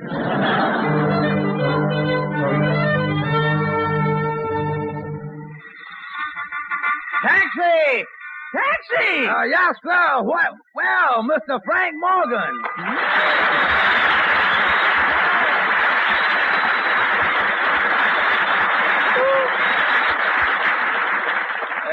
Take me to Broadway and 42nd Street, cabby, and hurry. I have to pick up a girl there at 3 o'clock. Yes, sir. Which corner? Well, it doesn't matter. At Broadway and 42nd Street, you can pick one up on any corner. If you was in a hurry, Mr. Morgan, maybe you better take another cab. I got to make a stop first. Will it take long? Oh, no, sir. I just got to pick up a package. A friend of mine got a case of stuff from Scotland, and he wants to get rid of it. Well, that shouldn't take up. What? He got a case of stuff from Scotland and he wants to get rid of it? Yeah, sir. You see, he don't like Scotland. Doesn't like it? No, sir. Do you? My boy, the mere thought of it makes me drool all over your cab. Well, Miss Morgan, if you was that interested, maybe you can buy it from him. I know he's anxious to get rid of it. Well, just drive me to this madman immediately. Step on the press, blow the... For heaven's sake, move!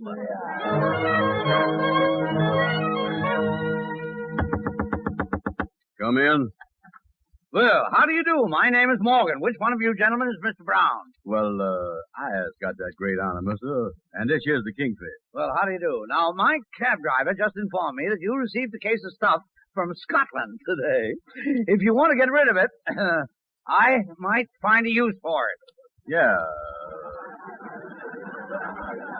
Well, sure. The sooner I get rid of it, the better off I'm going to be. Wait a minute. Partner there, just a minute. Let me and you excuse us. Let's have a little conference here. Excuse us just a minute, Mr. Morgan.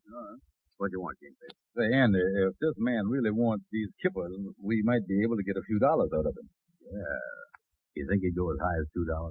Leave everything to me. I'll handle this. Yeah. Miss Morgan, I guess you realize this stuff is valuable. Oh, I know. Just mix it with ginger ale and it's happened. Excuse us. Andy, let's have another conference here, will you? Yeah, what's the matter now, Kingfish? Son, we got to raise the ante. Any man that will mix fish and ginger ale is wide open.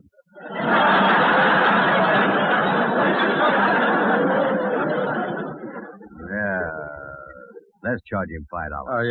Miss Morgan, you really like this stuff, don't you? Well, yes. I managed to develop a taste for it.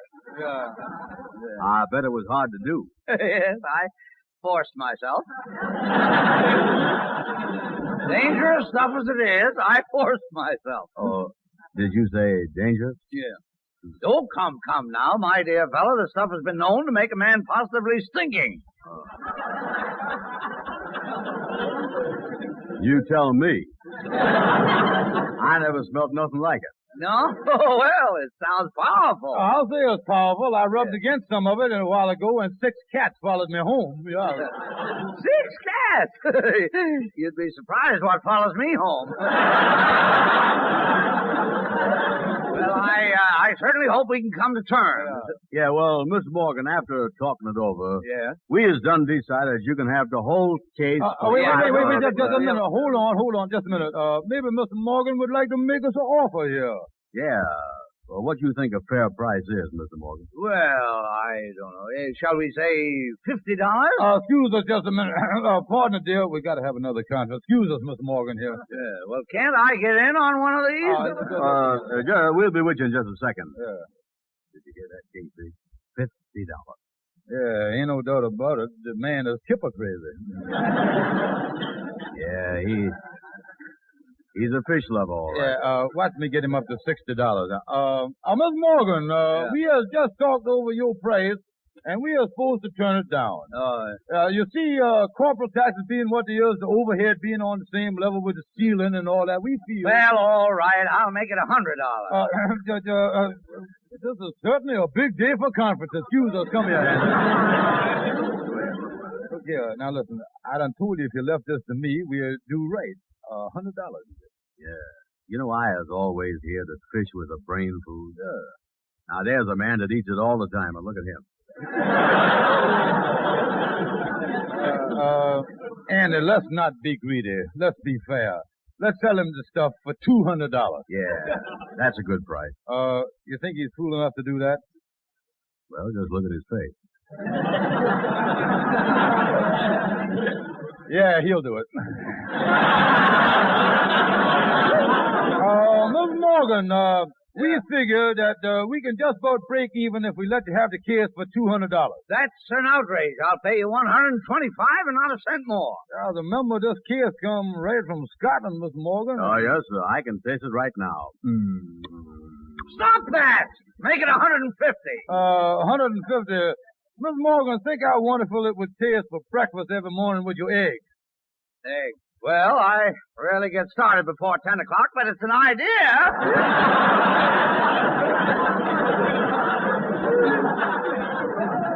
I'll tell you what, 175.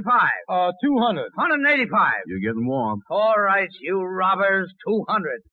I better get it before W.C. Fields gets it. Will you have cash or a check? Oh, it doesn't matter a bit. Just give us the cash. Well. Very well, here you are. Well, hello there, fellas. Miss Morgan, did you buy Andy's case of Scotch kippers? Yes, and these so-called friends of yours held me up for... Scotch what? Scotch kippers, you know, fish. Chippers? Miss Morgan, we find that we has overcharged you just a little. We're happy to readjust the price for you. Kippers? But I loathe kippers. Suppose instead of $200, we makes it, even 50 cents. Kippers? Why, if my mouth wasn't so dry, I'd froth at it. Good day.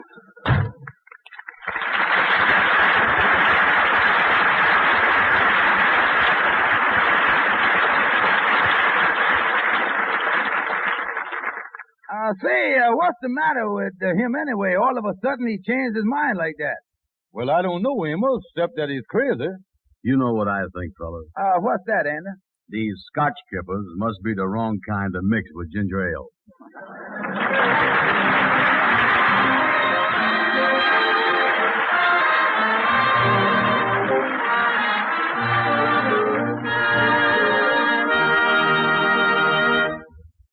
Thank you very much, Amos and Andy and Mr. Frank Morgan. Welcome to Golden Age Radio, rumble.com/C/GAR. Visit veteransradioministry.com for more videos like this.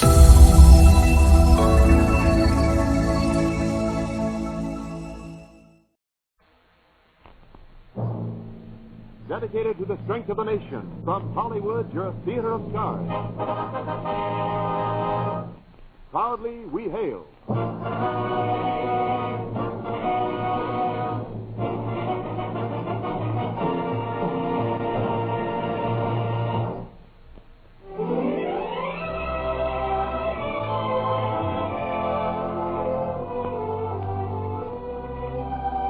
Yes, proudly we hail your theater of stars. Now here is your host, the well-known Hollywood showman, C.P. McGregor.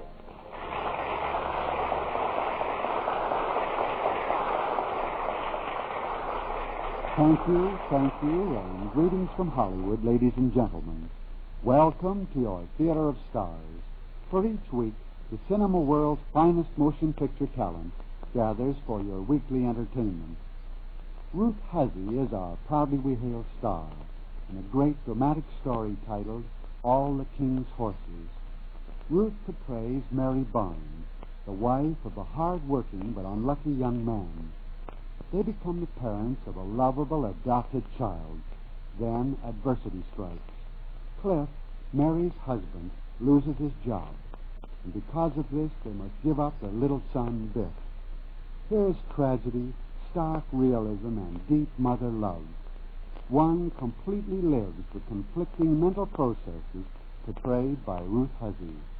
And now Act One of All the King's Horses, starring Ruth Huzzy.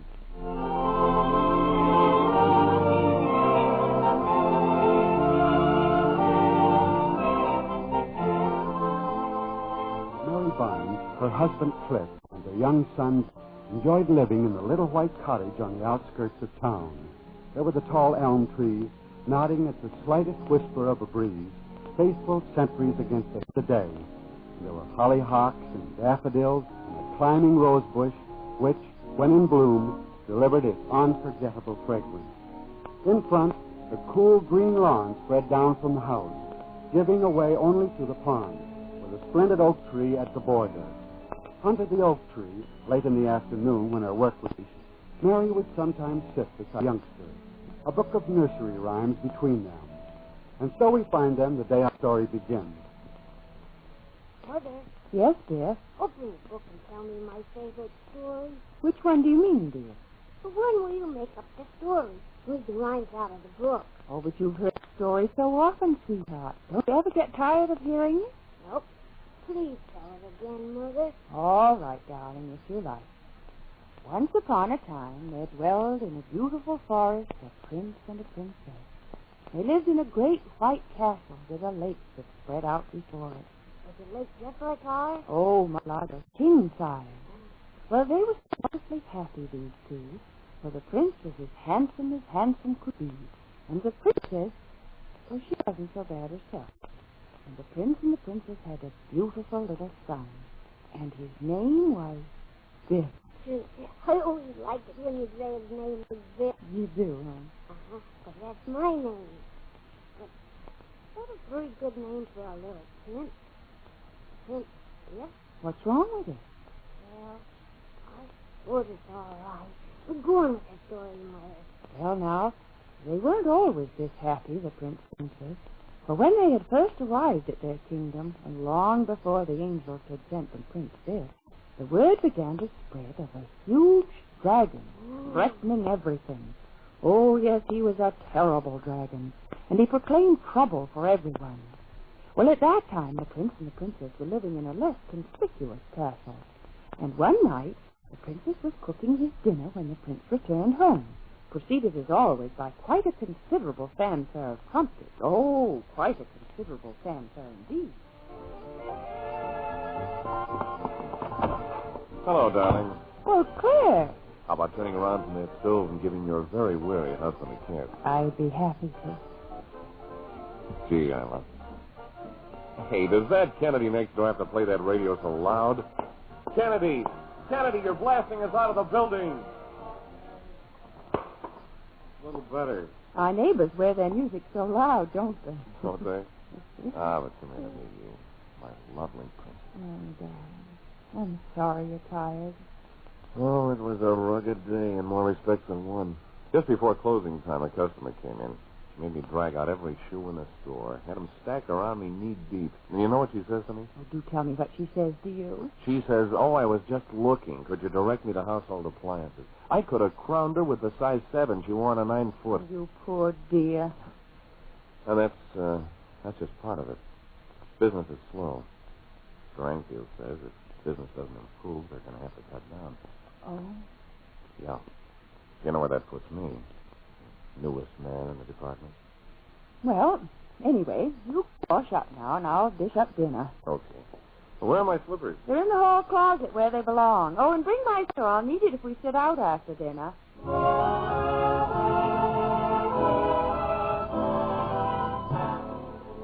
Sing a song of sixpence, a pocket full of rye, 4 and 20 blackbirds baked in a pie.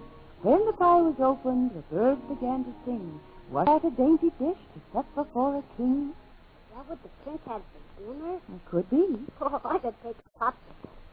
But wasn't the prince pretty excited about the dragon? Oh, yes. The dragon was beginning to crawl right out into the open, threatening doom in more ways than one. Couldn't the prince do something about it?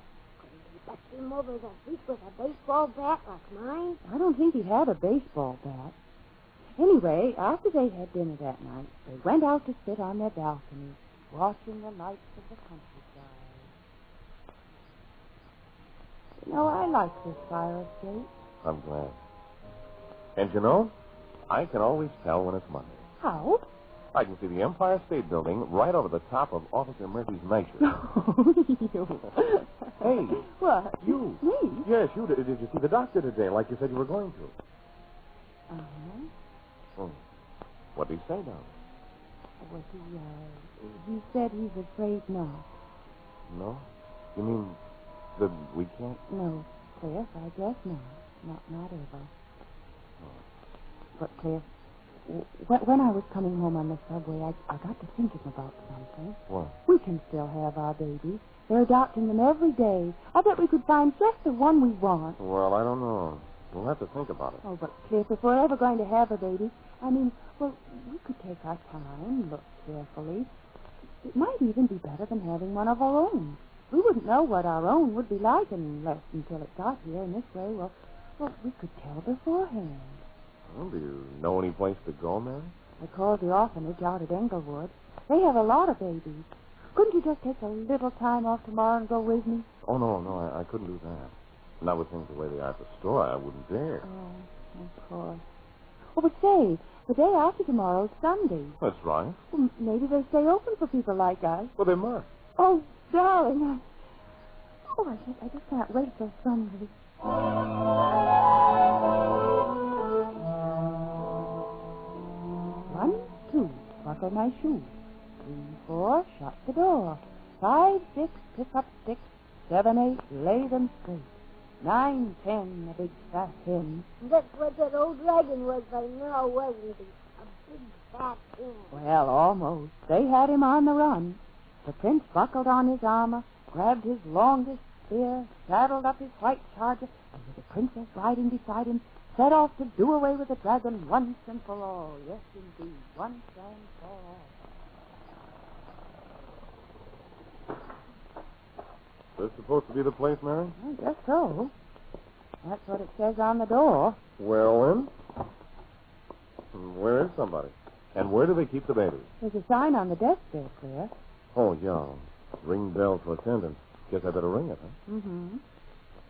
I wonder if they've got any with red hair and blue eyes. You suppose so, Mary? Oh, that's silly, Cliff. Now, neither you nor I have red hair and blue eyes. You know it wouldn't just match. Well, does it have to match? I mean, can't babies be a color scheme like, well, you know. And besides, if he has red hair, he'll have spunk. Maybe he'll be able to lick some of the kids when he grows up and go to school, maybe. Clifford Barnes, if you think we're going to raise our baby to be a prize fighter, you can just think again. I won't have him coming home from school with his clothes all torn and black eyes. Well, he's got to defend himself, hasn't he? He can't let himself be walked all over. Is there something I can do for you, please? What? I said, is there something I can do for you? Oh, is there? Yes. Are you the manager? Well, I'm the supervisor of the institution. My name is Miss Peterson. Oh. Well, we'd like to look at some babies. Some with red hair and blue eyes. We don't either. We prefer something in brownish hair, more like ours is. I'm afraid I don't quite understand. We want to adopt a baby, a boy baby. Oh, I see. One that's intelligent and has a good disposition. And housebroken. Well, I don't seem to recall having received an application from you. Now, what is your name, please?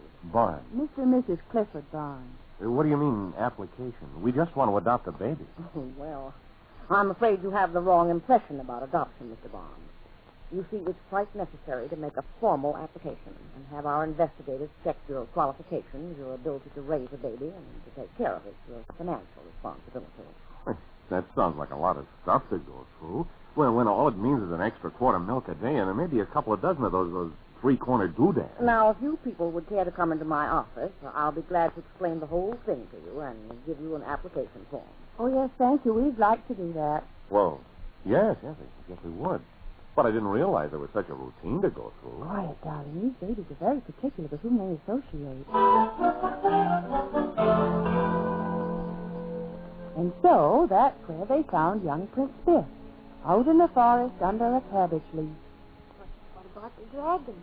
Isn't the big prince conquering yet? Not yet. He seemed to have disappeared. Both the prince and the princess had every reason to believe that the dragon was all washed up. Yes, all washed up. He's asleep now. Don't wake him. Well, is he a rugged little cookie? Oh, he's beautiful. You should see him whip that rattle around. He's going to be a ball player. But don't bring home any baseballs. Not yet. You like the name, Biff? Yes, I like it. Come now, let's close the door. Oh, Cliff, I'm so happy with our baby. I know you are. Our baby, Cliff. I still can't believe it. I can't either. It's almost like everything's the beginning again. They're starting anew. In one respect, it certainly has worked out that way. Well, what is it, Cliff?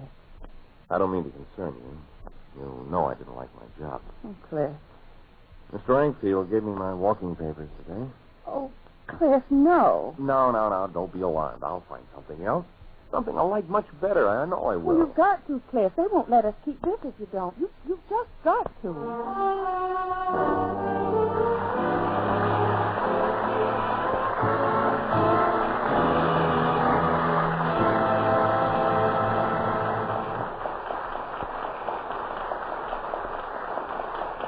The curtain falls on Act One of All the King's Horses, starring Ruth Huzzy.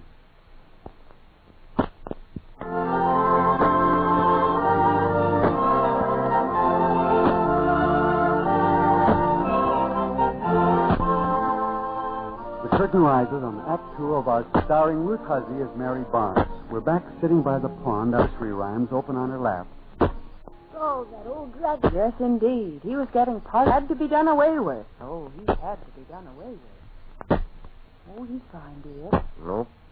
I've been tramping until I'm blue in the face. There isn't a job to be had in this town. Oh, darling, what are we going to do? They'll take him away from us. They can't take him away from us, Mary. But, Cliff, our year's probation's up tomorrow, and we have to go and see the judge. If we haven't any income, you know what Miss Peterson said. That woman. I know what she said, but they're not going to take him away from us. They can't. I'm afraid. I'd just die if they did. Don't worry, darling. Is there something we could have for lunch? I've got to get out again and see what I can find. I spent $1 this morning for food for the baby. You've only $2 left. Well, not awfully hungry anyway. I'm going out again, darling. I'll see you tonight. Old Mother Hubbard hasn't anything on us, has she? Old Mother Hubbard, she went to the cupboard to fetch her poor dog a bone. And when she got there, the cupboard was there. And so her poor dog had none. The Prince and Princess had nothing to eat. Well, almost nothing. But they didn't lose heart. They kept trying to find a way to trap the dragon and destroy him. For now it meant so much to them because the little boy prince they found under the cabbage leaf was growing up. Oh, they didn't lose heart. Won't you sit down, Mrs. Barnes? Thank you. Here are the papers, Judge Adams. Oh, yes. Your husband didn't come down with you? No, he was unable to get down. Well, now let's see. You're still at the same address? Yes, we are. Age, husband's age. Mm-hmm. Oh, you evidently forgot to fill in this income bracket. I'll fill it in for you. What is your income, Mrs. Barnes? Our income? Yes. Oh, well, that's what I wanted to tell you about.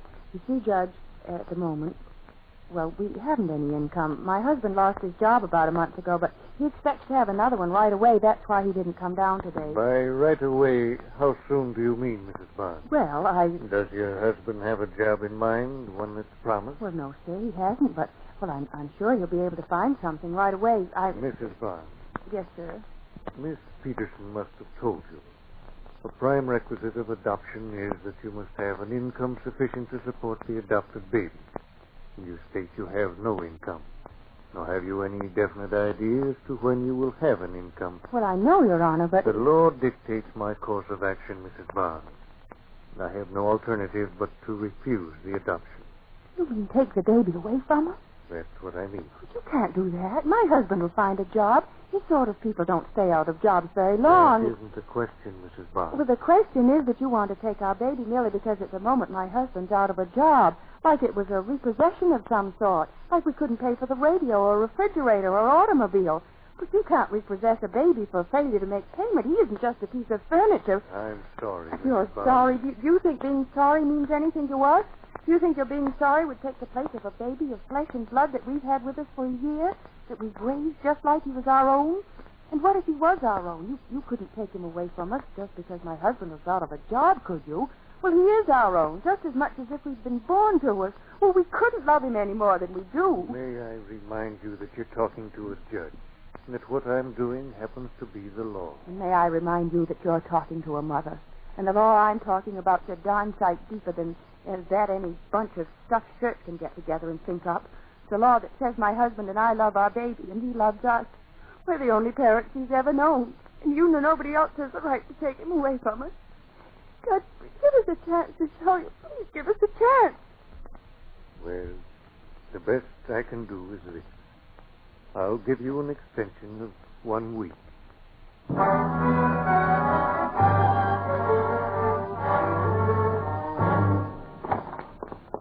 Mary.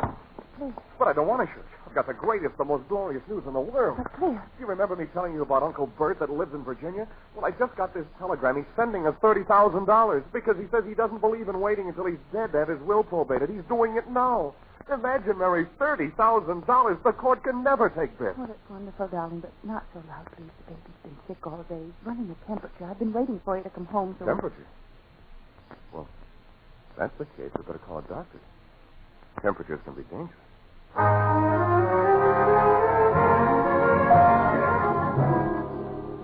go see this now, Doctor? Yes, Mr. Barnes, but before you go in, I'd better warn you. Well, he isn't worse. No, Mrs. Barnes, not worse. Oh, thank heaven for that. Please. I hate to be the one who has to inform you. Your little boy has passed away. Oh, no. Doctor.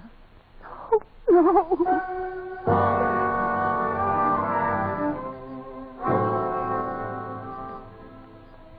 Humpty Dumpty sat on a wall. Humpty Dumpty had a great fall. And all the king's horses and all the king's men couldn't put Humpty Dumpty together again. You must like Humpty Dumpty, Mother. Why, dear? Well, when you get to this part of the story, you always cry. Maybe you just tell it so good it kind of gets you. Maybe so. Don't tell it so good next time. Well, with Humpty Dumpty gone, what did the prince decide to do about the dragon man? Well, the prince almost gave up on that dragon, he did.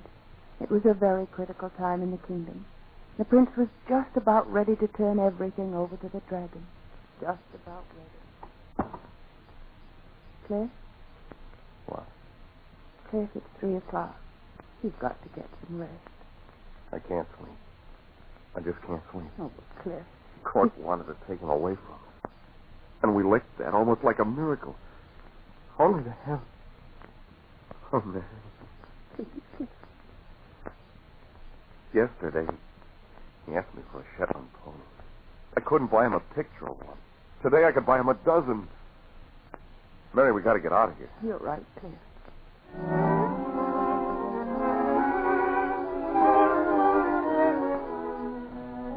And that's when they dared the dragon of the forest and moved into their new white castle with the pond in front. And that turned out to be the beginning of the end of Mr. Dragon. Good. This part I really enjoy. The beginning of the end. Well, Miss Peterson. Hello, Mrs. Vaughn. What's come in? Oh, thank you. Who is it, dear? It's Miss Peterson from the nursery. Wow.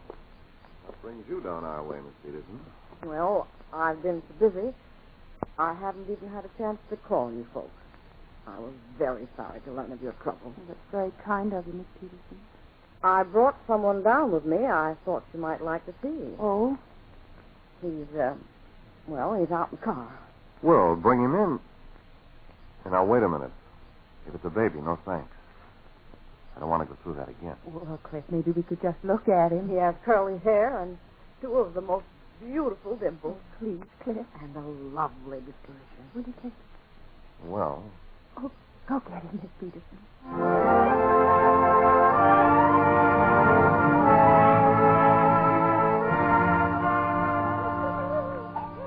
Oh, he's adorable, Miss Peterson. Don't you think so, Cliff? Oh, he's a noisy little character.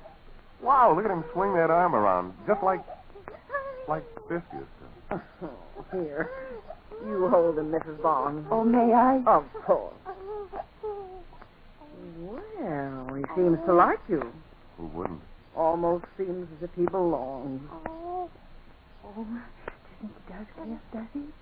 Well, guess he does, eh? I guess our new son does.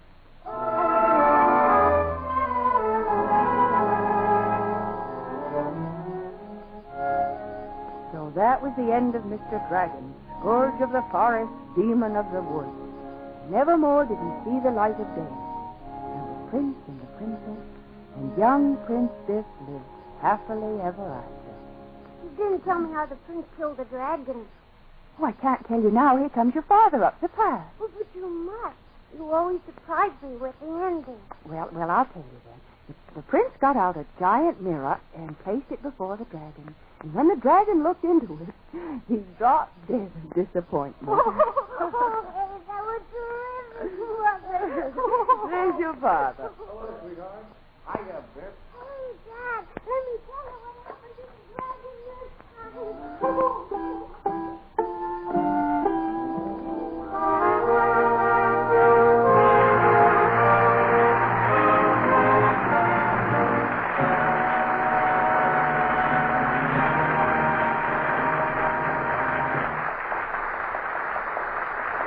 The curtain falls on the final act of All the King's Horses, starring Ruth Huzzy.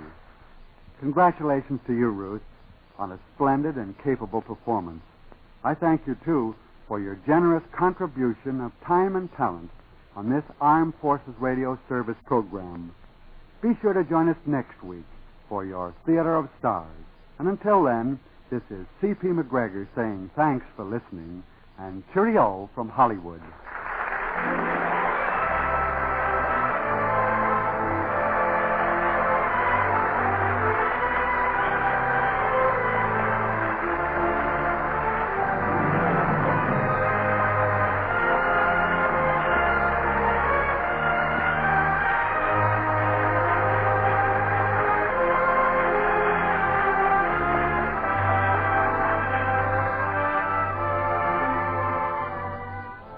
Proudly We Hail is a presentation of United States Armed Forces Radio Service, the voice of information and education.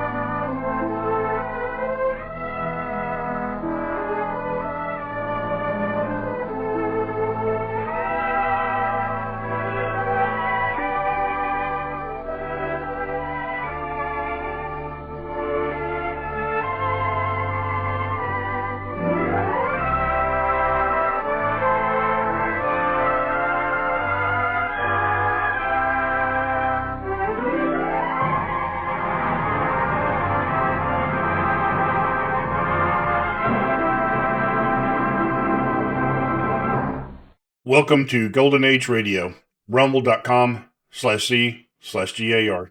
Visit veteransradioministry.com for more videos like this.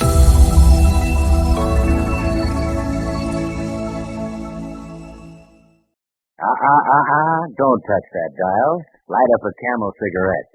CAMEL. And listen to Blondie.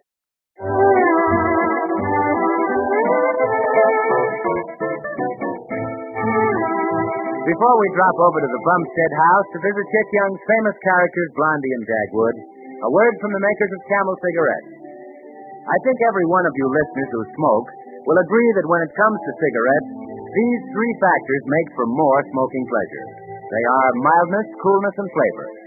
Now let's take a look at the facts and see how Camel cigarettes rate in these three important factors. First, mildness.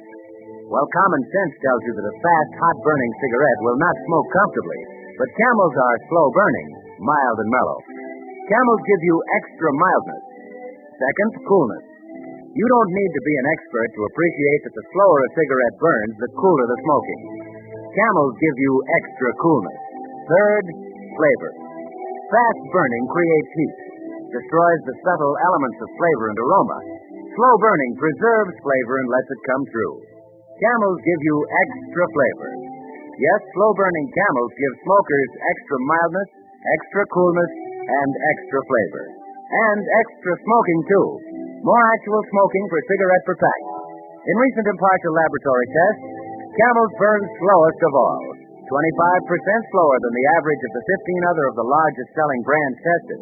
That means Camels give a smoking plus equal on the average to 5 extra smokes per pack.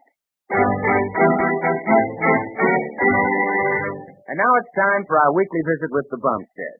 We find Blondie in her spotless kitchen, just placing a huge dish of fresh-baked cookies on the table. And here comes Baby Dumpling. Mommy, listen. Yes, baby Dumpling? Well, I was just wondering, there was a poor little boy at our front door just now. A poor boy? Uh-huh. He was awful hungry, Mommy. I was just wondering if we could serve us a couple of those cookies for a hungry boy, Mommy. Why, of course we can, dear. You bring him around to the desk door, and I'll fill his little hands with cookies. Okay, Mommy. That'd be awful happy. Now, let's see. I'll give him one of these. No. And a couple of these frosted ones. For a little fella. And, I just think there are 3 of these sugar cookies. Yes. Yes, I'm coming. Hello, Mommy. Well, here's some cookies for you. Why, Baby Dumpling, you're all alone. Where's the little boy who was so hungry? Well, Mommy, I'm him. Oh, Baby Dumpling Bumstead, the idea of playing such a trick on me. April Fool, Mommy.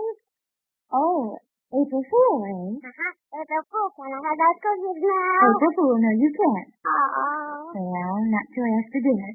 These cookies are for your father because today is his birthday. But Daddy is born twice, Mommy. Why, no, dear. What an idea. Well, how does it get to have 2 birthday things? Well, you see, Baby Dumpling, Daddy was really born in leap year. Uh-huh. What's leap year? Oh, that's the year that comes every 4 years. In leap year, the month of February has 29 days instead of 28. Well, your father was born on the 29th. That was tough. Of course, his family wanted him to have a birthday oftener than every 4 years, so they let him pick his own birthday. And he picked April 1st. Why did they pick April Fool's Day, Mommy? Well, I think it was so he'd remember that it was April Fool's Day and not get caught too often. But it didn't do any good. He always gets caught. I'll go to the door, Mommy. Hey, everybody home? What, Mr. Dithers? We're out in the kitchen. We're coming. Now, be polite, baby. After all, he's Daddy's boss. Okay, Mommy. Hello, Baby Dumpling. Hi, Mr. Dithers. Say, what's that on your neck? Huh? Where? Why, I don't feel anything on my neck. April Fool. That's a one head. Baby. That's a good one. Well, Mr. Dithers, this is a nice surprise. Surprise? Didn't Dagwood tell you I was coming for dinner? Why, no. This isn't another joke, is it? Well, it better not be. Dinner's no joking matter. Oh, well, all I meant was Dagwood didn't tell me, and dinner isn't ready. And... Yeah, I know. I came early. Wanted to let you in on something. Little surprise for Dagwood. Did he tell you it was his birthday? Oh, sure. That's the point. So I arranged this surprise. Now, if I tell you what it is, will you agree not to tell him? Of course. I won't spoil the surprise. Okay. It's a watch. A watch? Mm-hmm. Oh, Mr. Dithers, how nice. But you shouldn't have done that. This isn't his real birthday, you know. Just an April Fool birthday. Oh, don't worry. The watch is April Fool, too. Oh, isn't it a good watch? Certainly not. It's just for a laugh. Now, listen. I make a speech, see, like this. In recognition of your unbroken record for being late at the office, I want to present you with this little token. When you open the box, watch out, because time flies. That's funny about that, Mommy. Oh, dear. Then comes the big laugh. Oh. It's a trick watch, see? When he goes to lift it out of the box, it blows up. Blows up? Sure. Flies into a million pieces. It's a scream. Fella pulled it at the Civic Club the other day. I'm using the same watch. Oh, can it be put together again? Oh, sure. Jordan the jeweler can fix it for the next ball guy. He rents the watch. I'm on my way to his store now to get it. Now, remember, you gave me your promise not to tell Dagwood. Well, all right, Mr. Dithers. Only Dagwood doesn't understand jokes like that very well. Oh, poppycock. He's got to learn to take a ribbing once in a while. I don't start dinner till I get back. I laugh better on a full stomach. Dear. What's the matter, Mommy? Well, I'm a little worried about Mr. Ditter's joke. Daddy's been kind of hoping he'd get a present from him. Not so much for the present, baby dumpling, as to kind of show that we're friends. He'll be so happy when he gets the watch, and then when he finds out it's a joke, I'm afraid it'll be an awful letdown. Shall we do something about it, Mommy? I don't know. We can't seem like poor spirits, but I don't like it. I bet if I thought among myself for a long time I could do something about it. Can I go out again for a while, Mommy? Well, yes, dear, but don't be late for dinner. Oh, here's Daddy now. Hi, Blondie. Hiya, baby dumpling. Oh, hello, dear. Happy birthday again. Yeah, thanks. Bye, Daddy. Happy April Fool. Goodbye. Yeah, well, that was soon over. Well, what was his hurry? Oh, he's going outside to think. Think about what?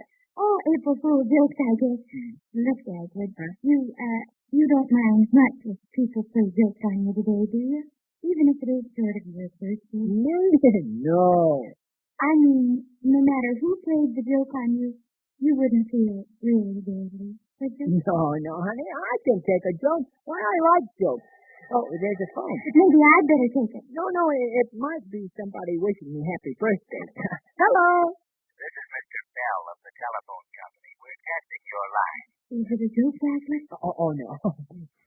This may be important. Maybe they call old subscribers on their birthdays now on weekends. Are you there, Mr. Bumstead? Yes, Mr. Mr. Bell. Will you stand back from your phone about 5 feet, please? Huh? Oh, sure. Sure. I am. Thank you. Now, whistle. Oh, yeah, glad to, of course. Ready? Yeah, go ahead. Louder, please. Huh? Louder. Oh. My, you make a lovely canary. April Fool. Oh. Well, Dagwood? Yeah, I knew it was a joke. I didn't want to spoil his fun. I'm glad everybody else has such a good time on my birthday. Well, now, don't you care, Dagwood. I have a nice dinner for you. Dinner? Well, what are we waiting for? We can't start dinner without Mr. Dithers. Mr. Dithers? Oh, that's right. Hey, how did you find out he was coming? Why, I'll get it. Oh, no, probably for me. You know, it's my birthday, and hello? Good evening, Mr. Bumstead. I'm C.R. Peter, Service Department, Municipal Light and Power Company. Uh-huh. Would you mind stepping to a window and ascertaining if the street lamp in front of your residence is lighted? Oh, I know, sir. Not at all. Just a minute. What is it, Dagwood? Oh, it's Light and Power Company. They're worried about a street light out here. And... No, it's okay. Hello? Yes. Is the street light burning? Yeah, sure, it's burning okay. Well, don't forget to blow it out before you go to bed. April Fool! Oh. Now what? Did they get you again, Dagwood? Oh, no.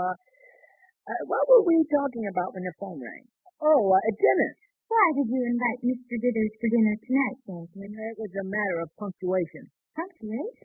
See, I just started to say, you must come out to the house for dinner, some night soon. Well?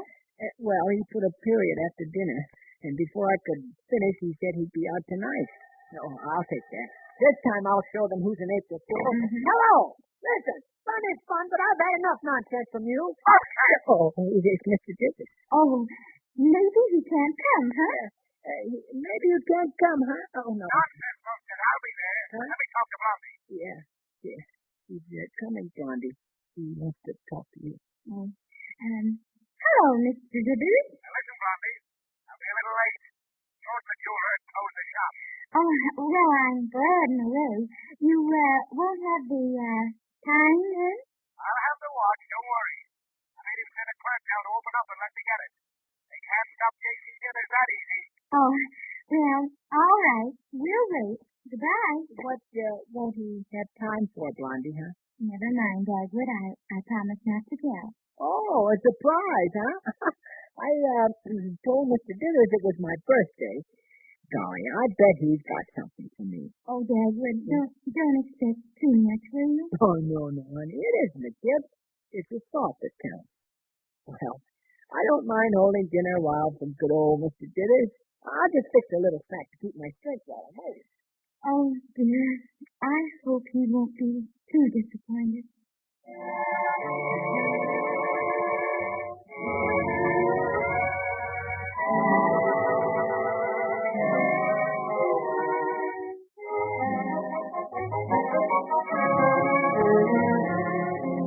Fine dinner, Blondie. Puts me in good humor. Yeah, me too. You always have a you-know-what, Mama. Yes, there's something I want to get in the kitchen. Will you all excuse me? Before we cut the cake, baby Duffy, you run out to the hall closet and look in my overcoat pocket. Bring me the little leather box in the right-hand pocket. Okay. Little leather box, huh? Excuse me, Mr. Dithers. I'll just put out the electric light. Put 'em out? Why? Well, the candles on the cake will look better by themselves. We can see enough to we can see all right in like the candles. Here comes the cake. Happy birthday, Dagwood. Oh, boy. Look at that, Mr. Dithers. Yeah, what's keeping baby Dumpling? There's that black leather box. Blow out the candles and make a wish. Now, wait a minute. Huh? Before you blow out the candles, I've got a word to say. Quiet, all. Mr. Dithers has a word to say. Go ahead, J.C. Well, Dagwood, in recognition of your unbroken record for being late at the office, I want to present you with this little token. Thanks. All I can say is thanks, Mr. Dithers. When you open the box, watch out, because time flies. Sure. I'll open it right now. Oh, boy, look, Blondie, a watch. Yeah, pick it up and look it over. Now I know what you didn't have time for, to get it engraved. Oh, but that's okay. Boy, it's a beauty. Take it out of the box. Wait, Dagwood, pick it up, huh? Oh, sure. There you are. Certainly is well watched. Why, Mr. Dithers, it doesn't Now, I see it doesn't. Something wrong with it. No, nothing's wrong. It's okay. Let me see that watch. Give it here. Sure, okay, careful now. I wouldn't want anything to happen so soon. Well, I would. Huh? Hey, look out. But don't knock. baby. But it's going to burst. That's mighty funny. It ought to come apart.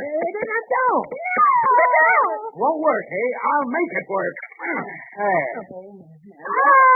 Nice to fit. He certainly has. Press all over the... Fine thing.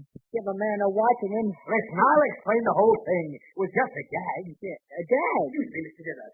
Hey, who's this? Why, it's Jordan the jeweler. Excuse me for walking right in, but I was excited. You're excited. Listen, Jordan, you've ruined my whole evening. Am I too late for the joke? The joke didn't work. What joke? Oh, Dagwood, I wanted to tell you. Let me explain. My clerk made a mistake. He didn't give you the watch that comes apart. Huh? No, here is the trick watch. Then what was the watch Mr. Dithers broke? Broke? Where is it? It's down here on the floor, smashed. Smashed? Mr. Dithers, do you know what you've done? Well, broken the wrong watch? Yes, Mr. Dithers. You've destroyed the best watch in my store, and it's going to cost you $150, Mr. Dithers. Oh, my.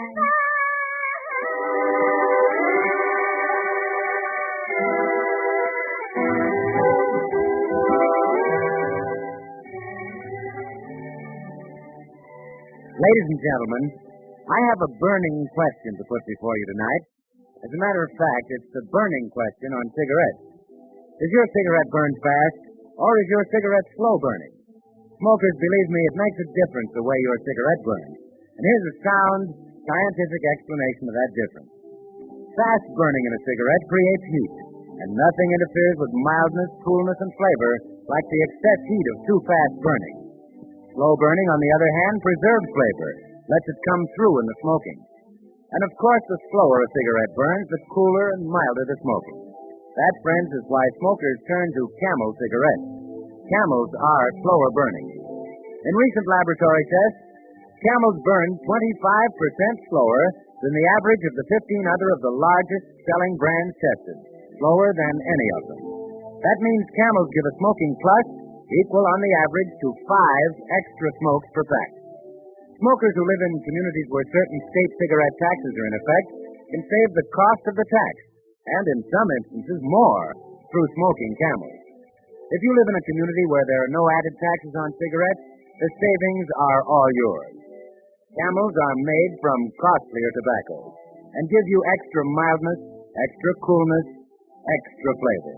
And as I said before, extra smoking, equal on the average to 5 extra smokes per pack. Penny for penny, Camels are your best cigarette buy.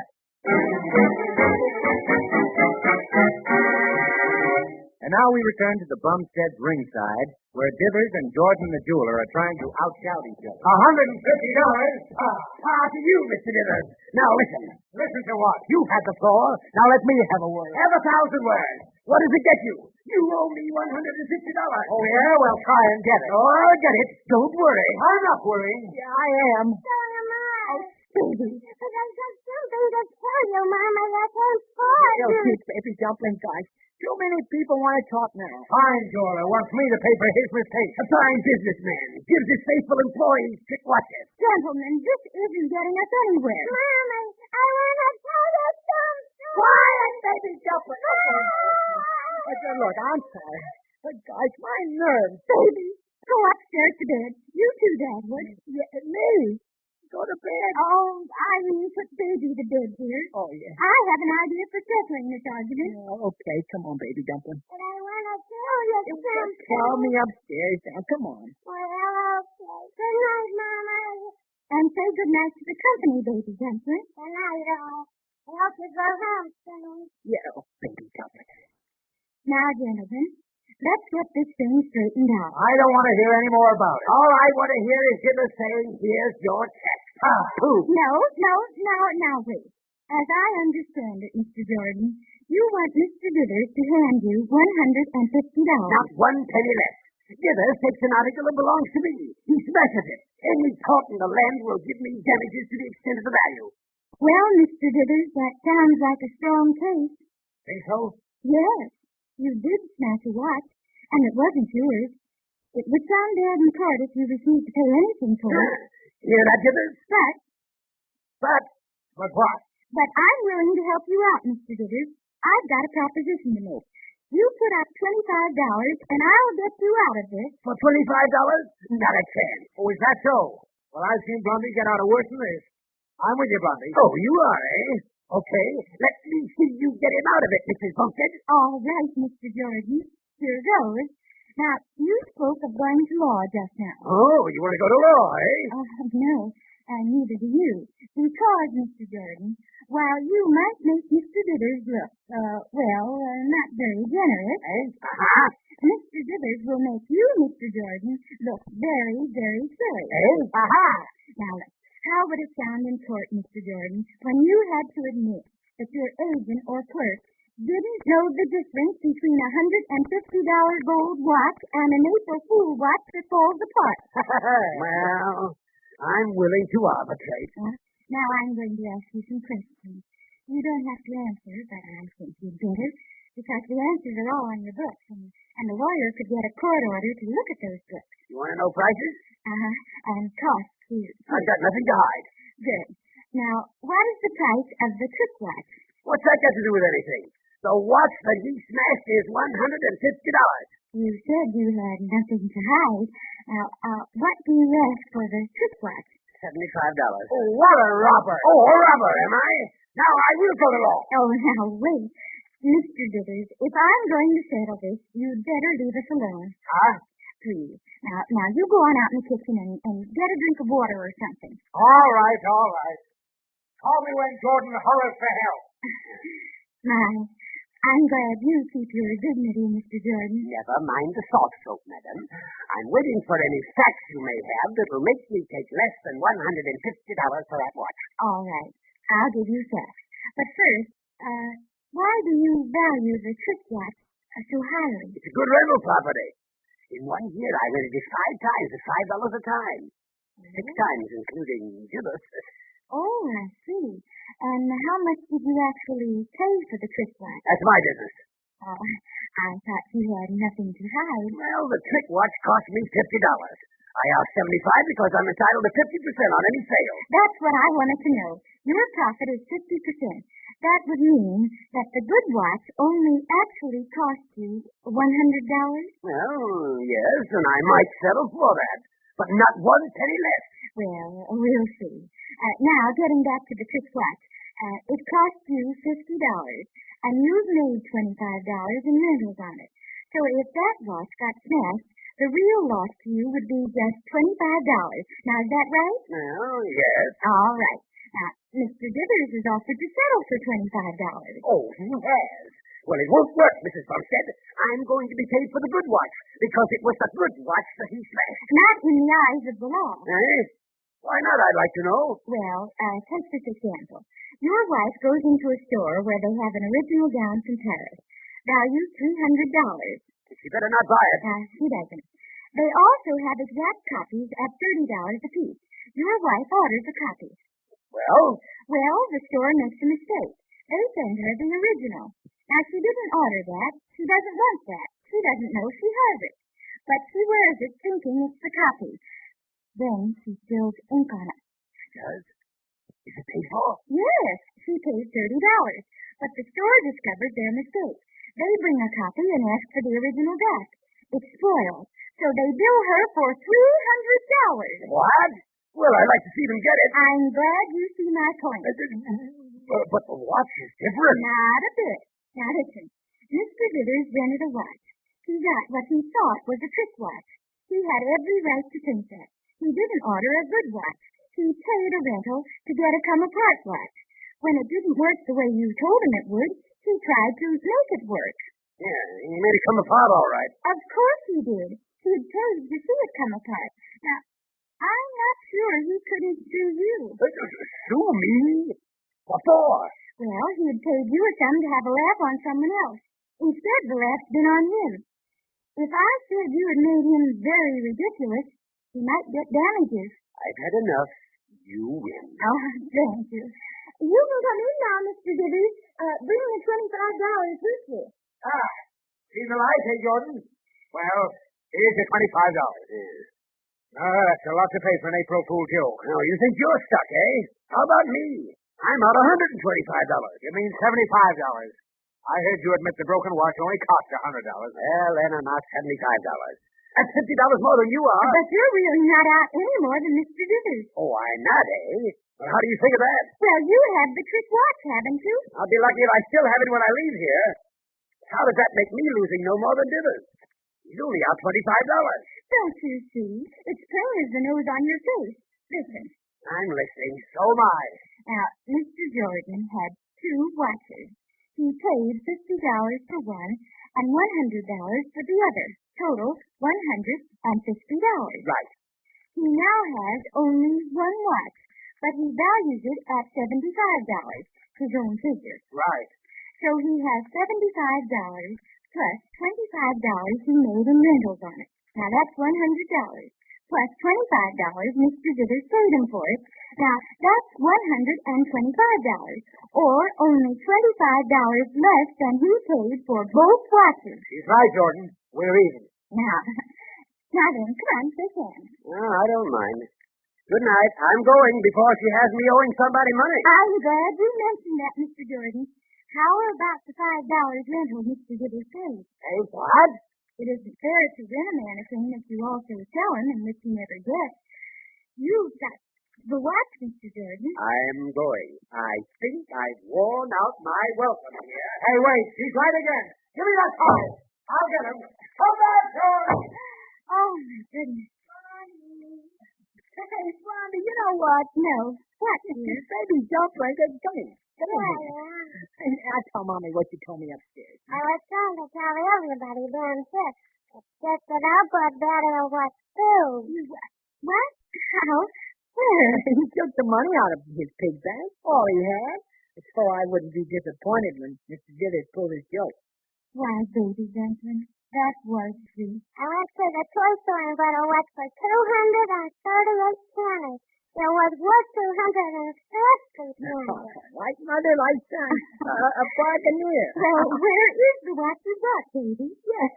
Tell her, baby. It was the other girl. Oh, no, baby. Oh, yes, he did. See, when Baby went to the clothes closet to get that box for Mr. Dithers, Baby Dumpling switched his watch for the one in Mr. Dithers' pocket. But I thought I wouldn't have a joke played on him. Well, bless your heart. I don't care if I never get a watch with a son like that. But wait, then where is the good watch we thought was broken? I got it, Mommy. Right here, see?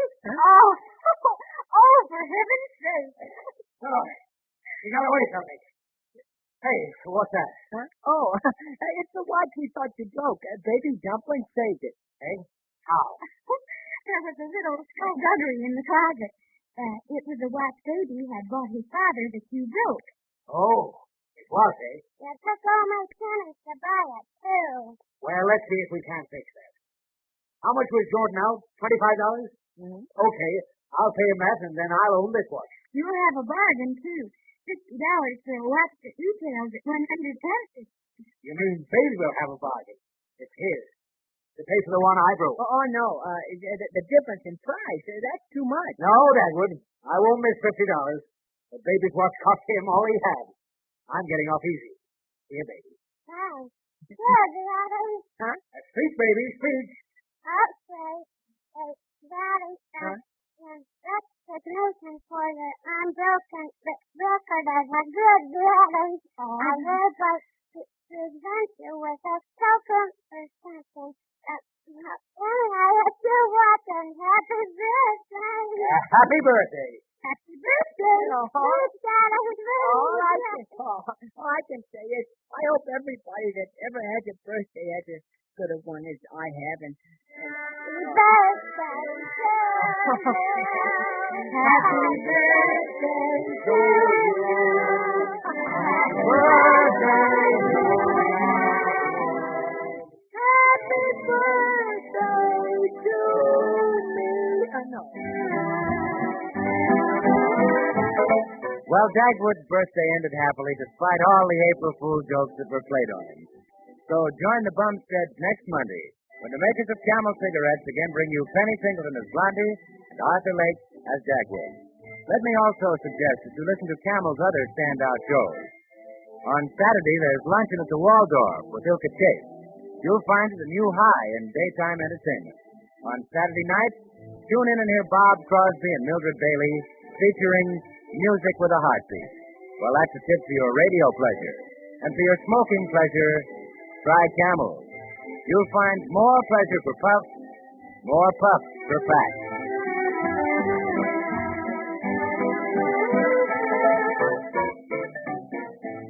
Our Blondie Orchestra is directed by Billy Arts, who also creates the special musical effects. And this is Bill Goodwin speaking for the makers of Camel cigarettes. Until Monday, good night all. This is the Columbia Broadcasting System.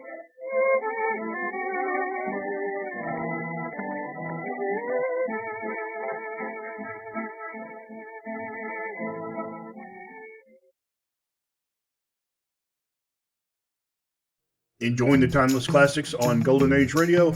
If you're loving the nostalgia and captivating stories, consider supporting our channel with a tip.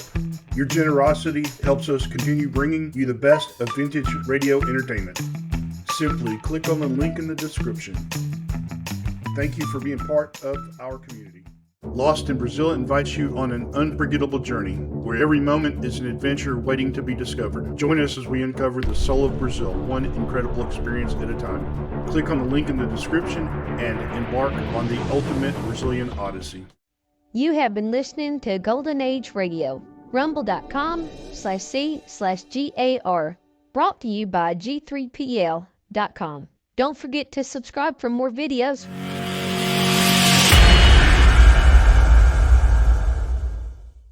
I would like to extend my sincere gratitude to Old Time Radio Research Group for their remarkable efforts in preserving and archiving the captivating world of old-time radio programs. Their dedication to safeguarding these precious audio gems ensures that future generations can relish the enchanting stories, music, and entertainment of the past. Their invaluable contribution allows us to step back in time and experience the magic of radio history firsthand. Their link is in the description below.